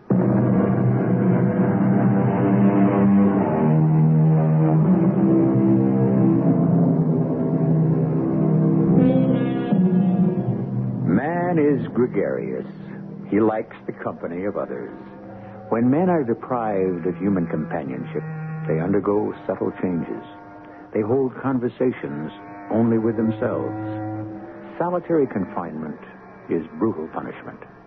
It requires strong nerves to endure it. Mental change causes physical change, and a man released from isolation looks different and sounds different. Keep that in mind as we meet the director of the Dutch Great Trading Company. He is saying goodbye to Kaertz and Collier aboard his steamer. Have you any questions, Kaertz? No, Herr Director. You are in charge. Collier takes his orders from you. Is that understood, Collier? Yes, Herr Director. This is not Amsterdam. It is the Congo. The jungle is dangerous and enveloping. I have left you with 10 men, all employed by the company, but responsible to you. They will keep the trading post clear. Mikora and his wife have survived here for years. He keeps the storehouse with its cloth and trinkets for barter. I will rely on him. The responsibility of the post is yours. We expect you to collect ivory. The company is generous with rewards for agents who are industrious. I am proceeding upriver. I will not return for 6 months. By then, Herr Director, I will have filled the storehouse with tusks. Good.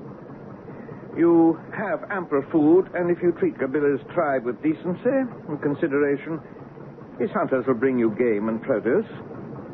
Is there anything more? No, Herr Director, we understand perfectly. Then I will say goodbye. We will step ashore. Goodbye, Herr Director. well, Collier? Oh, he's wonderful. I feel like an overlord. A raised house with a veranda that overlooks the Congo. 10 men to do the work. Nicola and his wife to manage the storehouse. What more could we want? And the ivory tusks everywhere in exchange for a piece of cloth or a trinket. 6 months, Collier. 6 months, and we will be rich. You'll be rich. Your turn will come. But after you've made your fortune, I will meet your boat in Amsterdam, and we'll celebrate our wonderful adventure in Africa.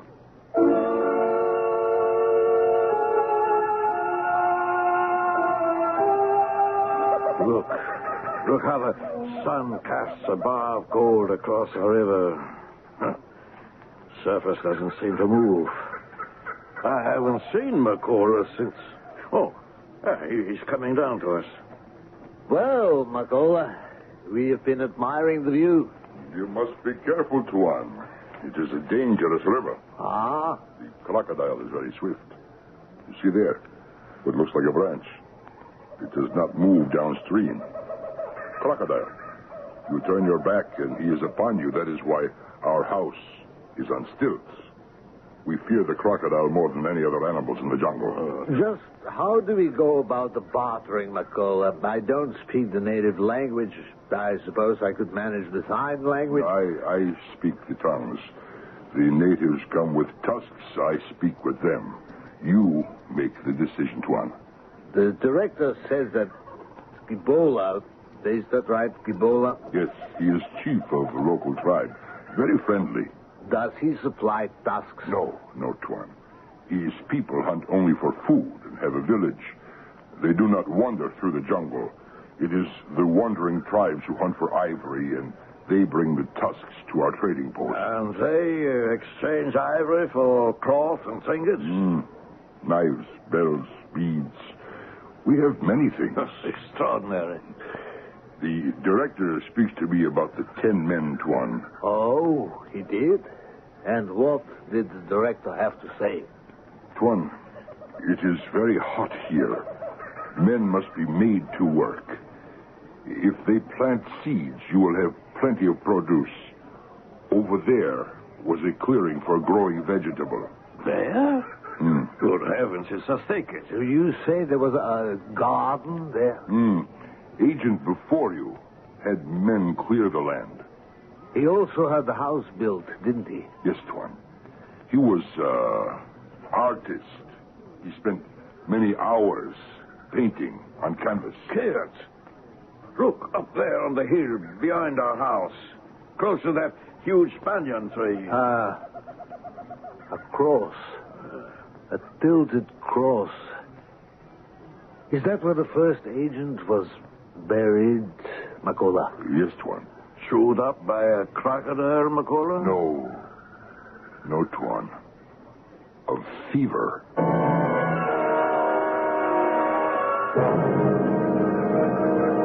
Well? They are no better than first agents I have to bury in ground. Oh, do you like these men? They seem nice men. You should be the agent. Perhaps one day. But the director pays me well. We will see. The Congo is not good for these men who come from where it is cold and where heavy fog creeps over the shore and the land has no sun. This is our land, and the land is their enemy. Last, the sunset. Day after day after day after day. Like a cauldron of red-hot metal pouring over the black jungle. That silent, deadly river. Sometimes I think I shall go mad, Gaius. Only a month now, Gallia. The steamer will be along in a month. If it weren't for my daughter, Mary, you wouldn't catch me here. If it hadn't been for that brother-in-law of mine, maybe I'd still be in the army. Or any place but here. He got me this appointment knowing I'd be miserable in the heart of this blasted continent. Did your brother-in-law persuade you that you'd make your fortune as a trader? Did he urge you to leave the army?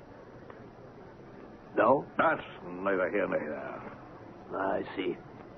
What do you see? Were you discharged from the administration of telegraphs? Is that why you're here? No. I left to earn a dowry for my daughter. She's 17. She's all I have. Merely lives with my sister. My wife is dead. When I have saved enough for her dowry... No, you'll never have it. You were supposed to collect ivory. Supply is pitiful. The trading station looks abandoned and the men do nothing. That will do. Shall I remind you, Collier, that I am the agent and that you are my assistant? Oh, yes, sir. What will you tell the director when he asks to see the ivory? And asks about the garden and the fencing and the new landing stage that the men wouldn't work? Hold your tongue, Collier. If you weren't in charge... Yeah, but I am, and don't you forget it. Now get down to McCullough's hut and tell him to come here to the house. Well, look down there, Kyle. Huh? I've never seen them before. In front of the storehouse with McCullough and his wife. Fierce-looking devils, aren't they? I wonder where the tribe comes from. I'd better go down. No, wait. McCullough's wife is coming up here. McCullough seems to be quarreling with her leader, pacing back and forth and gesturing. They don't appear to be friendly. McCullough sends me, Tuan. Oh? Well, speak up, woman. What is it? McCullough says you are not to leave house. They are dangerous men, Tuan. Get your revolver, Collier. No, Tuan. They also have guns. I will not have McCullough threatened. He will barter with them.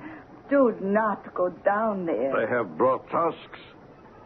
Well? Oh, they are fierce men, Tuan. Well, who are they? Where do they come from? From the coast, from Luanda. They are warriors. McCullough will talk with them, but you stay here. The natives from Luanda are dangerous. I won't be intimidated by ignorance. I think you will be, Kurtz. I will. Against 10 men armed with spears and guns? They'd leave us dead. Now, director wouldn't like that, would he? Shut up. Now, when McCullough has gotten rid of them, tell him to come up here. He will come up here, Tuan. I should thank you, Kurtz. Not that I would have obeyed you. When I give an order... But you didn't, because you're afraid to go down there. So am I. But I admit it. The men are leaving. And McCullough has gone into his hut. Look, there's his wife coming up from the shore. She circled the clearing. She's a fight, too. We should always carry our revolvers with us. I intend to.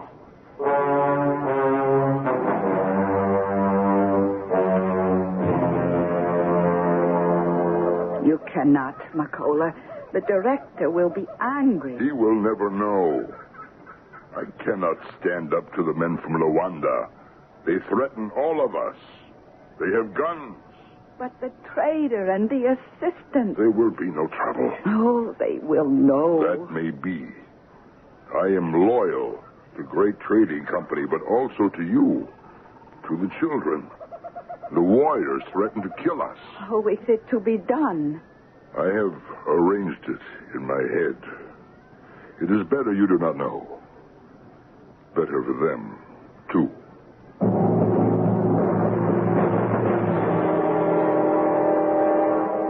100 years ago, the jungles of Africa were impenetrable. It truly was the dark continent. 2 men are isolated there. What happens to them will unfold when I return shortly with Act 2.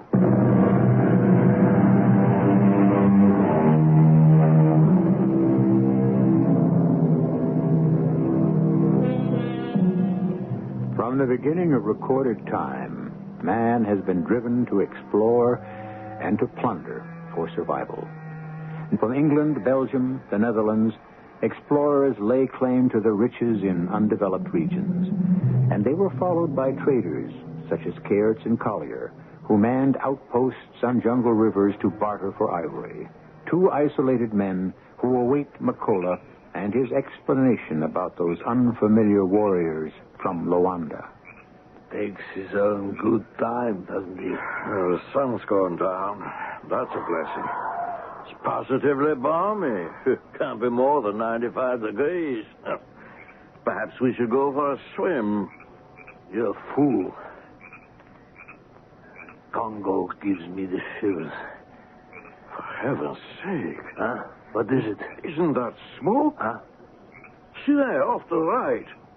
Isn't that smoke rising above the trees? Yes, it is. 3 columns of it. Makola? Yes? Yes, one carrots, yes? What's that over there? Smoke? Yeah, I can see that. Fire. Village is burned. Shouldn't we take our men and try to help? No. It is too late. Is that Gibola's village? I do not know. It is close by. And you don't care? Gibola's our friend. Let's call out the men, Kayats. Ring the gong. No, Herr Kayats. When villages are burned, natives have been driven out. No one will be there. Who drove them out?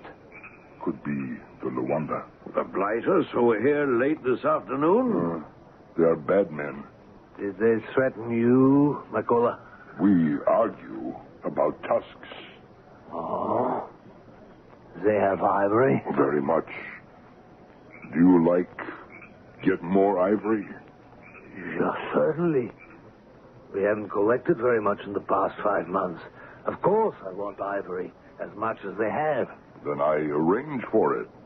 The director will be pleased. I should hope so. Director also asked about fencing and new landing stage.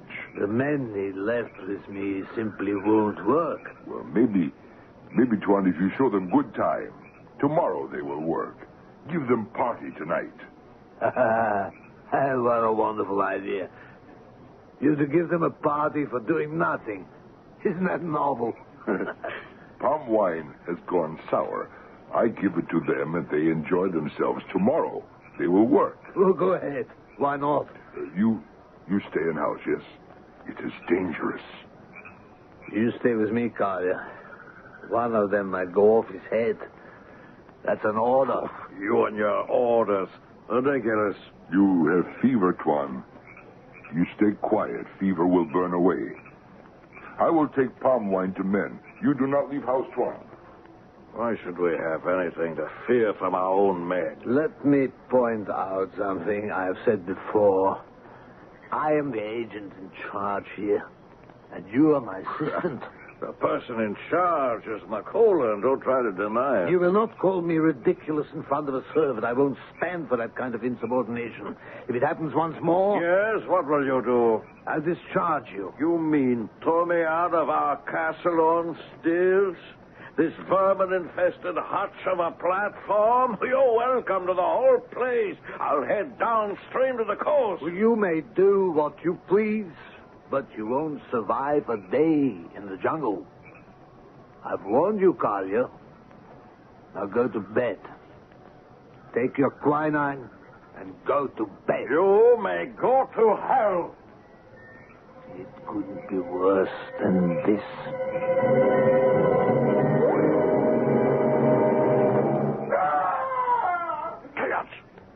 Chaos, wake up. There's trouble in the camp. Who? What is it? Well, go back to bed. That's a yell for help. Go down there. Take your revolver. No, it's just one of the men drunk on the palm wine. Do you hear that? Go down there, Chaos. That's one of our men. Makola! You're in charge here. That's what you tell me all the time. What kind of man are you? Intelligent enough not to risk my life for a dead native. And I'm dizzy. Fever.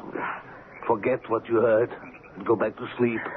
We will find out in the morning. Oh, I have to go to the camp. Do what you please, but Remember the cross on the hill? He died of fever. That's right. Do you prefer a bullet?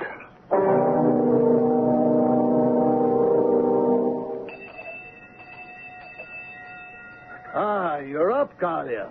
You look better. Where the men? Well, they will straggle down shortly. I'll tell again. Oh, there's McCullough. Come up here and McCullough. He doesn't appear to be excited. Maybe he didn't hear the gunshot. When did you wake me up? It was almost 3 o'clock. Yes, one cares. Where are the men?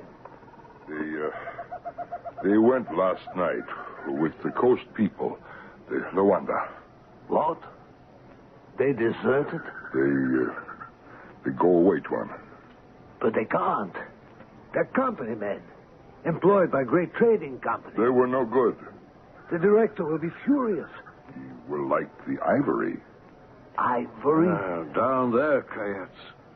In front of the storehouse. Good Lord.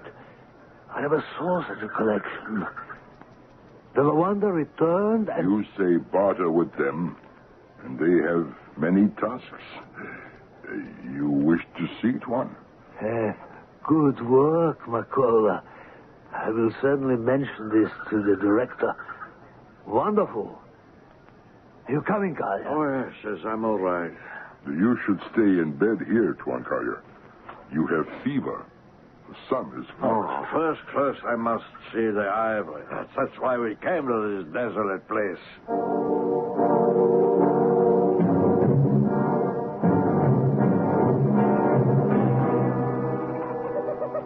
Ah, beautiful. I never saw such tusks, McCullough. I will weigh and store for the director. What did you have to give for it, McCullough? No regular trade. They bring ivory. I tell them to take what they want. The Luanda need carriers very badly. Our men were no good here, Tuan. No trade, no entry in books. All correct. You gave them our men? You exchanged the company men for these tusks? You sold them into slavery? The men were no good to us. Oh, you scoundrel. What a vile thing to do, sell our men for ivory. The director will hear about this, I swear it. I've never heard of a more despicable act. You have no more duties here, McCullough. You and your family are to leave at once. You are very red, Herr Kurtz.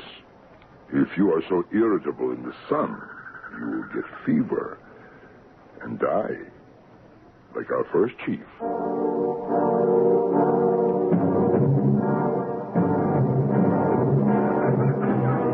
We will return to the coast, to my people, McCullough. No. You heard Herr Kayers. He spoke out of anger. It was wrong to sell the men. No. The chief of the Luanda would accept nothing else. If I do not agree, he and his men kill us, take everything. We have the ivory and we are alive. Do not worry about Herr Kayers. He will not drive us away.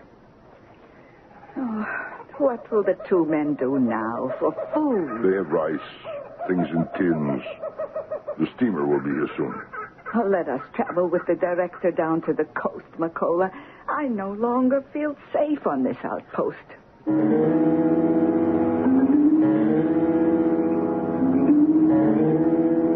Where have you been? I went up to the camp. You're mad. Have you no sense? You have fever. You're weak. Do you want to die? I found one of Gebola's men lying dead in front of one of the workmen's huts. What? The way I see it, McCullough carried the palm wine up to the workmen. They got drunk and fell asleep. That's when that tribe from Luanda pounced upon them and carried them off. One of the men from Gebola's village was there and stayed sober. He protested. I was shot and killed. What will you do now? We can't touch the ivory, of course. What a frightful thing to have done. Made slaves in exchange for animal tusks. It's very wrong, Chaos. They were walking down from the house, McCullough. Of course. Now you will see. Collier found one of Gibola's men lying dead in front of a workman's hut. You tell Gibola to have him removed. Yes, Tuan. What do you intend to do with these tusks? The sun is very strong here for tusks. I must weigh them, place them in storehouse. They are very heavy. That really is a splendid collection. The Luanda are great hunters, Tuan. Yeah, and marauders. Now, when I have stored them, I will go to Gibola as you have ordered. I will help you, McCullough. Oh, one man could not carry so big a tusk. I can't see a woman doing that work. It's all right if I give them a hand. We'll do as you please. You are not well, Tuan Collier. Oh, the fever will break. Can't leave these beautiful pieces of ivory in the sun. You will kill yourself. No matter. I've given up. I don't expect to leave this place alive.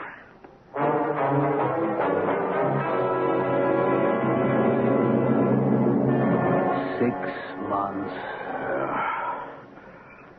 I remember when we first put ashore. Well, perhaps tomorrow the steamer will come. Oh, that's a great store of ivory cats. It's a shame. We should get credit for it. I have been giving that a good deal of thought. You need some credit. The clearing is overrun with rank grass, the fences. That will do. 6 months, and you haven't accomplished a thing. The station's a disgrace. No ivory. You've lost the company of workmen. You've discharged McCullough, but he's still here. I'm sick and tired of listening to you talk about position. Where does your face it, Cayets? We're like two blind men in a dark room. But I intend to emerge from that dark room with credit. You will be dead. Credit? Yeah. Credit for the ivory. You said you wouldn't touch it. I've changed my mind. Selling the workmen into slavery was despicable. McCullough did that. I'm still horrified by it. But the men he sold to the Luanda were company men. They worked for the company. They were paid for their work. So the ivory is company ivory. I see. And McCullough and his wife? He, too, is a company man. If 10 workmen choose to desert... Preferring to become carriers for the Luanda? Yes, I begin to see. Well, you're not an absolute fool after all, Cayets. As compensation, the Luanda brought us a fortune in ivory. The men were worthless to us and to themselves. Yeah, we've done them a favor, and the Luanda have rewarded us. The logic is peculiar. Well, who will know the truth? The director has seen worse things done on the quiet, believe me. I do, and I'm relieved.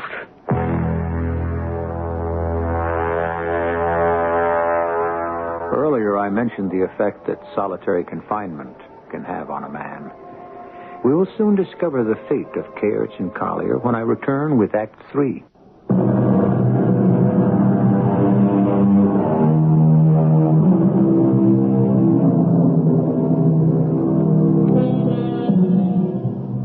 We're unfolding a story written by Joseph Conrad, who in the year 1890 commanded a small Belgian Congo steamboat. He contracted fever, dysentery, And in his words, everything became repellent to him. Men and things, but especially men. From that experience, he wrote this story about the disintegration of a trader and his assistant. 3 more weeks have passed, and McCullough's wife is concerned. The 2 men quarrel and break things, McCullough. I have heard them. Stay away from their house. They have revolvers. They are no longer responsible for what they do. Oh, they are starving. They have rice. But nothing else. Gabola's people do not bring game or fruit. They are weak and they are I starving. do not care. I have no respect for them. They do not belong here. Have pity on them. No. Leave them alone. Time will tell against them. The steamer is late. The director is busy with other stations. I do not know when he will arrive. The men will be dead. Then Gibola's wish will be granted.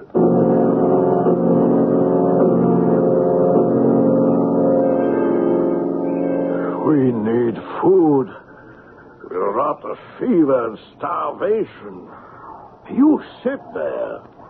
You're in charge of this pest hole. Do something, Kayat. The steamer Oh, for all you know, the steamer's passed us by. We have to do something. I have ivory for the director. Ivory. Blast the ivory. And the jungle. Burn it down. Exterminate the natives. Set fire to the whole continent. Oh, you are crazy. You sit there moaning over that picture of your maiden. I warn you, Kaya. Free me. Free me from this place. Free me. I'm so sick.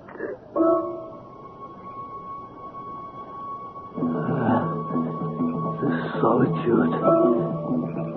It is absolute. Everything has gone out of me. Images of home. Gone. Those I loved recede into the distance. Become indistinct. The great silence of the wilderness, its hopelessness, envelops me. I've lost the will to resist. Death stalks us, and I have no will to resist. No will. Talia? You're alive. Get away from me. You slept all day. Good. Get up now. Don't lie there and rot. I fixed supper. I can't choke down any more ice. There's coffee. And bring out the sugar. What are you holding it for? Only a few lumps left. Well, bring it out. It's for when we are sick. Sick? I'm sick to death. Bring out the sugar or I'll strangle you to death. I forbid you to speak to me that way. You what? I'm your chief. Chief? Who's chief? There's no chief here. There's nothing here but you and me. Fetch the sugar, you blundering idiot. Shut up, Kaya. I dismiss you. You miserable scoundrel. You flabby, good-for-nothing civilian. Put down that stool. Make me. Stop it. Come back here. Open that door. Open it, you coward. He's mad. Revolver. Where is my revolver? I have to control my nerves. If you don't bring out that trigger, I'll break the doors down. I'll throw you, horse master. I have to get out of here. The window. Drop to the ground and run for the river. Past McCullough's hut and the storehouse. Run.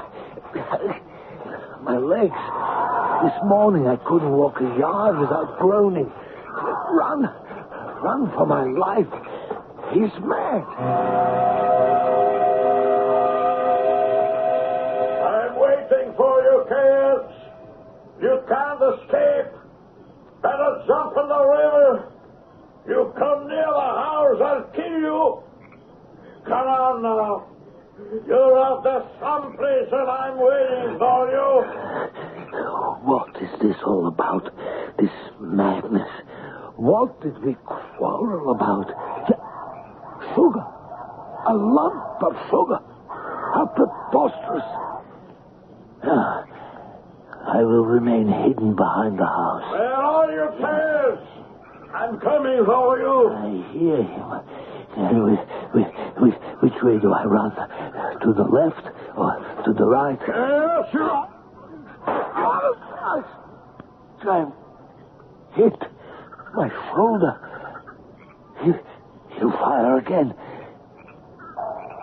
No, I don't hear him. Carlia!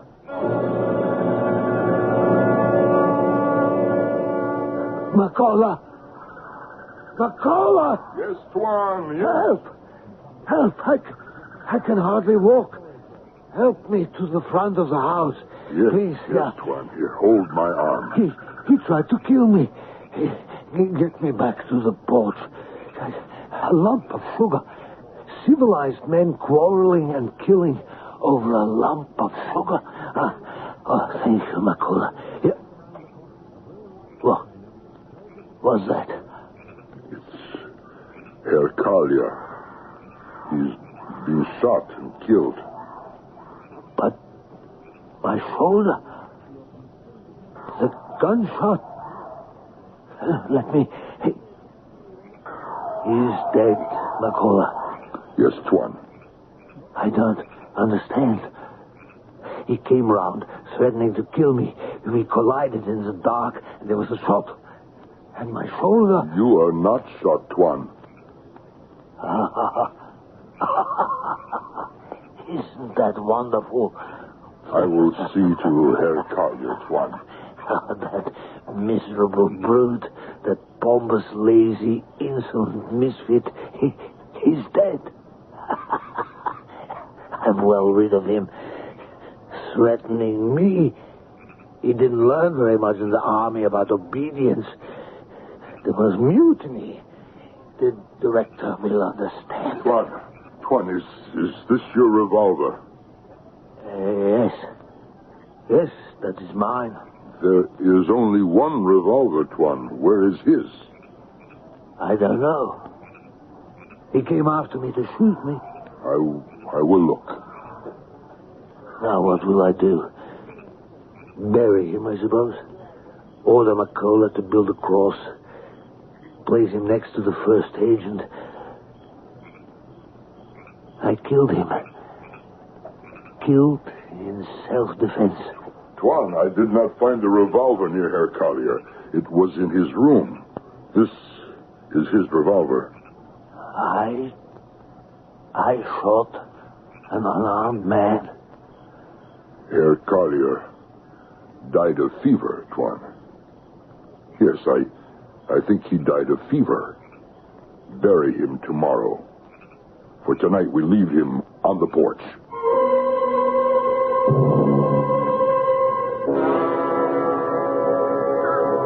I am dreaming.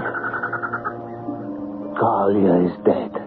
What difference does that make? Thousands die every day. I'm at peace with myself. What if I, and not Collier, was dead? But I'm not. I must wake up.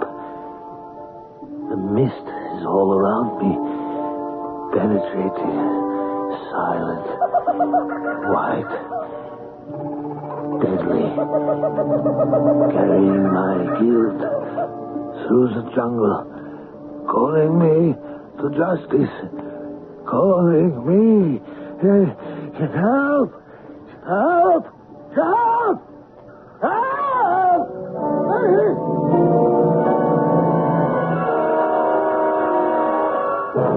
He's gone mad. He runs wildly to the shore. The steamer. Kids! Kids! He's gone. He runs into the jungle. Oh, how do we explain what happened to Herr Kerr? He went mad from fever, ran into the forest. Both men are gone. That is all the director will need to know. And we go downriver to the coast with the director? Yes. The company sends stupid men to the station. I want no more of them. They offend the natives. We do not collect enough ivory. You have a great store of ivory, Macola. Thanks to the Luanda.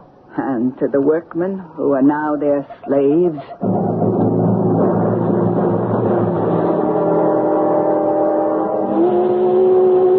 Come aboard, Macola. Tie your canoe to the ladder. Well, I'm pleased to see you. I am honored, Herr Director. May I ask where Kayerts is? And that assistant whose name I've forgotten? Collier. Ah, yes, of course. Well? They are dead, Herr Director. Ah. The usual, Macola? Fever. Herr Collier died of fever. He is buried. And the agent? Herr Kayerts became wild in the head and ran into the jungle. Madness. He cannot survive. And this station, has the work been done? No, Sir Director. I feared as much. Imbeciles. The company men did not work. Last full moon, they leave station. They join Luandas. This unlucky station, Tuan. Well, there's nothing wrong with this station. It's the fools the company sends me to mend them. Any ivory? You come ashore to see.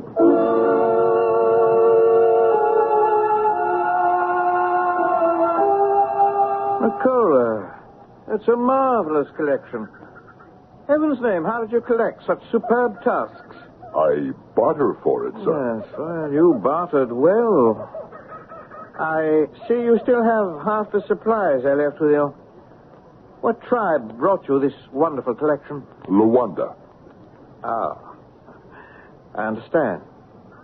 And it was with the Luandas that the workmen went? Yes, sir. Amusing. We think alike, Macola. Yes, sir. Both of us have a shrewd understanding of real values. I think that you could become an outstanding agent for a great trading company. I'll have my men load the ivory aboard. Then you and I will talk further? Yes, sir. Strangers in a foreign land, isolated and destitute. Kayerts and Collier gave up respectable positions to become ivory traders in the middle of equatorial Africa.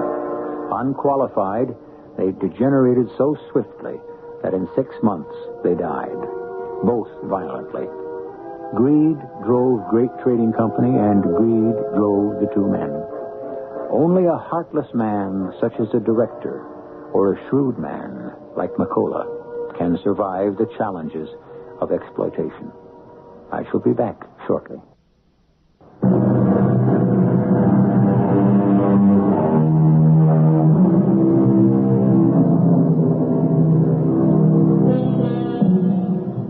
Conrad wrote this tragic story in 1895. The days of colonial exploitation have ended. Those who hunt and sell ivory are no longer cheated with gifts of cheap cloths, glittering beads, and trinkets. Now they get value for what they sell. This is advancement of a sort, and the dignity we formerly accorded only to each other is now, we hope, accorded to all mankind. Our cast included Robert Dryden, William Griffiths, Joe Silver, and Joan Ollis. The entire production was under the direction of Hyman Brown. Radio Mystery Theater was sponsored in part by Buick Motor Division. This is E.G. Marshall inviting you to return to our Mystery Theater for another adventure in the macabre. Until next time, pleasant dreams.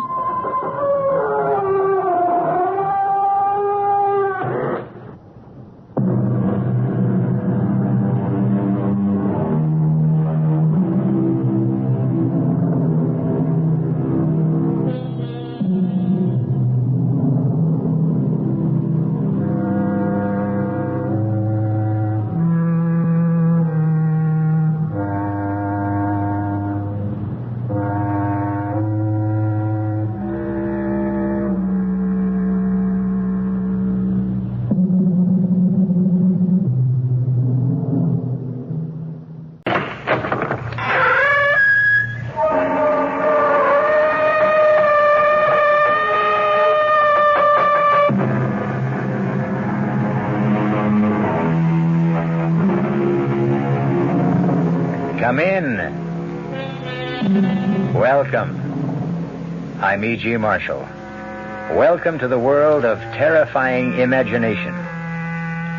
In 1843, a Dr. James Braid of Manchester developed the art of being able to produce trance sleep. Of course, he was not the first. That honor belonged to Friedrich Anton Mesmer. But Dr. Braid did coin the name of this both beneficial yet potentially disastrous parascience, hypnotism. In the skilled hands of a doctor or a psychiatrist, it can be profoundly beneficial. But in the hands of an amateur or someone unscrupulous, it can be murderously dangerous. That's it, Marge. Just keep your eyes on the coin as it goes back and forth, back and forth. You're getting sleepy, so sleepy. Your eyelids are heavy. You can't hold them up. You've got to sleep, sleep, sleep. She's under, Mark. You're putting me on, Jeff. She's fake. No, she's under, all right. She's a hypnotist's dream. Very suggestible. Look, I'll prove it to you. What's this? Hey, don't hold it there. Just long enough to show she doesn't react. You could have burned her. Oh, come on. You think I'd do anything to hurt your sister? Well, now that you've got her under, what are you going to do? What would you like her to do? Jeff asked me. What would you like her to do? Well, I would have liked her to murder my father. I wondered how Jeff would have reacted if I'd said that out loud. It almost came out anyway, since it's all I think of these days. How to murder, destroy, wipe out my father.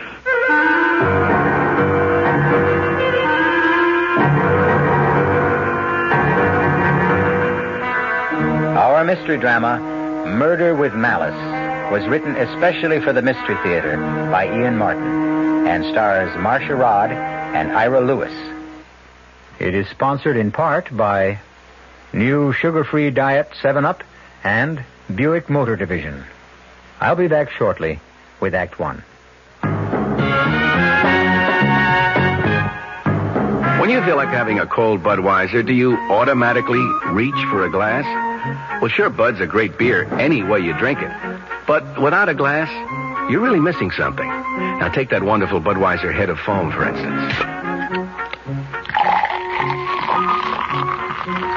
Those bubbles, tiny though they are, still amount to something pretty special at the top of your glass.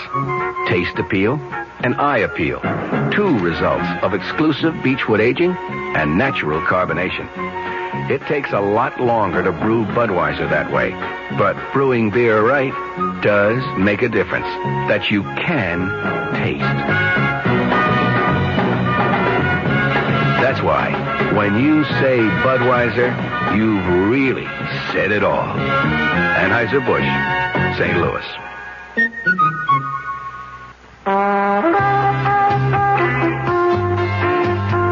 North Jersey is certainly getting a higher yield this season, especially with Suburban Savings Special High Yield Savings Certificate that you can raise for fun and profit. All you have to do is plant a modest $2,500 minimum in Suburban's limited issue 7.50% savings certificate. Then put your certificate in a nice, safe place. Suburban takes care of the rest by compounding interest continuously from day of deposit paid quarterly. You'll get a nice, healthy 7.90% effective annual yield on your 7.50% savings certificate when you let it grow from 4 to 10 years. Early withdrawal prior to maturity is, of course, subject to a substantial penalty.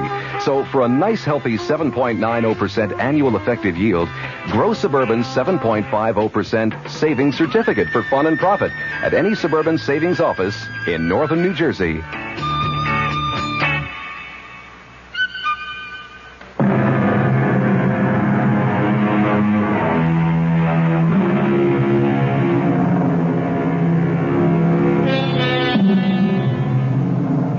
Principles of Mental Physiology, Carpenter wrote, "The method of producing this state consists in the maintenance of a fixed gaze on a bright object placed somewhat above the line of sight. A light behind the subject, shining on the bright object, a coin, a jewel, a small mirror, is very helpful. And a darkened room. Once the subject is in the trance, he or she is open to post-hypnotic suggestion. Luckily for our peace of mind and their father's health, Marge is the subject, and not the bloodthirsty Mark. Ever since I can remember, I've hated my father and feared him. But never more so than these last 2 years, since he killed my mother. I'd like to kill him, but I haven't the guts. Well, what, Mark? Huh? Well, what do you mean, what? What do you want me to ask Marge to do? Don't tell me I'd put you into a trance, too. No, Look, what sort of thing can I ask? Anything within reason. I mean, she won't do anything to hurt herself, or to hurt someone else, or steal, or anything that goes against her natural instincts. Let's keep it simple. You know what you ought to ask her to do? What? Marry you. She's got a chance to shake this scene and have some kind of decent life of her own and get away from that monster upstairs, and she won't take it. She loves her father. That murdering... Hey, come on, take it easy, Mark. He killed my mother. It was a car accident. He was going 90, and he was drunk when they crashed. It's a miracle anyone came out of it alive. It's a pity it had to be him. He got off lucky. Lucky? A shattered pelvis? Condemned to drag himself around on canes for the rest of his life? I hope he never knows a moment when he's not in pain. Hey, Mark. Come on, let's knock it off. I want to bring Marge out of the trance. Well, wait a minute. We've got a bet going here. You claimed you could prove post-hypnotic suggestion, didn't you? Yeah? Well, suppose you... Damn, that grandfather clock drives me crazy. Old man's pride and joy hasn't missed a chime since the day he was born. Did it wake Marge? No. She'll stay under till I bring her out of it. What were you going to say before? Well, suppose you were to tell Marge to hit up the old man for $5,000 tomorrow at breakfast. Would she do it? Well, she might if she thought it was justified. Well, tell her I need it to pay off some debts. Do you? What's the difference? She won't get it? No, Mark, I'm sorry. No go. Now, if you want Marge to try to get money for you, you ask her directly, when she's fully conscious. Like I figured, the two of you are just putting me on. Oh, no. No, I'll prove that to you. Marge? Yes?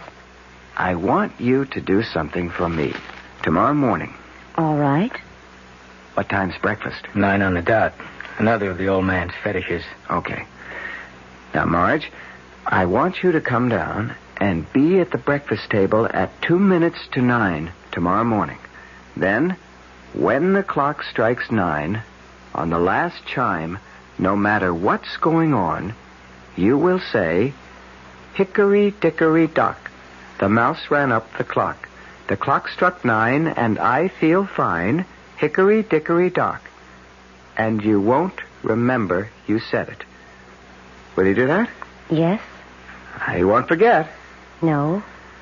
Now, you've been having a nice rest. But it's time to wake up and feel refreshed and relaxed. You will wake up when I say now. Now. I feel as if I... What are you staring at? The two of you. Jeff, did it work? Mm-hmm. You really put me under? About 10 minutes. Oh, that's scary. You know, why, if you can make me draw a blank like that, you can make me do anything. Oh, no, don't worry. I couldn't make you do anything you didn't really want to. I should hope not. Where did you learn this handy little parlor trick? Well, I once took some courses in parapsychology. Do you feel relaxed, Marge? Is your headache gone? I have to admit I do. And no headache. I really feel as if I'd had a whole night's sleep. You're a master magician. No, anyone can do what I did, provided he has the right subject, and that person is willing. Not that I'd advise it, though. It's a dangerous thing to fool around with. But, your friend uses it in his practice. Dr. Frank? Oh, yeah. Occasionally, if it's indicated. Actually, he's relatively conservative for a psychiatrist. I don't need him. Well, honey, I'd like to see you get rid of those headaches. I'm not a candidate for the couch yet. Well, I guess I'll hit the sack. Thanks for the fun and games. Good night. Night, little brother. Good night, Mark. Little brother? Didn't you ever know? I was the first twin to arrive. It's only one of Mark's resentments. He's the one who really needs analysis. Marge, Mark's problems are his own. Yours are something I want to see solved. I don't know why you waste your time with me. If I had any sense in this mixed-up noodle of mine, I'd marry you, have 4 children, and live happily ever after. But I just can't. Because you feel yourself tied to your father. I can't leave him alone, Jeff. I love him. I think, for your sake, Jeff, you'd better forget me. Will you do me one favor first? Will you just go to see Dr. Frank for a few visits? You think I'm that bad off? Well, Marge, you've been pretty mixed up ever since the accident. I know. Okay, Jeff. Maybe you're right. Let me think about it, and maybe I'll call your Dr. Frank tomorrow. Tomorrow? What is it, Jeff? Nothing. It isn't important. It'd be more complicated to undo than to do now. I'll call you then and explain. Morning, Mark. Morning, Dad. You're surprisingly early. Yeah, I wanted to ask you something. If it's money, no. Dad, I'm in bad trouble. Well, then dig yourself out. Dad, Mom left me money that will come to me when I'm 30. Why can't I? Very wise of her. Maybe in another 6 years you'll be able to handle it instead of gambling it away. It wasn't Mom's decision. You talked her into it. I most certainly did. Look, you don't understand. I'm mixed up with some very hard guys. If I don't pay them off... Oh, don't talk nonsense. They'll wait for their money. Good morning, Marjorie. Morning, Dad. Mark, am I late? No, dear. It's just 2 minutes to 9. Sit down. Have your orange juice. I'll pour the coffee first. You sound very chipper. Yes, I had a wonderful sleep last night. Relaxed as a kitten. I wish I could say the same. Well, that's what comes of having a guilty conscience. And what about yours? I wanted to shout at him as I pushed my chair from the table violently and went to the sideboard. I was seething with hate at his smug self-righteousness. Guilty conscience. If he only knew how guilty, how much I wanted him dead. Serving breakfast plates for Marge and me gave me time to regain control. Then the clock began to strike 9, and my mood improved. A small revenge, but if Jeff's trick worked, at least I'd see the pompous old ass look foolish for once. What time did Jeff Henderson leave last night? I think I'm old enough not to have to answer questions like that. Well, I think I have the right to ask any questions I want to in my house. Because I want to know if you're thinking again of marrying Jeff. Hickory-dickory-dock. The mouse ran up the clock. The clock struck 9 and I feel fine. Hickory-dickory-dock. What? What did you just say, Marjorie? Me? I didn't say anything. I just asked you a perfectly reasonable question, and you replied with a silly nursery rhyme. Nursery rhyme? Dad, I don't know what you're talking about. I didn't... She doesn't know. She said it. Keep out of this, Mark. It was post-hypnotic suggestion. It was what? Marge had one of her bad headaches, and Jeff thought he could cure it by hypnosis. And he did. But what's this about... Hypnosis? Marge, I must say I didn't think you'd be this foolish. I don't want Jeff Henderson in this house again. Dad, I'm the one the trick was played on. Where's your sense of humor? I haven't had any sense of humor since I lost your mother. No, don't help me. I don't need anyone. I can manage by myself. I don't expect it from my son, and I don't ask it from you, Marge. Dad, Oh, let him go, Marge. He's only looking for sympathy. Why do you have to be so hard on him, Mark? Because I hate him. I always have. Mark, he's our father.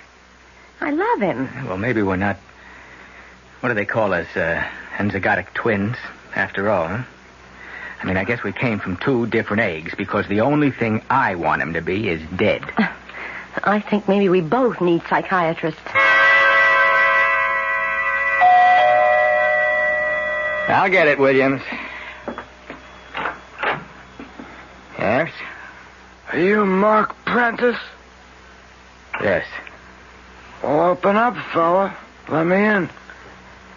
Oh, now, you don't want to see artillery, do you? Benny? Yeah. He sent me. What do you want? Oh, boy. Benny must be going soft. He lets you into him for 15 big ones. Now, look. I'm going to pay him. Oh, I know you're going to pay him. But when?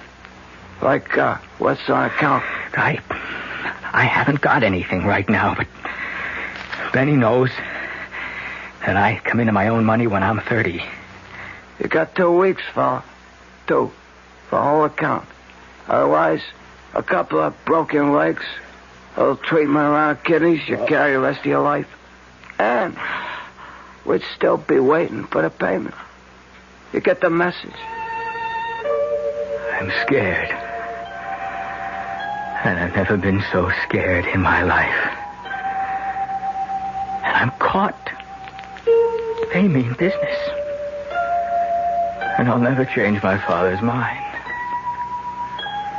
I'm going to have to kill him. But how? How?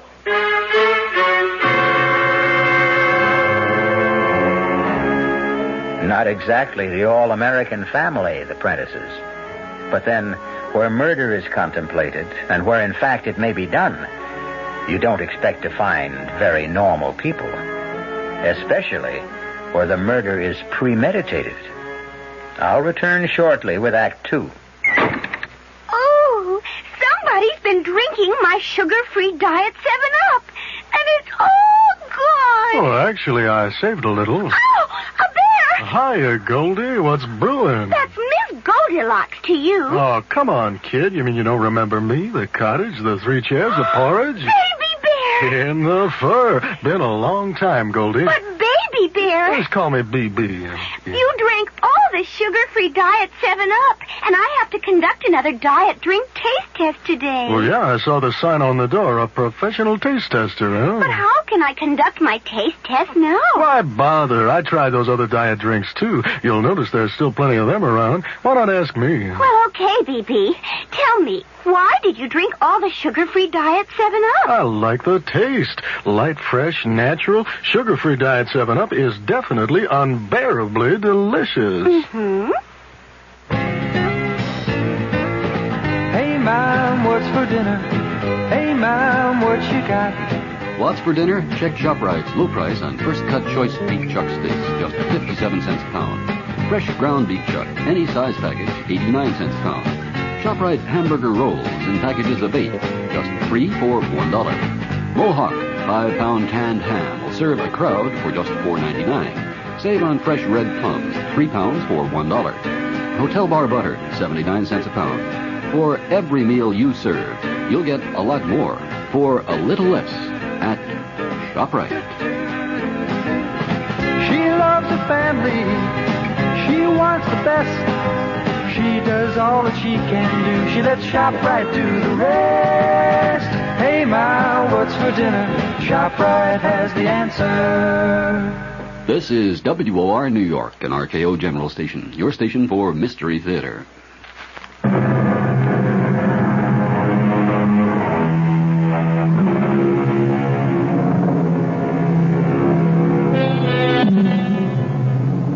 Almost 2 weeks have passed, and Mark has not been able to take any action towards solving his problems.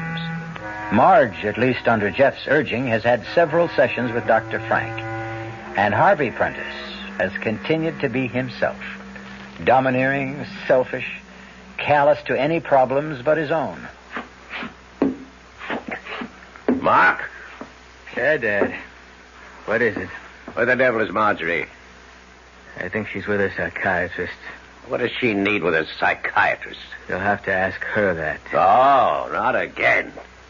I trust she's not going to be late for dinner this time. Search me. Well, when she comes in, I'm in the study. Oh, by the way, I see you appear to be all in one piece. No bruises, no damage. Did you pay off your debts? No. Well, I told you nothing would happen. I've got 2 days left to come up with the money. Look, Dad. No. Not from me. Do you know that I'm scared to go out of the house? Has it ever occurred to you that you should and get a job? That's the way to pay your debts off. I couldn't pay my debts off with any job I can get.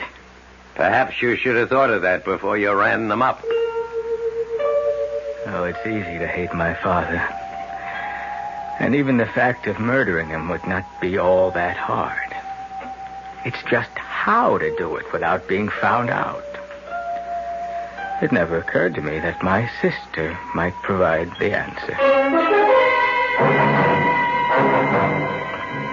Marge!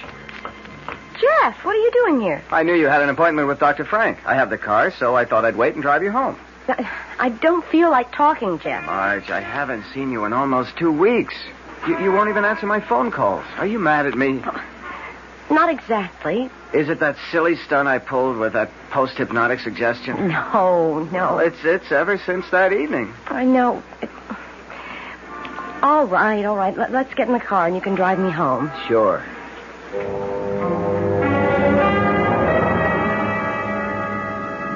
I'm so mixed up, Jeff. I wish you'd never suggested Dr. Frank. Oh, now, wait a minute. He's a good guy. Not for my money, he isn't.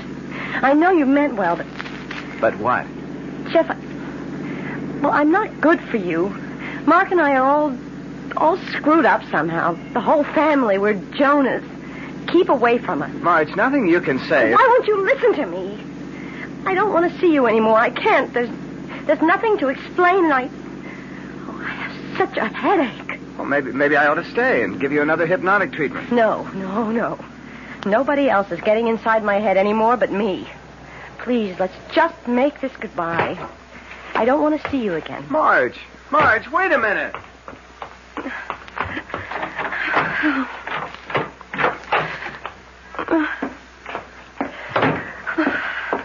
Hey, Marge.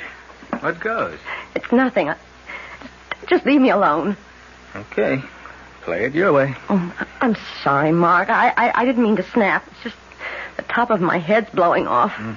I'm not going near that psychiatrist again. Oh, what's the panic? The things he keeps saying. I think he's the crazy one. How come? Well, I'm not going to go through all the double talk about the id and the superego and the ego, but what he finally got around to saying was that I was jealous of Mother. And because Dad put her first, I hated him and wanted him dead. Well, he's got the wrong twin. How could he say such a thing to me when I literally gave up Jeff to take care of Dad? Search me. I mean, honestly, I thought an Oedipus complex was strictly from the ancient Greeks and for doctors talking to each other. Can you imagine me supposed to hate my father? How could you hate Dad when you dropped everything to take care of him ever since Mom died? See, that's because I'm supposed to have a fixation. And it's only guilt that holds me back from destroying him. What? He says that deep down in my subconscious or whatever, I really want to commit murder. You sure you know what you're saying? I know what Dr. Frank said. That I'll never get rid of my headaches till I get rid of my guilt feelings. And to get rid of those, I'll have to kill him. Dad? That's right. Well, there's a quicker way to get rid of headaches than that. How? Well, get old Jeff back to hypnotize you again. No. Jeff and I are through. I told him that tonight. Well, if you really want to get rid of the headache, well, I could have a shot at the hypnosis route. Jeff said anyone could do it. No, thanks. I'm taking my headache to bed. I won't be down for dinner. Of course, I didn't have the idea right then. But some instinct was nudging me that somewhere, somehow, there was a way out for me. But before I could follow the thought through, the phone rang. Yeah, hello? Hello, Mark. Look, I'm working on it. I think I've got a way to... Benny says you got till day after tomorrow. And then you have time. Well, maybe I could raise, You better raise it off, though. Because that's when Uncle Benny's calling it in. Or the deep six. Hey, mister. Mister! Who's on the phone, Mark? Someone for me, Dad. Did I hear your sister come in? Oh, yeah. Yeah, a few minutes ago. Well, did you tell her I wanted to see her in the study? No. Damn it, face me when I talk. Why not? Because she didn't want to see you. She wasn't feeling well. She went up to bed. Before dinner? She said she didn't feel like eating. And neither do I. What's the matter with you? I'm scared, Dad. That's what's the matter. I'm scared so bad I'm sick. Why? That was some hard guy on the phone. Benny's man. Who's Benny? The man I owe money to. Look, you've got to let me have it. No. You don't understand. If I don't come up with it the day after tomorrow, they could kill me. Don't be ridiculous. All I'm asking is to give me my part of the money that Mom left. Marge got hers. Marjorie could be trusted. You cannot. Please. I'm not your mother, Mark. You haven't got her around to bail you out anymore the way she used to. This time it's your problem and no one else's. The only way you'll ever get any money out of me beyond living expenses is over my dead body. The only way I ever wanted it from him. Over his dead body. And suddenly, at last, I could see the way to do it. Dinner was eaten in stony silence. Just the two of us. After it, my father went back to the study for coffee and brandy. I sneaked upstairs to my father's bedroom, which had been my mother's, too, and searched quickly through her drawers to find what I wanted.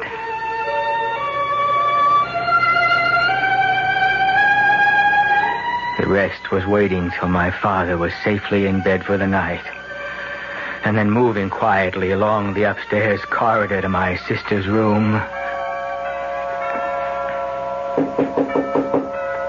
Who is it? Mark. May I come in? I suppose so. I knew you were up. I saw the light under the door. Dad came by to say goodnight an hour or so ago. I couldn't get back to sleep. What time is it? The witching hour. Midnight. Mind if I sit on the other bed for a moment? It's all right. Is my bed light in your eyes? No. It's just fine. How's the headache? Splitting. I wish I had some magic remedy. I just like to go to sleep tonight and never wake up again. No, you don't mean that. I do tonight. What's that swinging in your hand? That's a memento from better days. Remember, it's Mom's tic-toc watch. Oh, I haven't seen that in years. It's still so shiny. Where'd you get it? Oh, I've had it a while. Remember how when we were kids she used to put us to sleep with it? The tic-toc watch. Tick-tock, tick-tock, back and forth. My eyes used to get glued to it. Tick-tock, tick-tock, back and forth, till I began to get so sleepy. So sleepy. So sleepy. Sleep, Marge. Sleep. Keep your eyes on the watch. Yeah, your eyelids are getting heavy. Heavy. So heavy. You've got to sleep. Sleep. Sleep. Marge. Marge. I can't believe it. She can't feel the flame. Marge, you're asleep. But you can hear me. Yes, I hear you. Who am I? You're Mark. Am I your brother? Yes. Your twin? Yes. Do you know our father? Yes. How do I feel about him? You hate him. How do you feel about him?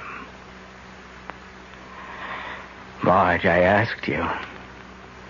How do you feel about him? I hate him too. Would you like to kill him? Yes. I've always wanted to. I want to kill him. I could hardly believe my luck. And just in time to save my neck. The perfect weapon for the perfect murder. My sister. But did I dare to use it? To hurt her instead of being hurt myself? What would they do to her? What would happen to her if I did what I was planning? And would it even work? What were the odds on the biggest gamble I would ever take in my life?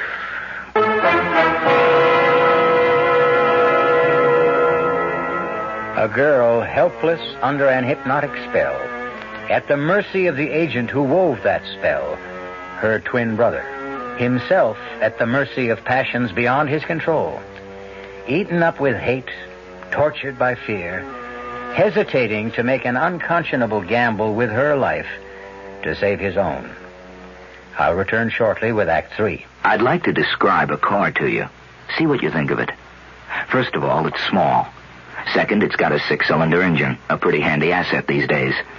Third, it's a Buick. Now, in spite of the fact that it's small, this car can seat 6 easily. It's got a 21-gallon fuel tank, which gives it great range. And it weighs several hundred pounds more than most imports, which in a small car is good. Now, what does it look like? Well, that's pretty tough to handle on radio. I'd hesitate to call it glamorous, and it sure isn't homely. I think handsome would be fair, and it offers some pretty attractive styling and trim options. The interior is definitely its strong suit. Now, if that sounds like a little more than your average small car, then I've described it properly. Because remember, this small car is a Buick.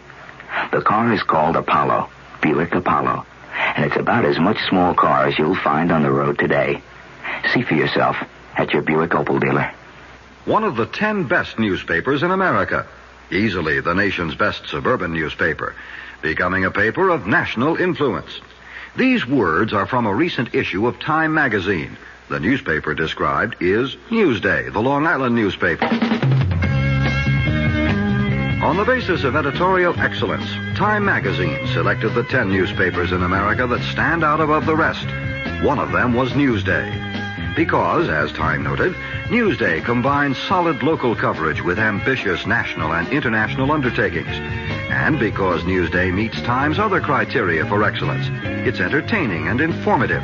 It conducts extended investigations and offers a range of different opinions in its editorial pages.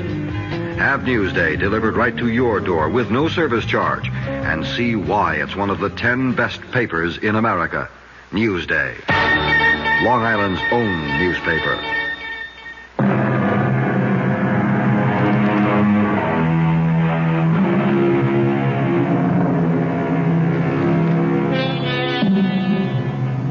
Marge lies still, her eyes wide open, but unseeing.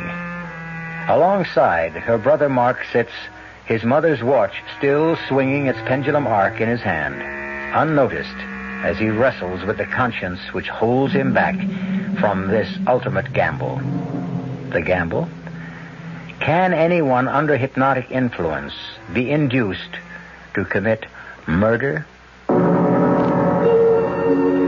If she killed, they'd never do anything to her. There's a whole history. The encephalitis she had as a kid, the nervous breakdown after Mom died.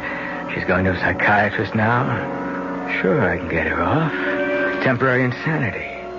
Yeah, that's it. Only will it work? What was it Jeff said? She won't do anything to hurt herself. or to hurt someone else, or steal, or do anything that goes against her natural instincts. Natural instincts. What does that mean? Doesn't it mean what we really feel deep inside, even if we don't know about it? It's a gamble, but the odds aren't bad. It's Mark, Marge. Can you hear me? I hear you. Remember a couple of weeks ago when Jeff was here and we got off on the hypnosis kick? Yes, I remember. And what started it? I don't know. I think, yes, talking about being kids. Remember how even then Jeff was into the psychic bit? Yes. The funny cards and guessing and trying to reach each other's minds. And who was the best? We were. Why? Because we're twins. Twins go together. Remember how we always liked the same things? Mocha ice cream and rare hamburger, buttermilk, crazy things nobody else liked. We liked, just like we hated. What did we hate? You know. Coffee, half and half, and hot dogs without relish, and people who lie or cheat or murder. Murder? Like Dad. He killed Mother, didn't he? There was an accident. He was too drunk to drive the car. Didn't you hate him after the accident? I don't know. Don't you hate him now? Yes, I hate him. Would you like to see him dead? Would I? I would. And we're twins, remember? Yes, twins. We always think alike, right? We always think alike. I want to kill him. Don't you? I want to kill him. Then listen. Tomorrow night he'll go to bed early. He'll be fast asleep by 10 o'clock, you understand? Fast asleep by 10 o'clock. I can promise you that. I won't be here. But when the grandfather clock strikes 10, you're going to go to the dining room, right? When it strikes 10, I go to the dining room. In the sideboard drawer. You know which one. His dad's carving knife. The one he keeps honed to a razor's edge with the sharp point, remember? I remember. The carving knife. Right. And then go to his bedroom and plunge it into his chest. Listen to me, Marge. You'll be doing what you always wanted to do. You'll never have headaches anymore because the guilt will be gone. You'll be destroying him just as you've always wanted to do. Killing what you hate, what I hate. Killing all the hate in our hearts. You understand? When the clock strikes 10 tomorrow night, I am to get the carving knife and take it upstairs and plunge it into Dad until he is dead. And when you wake up in the morning, you won't remember any of this. I didn't sleep much that night, and next day was an endless nightmare. By the time dinner was over, I was a wreck. But the real strain was just beginning. No, it was no sweat to slip the barbiturate in Dad's coffee, and later to help him up to bed, half comatose, and get him settled snoring for the night. It was after the clock chimed 8:30 that I finally left the house to establish my own alibi. Stopping carefully, I might add, on the way out, to make sure the clock was wound, although my father was usually infallible in seeing that it never ran down. And then I left the house.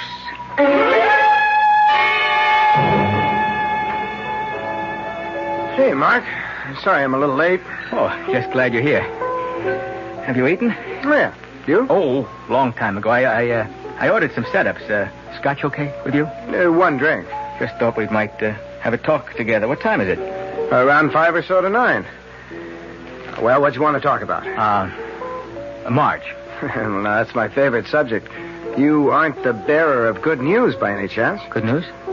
Well, that she's changed her mind about me and I might have some kind of a chance with her? Oh, that's something we might discuss, Jeff. Let's have another drink first.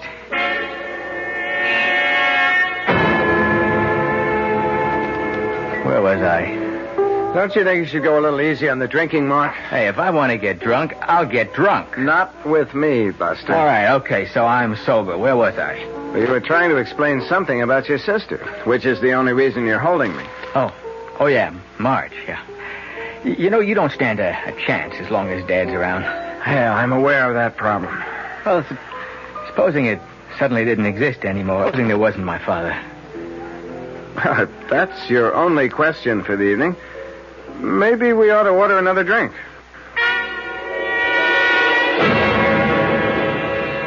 Mark. Huh? Come on. What? Come on, I paid up. Let's get out of here. No, I can't. What time is it? It's after 10 o'clock. How much? It's 5-10 minutes after 10. That's not long enough. I gotta stay here a while. Okay, suit yourself. I'm going home. Hey, we haven't finished talking. As far as I'm concerned, we have. I want to tell you about Marge. Look, whatever you had to tell me about Marge, if you ever had, it's too late for you to make any sense tonight. Either you come with me now and I'll drop you home, or stay. Get as stoned as you want. I gotta stay. Just a little longer. Doesn't matter anymore. My hands, my feet, everything seemed like lead from the moment 10 o'clock had passed. Before, I'd been fired up, nervously tensed, hard put to act normal. Now the drinks meant nothing. I wanted to call it all back. I stumbled to my feet. I rushed out of the bar. In the cab back to the house, I had all sorts of fantasies.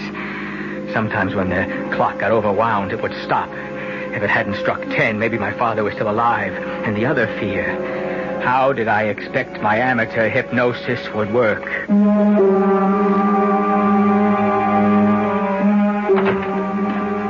In the house, empty.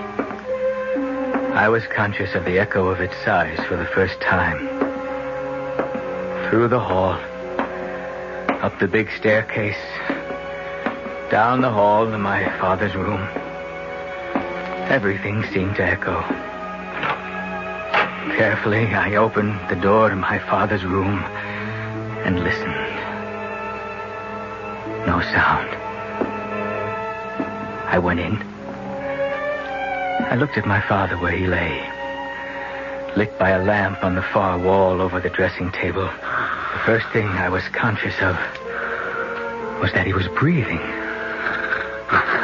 Then I saw the carving knife on the floor. It was instinctive to pick it up. It was bright silver and stainless steel, glittering in the corner lamp. There was no trace of blood. He wasn't dead.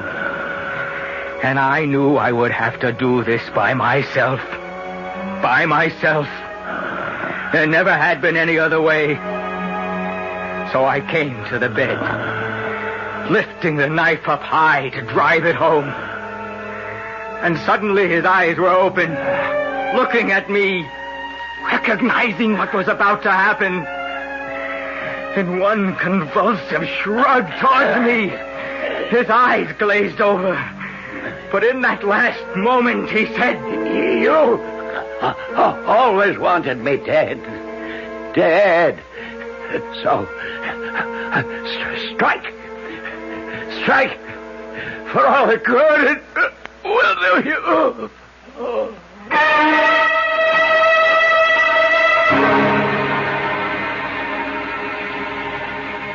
So he's dead, as you wanted him to be.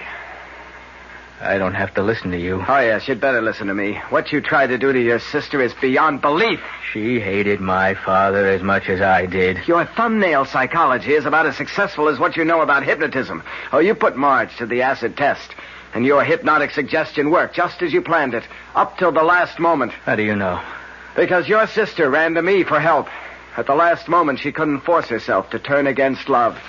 Not for this one man, or me, or you, but just the fact that she was human and normal, and hate was no part of her, but love was. So she dropped the knife and ran to you. Well, you dropped it too, didn't you? When it came to the test, you could no more strike than Marge. Could you? I'll never know. He died before I had the chance. A massive stroke had caused my father's death before I had a chance to kill him. But if I wasn't guilty in fact, I certainly was in intention. And to achieve his death, I would have tried anything within my power. I was lucky to get off scot-free, I thought. And I directed my entire estate be left to my beloved daughter Marjorie, subject to all the provisions to protect it and her from my son Mark, to whom, with all my heart, I leave nothing, not 1 cent.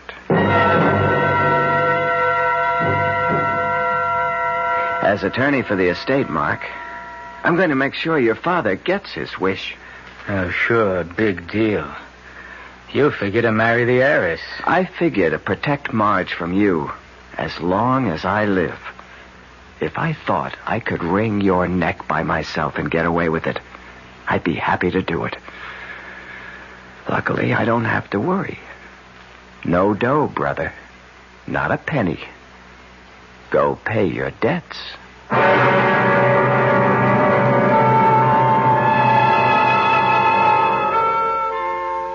Can one be hypnotized and led to kill? Certainly not from tonight's story, and highly doubtful, if not impossible, no matter who the subject might be.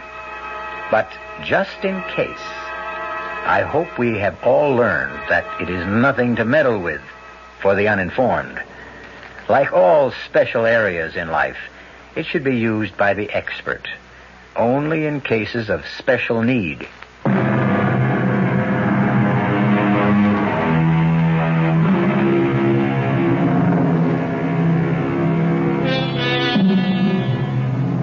It was some time before Marge and Jeff were married, but once they were, the shadows and cobwebs were wiped away.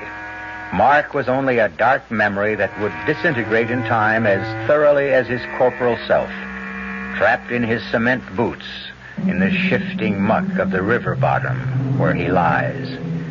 Who sows the wind must reap the whirlwind. Our cast included Marcia Rodd, Nick Pryor, Ira Lewis, and Stotts Cotsworth. The entire production was under the direction of Hyman Brown. Radio Mystery Theater was sponsored in part by Anheuser-Busch Incorporated, Brewers of Budweiser. This is E.G. Marshall inviting you to return to our Mystery Theater for another adventure in the macabre. Until next time, pleasant dreams.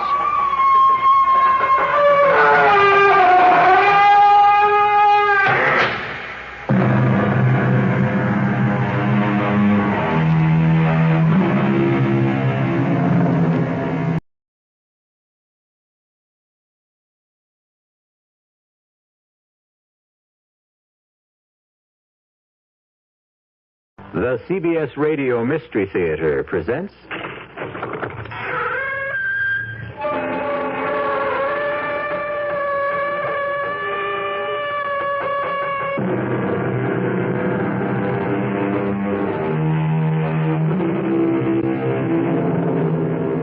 Come in. Welcome. I'm E.G. Marshall.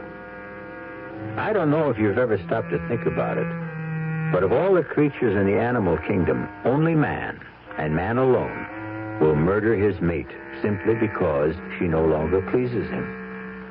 True, certain of our friends in fur, fin, or feather will indulge in desertion or even divorce. But murder? For that, you must have the highest degree of culture and civilization. For that, you have to be human. I must know what I can do, Doctor, to keep myself from killing my wife. Why do you want to kill her? I don't want to kill her. Well, then, what makes you think you're going to? I've been told I'm going to do it. By whom? I've been told unmistakably and in no uncertain terms. And that's what scares me. But who told you? Pluto. Who's Pluto? A cat. A cat told you? Yes. My wife's cat.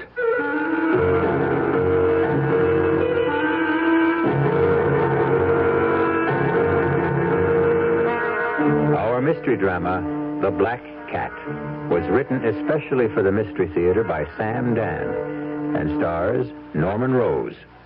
It is sponsored in part by Anheuser-Busch Incorporated, Brewers of Budweiser, and by the Kellogg Company. makers of Kellogg's Special K cereal. I'll be back shortly with Act One. Can you really tell the future by reading my palm, Madame Xanadu? Have faith, and let me have your left hand. Ah, yes, I see very clearly. What do you see, Madame Xanadu? Tell me what you see. You will meet a tall, good-looking man. I will? Yes, a tall, good-looking man who will make you very happy. Oh. He is from the Internal Revenue Service. The Internal Revenue Service? Yes, and he has many, many free publications for you, ranging from business expenses and child care to sick pay and retirement income.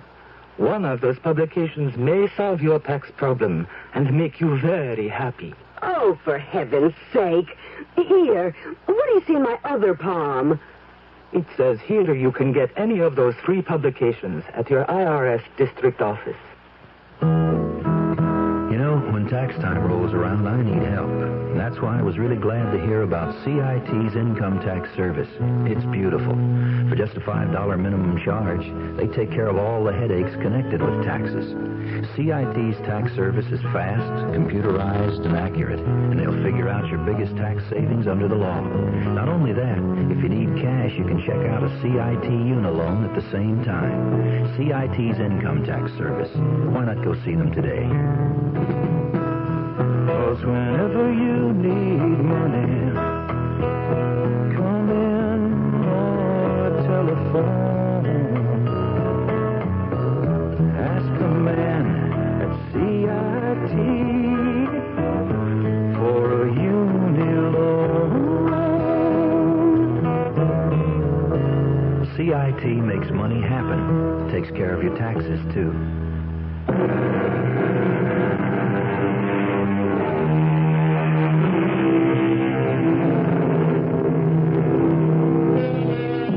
Consider the act of murder. Popular opinion has it the majority of killers are ruthless, cold-blooded, devoid of pity. But the facts tell a different tale. Statistics reveal most murderers are neither brutal nor savage. The record shows you don't have to be a devil or a demon or even a criminal. Experience teaches a killer could be any one of us. Given the time, the place, the provocation, it could be you. It could be I. And it could even be Philip Sterling. Sylvia says you want to see me, Mr. Fenris. That's right, Phil. Well? I have a simple statement to make. A brief 13-word announcement. I had no idea you measured out your words. They should add up to 13.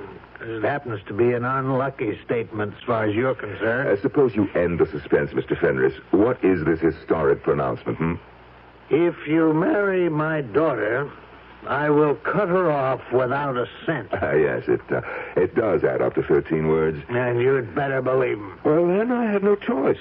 I'll break the engagement. I certainly can't marry Sylvia if she has no money.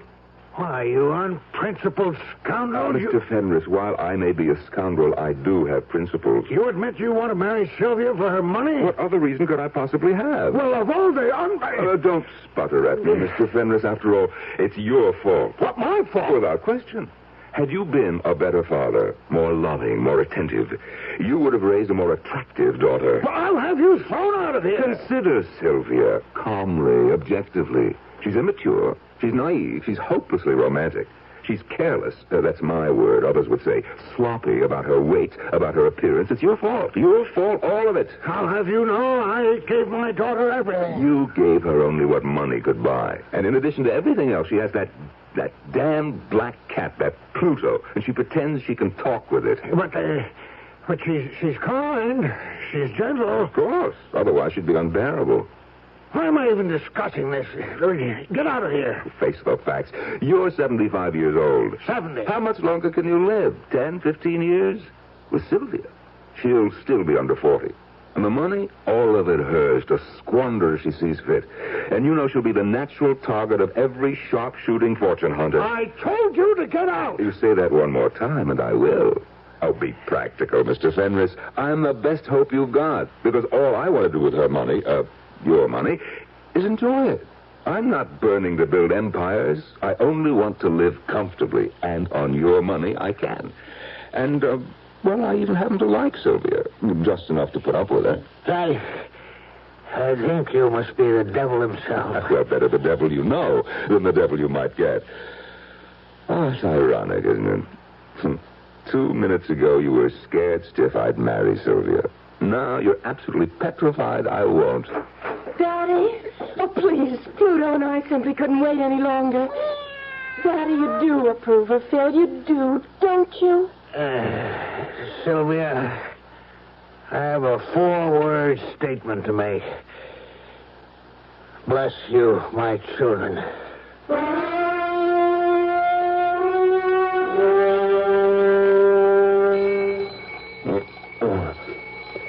Oh, hey.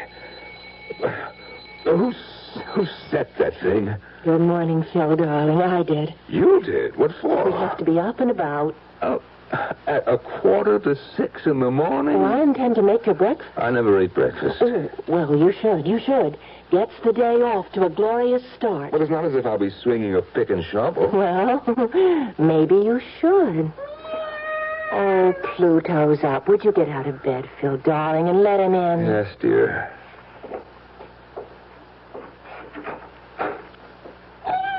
Oh, isn't he just the sweetest thing in the world? Yes, he sure is. Now, what were we talking about? Picks and shovels and hearty breakfasts. A combination guaranteed to make me ill. Phil, you don't know a thing about the construction business. I never claimed I did.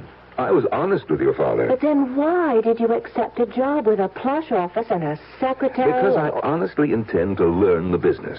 Then that's why you should walk into Daddy's office and say, Sir, the only way to learn this business is from the ground up. Well, Well, you know I'm right. And besides, Pluto thinks it's a splendid idea. Pluto thinks? Oh, of course he does, don't you, Pluto? Matter of fact, Pluto and I discussed it last night. Sylvia. Why can't you believe Pluto and I talk together? Because to talk means to exchange words, and Pluto cannot. Oh, no, dear. To talk together means to exchange thoughts. And that's what we do, Pluto and I. How? Well, you look Pluto in the eye, and then you beam your thoughts at him, and he just beams his thoughts back at you. That's talking, that's communicating, isn't it? Well... I looked into Pluto's eyes, and he looked into mine, and he just beamed that idea about the way you could learn Dad's business right into my head. So, don't you see? You have Pluto to thank for it. Yeah. Thanks, Pluto.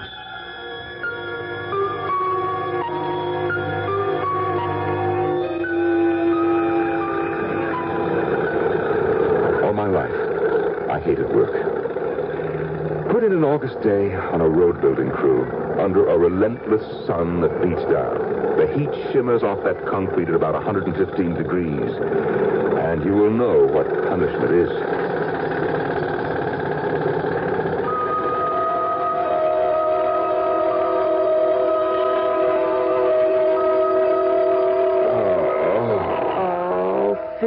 Darling, where does it hurt? Everywhere. Well, a little gentle massage will ease those aches. No, nothing. Nothing will ever relieve these pains. Pluto says you'll get used to it. Yeah, well, you just tell Pluto for me that I will never get used to it. You will. Let Pluto tell you himself. Will you tell him, Pluto, dear? Oh, come on, Sylvia. You say that you won't get used to that kind of work. You just beam that thought into Pluto's eyes. Sylvia, my back hurts. I'm in no mood for... I will give you inspiration and courage. You just look into Pluto's eyes. Come on, Pluto. Yep, up on the bed, jump. That's it. Now, look into Phil's eyes. Don't you feel Pluto's thoughts coming into your mind?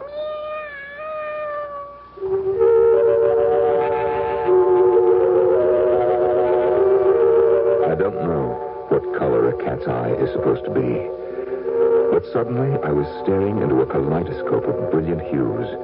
Flaming reds, freezing greens, burning yellows, icy blues, all of them shifting, twisting, trying to form into shapes.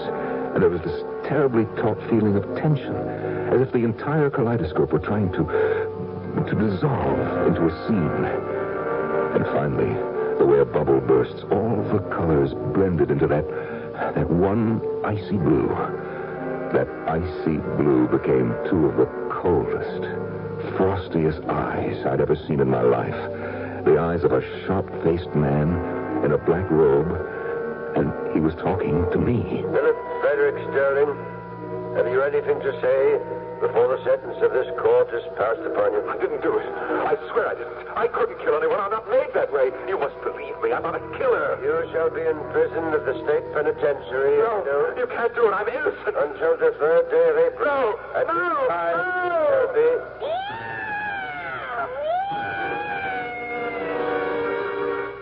What did you do? What did you do to Pluto? Huh? I didn't do anything to Pluto.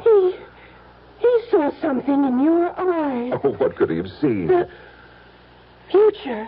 The future? Yes. He saw the future, and it frightened him. Oh, he's terrified. And so are you. Me? What are you talking about? I'm not... Well, why are you shaking all over? Who's... You are. Phil. What did you see in Pluto's eyes? Nothing. But Phil... I said I saw nothing.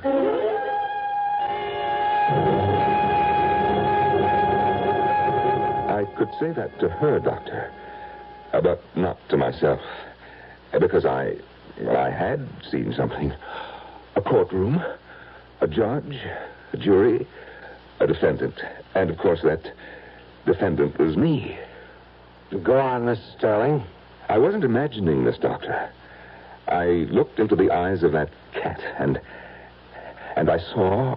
Yes, you saw that you were being convicted of murder and sentenced by a judge.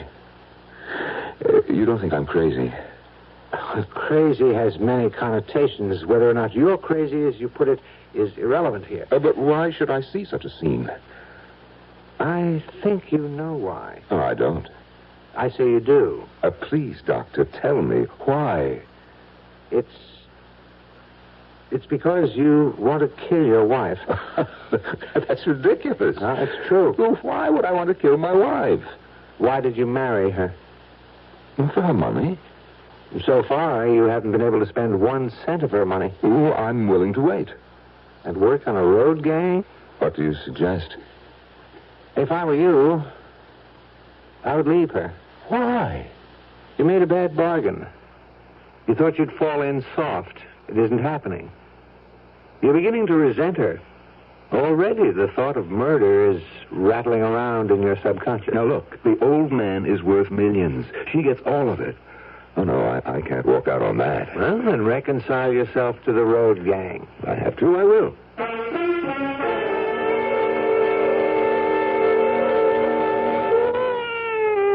Oh, darling, reach down and pat Pluto's head. He's forgiven you. For what? For scaring him the other day. Oh, poor Pluto. Come here, boy. Now you see how he likes you? Well, I like him, too. We're pals, aren't we, Pluto? Well, do you think you could talk to each other again? Oh, sure. How are things, Pluto, baby? No, I mean really talk. Look into his eyes. Oh, that. Look into them, Phil. Maybe Pluto has something to tell you. Well, okay. Talk to Phil, Pluto. Talk to him.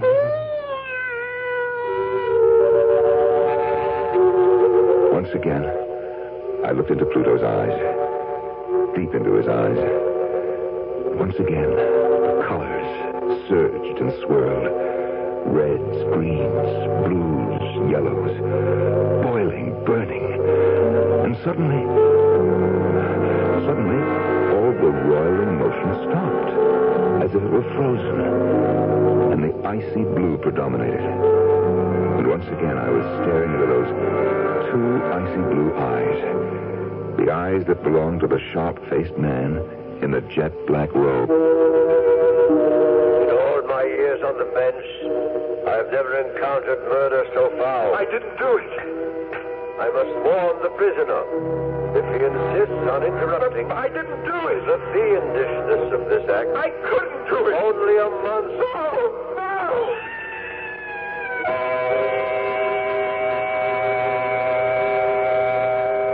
As the poet said, I am the master of my fate. I am the captain of my soul. He might have added, I am the ruler of my mind. It's an interesting project Phil Sterling has set up for himself. Talk out the bad, talk in the good. Drive murder out of his brain and coax love into his heart. If such a thing can be done, it will happen when I return shortly with Act Two.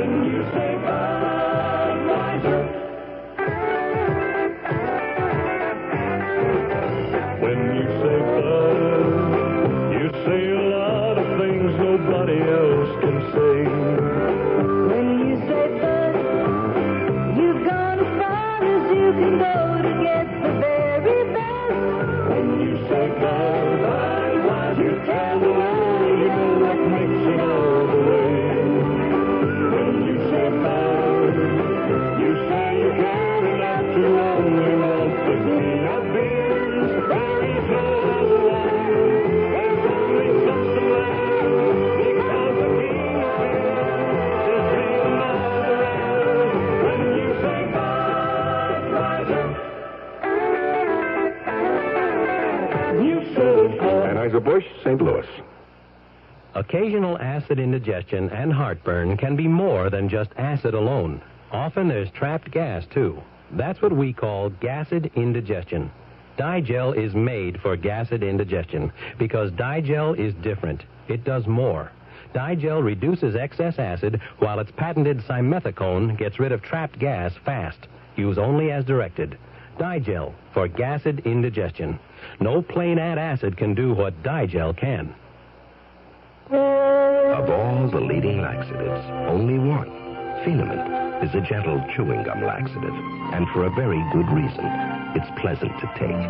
Phenamint goes into your system gradually, little by little, and after Phenamint has entered your system, it begins to work gently, predictably, to relieve occasional irregularity.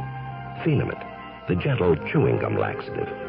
Like all medicines, take only as directed.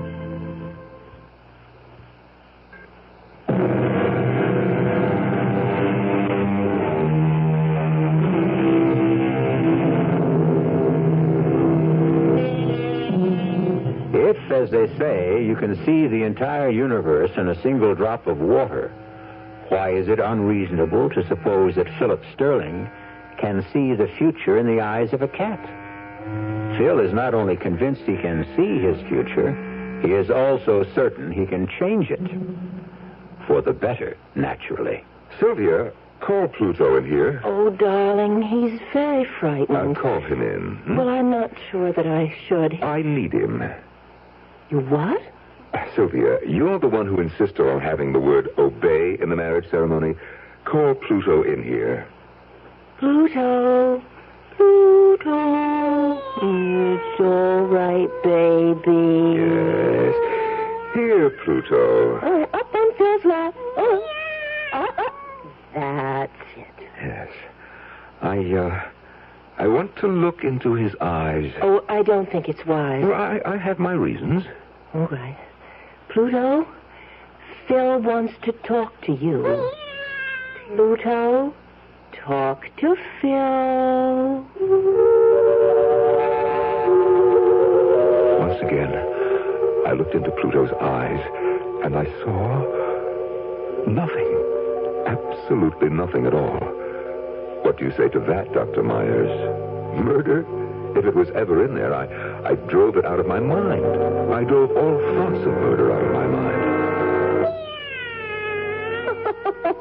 Look, Pluto's smiling. Of course. And you. You're smiling, too. I'm smiling because I love you. Oh, Phil, what's got into you lately? Oh, nothing. Nothing at all.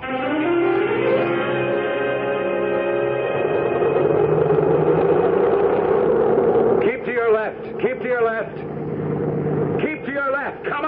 on, there's plenty of room. Come on, keep moving. Oh, my God, it can't be, but it is. Gwen, look. It's Phil. Phil, baby, is this for real? Phil, darling. Oh, wait till the gang hears about this. Oh, hi, Gwenny. Bruce. Phil, Phil, darling, I never knew you had such muscle. what happened, Phil? Did your father-in-law lose all his money? Look, you're holding up traffic. Is this what marriage does to a I'll explain it some other time. Get moving. Get moving, or I'll catch it from my foreman.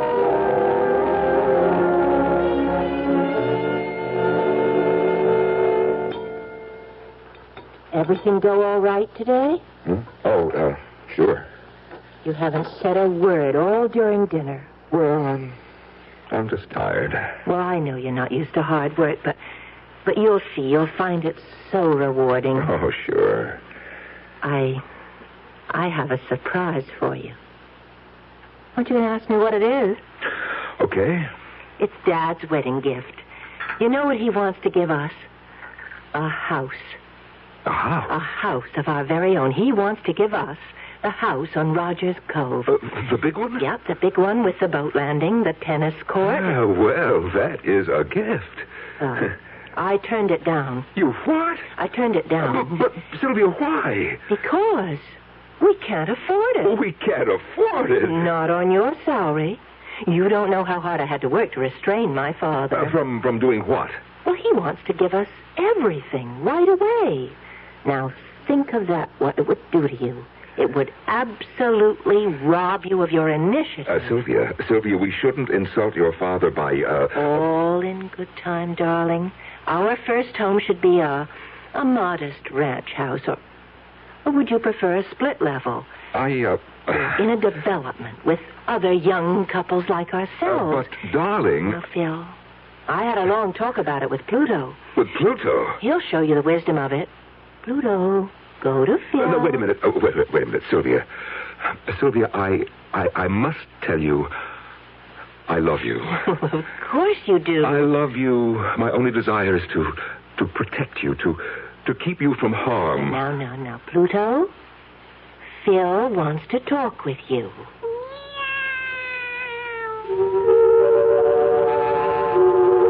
Once again, I looked into those eyes. Once again, the whirl of almost blinding colors. But this time, something was different. In the struggle among the blues, the yellows, the greens, and the reds, the bright crimson reds, they were winning out. Everything was red. Flowing red. Blood red. Red blood on a pale white face. Blood on Sylvia's face. Phil, please.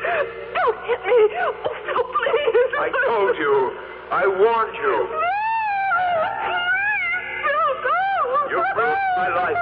All my friends laugh at me. I love you, Phil. Oh, please don't hit me again. Get up. I'm not through. Oh. Get up. Sylvia.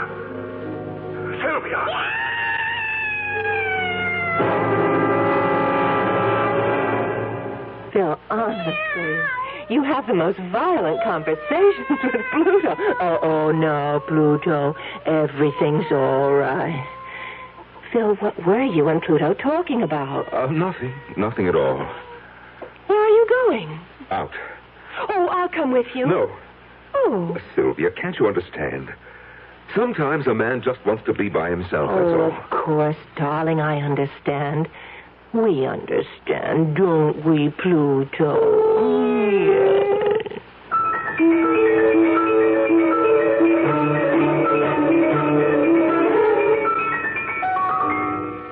You want to go back to the party? Maybe later. It's much cozier here. I must say, absence does make the heart grow fonder. Oh, I missed you, Gwenny. Oh, Phil, how do you stand it? Oh, I have fantastic powers of endurance. That is, I hope I do. You know, what with her talking to that cat and everything else, maybe you can get her committed to, an asylum.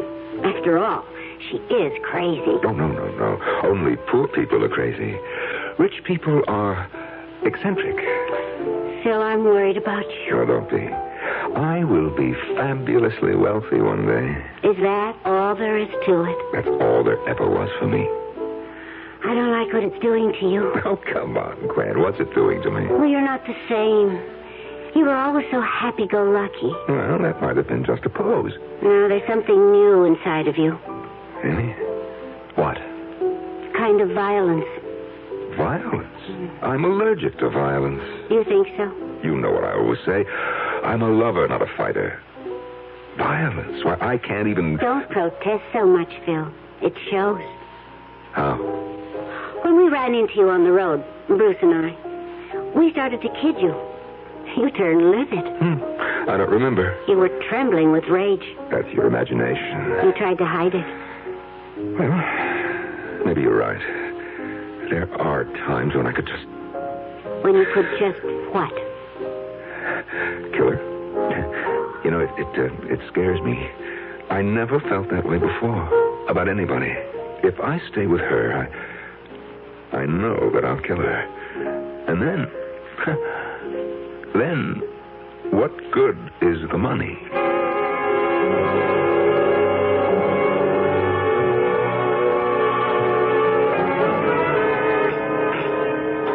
Ah, that's delicious.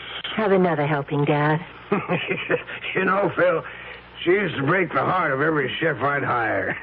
These fellas all had international reputations, but she'd just walk into the kitchen and whip up a little dish and put them all to shame. Daddy, the preparation of food is a personal, intimate thing. Oh, we shouldn't hire strangers to do it. Don't you agree, Phil? I've never seen Phil so quiet. That's right. Darling, both you and Pluto haven't said a word all evening. Well, I don't know about Pluto, but I am preparing a statement. Oh, that sounds serious. It's a very important statement. Now, that's a coincidence. I, too, have a statement. May I? Of course. Phil, you've absolutely exceeded all my expectations. You've been an excellent husband to Sylvia. You've been conscientious on the job. And so, therefore, I have a 7-word statement. Odd that it should add up to 7 because it's a lucky statement, and, well, here it is. I have included you in my will. Oh, Daddy. Oh, that's wonderful. Isn't it wonderful, Pluto? I know now, Phil, that you'll succeed in the business. One day, they'll all be yours. Oh, Phil, did you hear that? Oh, yes. Yes, I heard it. Well, now that Daddy has made his statement, what was yours? What was mine? I was ready to say 4 simple words. I want a divorce. However, at that moment, it seemed like a stupid thing to do. I happened to glance at Pluto. He was looking up at me. His eyes were wide, and I could see the colors swirling again. But this time, the yellows, the bright flaming yellows, overwhelmed the others. And then, the yellow turned softer and began to gleam like gold. Solid gold. Oh, what a fool I would be to throw away a chance to own one of the largest construction companies in America. I looked at Sylvia. I would simply have to love her. That's all. Love her so earnestly, so devotedly that I wouldn't have the inclination to kill her. Huh? The problem was solved. Aren't you going to make your statement, Phil? Well, as it turns out, I really don't have one.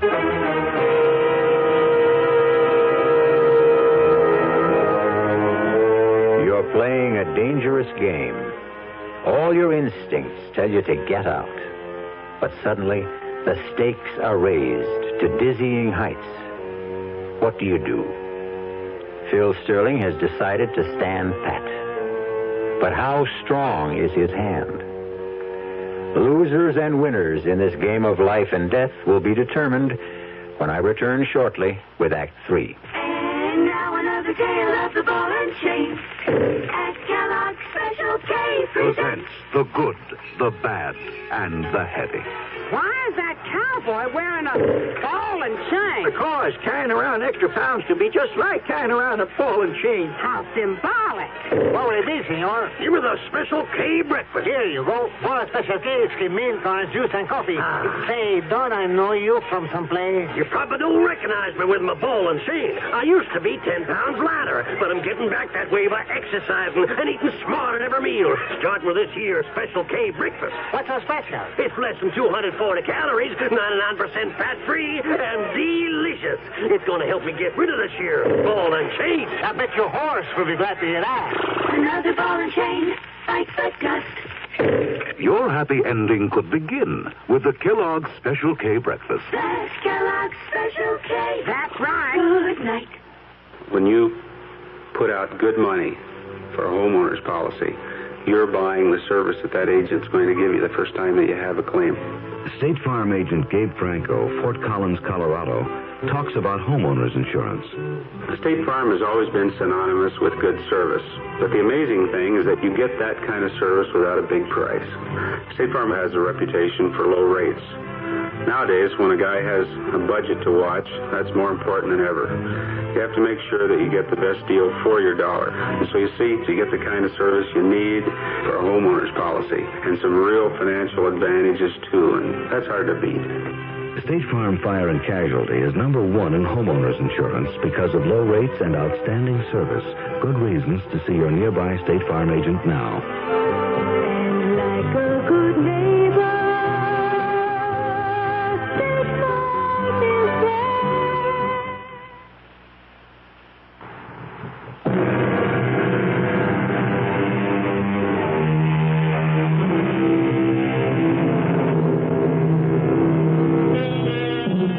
Why should love be a random, subjective thing, completely beyond our conscious control?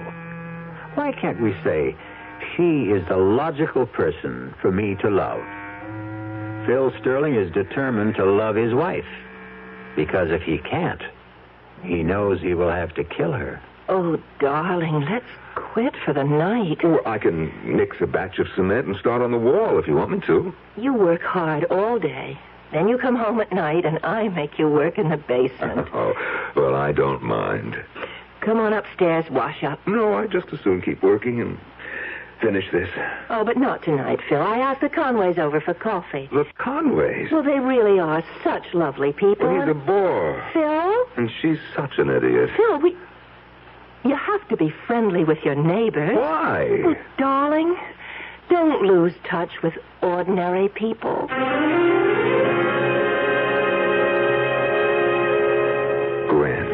Gwen, I don't know what I'd do without you. Well, that's what friends are for. I just have nobody else to talk to. On the job, at home, the neighbors. I think I'm about ready to flip. Well, Phil, you could always leave. I can't. You know, you hear people say, I wouldn't do this or that for $1 million. But it's academic. Nobody ever offered them the $1 million. With me. Gwen, with me, the money is there. It's not quite there. It's mine. I just have to wait it out. I am in the will. I am in it for 50%. Gwen, you know how much that is? Mm-hmm. Besides, he's very old. How much longer can he live? Oh, Phil, you always were a genius when it came to figuring things. I wish I knew how to figure this. Well, you know you can't stay, and you don't have the nerve to leave. That isn't true. Been getting any readings from Pluto lately? Cut it out, Gwen. I bet you're afraid to look.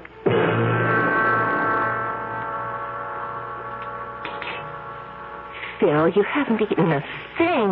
I'm not hungry. Oh, darling, something's troubling you. Talk to Pluto. You'll feel better. I don't want to talk to Pluto. Oh, he's such a comfort. Talk to Phil, Pluto. Yeah. Sylvia, I love you. Well, I love you, and Pluto loves you, too. Tell him you love him, Pluto. Well, I know something will cheer you up. Daddy's got the results from his physical today, and he's in the best shape of his life. He is? And you deserve all the credit. Because he doesn't have to worry about me anymore. The doctor said Daddy will probably live forever. Oh, that's great. Phil, I can tell you're not feeling... I'm fine. You're out of sorts. Come on, let Pluto comfort you. Keep that cat away from me. Pluto is not that cat. Oh, now you see, you've hurt his feelings. Oh, for crying out loud. Tell him you're sorry. Phil wants to apologize, Pluto. Tell him you forgive him. Go. Once again, I was staring into Pluto's eyes. And into that boiling maelstrom of colors, all I could see now was brown. And it was the brown of the cement in the basement. And on this brown cement was a sharp and pointed mason's trowel. And suddenly, the trowel was in my hand. No, you'll kill Pluto! That's right. Get out of my way! Oh, no! He's driving me crazy. I have to kill him.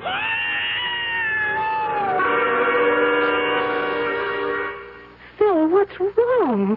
You're trembling. It's nothing. It can't be nothing. I'm going out. Again? Where? For a walk. Where do you always go on these walks? Nowhere. I just walk. Now stop nagging.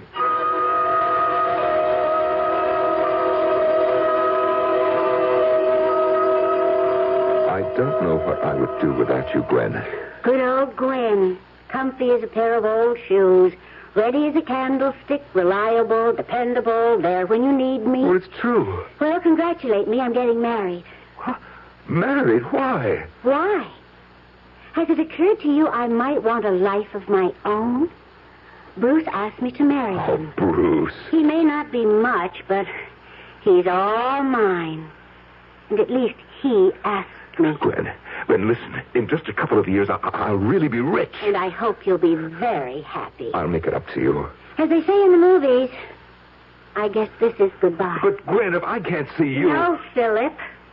All or nothing. That's what I want. And to be fair, it's what Sylvia wants. Choose between us. Who gets all and who gets nothing. Well, maybe I would miss Gwen. But not for long. Gwen comes back. She always comes back. My problem, Sylvia. Oh, I have to calm down. Keep your temper. Concentrate on loving Sylvia. Loving Sylvia.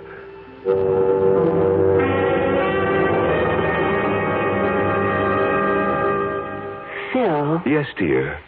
Pluto and I have a question to ask you. Oh, what is it? Who is Gwen? What did you say? I think you heard me. He heard me, didn't he, Pluto? Yeah. Who is Gwen? Well, Gwen is a girl I used to know. When did you last see her? Now, look, what is I'd this? like an answer. Sylvia, who told you about Gwen? Who do you think? Pluto. What does Pluto know? Everything. You're in love with her, aren't you? No. Don't lie to me. I am telling you the truth. You can lie to me, but you can't lie to Pluto.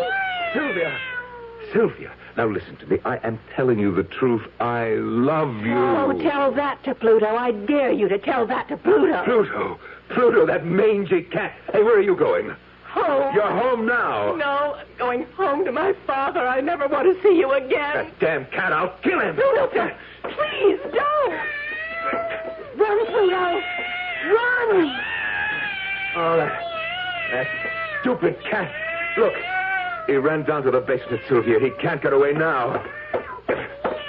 I've got you cornered, you stupid cat. Dodge him. Pluto, dodge him. You can't get away. You won't get away. Phil, you're mad. Put down that trowel. Stand still. Stand still, you stupid beast. You've got nowhere to go. Here, Pluto. Here, come to me. Come, I'll protect you. Sylvia, let go of that cat. You give me Pluto. No. I won't have any peace. I won't have any sanity until I kill him. No, Phil, no. Let go of him. No.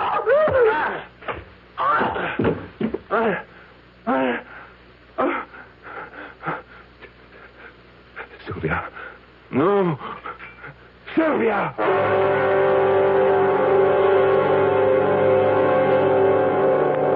They were both dead. I had killed them both. My temper had gotten the best of me. Yes. I had to think fast. Think. First, I built a wall of cinder blocks and cement. I had everything there to do it. And then I placed her and Pluto behind it. And finally, I painted the wall and the entire basement. So there were no signs of fresh construction. I washed away every blood stain from the floor and from my hands, from my clothes. The place was absolutely spotless. And then I assumed a new role, and I played it to perfection. The worried husband.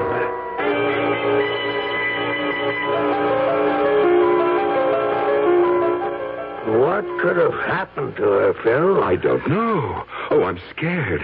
How could she just disappear?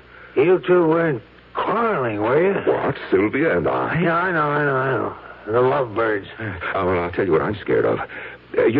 She has all kinds of, weird ideas. And, what with that cat? Who knows? Maybe she just wandered off. Well, we'll find her. You have to be brave, son. Oh, I just couldn't get along without her, Dad.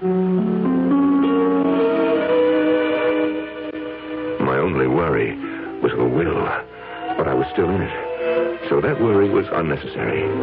And actually, I was in it bigger and better than before. Maybe I should have killed her sooner.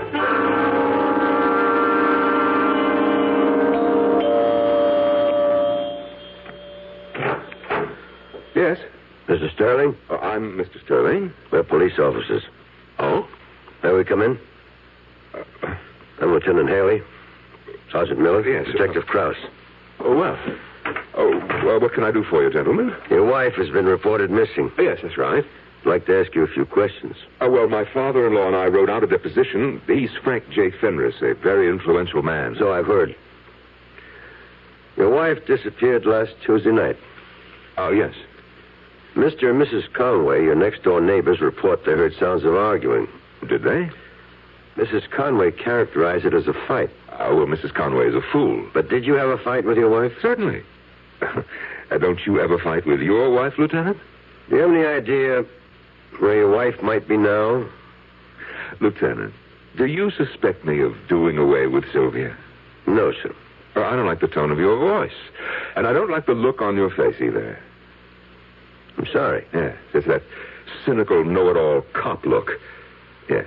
You figure that I killed her. Mr. Sterling, I'm sorry if we seem to irritate you, but our job requires that we ask questions. So what did I do, Lieutenant? Kill her and hide her body?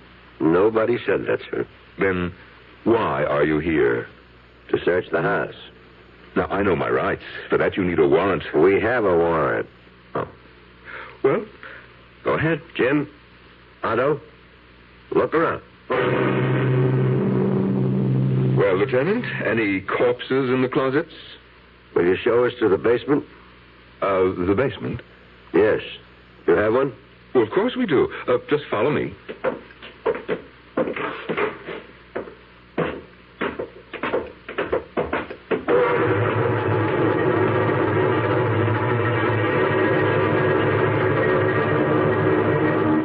Jim? Anything? Otto? Mr. Sterling, I'm sorry we put you to so much trouble. Something the matter, Mr. Sterling?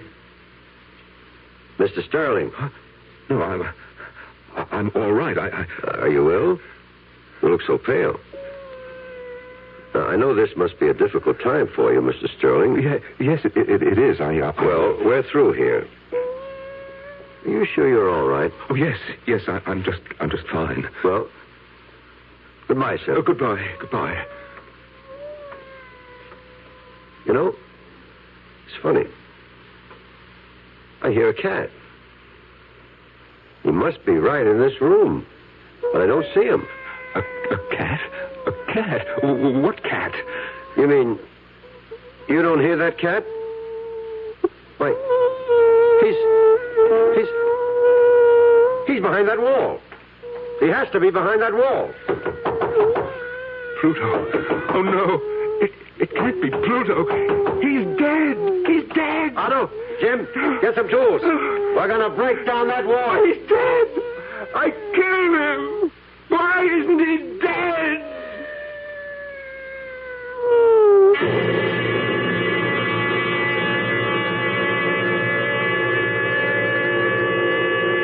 Why? The answer is simple, and it's also the moral of our story, which is, a man is ill-advised to fool with a cat. Why? Because a man only has one life, while a cat has 9. And at this point in time, Philip Frederick Sterling has no lives at all, while Pluto still has 8. I'll be back shortly. Young I may be, but still I'm a man. Just turned 18 and I'll do what I can to find me a place where I can be me. Get ready for life, be free as the sea. Where do I go from here? Oh, where do I go from here?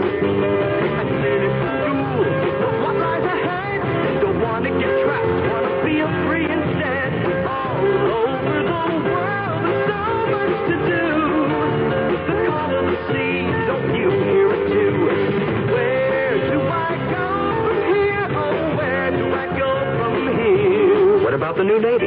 You'll get your chance at success, learn an exciting job, and see the world. Call toll-free 800-841-8000. That's 800-841-8000. Or see your Navy recruiter. Be someone special in the new Navy. I know where I'm going from here.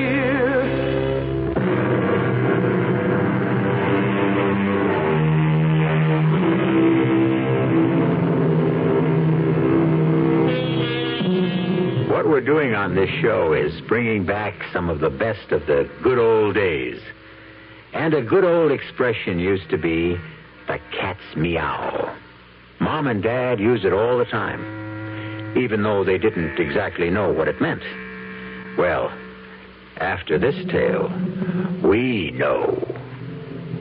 Our cast included Norman Rose, Marion Seldes, Robert Dryden, Joe DeSantis, and Evie Juster. The entire production was under the direction of Hyman Brown. And now, a preview of our next tale. 3 times on different expeditions we have excavated with no success. This time we have managed to isolate the mastaba itself, in spite of every kind of miserable luck. Cave-ins, men injured, crews deserting. But at last, within the next few days, I'm convinced the entrance will be found. Oh, how exciting, how wonderful for you. And Hasiba, I hope she isn't a disappointment. Was she really so beautiful, do you think? Incredibly. Her face shamed the shining sun, and the day was lit up by the light of her countenance. You know, you sound as though you'd actually seen her. I have. You have? Oh, yes, my dear.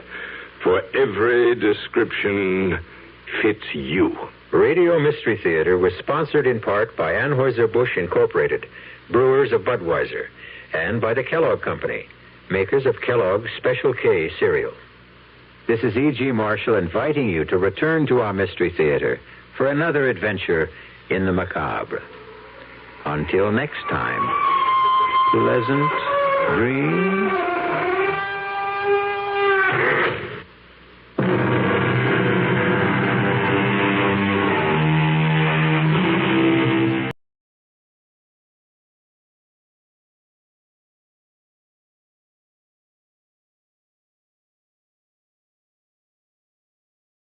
The CBS Radio Mystery Theater presents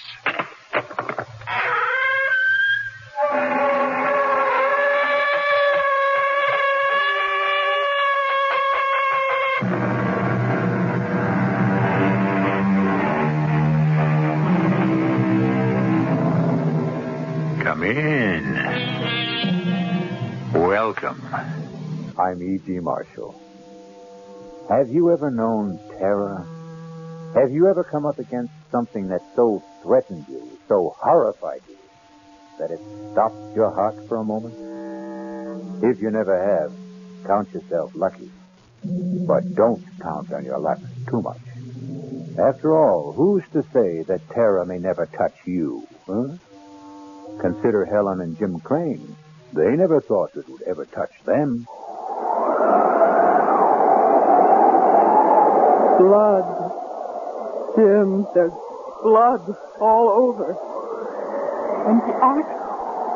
Did you see the axe? Come on, let's get out of here. The blizzard. We can't stay here either. There must have been a terrible fight in that kitchen, and I'm not waiting for the winner to come back. You don't suppose... What? The murderer the police are looking for. The man who slaughtered the Grant family. They said he was holed up somewhere on the mountain. This cabin, maybe? You don't think... All I think is that we'd better get out of here.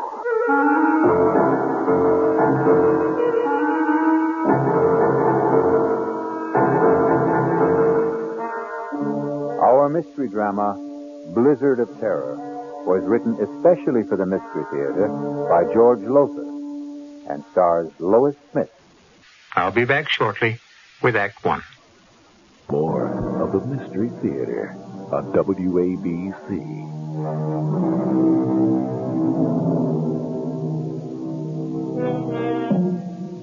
Dare you join me now in a blizzard of terror? Not so fast, not so quick to answer yes. Are your nerves in shape for what lies ahead? Have you promised yourself a good night's sleep? A promise you want to keep? In simple brief, are you who now listen to my voice ready to cope with terror? Very well. You made the choice, not I. Come along, then. Well, come on. That China will form no coalition with Russia in the foreseeable future. That's the world news. Now I have a special bulletin from the big Indian Sheriff's Office. Jim, turn the radio Sheriff off. Ed Ralston warns all motorists to stay off the roads on Thunder Mountain. Not only because of the blizzard, but also because the man sought for the brutal murder of the Grant family is believed to be hiding out somewhere on the Jim, mountain. please, shut Slaughtered, it off. all of them, with a kitchen carving knife. The Grant family... Thank you, Mr. Crane. You're welcome, Mrs. Crane. We don't need to be told again and again that we're in a blizzard on Thunder Mountain. We know we are, thanks to you. I'm sorry. Okay, skip it. Maybe it is my fault. Jim! Wow, that was a close one. You know, I can't see the road. All I can see is snow. What's that? What's what? There, just ahead, back under the trees. A cabin. So? We better stop. Oh, no way. Yeah. We're just managing to make it up this grade now. If we stop, we'll never get started If again. we keep going, we're sure to get stuck. Those snowdrifts out there are getting worse. Yeah, I know, We'd be safer in that cabin. we could freeze to death. Jim, please. For once, listen to reason. Okay. You win. You always do. Don't stop here. The cabin's over there. If we drive in there, we will get stuck. You really are going to have to get new glasses. Can't you see the road? Oh, yeah. Tire tracks. Snowed over, but tracks. Those tire tracks, they mean somebody's there. Yes. Look. Smoke's coming out of the chimney. Ah, now, are you glad we turned in? Swooning with delight. You're angry because I was right. When are you wrong? When are you ever wrong? Oh, you are something. You are. You are really Why do we quarrel like this, fly at each other every time? Well, maybe if you weren't so darned independent. Forget it. Okay, come on. Ooh. Oh, this is nice. It's so cool. Yeah. All right, let's get inside. Fast. Hello? Anybody home? Hello? Just open the door and go in. Well, I don't like to just barge in. Jim, under the circumstances, if you won't, I will.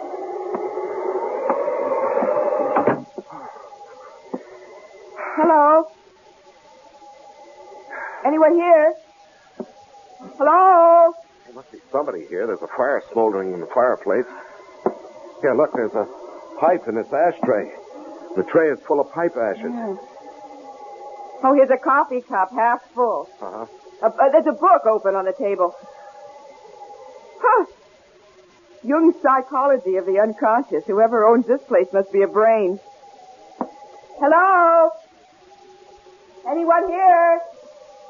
Hello? Helen, don't do that. You've got no right to go nosing around. Bedroom. Nobody in it.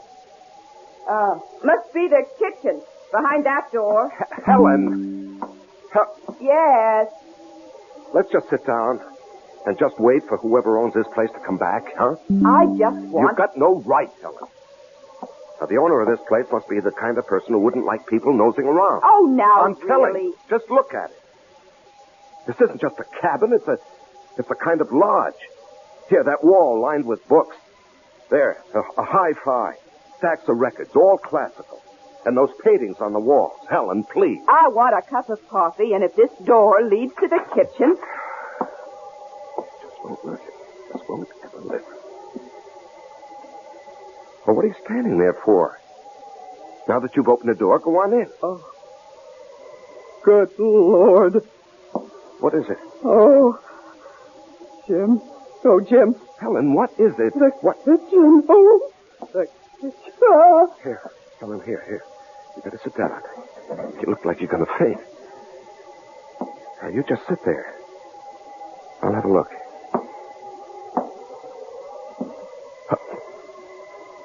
Oh, no. Oh, Helen, come on now. We better get out of here. My God. Oh, Jim. Blood all over. And the axe. Did you see the axe? Yeah, it's the first thing I saw. Come on. Blizzard. We can't stay here. There must have been some hell of a fight in that kitchen, and I'm not waiting for the winner to come back. Oh, you don't suppose... What? The murderer? The murderer they're looking for, that man who slaughtered the Grant family? They said he was holed up somewhere on the mountain. Helen, I don't know, and we're not going to hang around to find out. Now, come on, let's get out of it. Hello. Hello. I'm Jim Crane. This is my wife, Helen. We got caught in a blizzard, and we saw your cabin, and we just came in. We were over at Big Mountain for a skiing weekend, and we started back too late, thanks to my husband. Oh. Yeah, I guess it was my fault. You see, I don't ski. My wife does, but I don't, and, well, I got into this poker game, and I was winning, and I couldn't quit when I was ahead. You know how it is? You don't have to make any excuses to me, friend. Maybe to her, but not to me. Well, I was just explaining. Like ice in here. Better get that fire going again. You needn't bother on our account. I'm not. Well, what I meant was we were just leaving. Not in that blizzard, you're not, Mrs. Crane.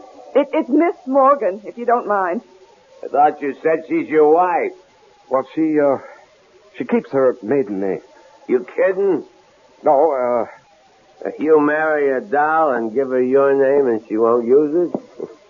What's the matter, excuse me, Miss Morgan, you said, huh? What's the matter? Your husband's name isn't good enough for you? It isn't that. Then what is it? I prefer to keep my own name, that's all. A lot of women do these days. Yeah, they call it women's lib. Women's what? Lib. For liberation. You know, they keep their names, their independence, their jobs, everything. Everything, eh? That's too bad.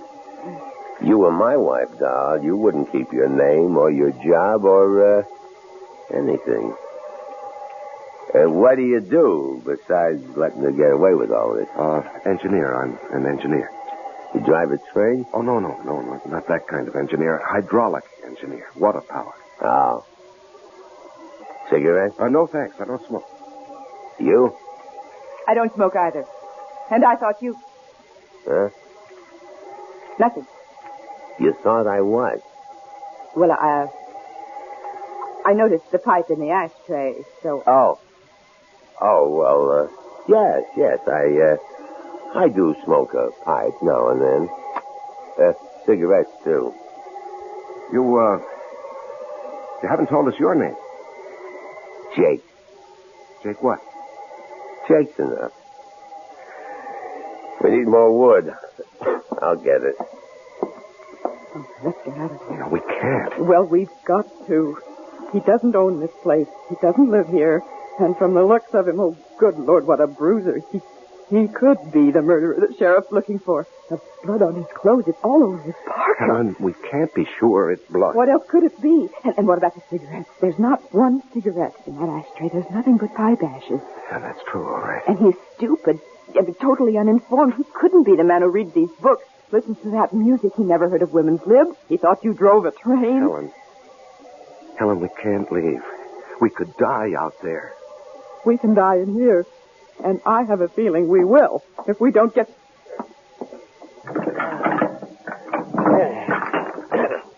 That'll hold us for a while. And enough wood in the shed to keep us warm through the night. Though with a little lady like this to keep you warm, you wouldn't have to worry too much, would you? Well, don't look so upset, Jimmy boy, would you? I wouldn't. But then I'd see to that. Not a bad idea, come to think of